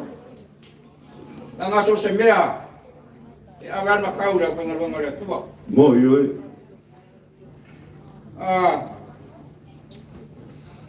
Ini mapai ngamaku kue lalu. Dengan pakai melulu ya kopan kopan ba. Ia maku kartu rumah. Oleh pokok mereka kemai. Sah mereka kuat. Leu sah sisior kemau ainga. Kopan kopan alaman bila lea. Papelea ya. Lagi orang patele kopan kopan ba. Ya, opara la sunga. Whawhikai. La sunga pakai miti.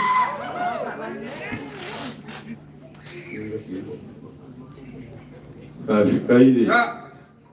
Whalon. Lotu. Oi. Kaya nga mako kaya kuya mga.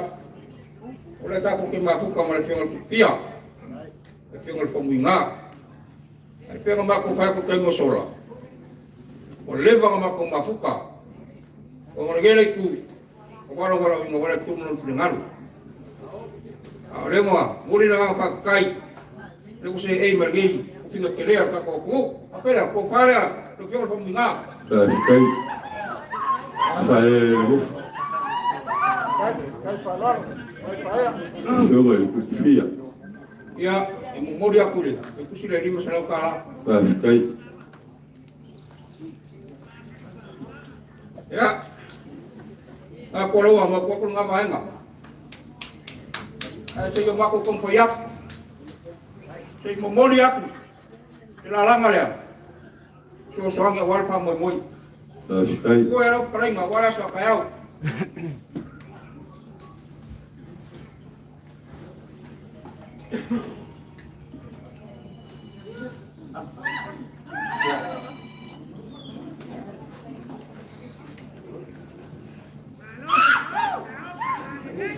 Whawhikai boleh oli lea. Ya, kasih nak kau.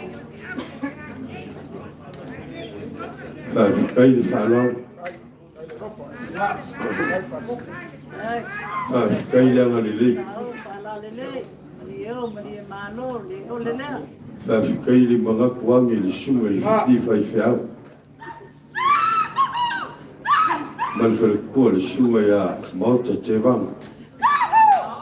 Ia po le alo fo e whasinga le whiunga le ngama o kau, whiunga ia vui. Whawhikai. Lok. Ia. Aku ngapa enggak? Whawhikai. Oh, sila mak ngai bai. Kau mai fai aku. Ia. Iya. Tapi ngangare al mak ko ma pala nganga. Berarti ngapa pala. Kalau aku ko fare di Ekalesia.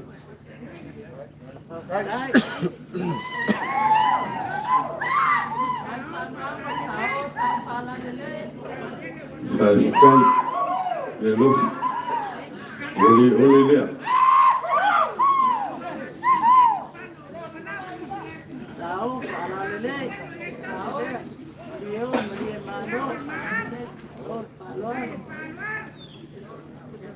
O kumale mo ale vai o le kangaloa o imu mali e whaliselau. Iau piunga mau whalolonga ringi yaso. Ya. Whawhikai. Aku ngawa. Ya aku le. O pala ngai ko le Ekalesia. Ale, ko ngalea. Ko ngasaka o ko maunga. Me ko maunga mo sala mo sanga isi. O le bau kasi sunga pa ke ngai mauta mo le tua. Le wa ka kala le so. O le ngore ye le. O le ye. Ka ranga le mo le ko mo fingar ko. Ka ranga le bui. Mata ngak. Kaya ya.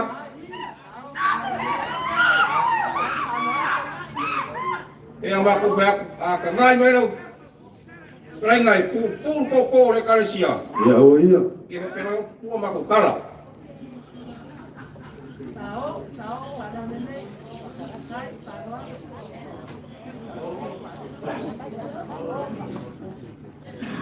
Kai.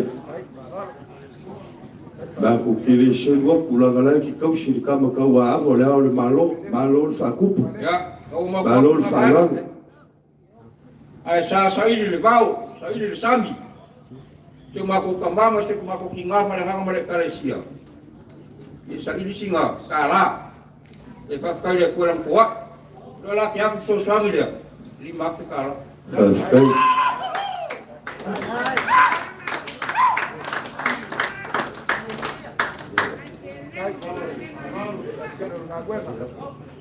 Kai pele no lu falele. Kai faku. Loku. Iya. Ya. Awak timang buya. Kau boleh wa, kau rusak. Kai. Ayah. Takkan orang tua maku kala. Kau pun mengaku. Lu pemain lagi keren lagi asu. Pela. Terlalu lalu keren. Kai. Kai falang.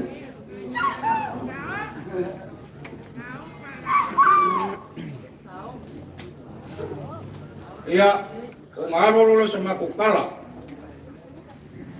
Aku kau kemalu kuema. Ya, woya. Kalau rasa aku silsilah rasa aku mai boa. Kau berfanya kemana tinggal pada ngare mereka Ekalesia. Di solo ku kiki le aku ku pali. Eko famali mo famali. Kau meu mai le aku. Ilo pa ku sil kau lang. Kau lang ya. Kau lang aku kemanga umat ya mu. Awan alam berbeda ya. Pero sama aku kala. Yang lima dia kuat.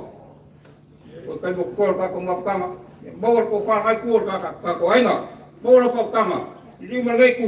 Bawal ko far mako kama pa nga kamar tinga. Musa maros ile Ekalesia.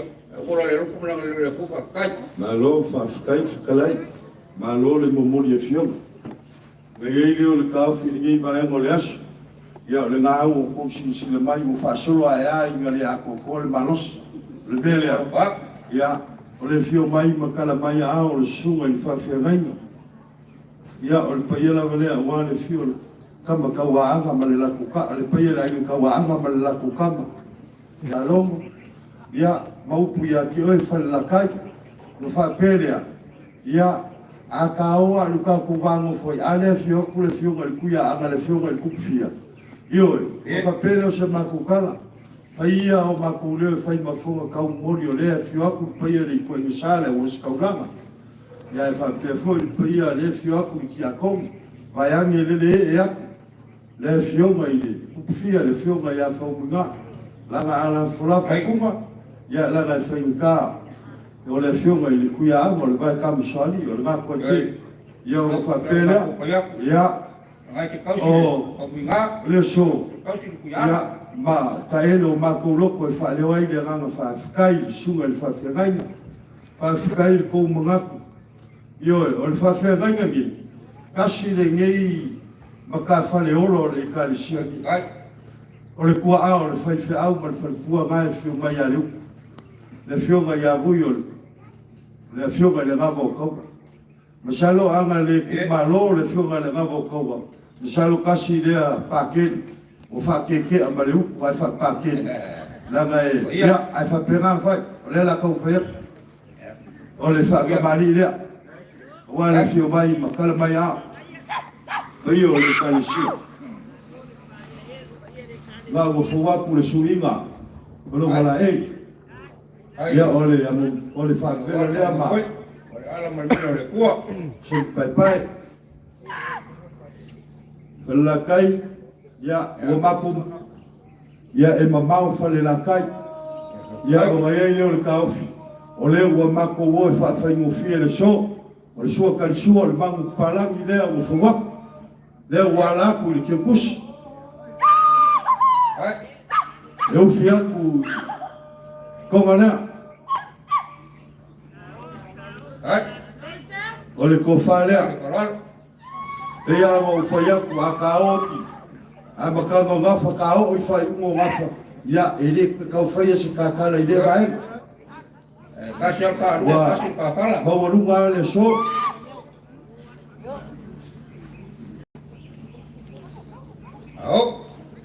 Upot kungu ya amalu fale malu fafu. E uia o se rupe falele le ngai fio anga le fio akule. Fio le kuia anga. Ya ailanga o ngau ave mo kou langa o ngau ave mo kou kamafa le anga. Fa pelea ya la sunga le ri fai fau o le ko fale la sunga le fai fau moto. Ai lo ko. A ko le ko faea. O le patai. Ya ole faoso lea. Pai ole Ekalesia.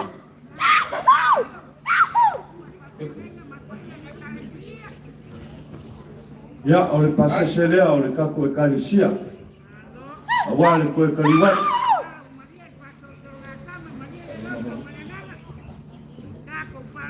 Ya lama oe lea mo fai ma fonga kau mamoli awale sumai o le sunga i whawhianga.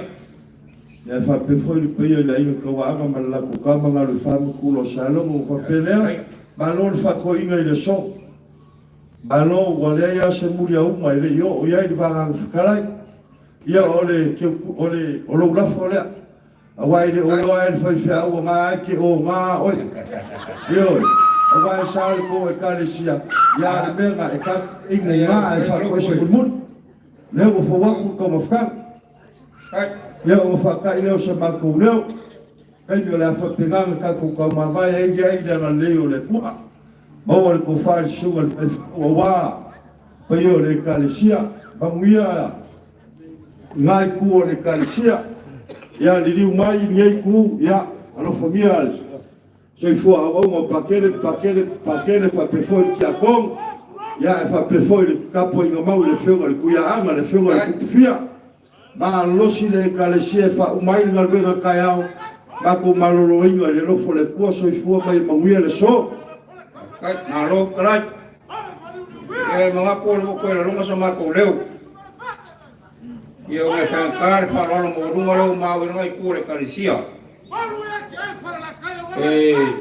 Aku kaya asa pengiru dia sepenuh awalnya kuah yang ngoro kumana kawas dua kalau aku kemarin mertinggal pelanang meliput kali lau kufalol rumah tapi sama aku kala wah lau kumah ini ya sewarga kumah kanga aku boleh kuah aku mau kuah kuah aku kalau melilih kuah kemudian kuah warfa mau merasa kaya mau kufal aku kaya mau lapau kanga mulai ku ya yang aku beak aku power sama aku kala loku aku wes belum mulai awak Lepea aku beak kamu soal iya sama aku sawal meku waktu sama aku kawau so songi awal pam moi ya bang ni bayar kelenga wala so kayau papelea kok ngai ya aku info ya ku ya kelenga. Ya, esse meu olho, ele é. É bom. Fia ele é cura, ele tava falando que fia. E a via ele é cura. Você se lê? Eu lá com o Ah, fica aí. Eu não vou ver, não vou que eu mai aí, não vou ver como vou.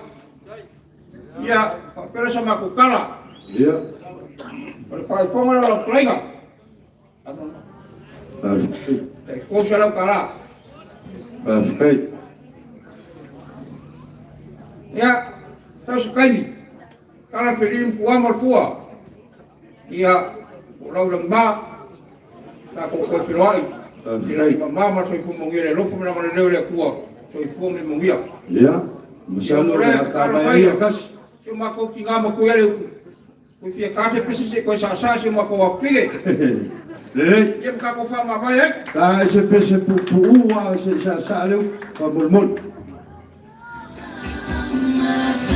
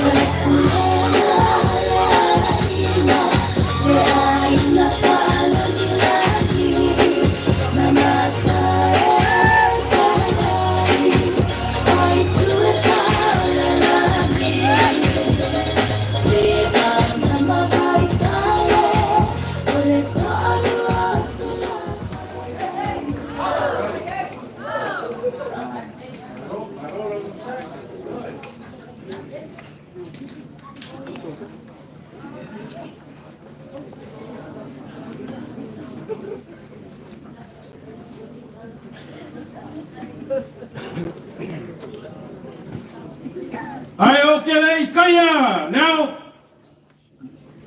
ku ka fai koa e pe ale ava nga yu kumalama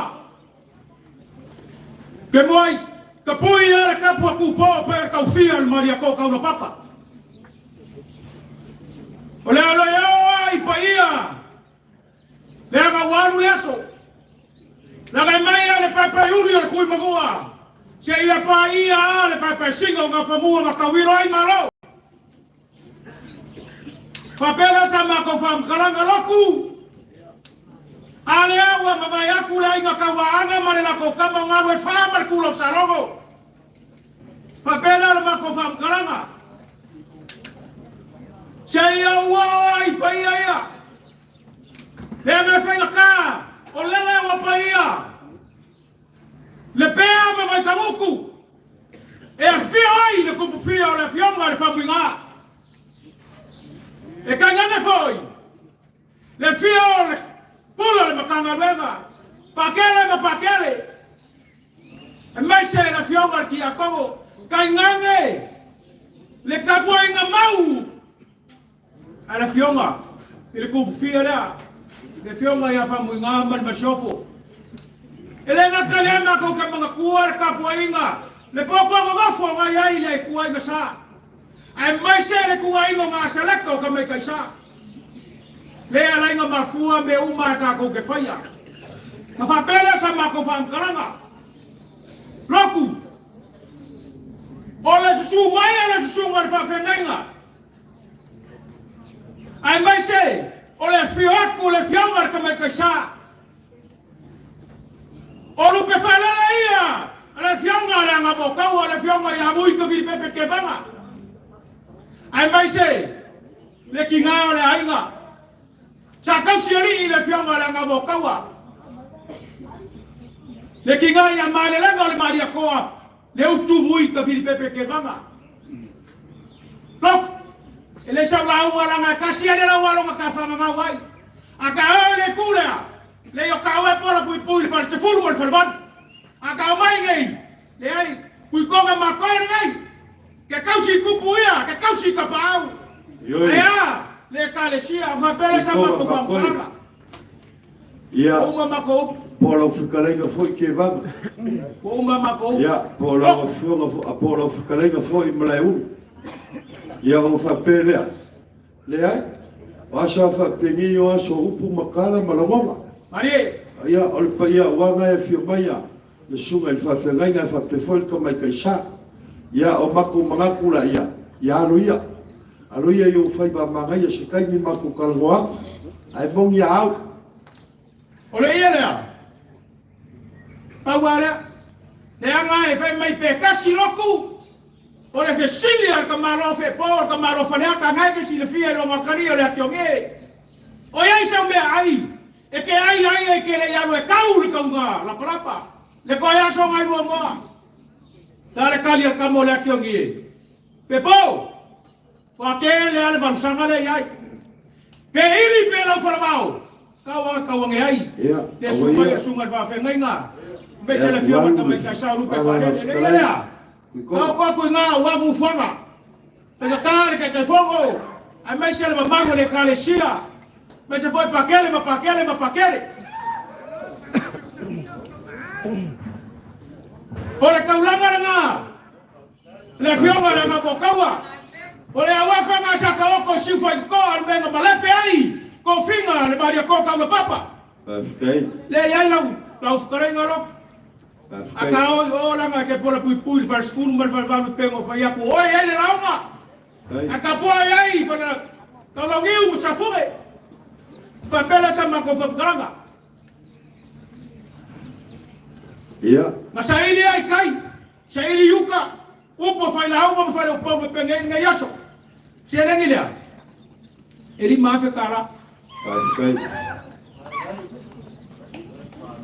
Fikai baku kile se mo ko fai kale pai o la i sa kwa ia wale fio kwa msala fale sifuru mal fale valu ai por pui la ko lua ia ke va mo fale fai ka foi se siku pai wa yo mai o voi ko fil pepe ia por pui no ko kalai inga wo ka ngule meli le nga ka ngei nga ngafi fikai pe mele ka malo ole la vata isi la taxi fai lo makari kai pe ya ole le yo ka majiki saunga alwe kali le mamuya le meli la pa wala kala fai le parangi pe amoso pasese mai le wafu le makeki 5 tala ayo merka ngale luma ile eki pray ai fesidi le lo makua how old are you ai fe merka le pa avitiasi 5 tala loku le waku uma ile kupero ke le ka onge ke wai lo sesi la fo uma ya me se lo fa ngom ka ele le fe ba ngai bo ku ko ma malo afkai malo fukalai kuikoma au fa ko kuikoma sa le mo fa ko kuikoma la me fai kapa io falfasa wala fio pa o fangege mo pepe ai ka chiva ke le va u fa le lima ia ko fam falek o fai aku foi fai kale pa ia wala ai misa kwala pa ia wala fio kwala msala kai ngangi foi le mapu kula go ai no mai ai malu le fa le kausinga ke va mo vai fale ma malu le ai ja sal mulianga o le si fale por kofia yo la mo le we kala mo ya si fai ko o ingo mo wai ya kofika le ya sal mulianga ya fai kau foi jesi ko ya fai ka pa ya waya ka kala lupelele wale fio le ngava ko le fio ya bui ko fi pepe ya e kau si va ke le fe kala ya ke ele mo ko kala ya mo fa pelea ya o saba fai nganga o le wa ka ui le pe ge vai ka mu o le fio ku le pa ia le o skaulang le foi e fio ku ki a ko le foi e fio ku le fio le ku fia le fio ga i fa muinga ya la me fai ka foi o ga foi e fio mai ya le suga il fa fe venga wala in ka wa ma la ku kama nga lo fa ku lo salo ma manu le o fa la kai a foi e fio mai ka mai kai sa ele ka fa nga nga se kau kua le fio le ngabo ko e kongo ka ko Ekalesia pa wa le o ka ka ku ye ki o le malo e pula ia le balbalo sa ke sia kasi la mesa e fio mai ki a ko wole ba ka pega e vui la io pa ke le balkau ma fuga le ki ko balkau me le mo fa ia ngalo ya ma ko le au nganga al ngai fo i ka mari le fio no ya vui no fa pelea kui koma ya o leo le aka ufayaku ya le kaku Ekalesia ya o le whakamari lea o wale fio vai makaramai ao ngawa fuwaku le vailolo molo suima le wala eili ye palang leo mo fuwaku le whavela ma le whaio ao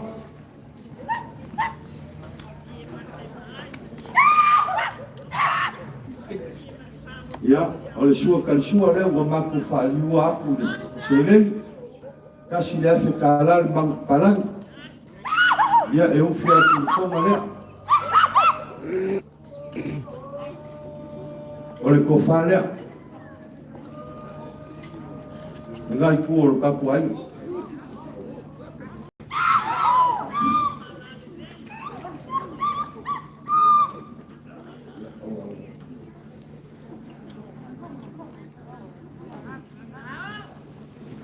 ya lela kau fayaku se pousau molia o faos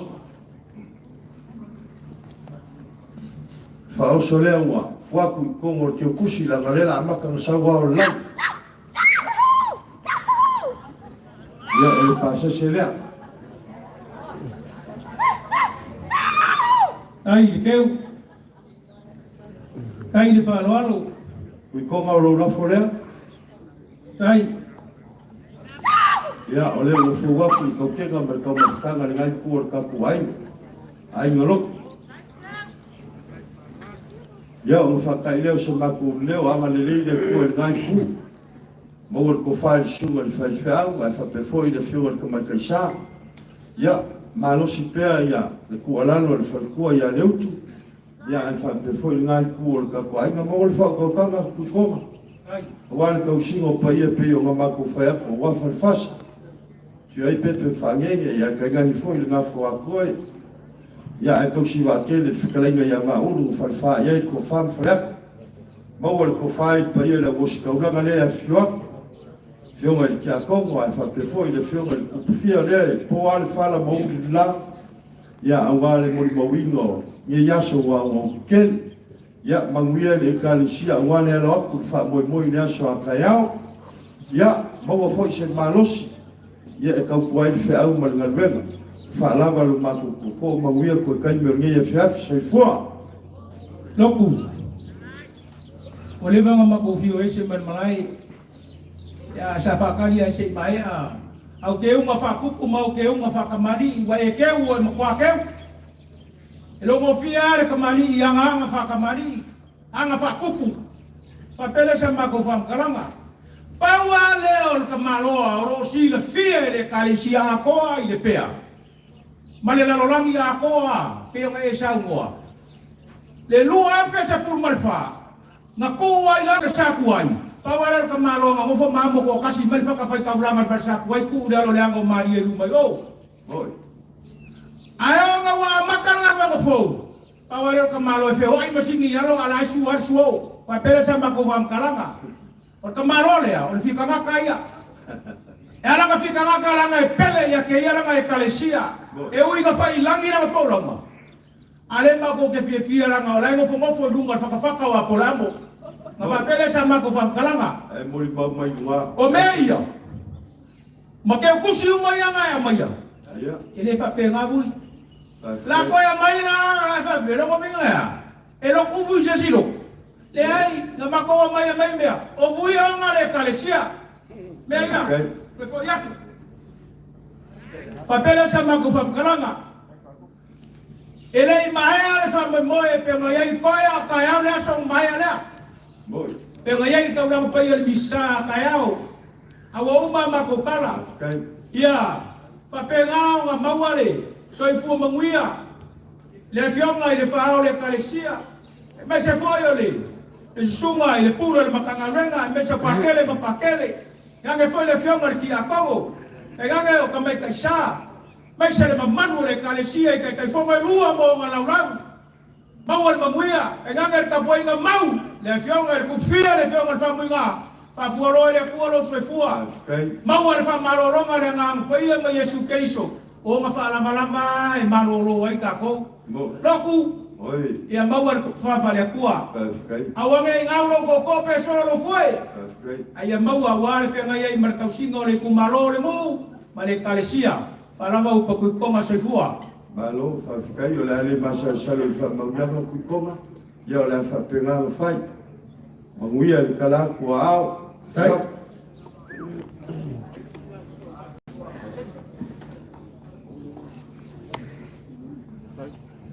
Ya. Malo le usai. Malo foi il whakokoa. Ya, mangaku le lau le ngi, le rei ngi. Le vikaria kua. Ale ainga paia mai susanga. O fionga le kai fongo. Ya e whake foi le lau wa fongo. Ia le o shikauranga, whake foi le sengo kia kongo.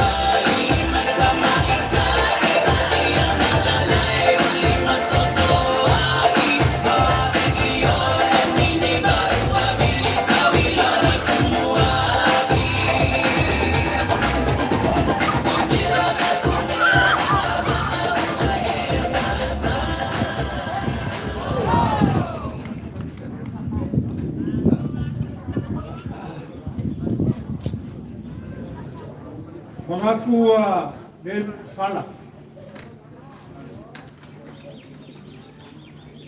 Ai o le mako i kau. O le alava e malu maungu le kako se whainga i ura i ungarua. Mako mori mawinga ia o le ngā lava e lava verde langa pale i lau whiko pakele. Ia, ka pe foi lau whiko ki a kou. E are ngofu ka pua i o le whiko i whamuina. Ngaku lea e le kukumu mao se leo leo mwenga i ngei kura. Ma kou ke le koe kai e inga fo i ufao. Pe sasa le fala pe o le whaiva i pouna. Ai, mangaku, ngofu whare i asa ku ia maa. I le ngai ku, o le kako malai. Le mafuanga malo mako kau whai e kuka ia.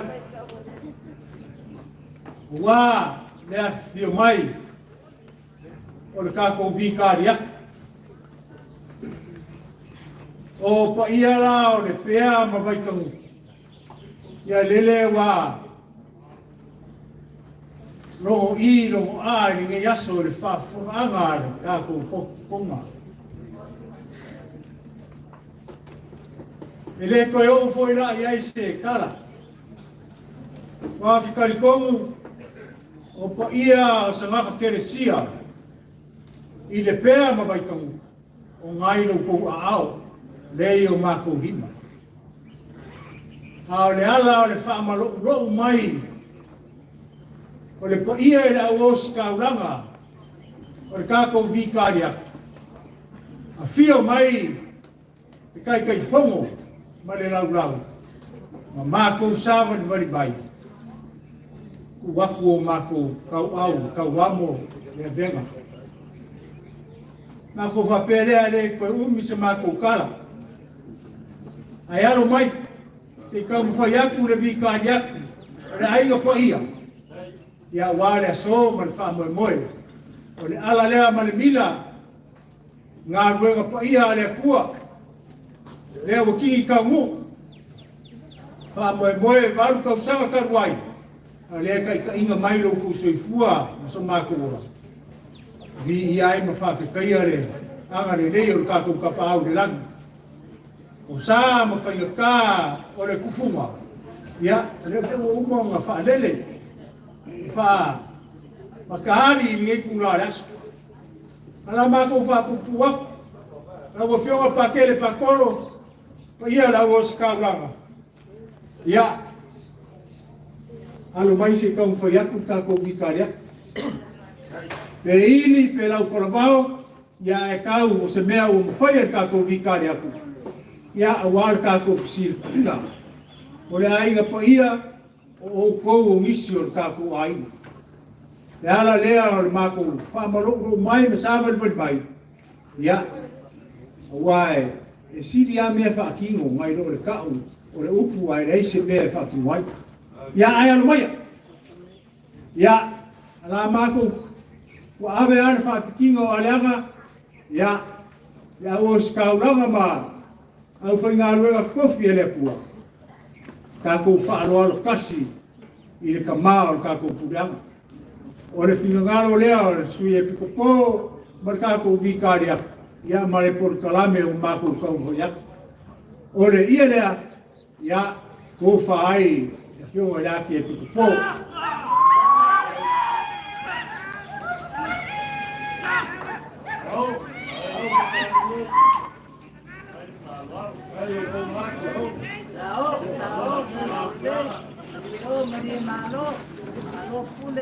Ia, e mori aku le, ke kusi lea, e afe kala.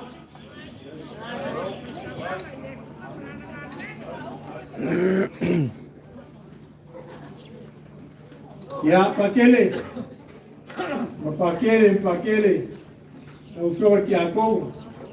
Ia, mai se ia o kako ingai. Fia o kukfia. Ma le kako mkanga nuenga. Ia, o le soangi ngai e kako vikari aku. Ia, a wale wha moe moe. Ia, si le whakamaya, si kako whariaku. Ia, kasi ngā lalanga.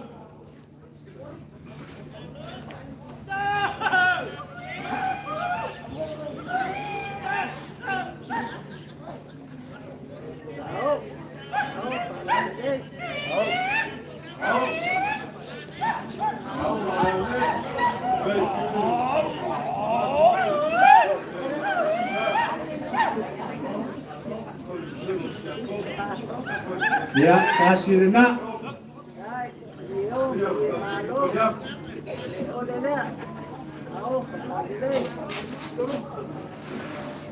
Memang aku mesti usah. Ya, nak. Buat.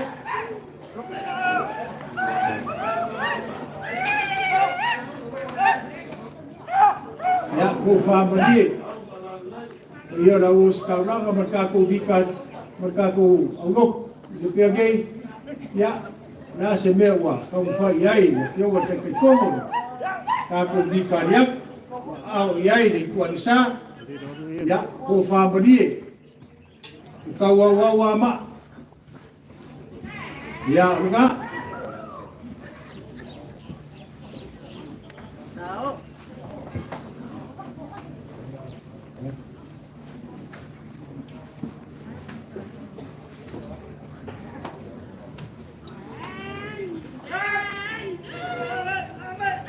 Ya, dasir na ie.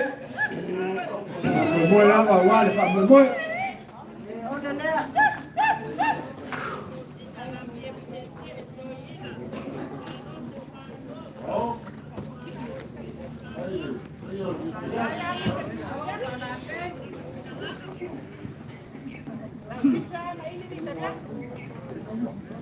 Ya, almako so dia kawala le seleng. Ya, le la kham fayak. Se fulu wafe tala.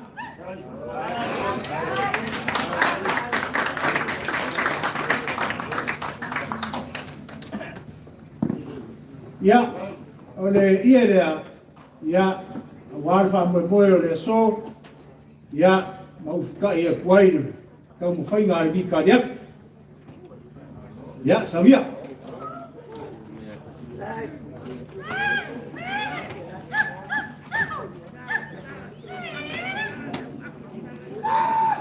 Ia sa ko fai mo ko te te fomo.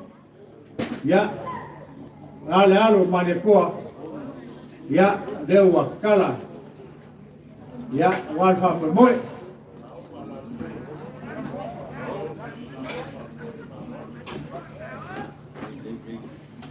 Ya, or kele o kala lupu, kele me fa ya. Ya, ai ko fa mali. Au ko mali, ya iskam fa ngal ka ko vikaria. Ya au mangula so. Alo. Alo, kamu dia mai ko ko kai be yes. Kala le ma leo. Veale. Nau fkalenga le ulmenga fai mafo ka mon. Pia wa le wosi kaulanga. Ya e fa pe foi le sengo ki a kong.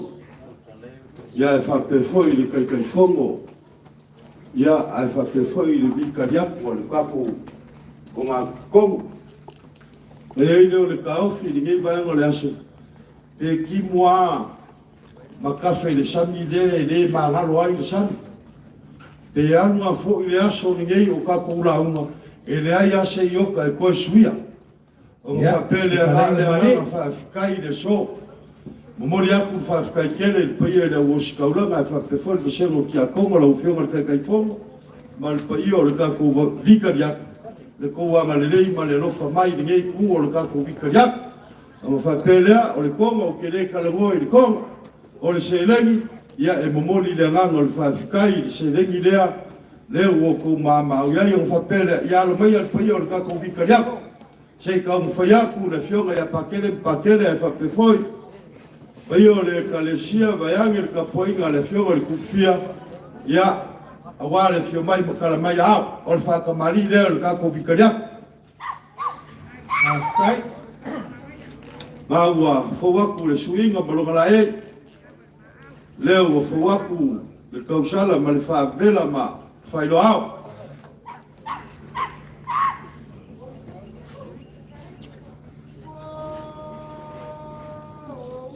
Kai, farol. Lo fioga ki a kongo ko ema. Ya, ole wo ma ko liniwe fa. Ku pe aku ya, so ka su al pe el ka ko vikaria. Ole mangu parangi le wa fa ya ku se awala fa fa go fe. Ya, e o fia ku le ko ma le. Kai. Kai fa ku. Ole ko fa le il ka ko vikaria ko. Out.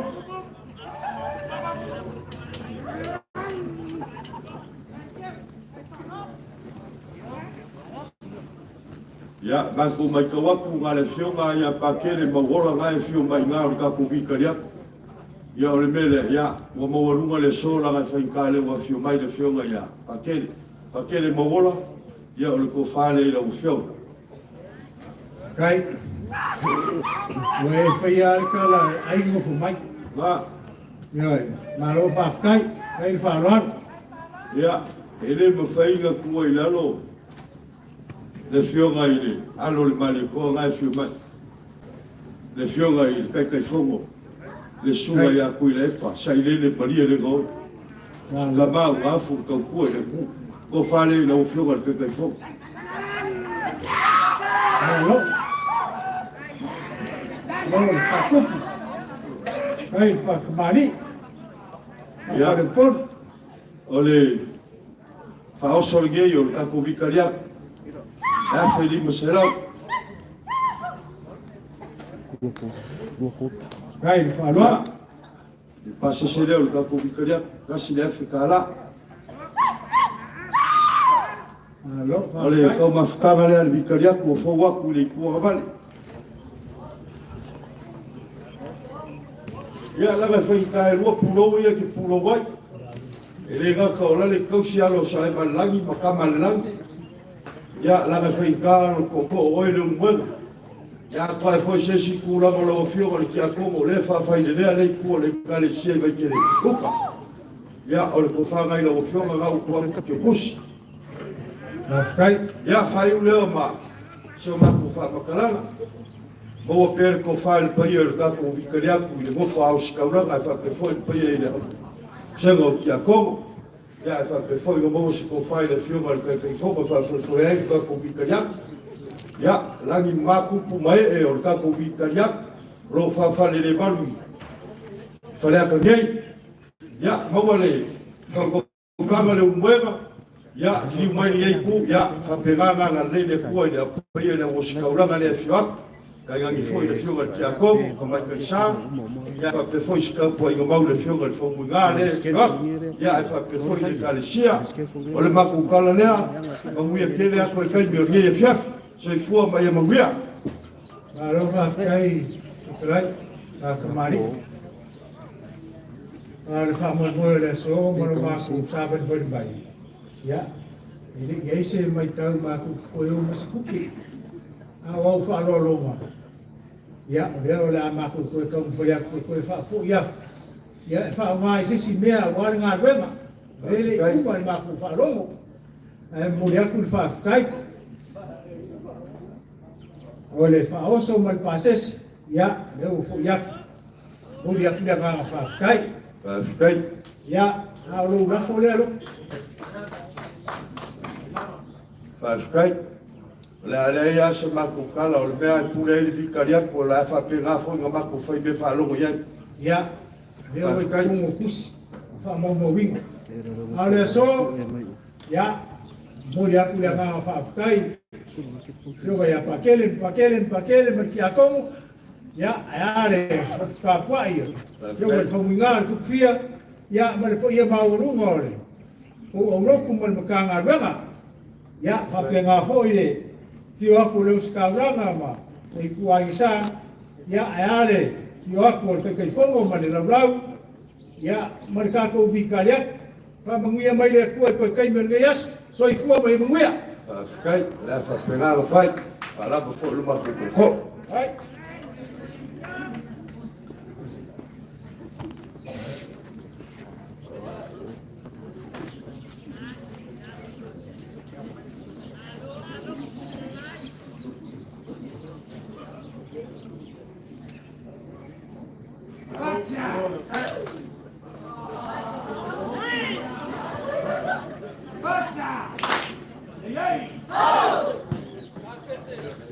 Ngaku lelewa, ayah ada bakeli. Ela sama aku Taalolo, musika ngasih saya aku maku. Salah yang aku dia tu, siap.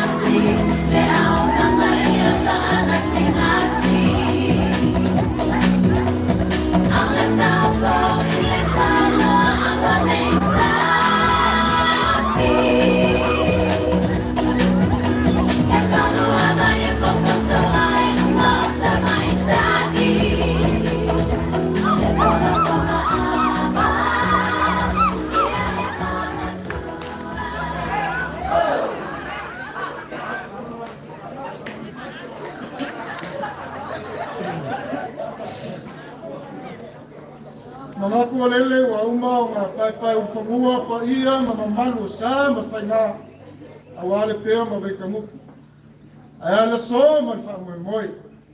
A pēra sa mako karalo. Lai mako le koe kāiu ku maa.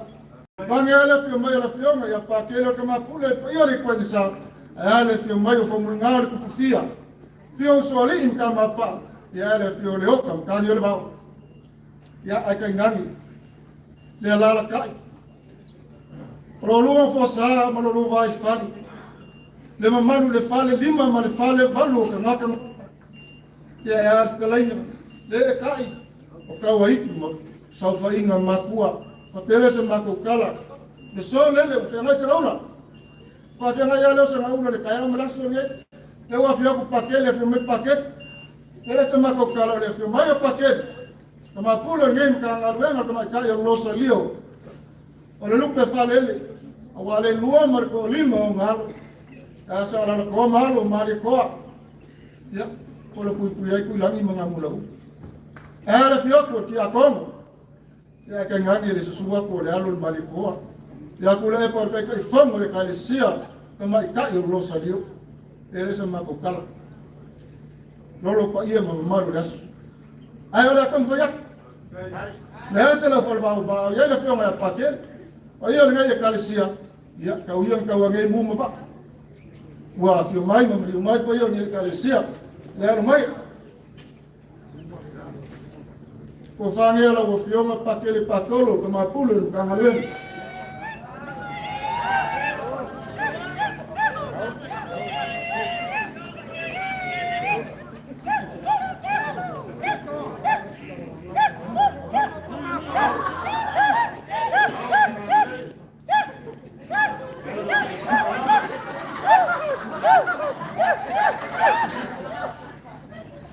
Kare fio mai lo fio mai o mi rau ku fia.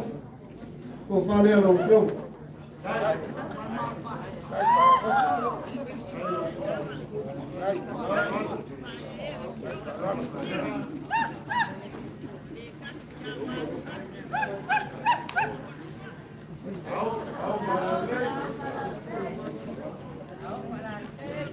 Ele é louco. Já como foi a construção só de Ekalesia. Awak famoi ya so kayao.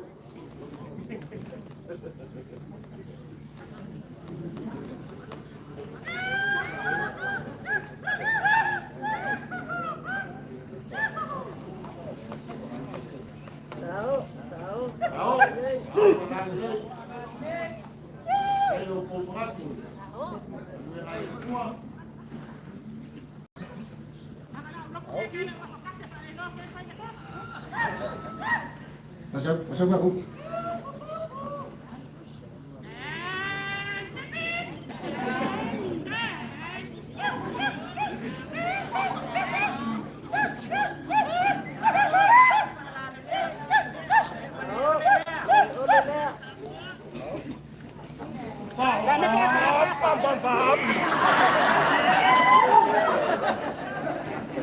Elia, oleh Elia.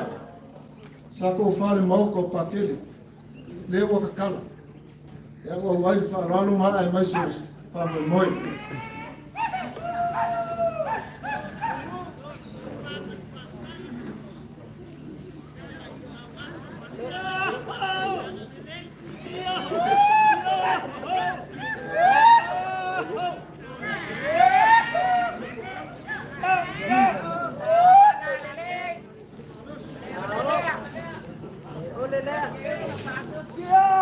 Saka wawa ma.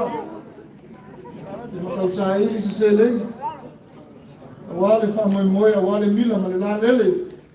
Wale mango io le kua. Le wanga se fu wafe wa ma ai ai le fioga pa ke yo le fogo ni Ekalesia.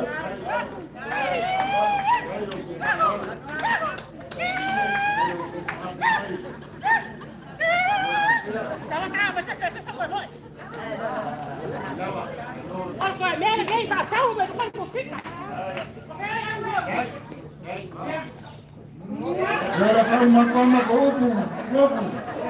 Ya la fole ala fukalanga.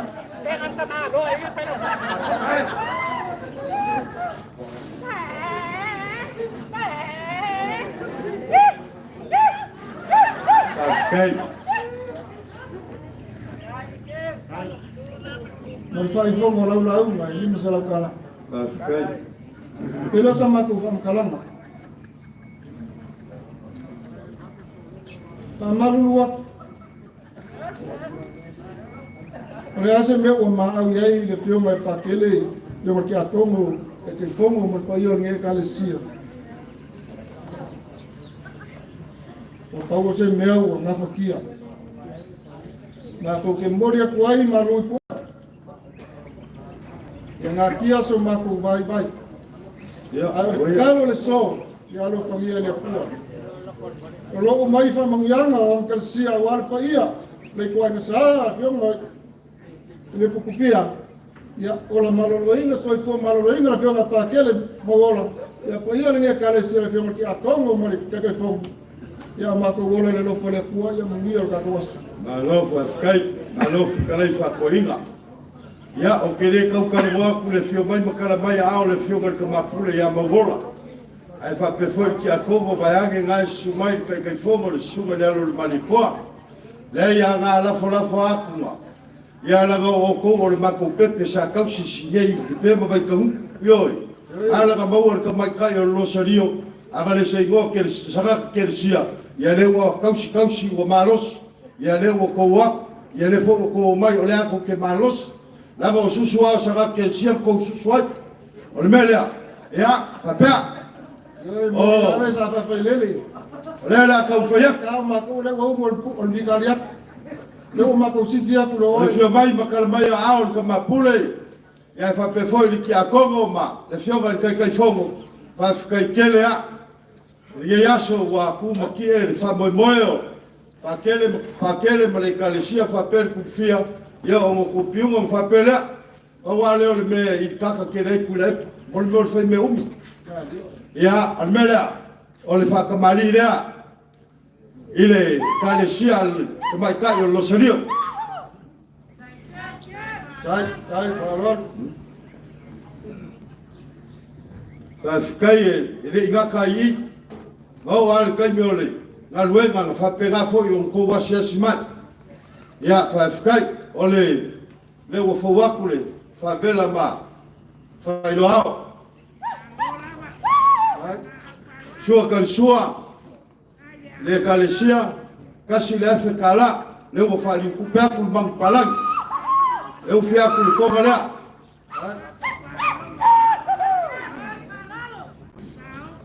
Ya or ko fa le ale Ekalesia.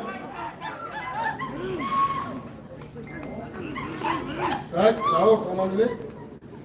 Ya fa ka nga fio mai le fio ya pakelo ka ma pulo le ka ga. Ya or ko fa le o fio ka pakele ba wola.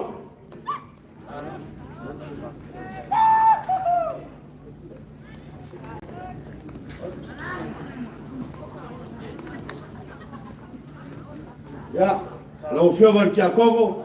Ya or ko fa le lo fio va ki a Congo.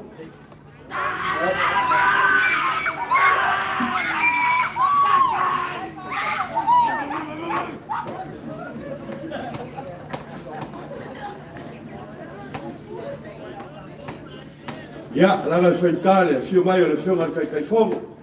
Suga ya pele. Ya le ko fa le ila o fio kai fongo. Fio kai fongo le Ekalesia.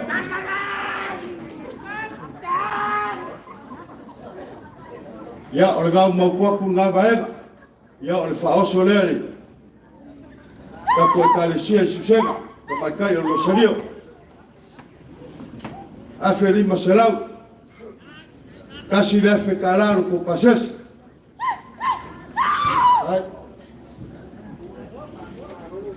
Ya. Oh. Lo fe calanga ku ko orge ya so lo la folea. Ya ole o folea ku ko mafkanga.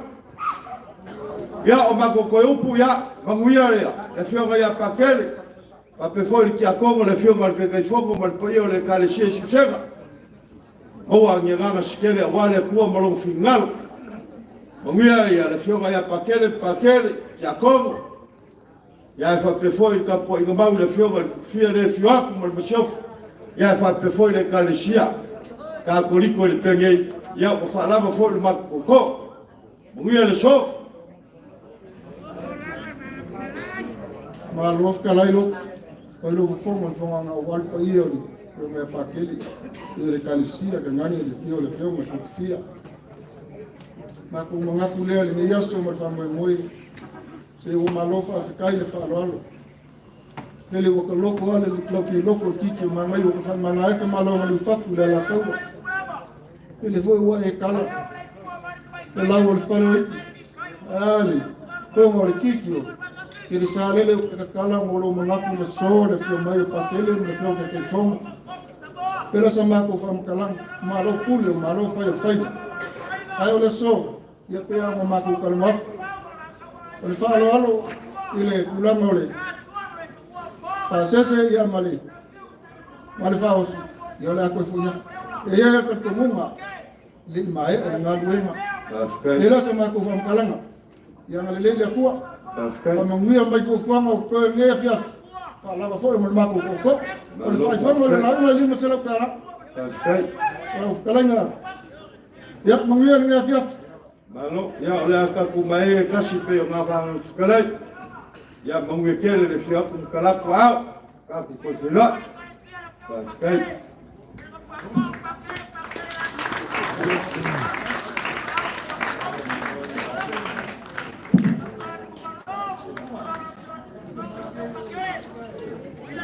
Ya, alor mai ya lo fasingo i.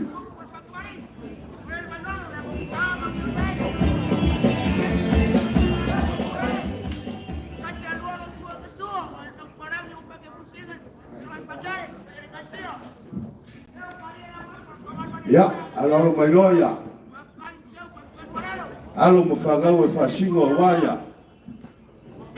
Le fionga ya kwale vao avoki ma kinga paes.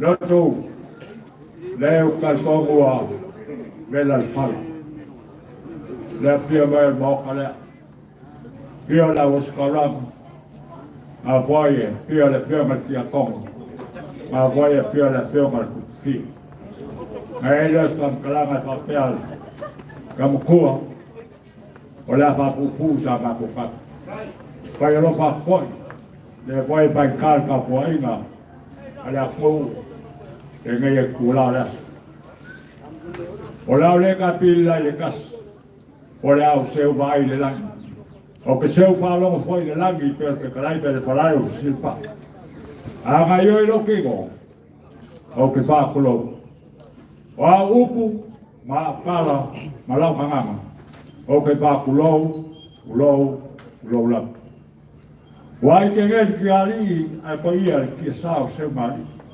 O kau kalai melo wava melo parolo. Awa o se aswais. La tia mai markala mai ao. A tia mala uskau lama. Tia mal ki a kongo.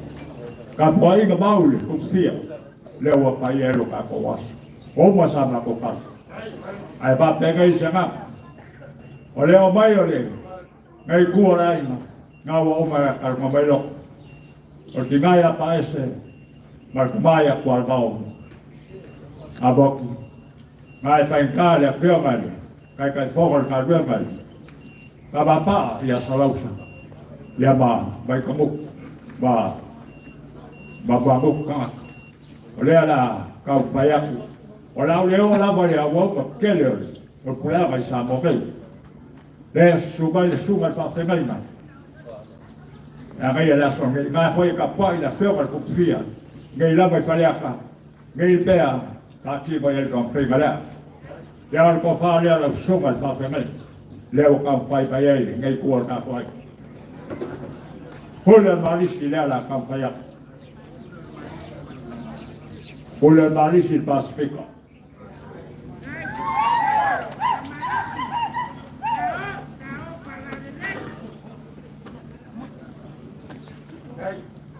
Mormor kaya kul ko wha hule malisi Pasifika i lea te kala.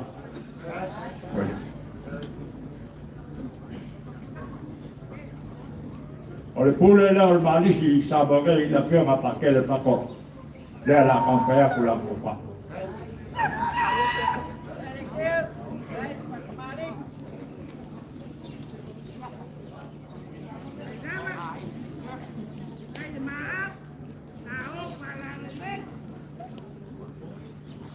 Mormor liakul ko whaga i lea te kala.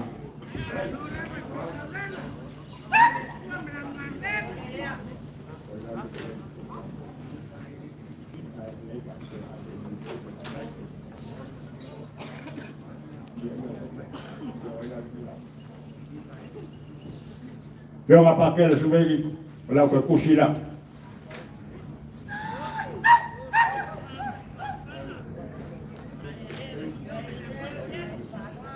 Whionga pa kele se movili, lau ke kusila.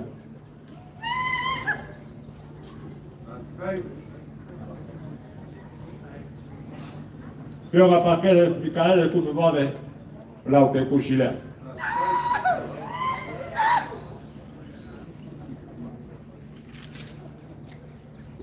Lau whionga ki a koma le Ekalesia lau ko whale. Whapkaile, whaparo lau sua le whionga le pakele. Awala ma te au ma whawema.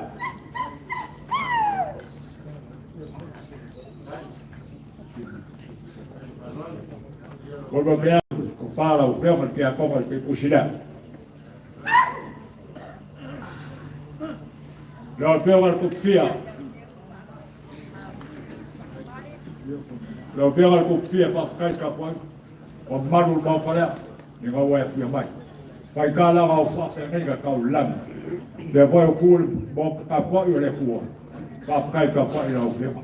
O ko whalea lau whionga le kukfia.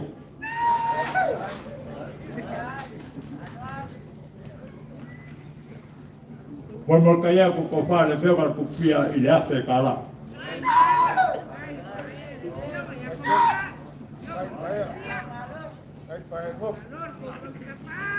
Roko, ia o ka kuale, o le whokar ka kawas. La kam whaia ku aiga, i ko saka ku sai ko whamor mo le Ekalesia la whakaiao. Pasifika. Kasi nga.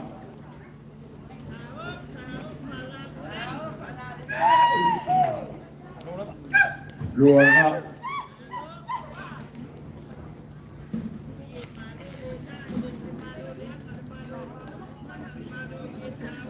Kolo nga.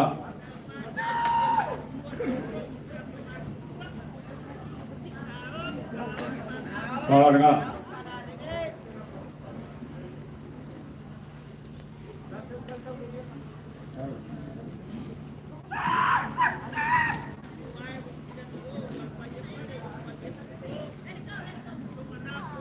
Lesi nga. Fikai ole lea. Fikai ko mengaku le fiona ke kai fon.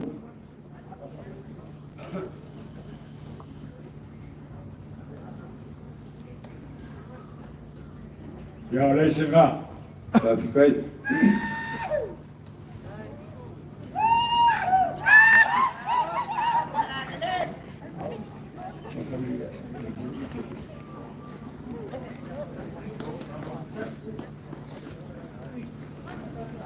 Galoku, ya, leo ufuan.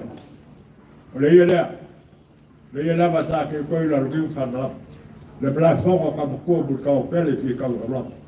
Ya le Samoa. Ka ba ma li fa. Tuela ka pa. Le wa ka le la folor ka ko. Eu fiai fa ro ka ke a ko ba.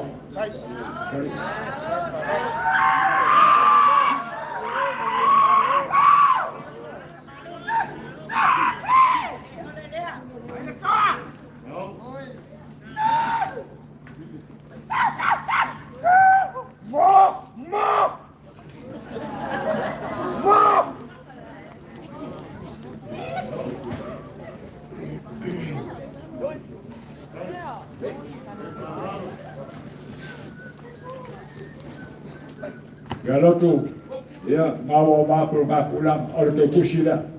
O ka fai el paio ai mai. Le fia por. Pero vale, salausa.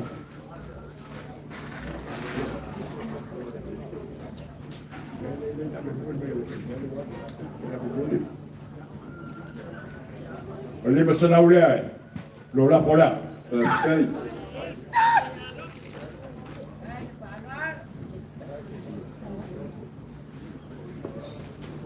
Ole, porque ya por favor mau que ya lo suli más. Veo que fai pai ai. Tava lua. Ya, voia. Hablava veo boa e macolima. Le ka fa Lepea. Kausi pe ka uria Le fa. Ya fa ka i le Ekalesia. Ama mkua muka wa peli.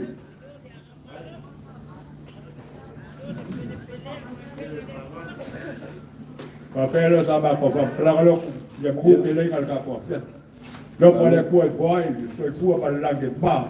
La firma los kaula. Firma ti a como. Malo le Ekalesia. Ai que ngangel. Kapoi la firma kupfia. Lo pone kuai fa manguial. Ko ya so akayao. Lo pone kuai fa manguial la la. Awa ila Fikai. au ko pe la fo fu. Ko pele la la ma. Awa fu fa ma ko por favor, por capo Ekalesia. La ba ko para le ba muia ko bala por capo. Galo, ole waifu ya ki malie. Ba na fikalai la fikalai ngal ka mkua. La fikalai ngal muka wa peli. Pa ia le awa le fio le ale chalego le ki pour kama ma fa. Ya fa pe foi le fa ko kanga ya ki oi liwa kama mkua muka wa peli. To shiva kele le mbalu wa ya. La wiu shailua. Ya o fa pele. O poale so. Le ngale mo le meole. Mo se ainga aiaia. Ya o fue lo ma ya o si. Vale. A o ai nga kala le faukanga. E ka kala fa fa lu po. Ai Maria e pupu. Yo, o fa pele. Ko o pele. O moria kule nganga fa kai dei vai molas. Fa leo aku ai so maku vai vai na le fio aku pe le o skaula. Ya fa pe foi le fio aku le ki a Congo. A ska po inga le leo le fio ya fa munga. Maka ngofo foi le petro le Ekalesia. Ya fa lo longa mau piunga le so. Ole le. Fa fikai le ko mangaku le fio ya salausa. Ole lo ku i makangi olo wal ka inga. Ole Ekalesia. Ya o fa pele ya muka o pele ya alomaya la ofionga ka mkua sei ka mfayaku peyo le Ekalesia o fa ka malira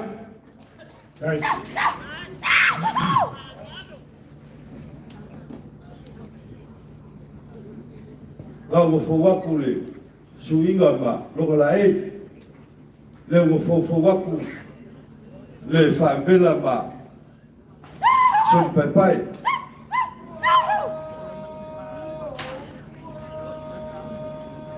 Ya ole le ua mako whawhai mo fie le so ai kau ua kako iai ua kele le whamai o le so kaisua le ngā ua ku aki te kusi le bangu palang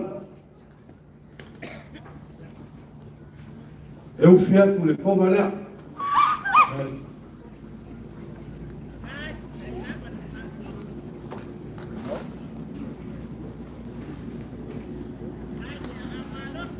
o le kofa lea wa le fio mai mo kala mai au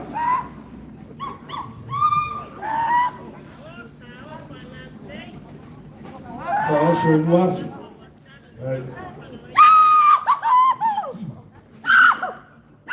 a sese e nuafu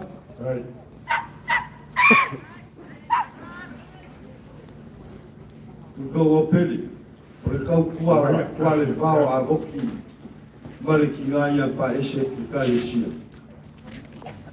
e le mawhai e se kala le wha makala inga le kau kua maka vela a kua le vao ma le ki ngā ia pa ese kongo le Ekalesia e ui ala i ngā whai langi le wholaunga o lea lama e pupura mai le kau kua le alea wa fiaku le fionga ia salusa mo fa pele o sa mako fa kala ya e fa pe foi le fionga ya mo bangu ka fa ka foi dei ku wa le fiol fa mo shiri e gan foi mo ku por pui o mkangi ma o fa pele mo ka wa pele o lo la folea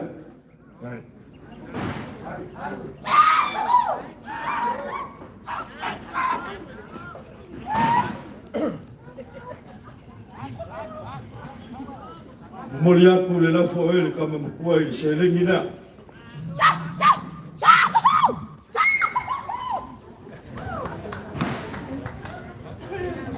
ya olela fo waku se kaukega ma kama fukanga e kari ili sua wanu lesu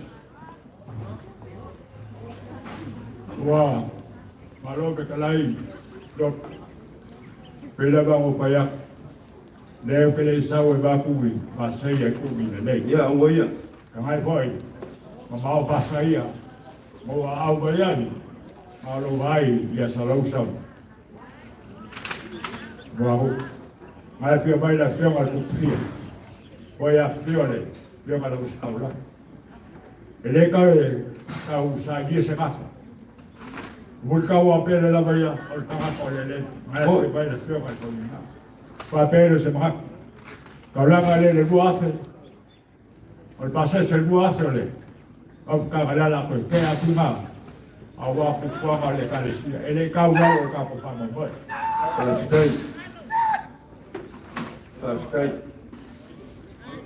fa lolo fa ku el papel es la lotu lewa bella fala ma kulai mai la ba kayao ke la la ka ko la fiat e kula ila se la ka la bli ka ya pa yo la ko la pa ya ma mira ka ko ya la ka mai ka si pe o ma va kla yo el kam ko mu ka o pele la fa pegar fai pa ka kele falar pa ya ma mira kele le fio ku ka la ko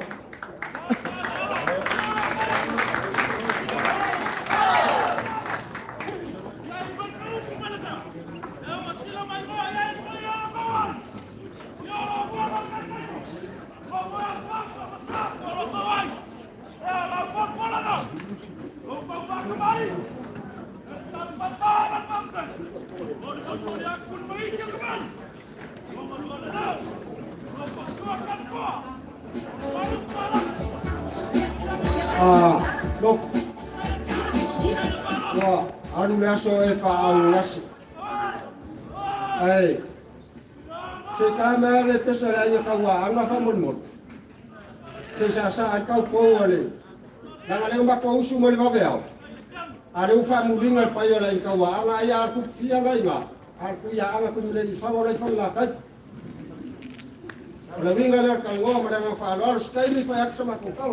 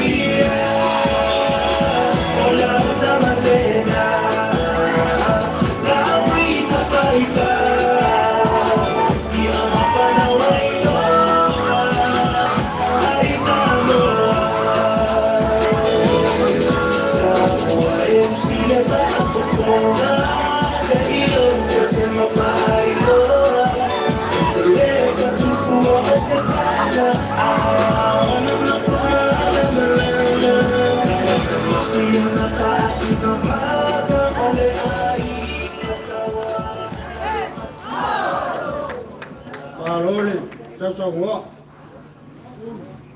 Whakakai fo fia al whakawas. Loku ai li whaia sa mako kala. Ua kau nei loa aku el paiola i kau ahangar ngai kuol mat.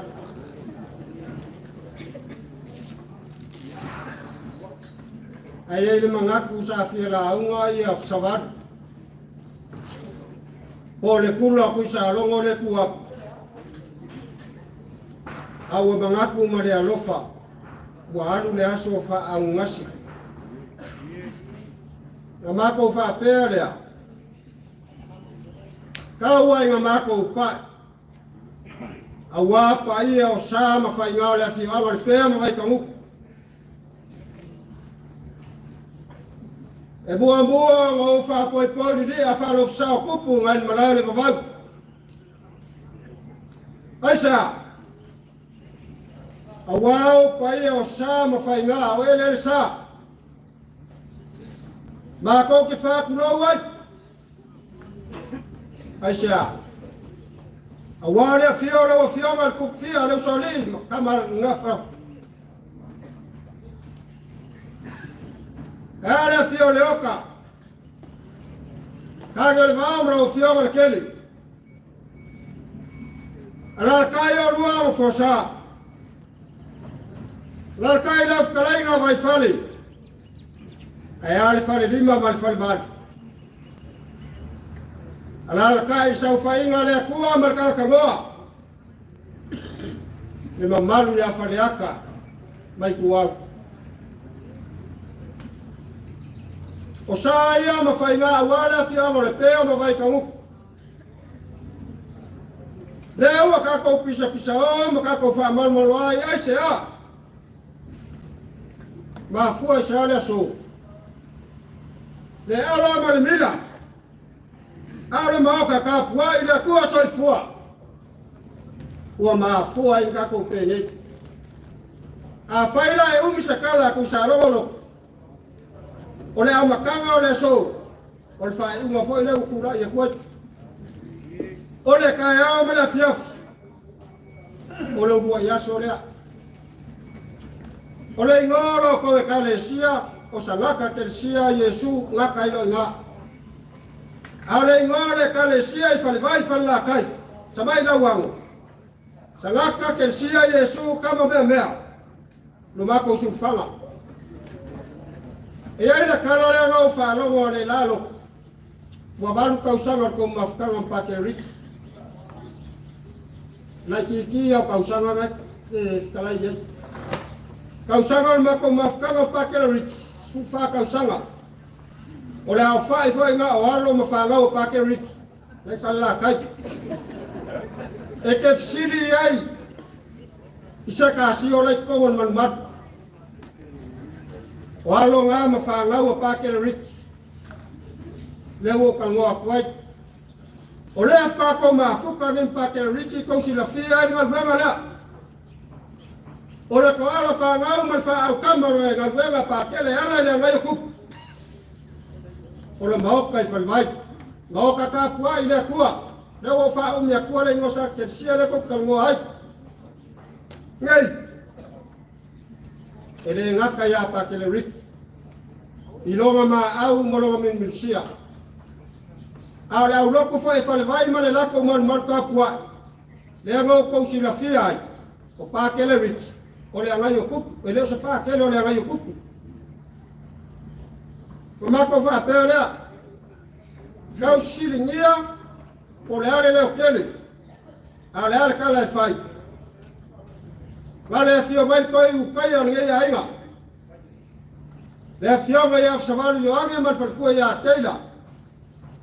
A fio savar pen malo farkua. A fio savar wen malo farkua. Ai algo foi algo. Vai fio como é caixa. Se kaulang kalaka le ai ngai. O ma ko va pele lo. E ai suli ma feo yo le ai ngai. Ala la ko kaukua ila fionga ya pakele riki ala ni ala mal mida le aku lai mai. Mau ka kapua ila kua. Inga nge umi ngā wasa mako kala. Ai le ngangi ngange ale fio mai ale fio mar ki a kongu.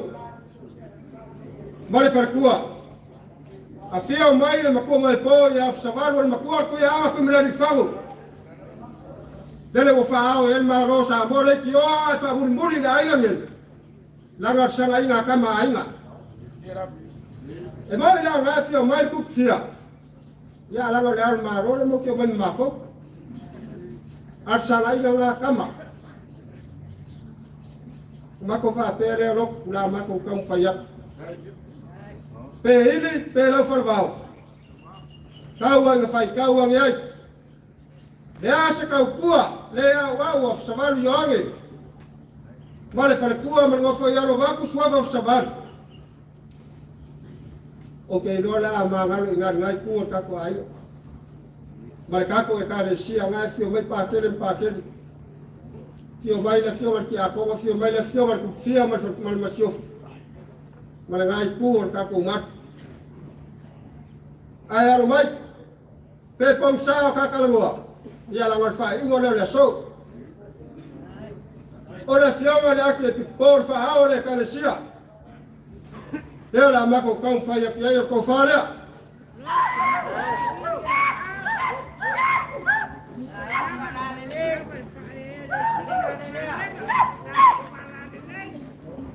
Moria ku il pensiero lo mawala. Fa ahora Ekalesia.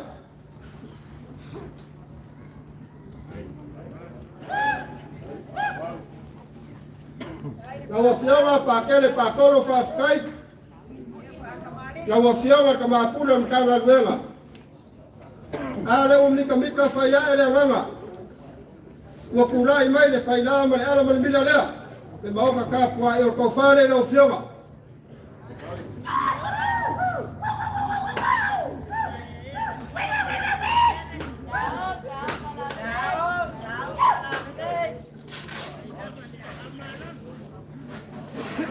Umori aku ile sele nila.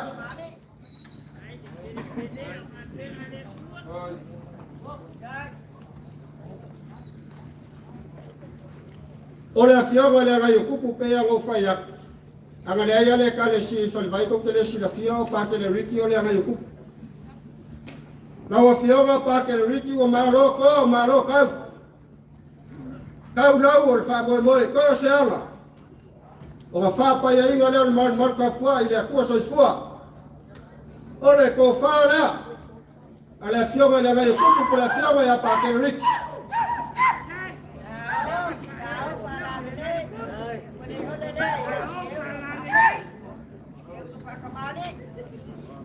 Memori aku di saya lagi tak.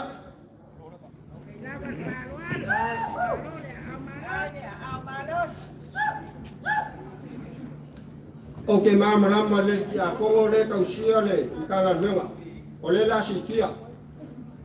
Wau ilo le aso la ngako ngewe ngau diva lo wafia wau ilo le la sikia le fio martia kongo.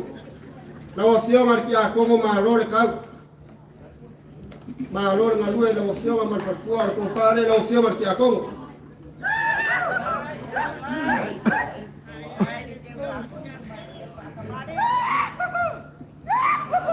Memori aku di saya ini dah.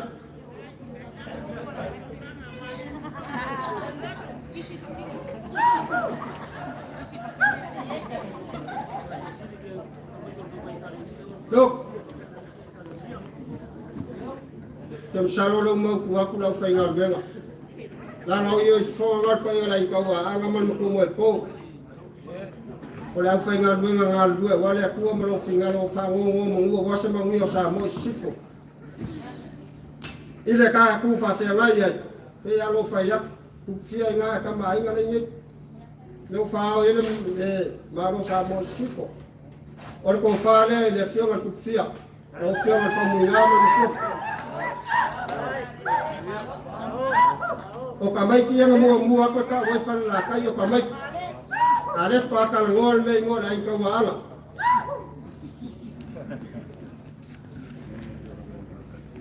E memori aku di saya ni dah. Ko fa la o fio nga ku fia.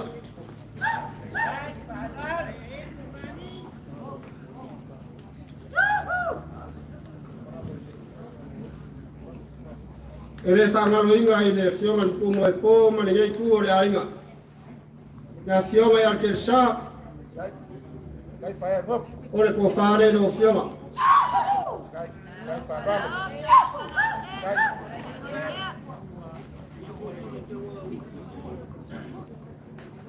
O mori aku ni se rei.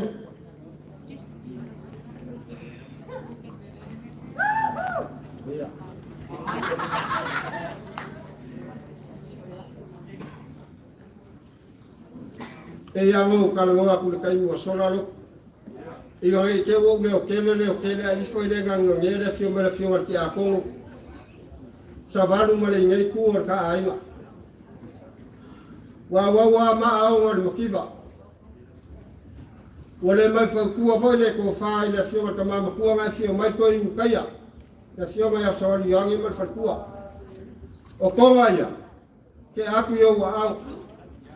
E apa ngari mai le te au mal pa mo moi. Awale papa ya ingo le ala mal mila. O ka ka po ai le ku. Mo fingal.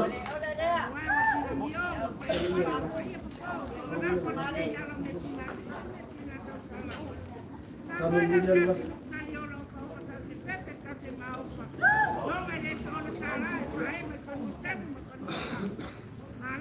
Kalau mau aku ngabai lah, sekarang fai ngabai ya, selalu mengenai or kaku ai. Loku, aku fai aku lekai ni aku di kalangoa. Asal ngolof selalu lesung rangu fai ya, akal ngolof aku salo. Kalau nggak, kalau dia dia, aku kaya marong awak, ke aku yo awak.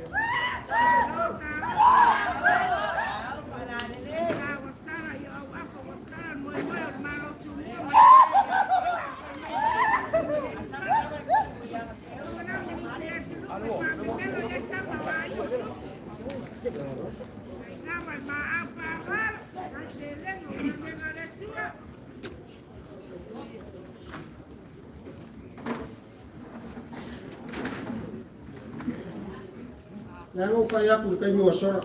Ko ti ale aku kula bai ngai kuon mat. Alo ke ba aku te aka kalle ya lo kuma kilomet.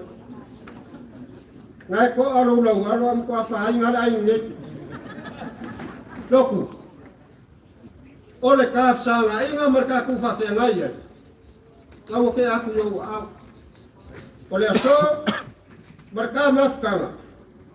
Ele whangalo inga ko whāi ki a tongo mare au af savaru lea whia. Le paia mawalunga o le Ekalesia. Langa o lenga e whakalai. E sangak Ekalesia o e ngakarua. E sangak Ekalesia Yesu ka mea mako. Ko whāle le Ekalesia.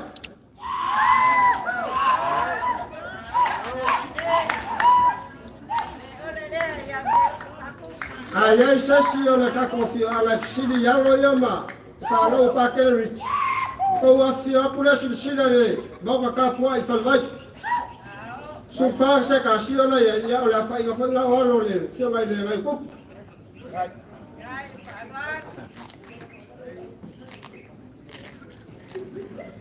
te ma u kalmor ke mo sola loku ya e u ya me ka ko ya la nga le se me ka ke mo fum ka fi mau me no ko ela ku ya ko koma ku ngai lesi yang arwe le rongafu ai fa maru ruwa wa ma o le makiva a le ola fi fa ka udanga le ku ma lo fingal fo ai le li fa fo le yo ma fa ka le li o se le ni fa ka wala wa mar fu wa fe ka la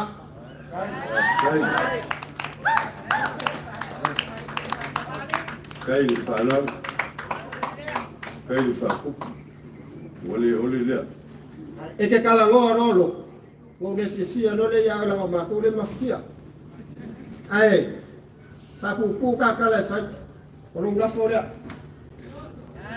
e le se me ka usi e kai lo sa ala o fa ya la ga o me ka kala ye ko la fa ga un le ka ngo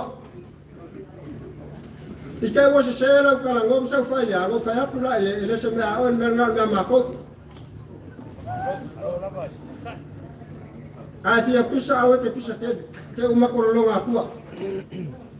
Wo uma.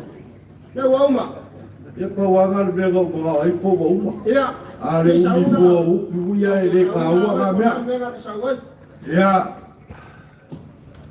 Pasavan ia o malole fa ka mali ni yesu kai go le fa la ve la ve a fo la lo sa ma fo sia kai ke le la go o le o e ka u ngal fa mo mo kai e ui ala ina mako fia fa ui la ve ia e pe ka e ku mu le va mal fa lo kai lo ia o fa pelea ia la ga le o e ka le go mai i lo ka fa ia ma lo ka va mo foi ia e mo ia ba ko ke le fa ia ku la le fio ku le fio ku ia le fio ma ia fo ku ga mo fa pelea ia o le fio mai ma kala mai ao pe ia wala ai ka wa ma la ku ka ma ma lo fa ku lo sa lo mo ni le nga fa kai wa fio ke le fio ka mo pe kai o le anwa e ku ka ma lo no ka fia fi mo mo o fa pele o se ma ku kala ke le io fio ka mo la no o le we ka u nga le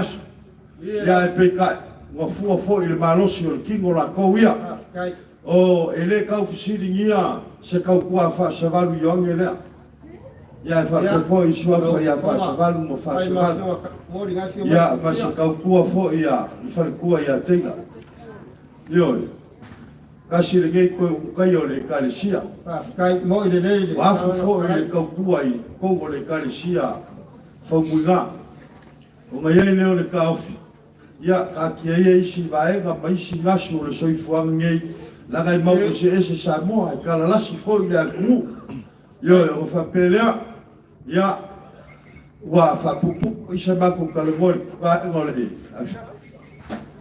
o fa pelea ya fa se van ya alo mai ngai ku wa se ka un fa ya ku ya le Ekalesia le wa si le bio le fio ya pakele pe foi ki a como fa pe foi i mau le fio ku ya anga le fio ku fio le fio aku ia e fa pe foi se mai boa ma silsila le Ekalesia ni ia so mal fa mo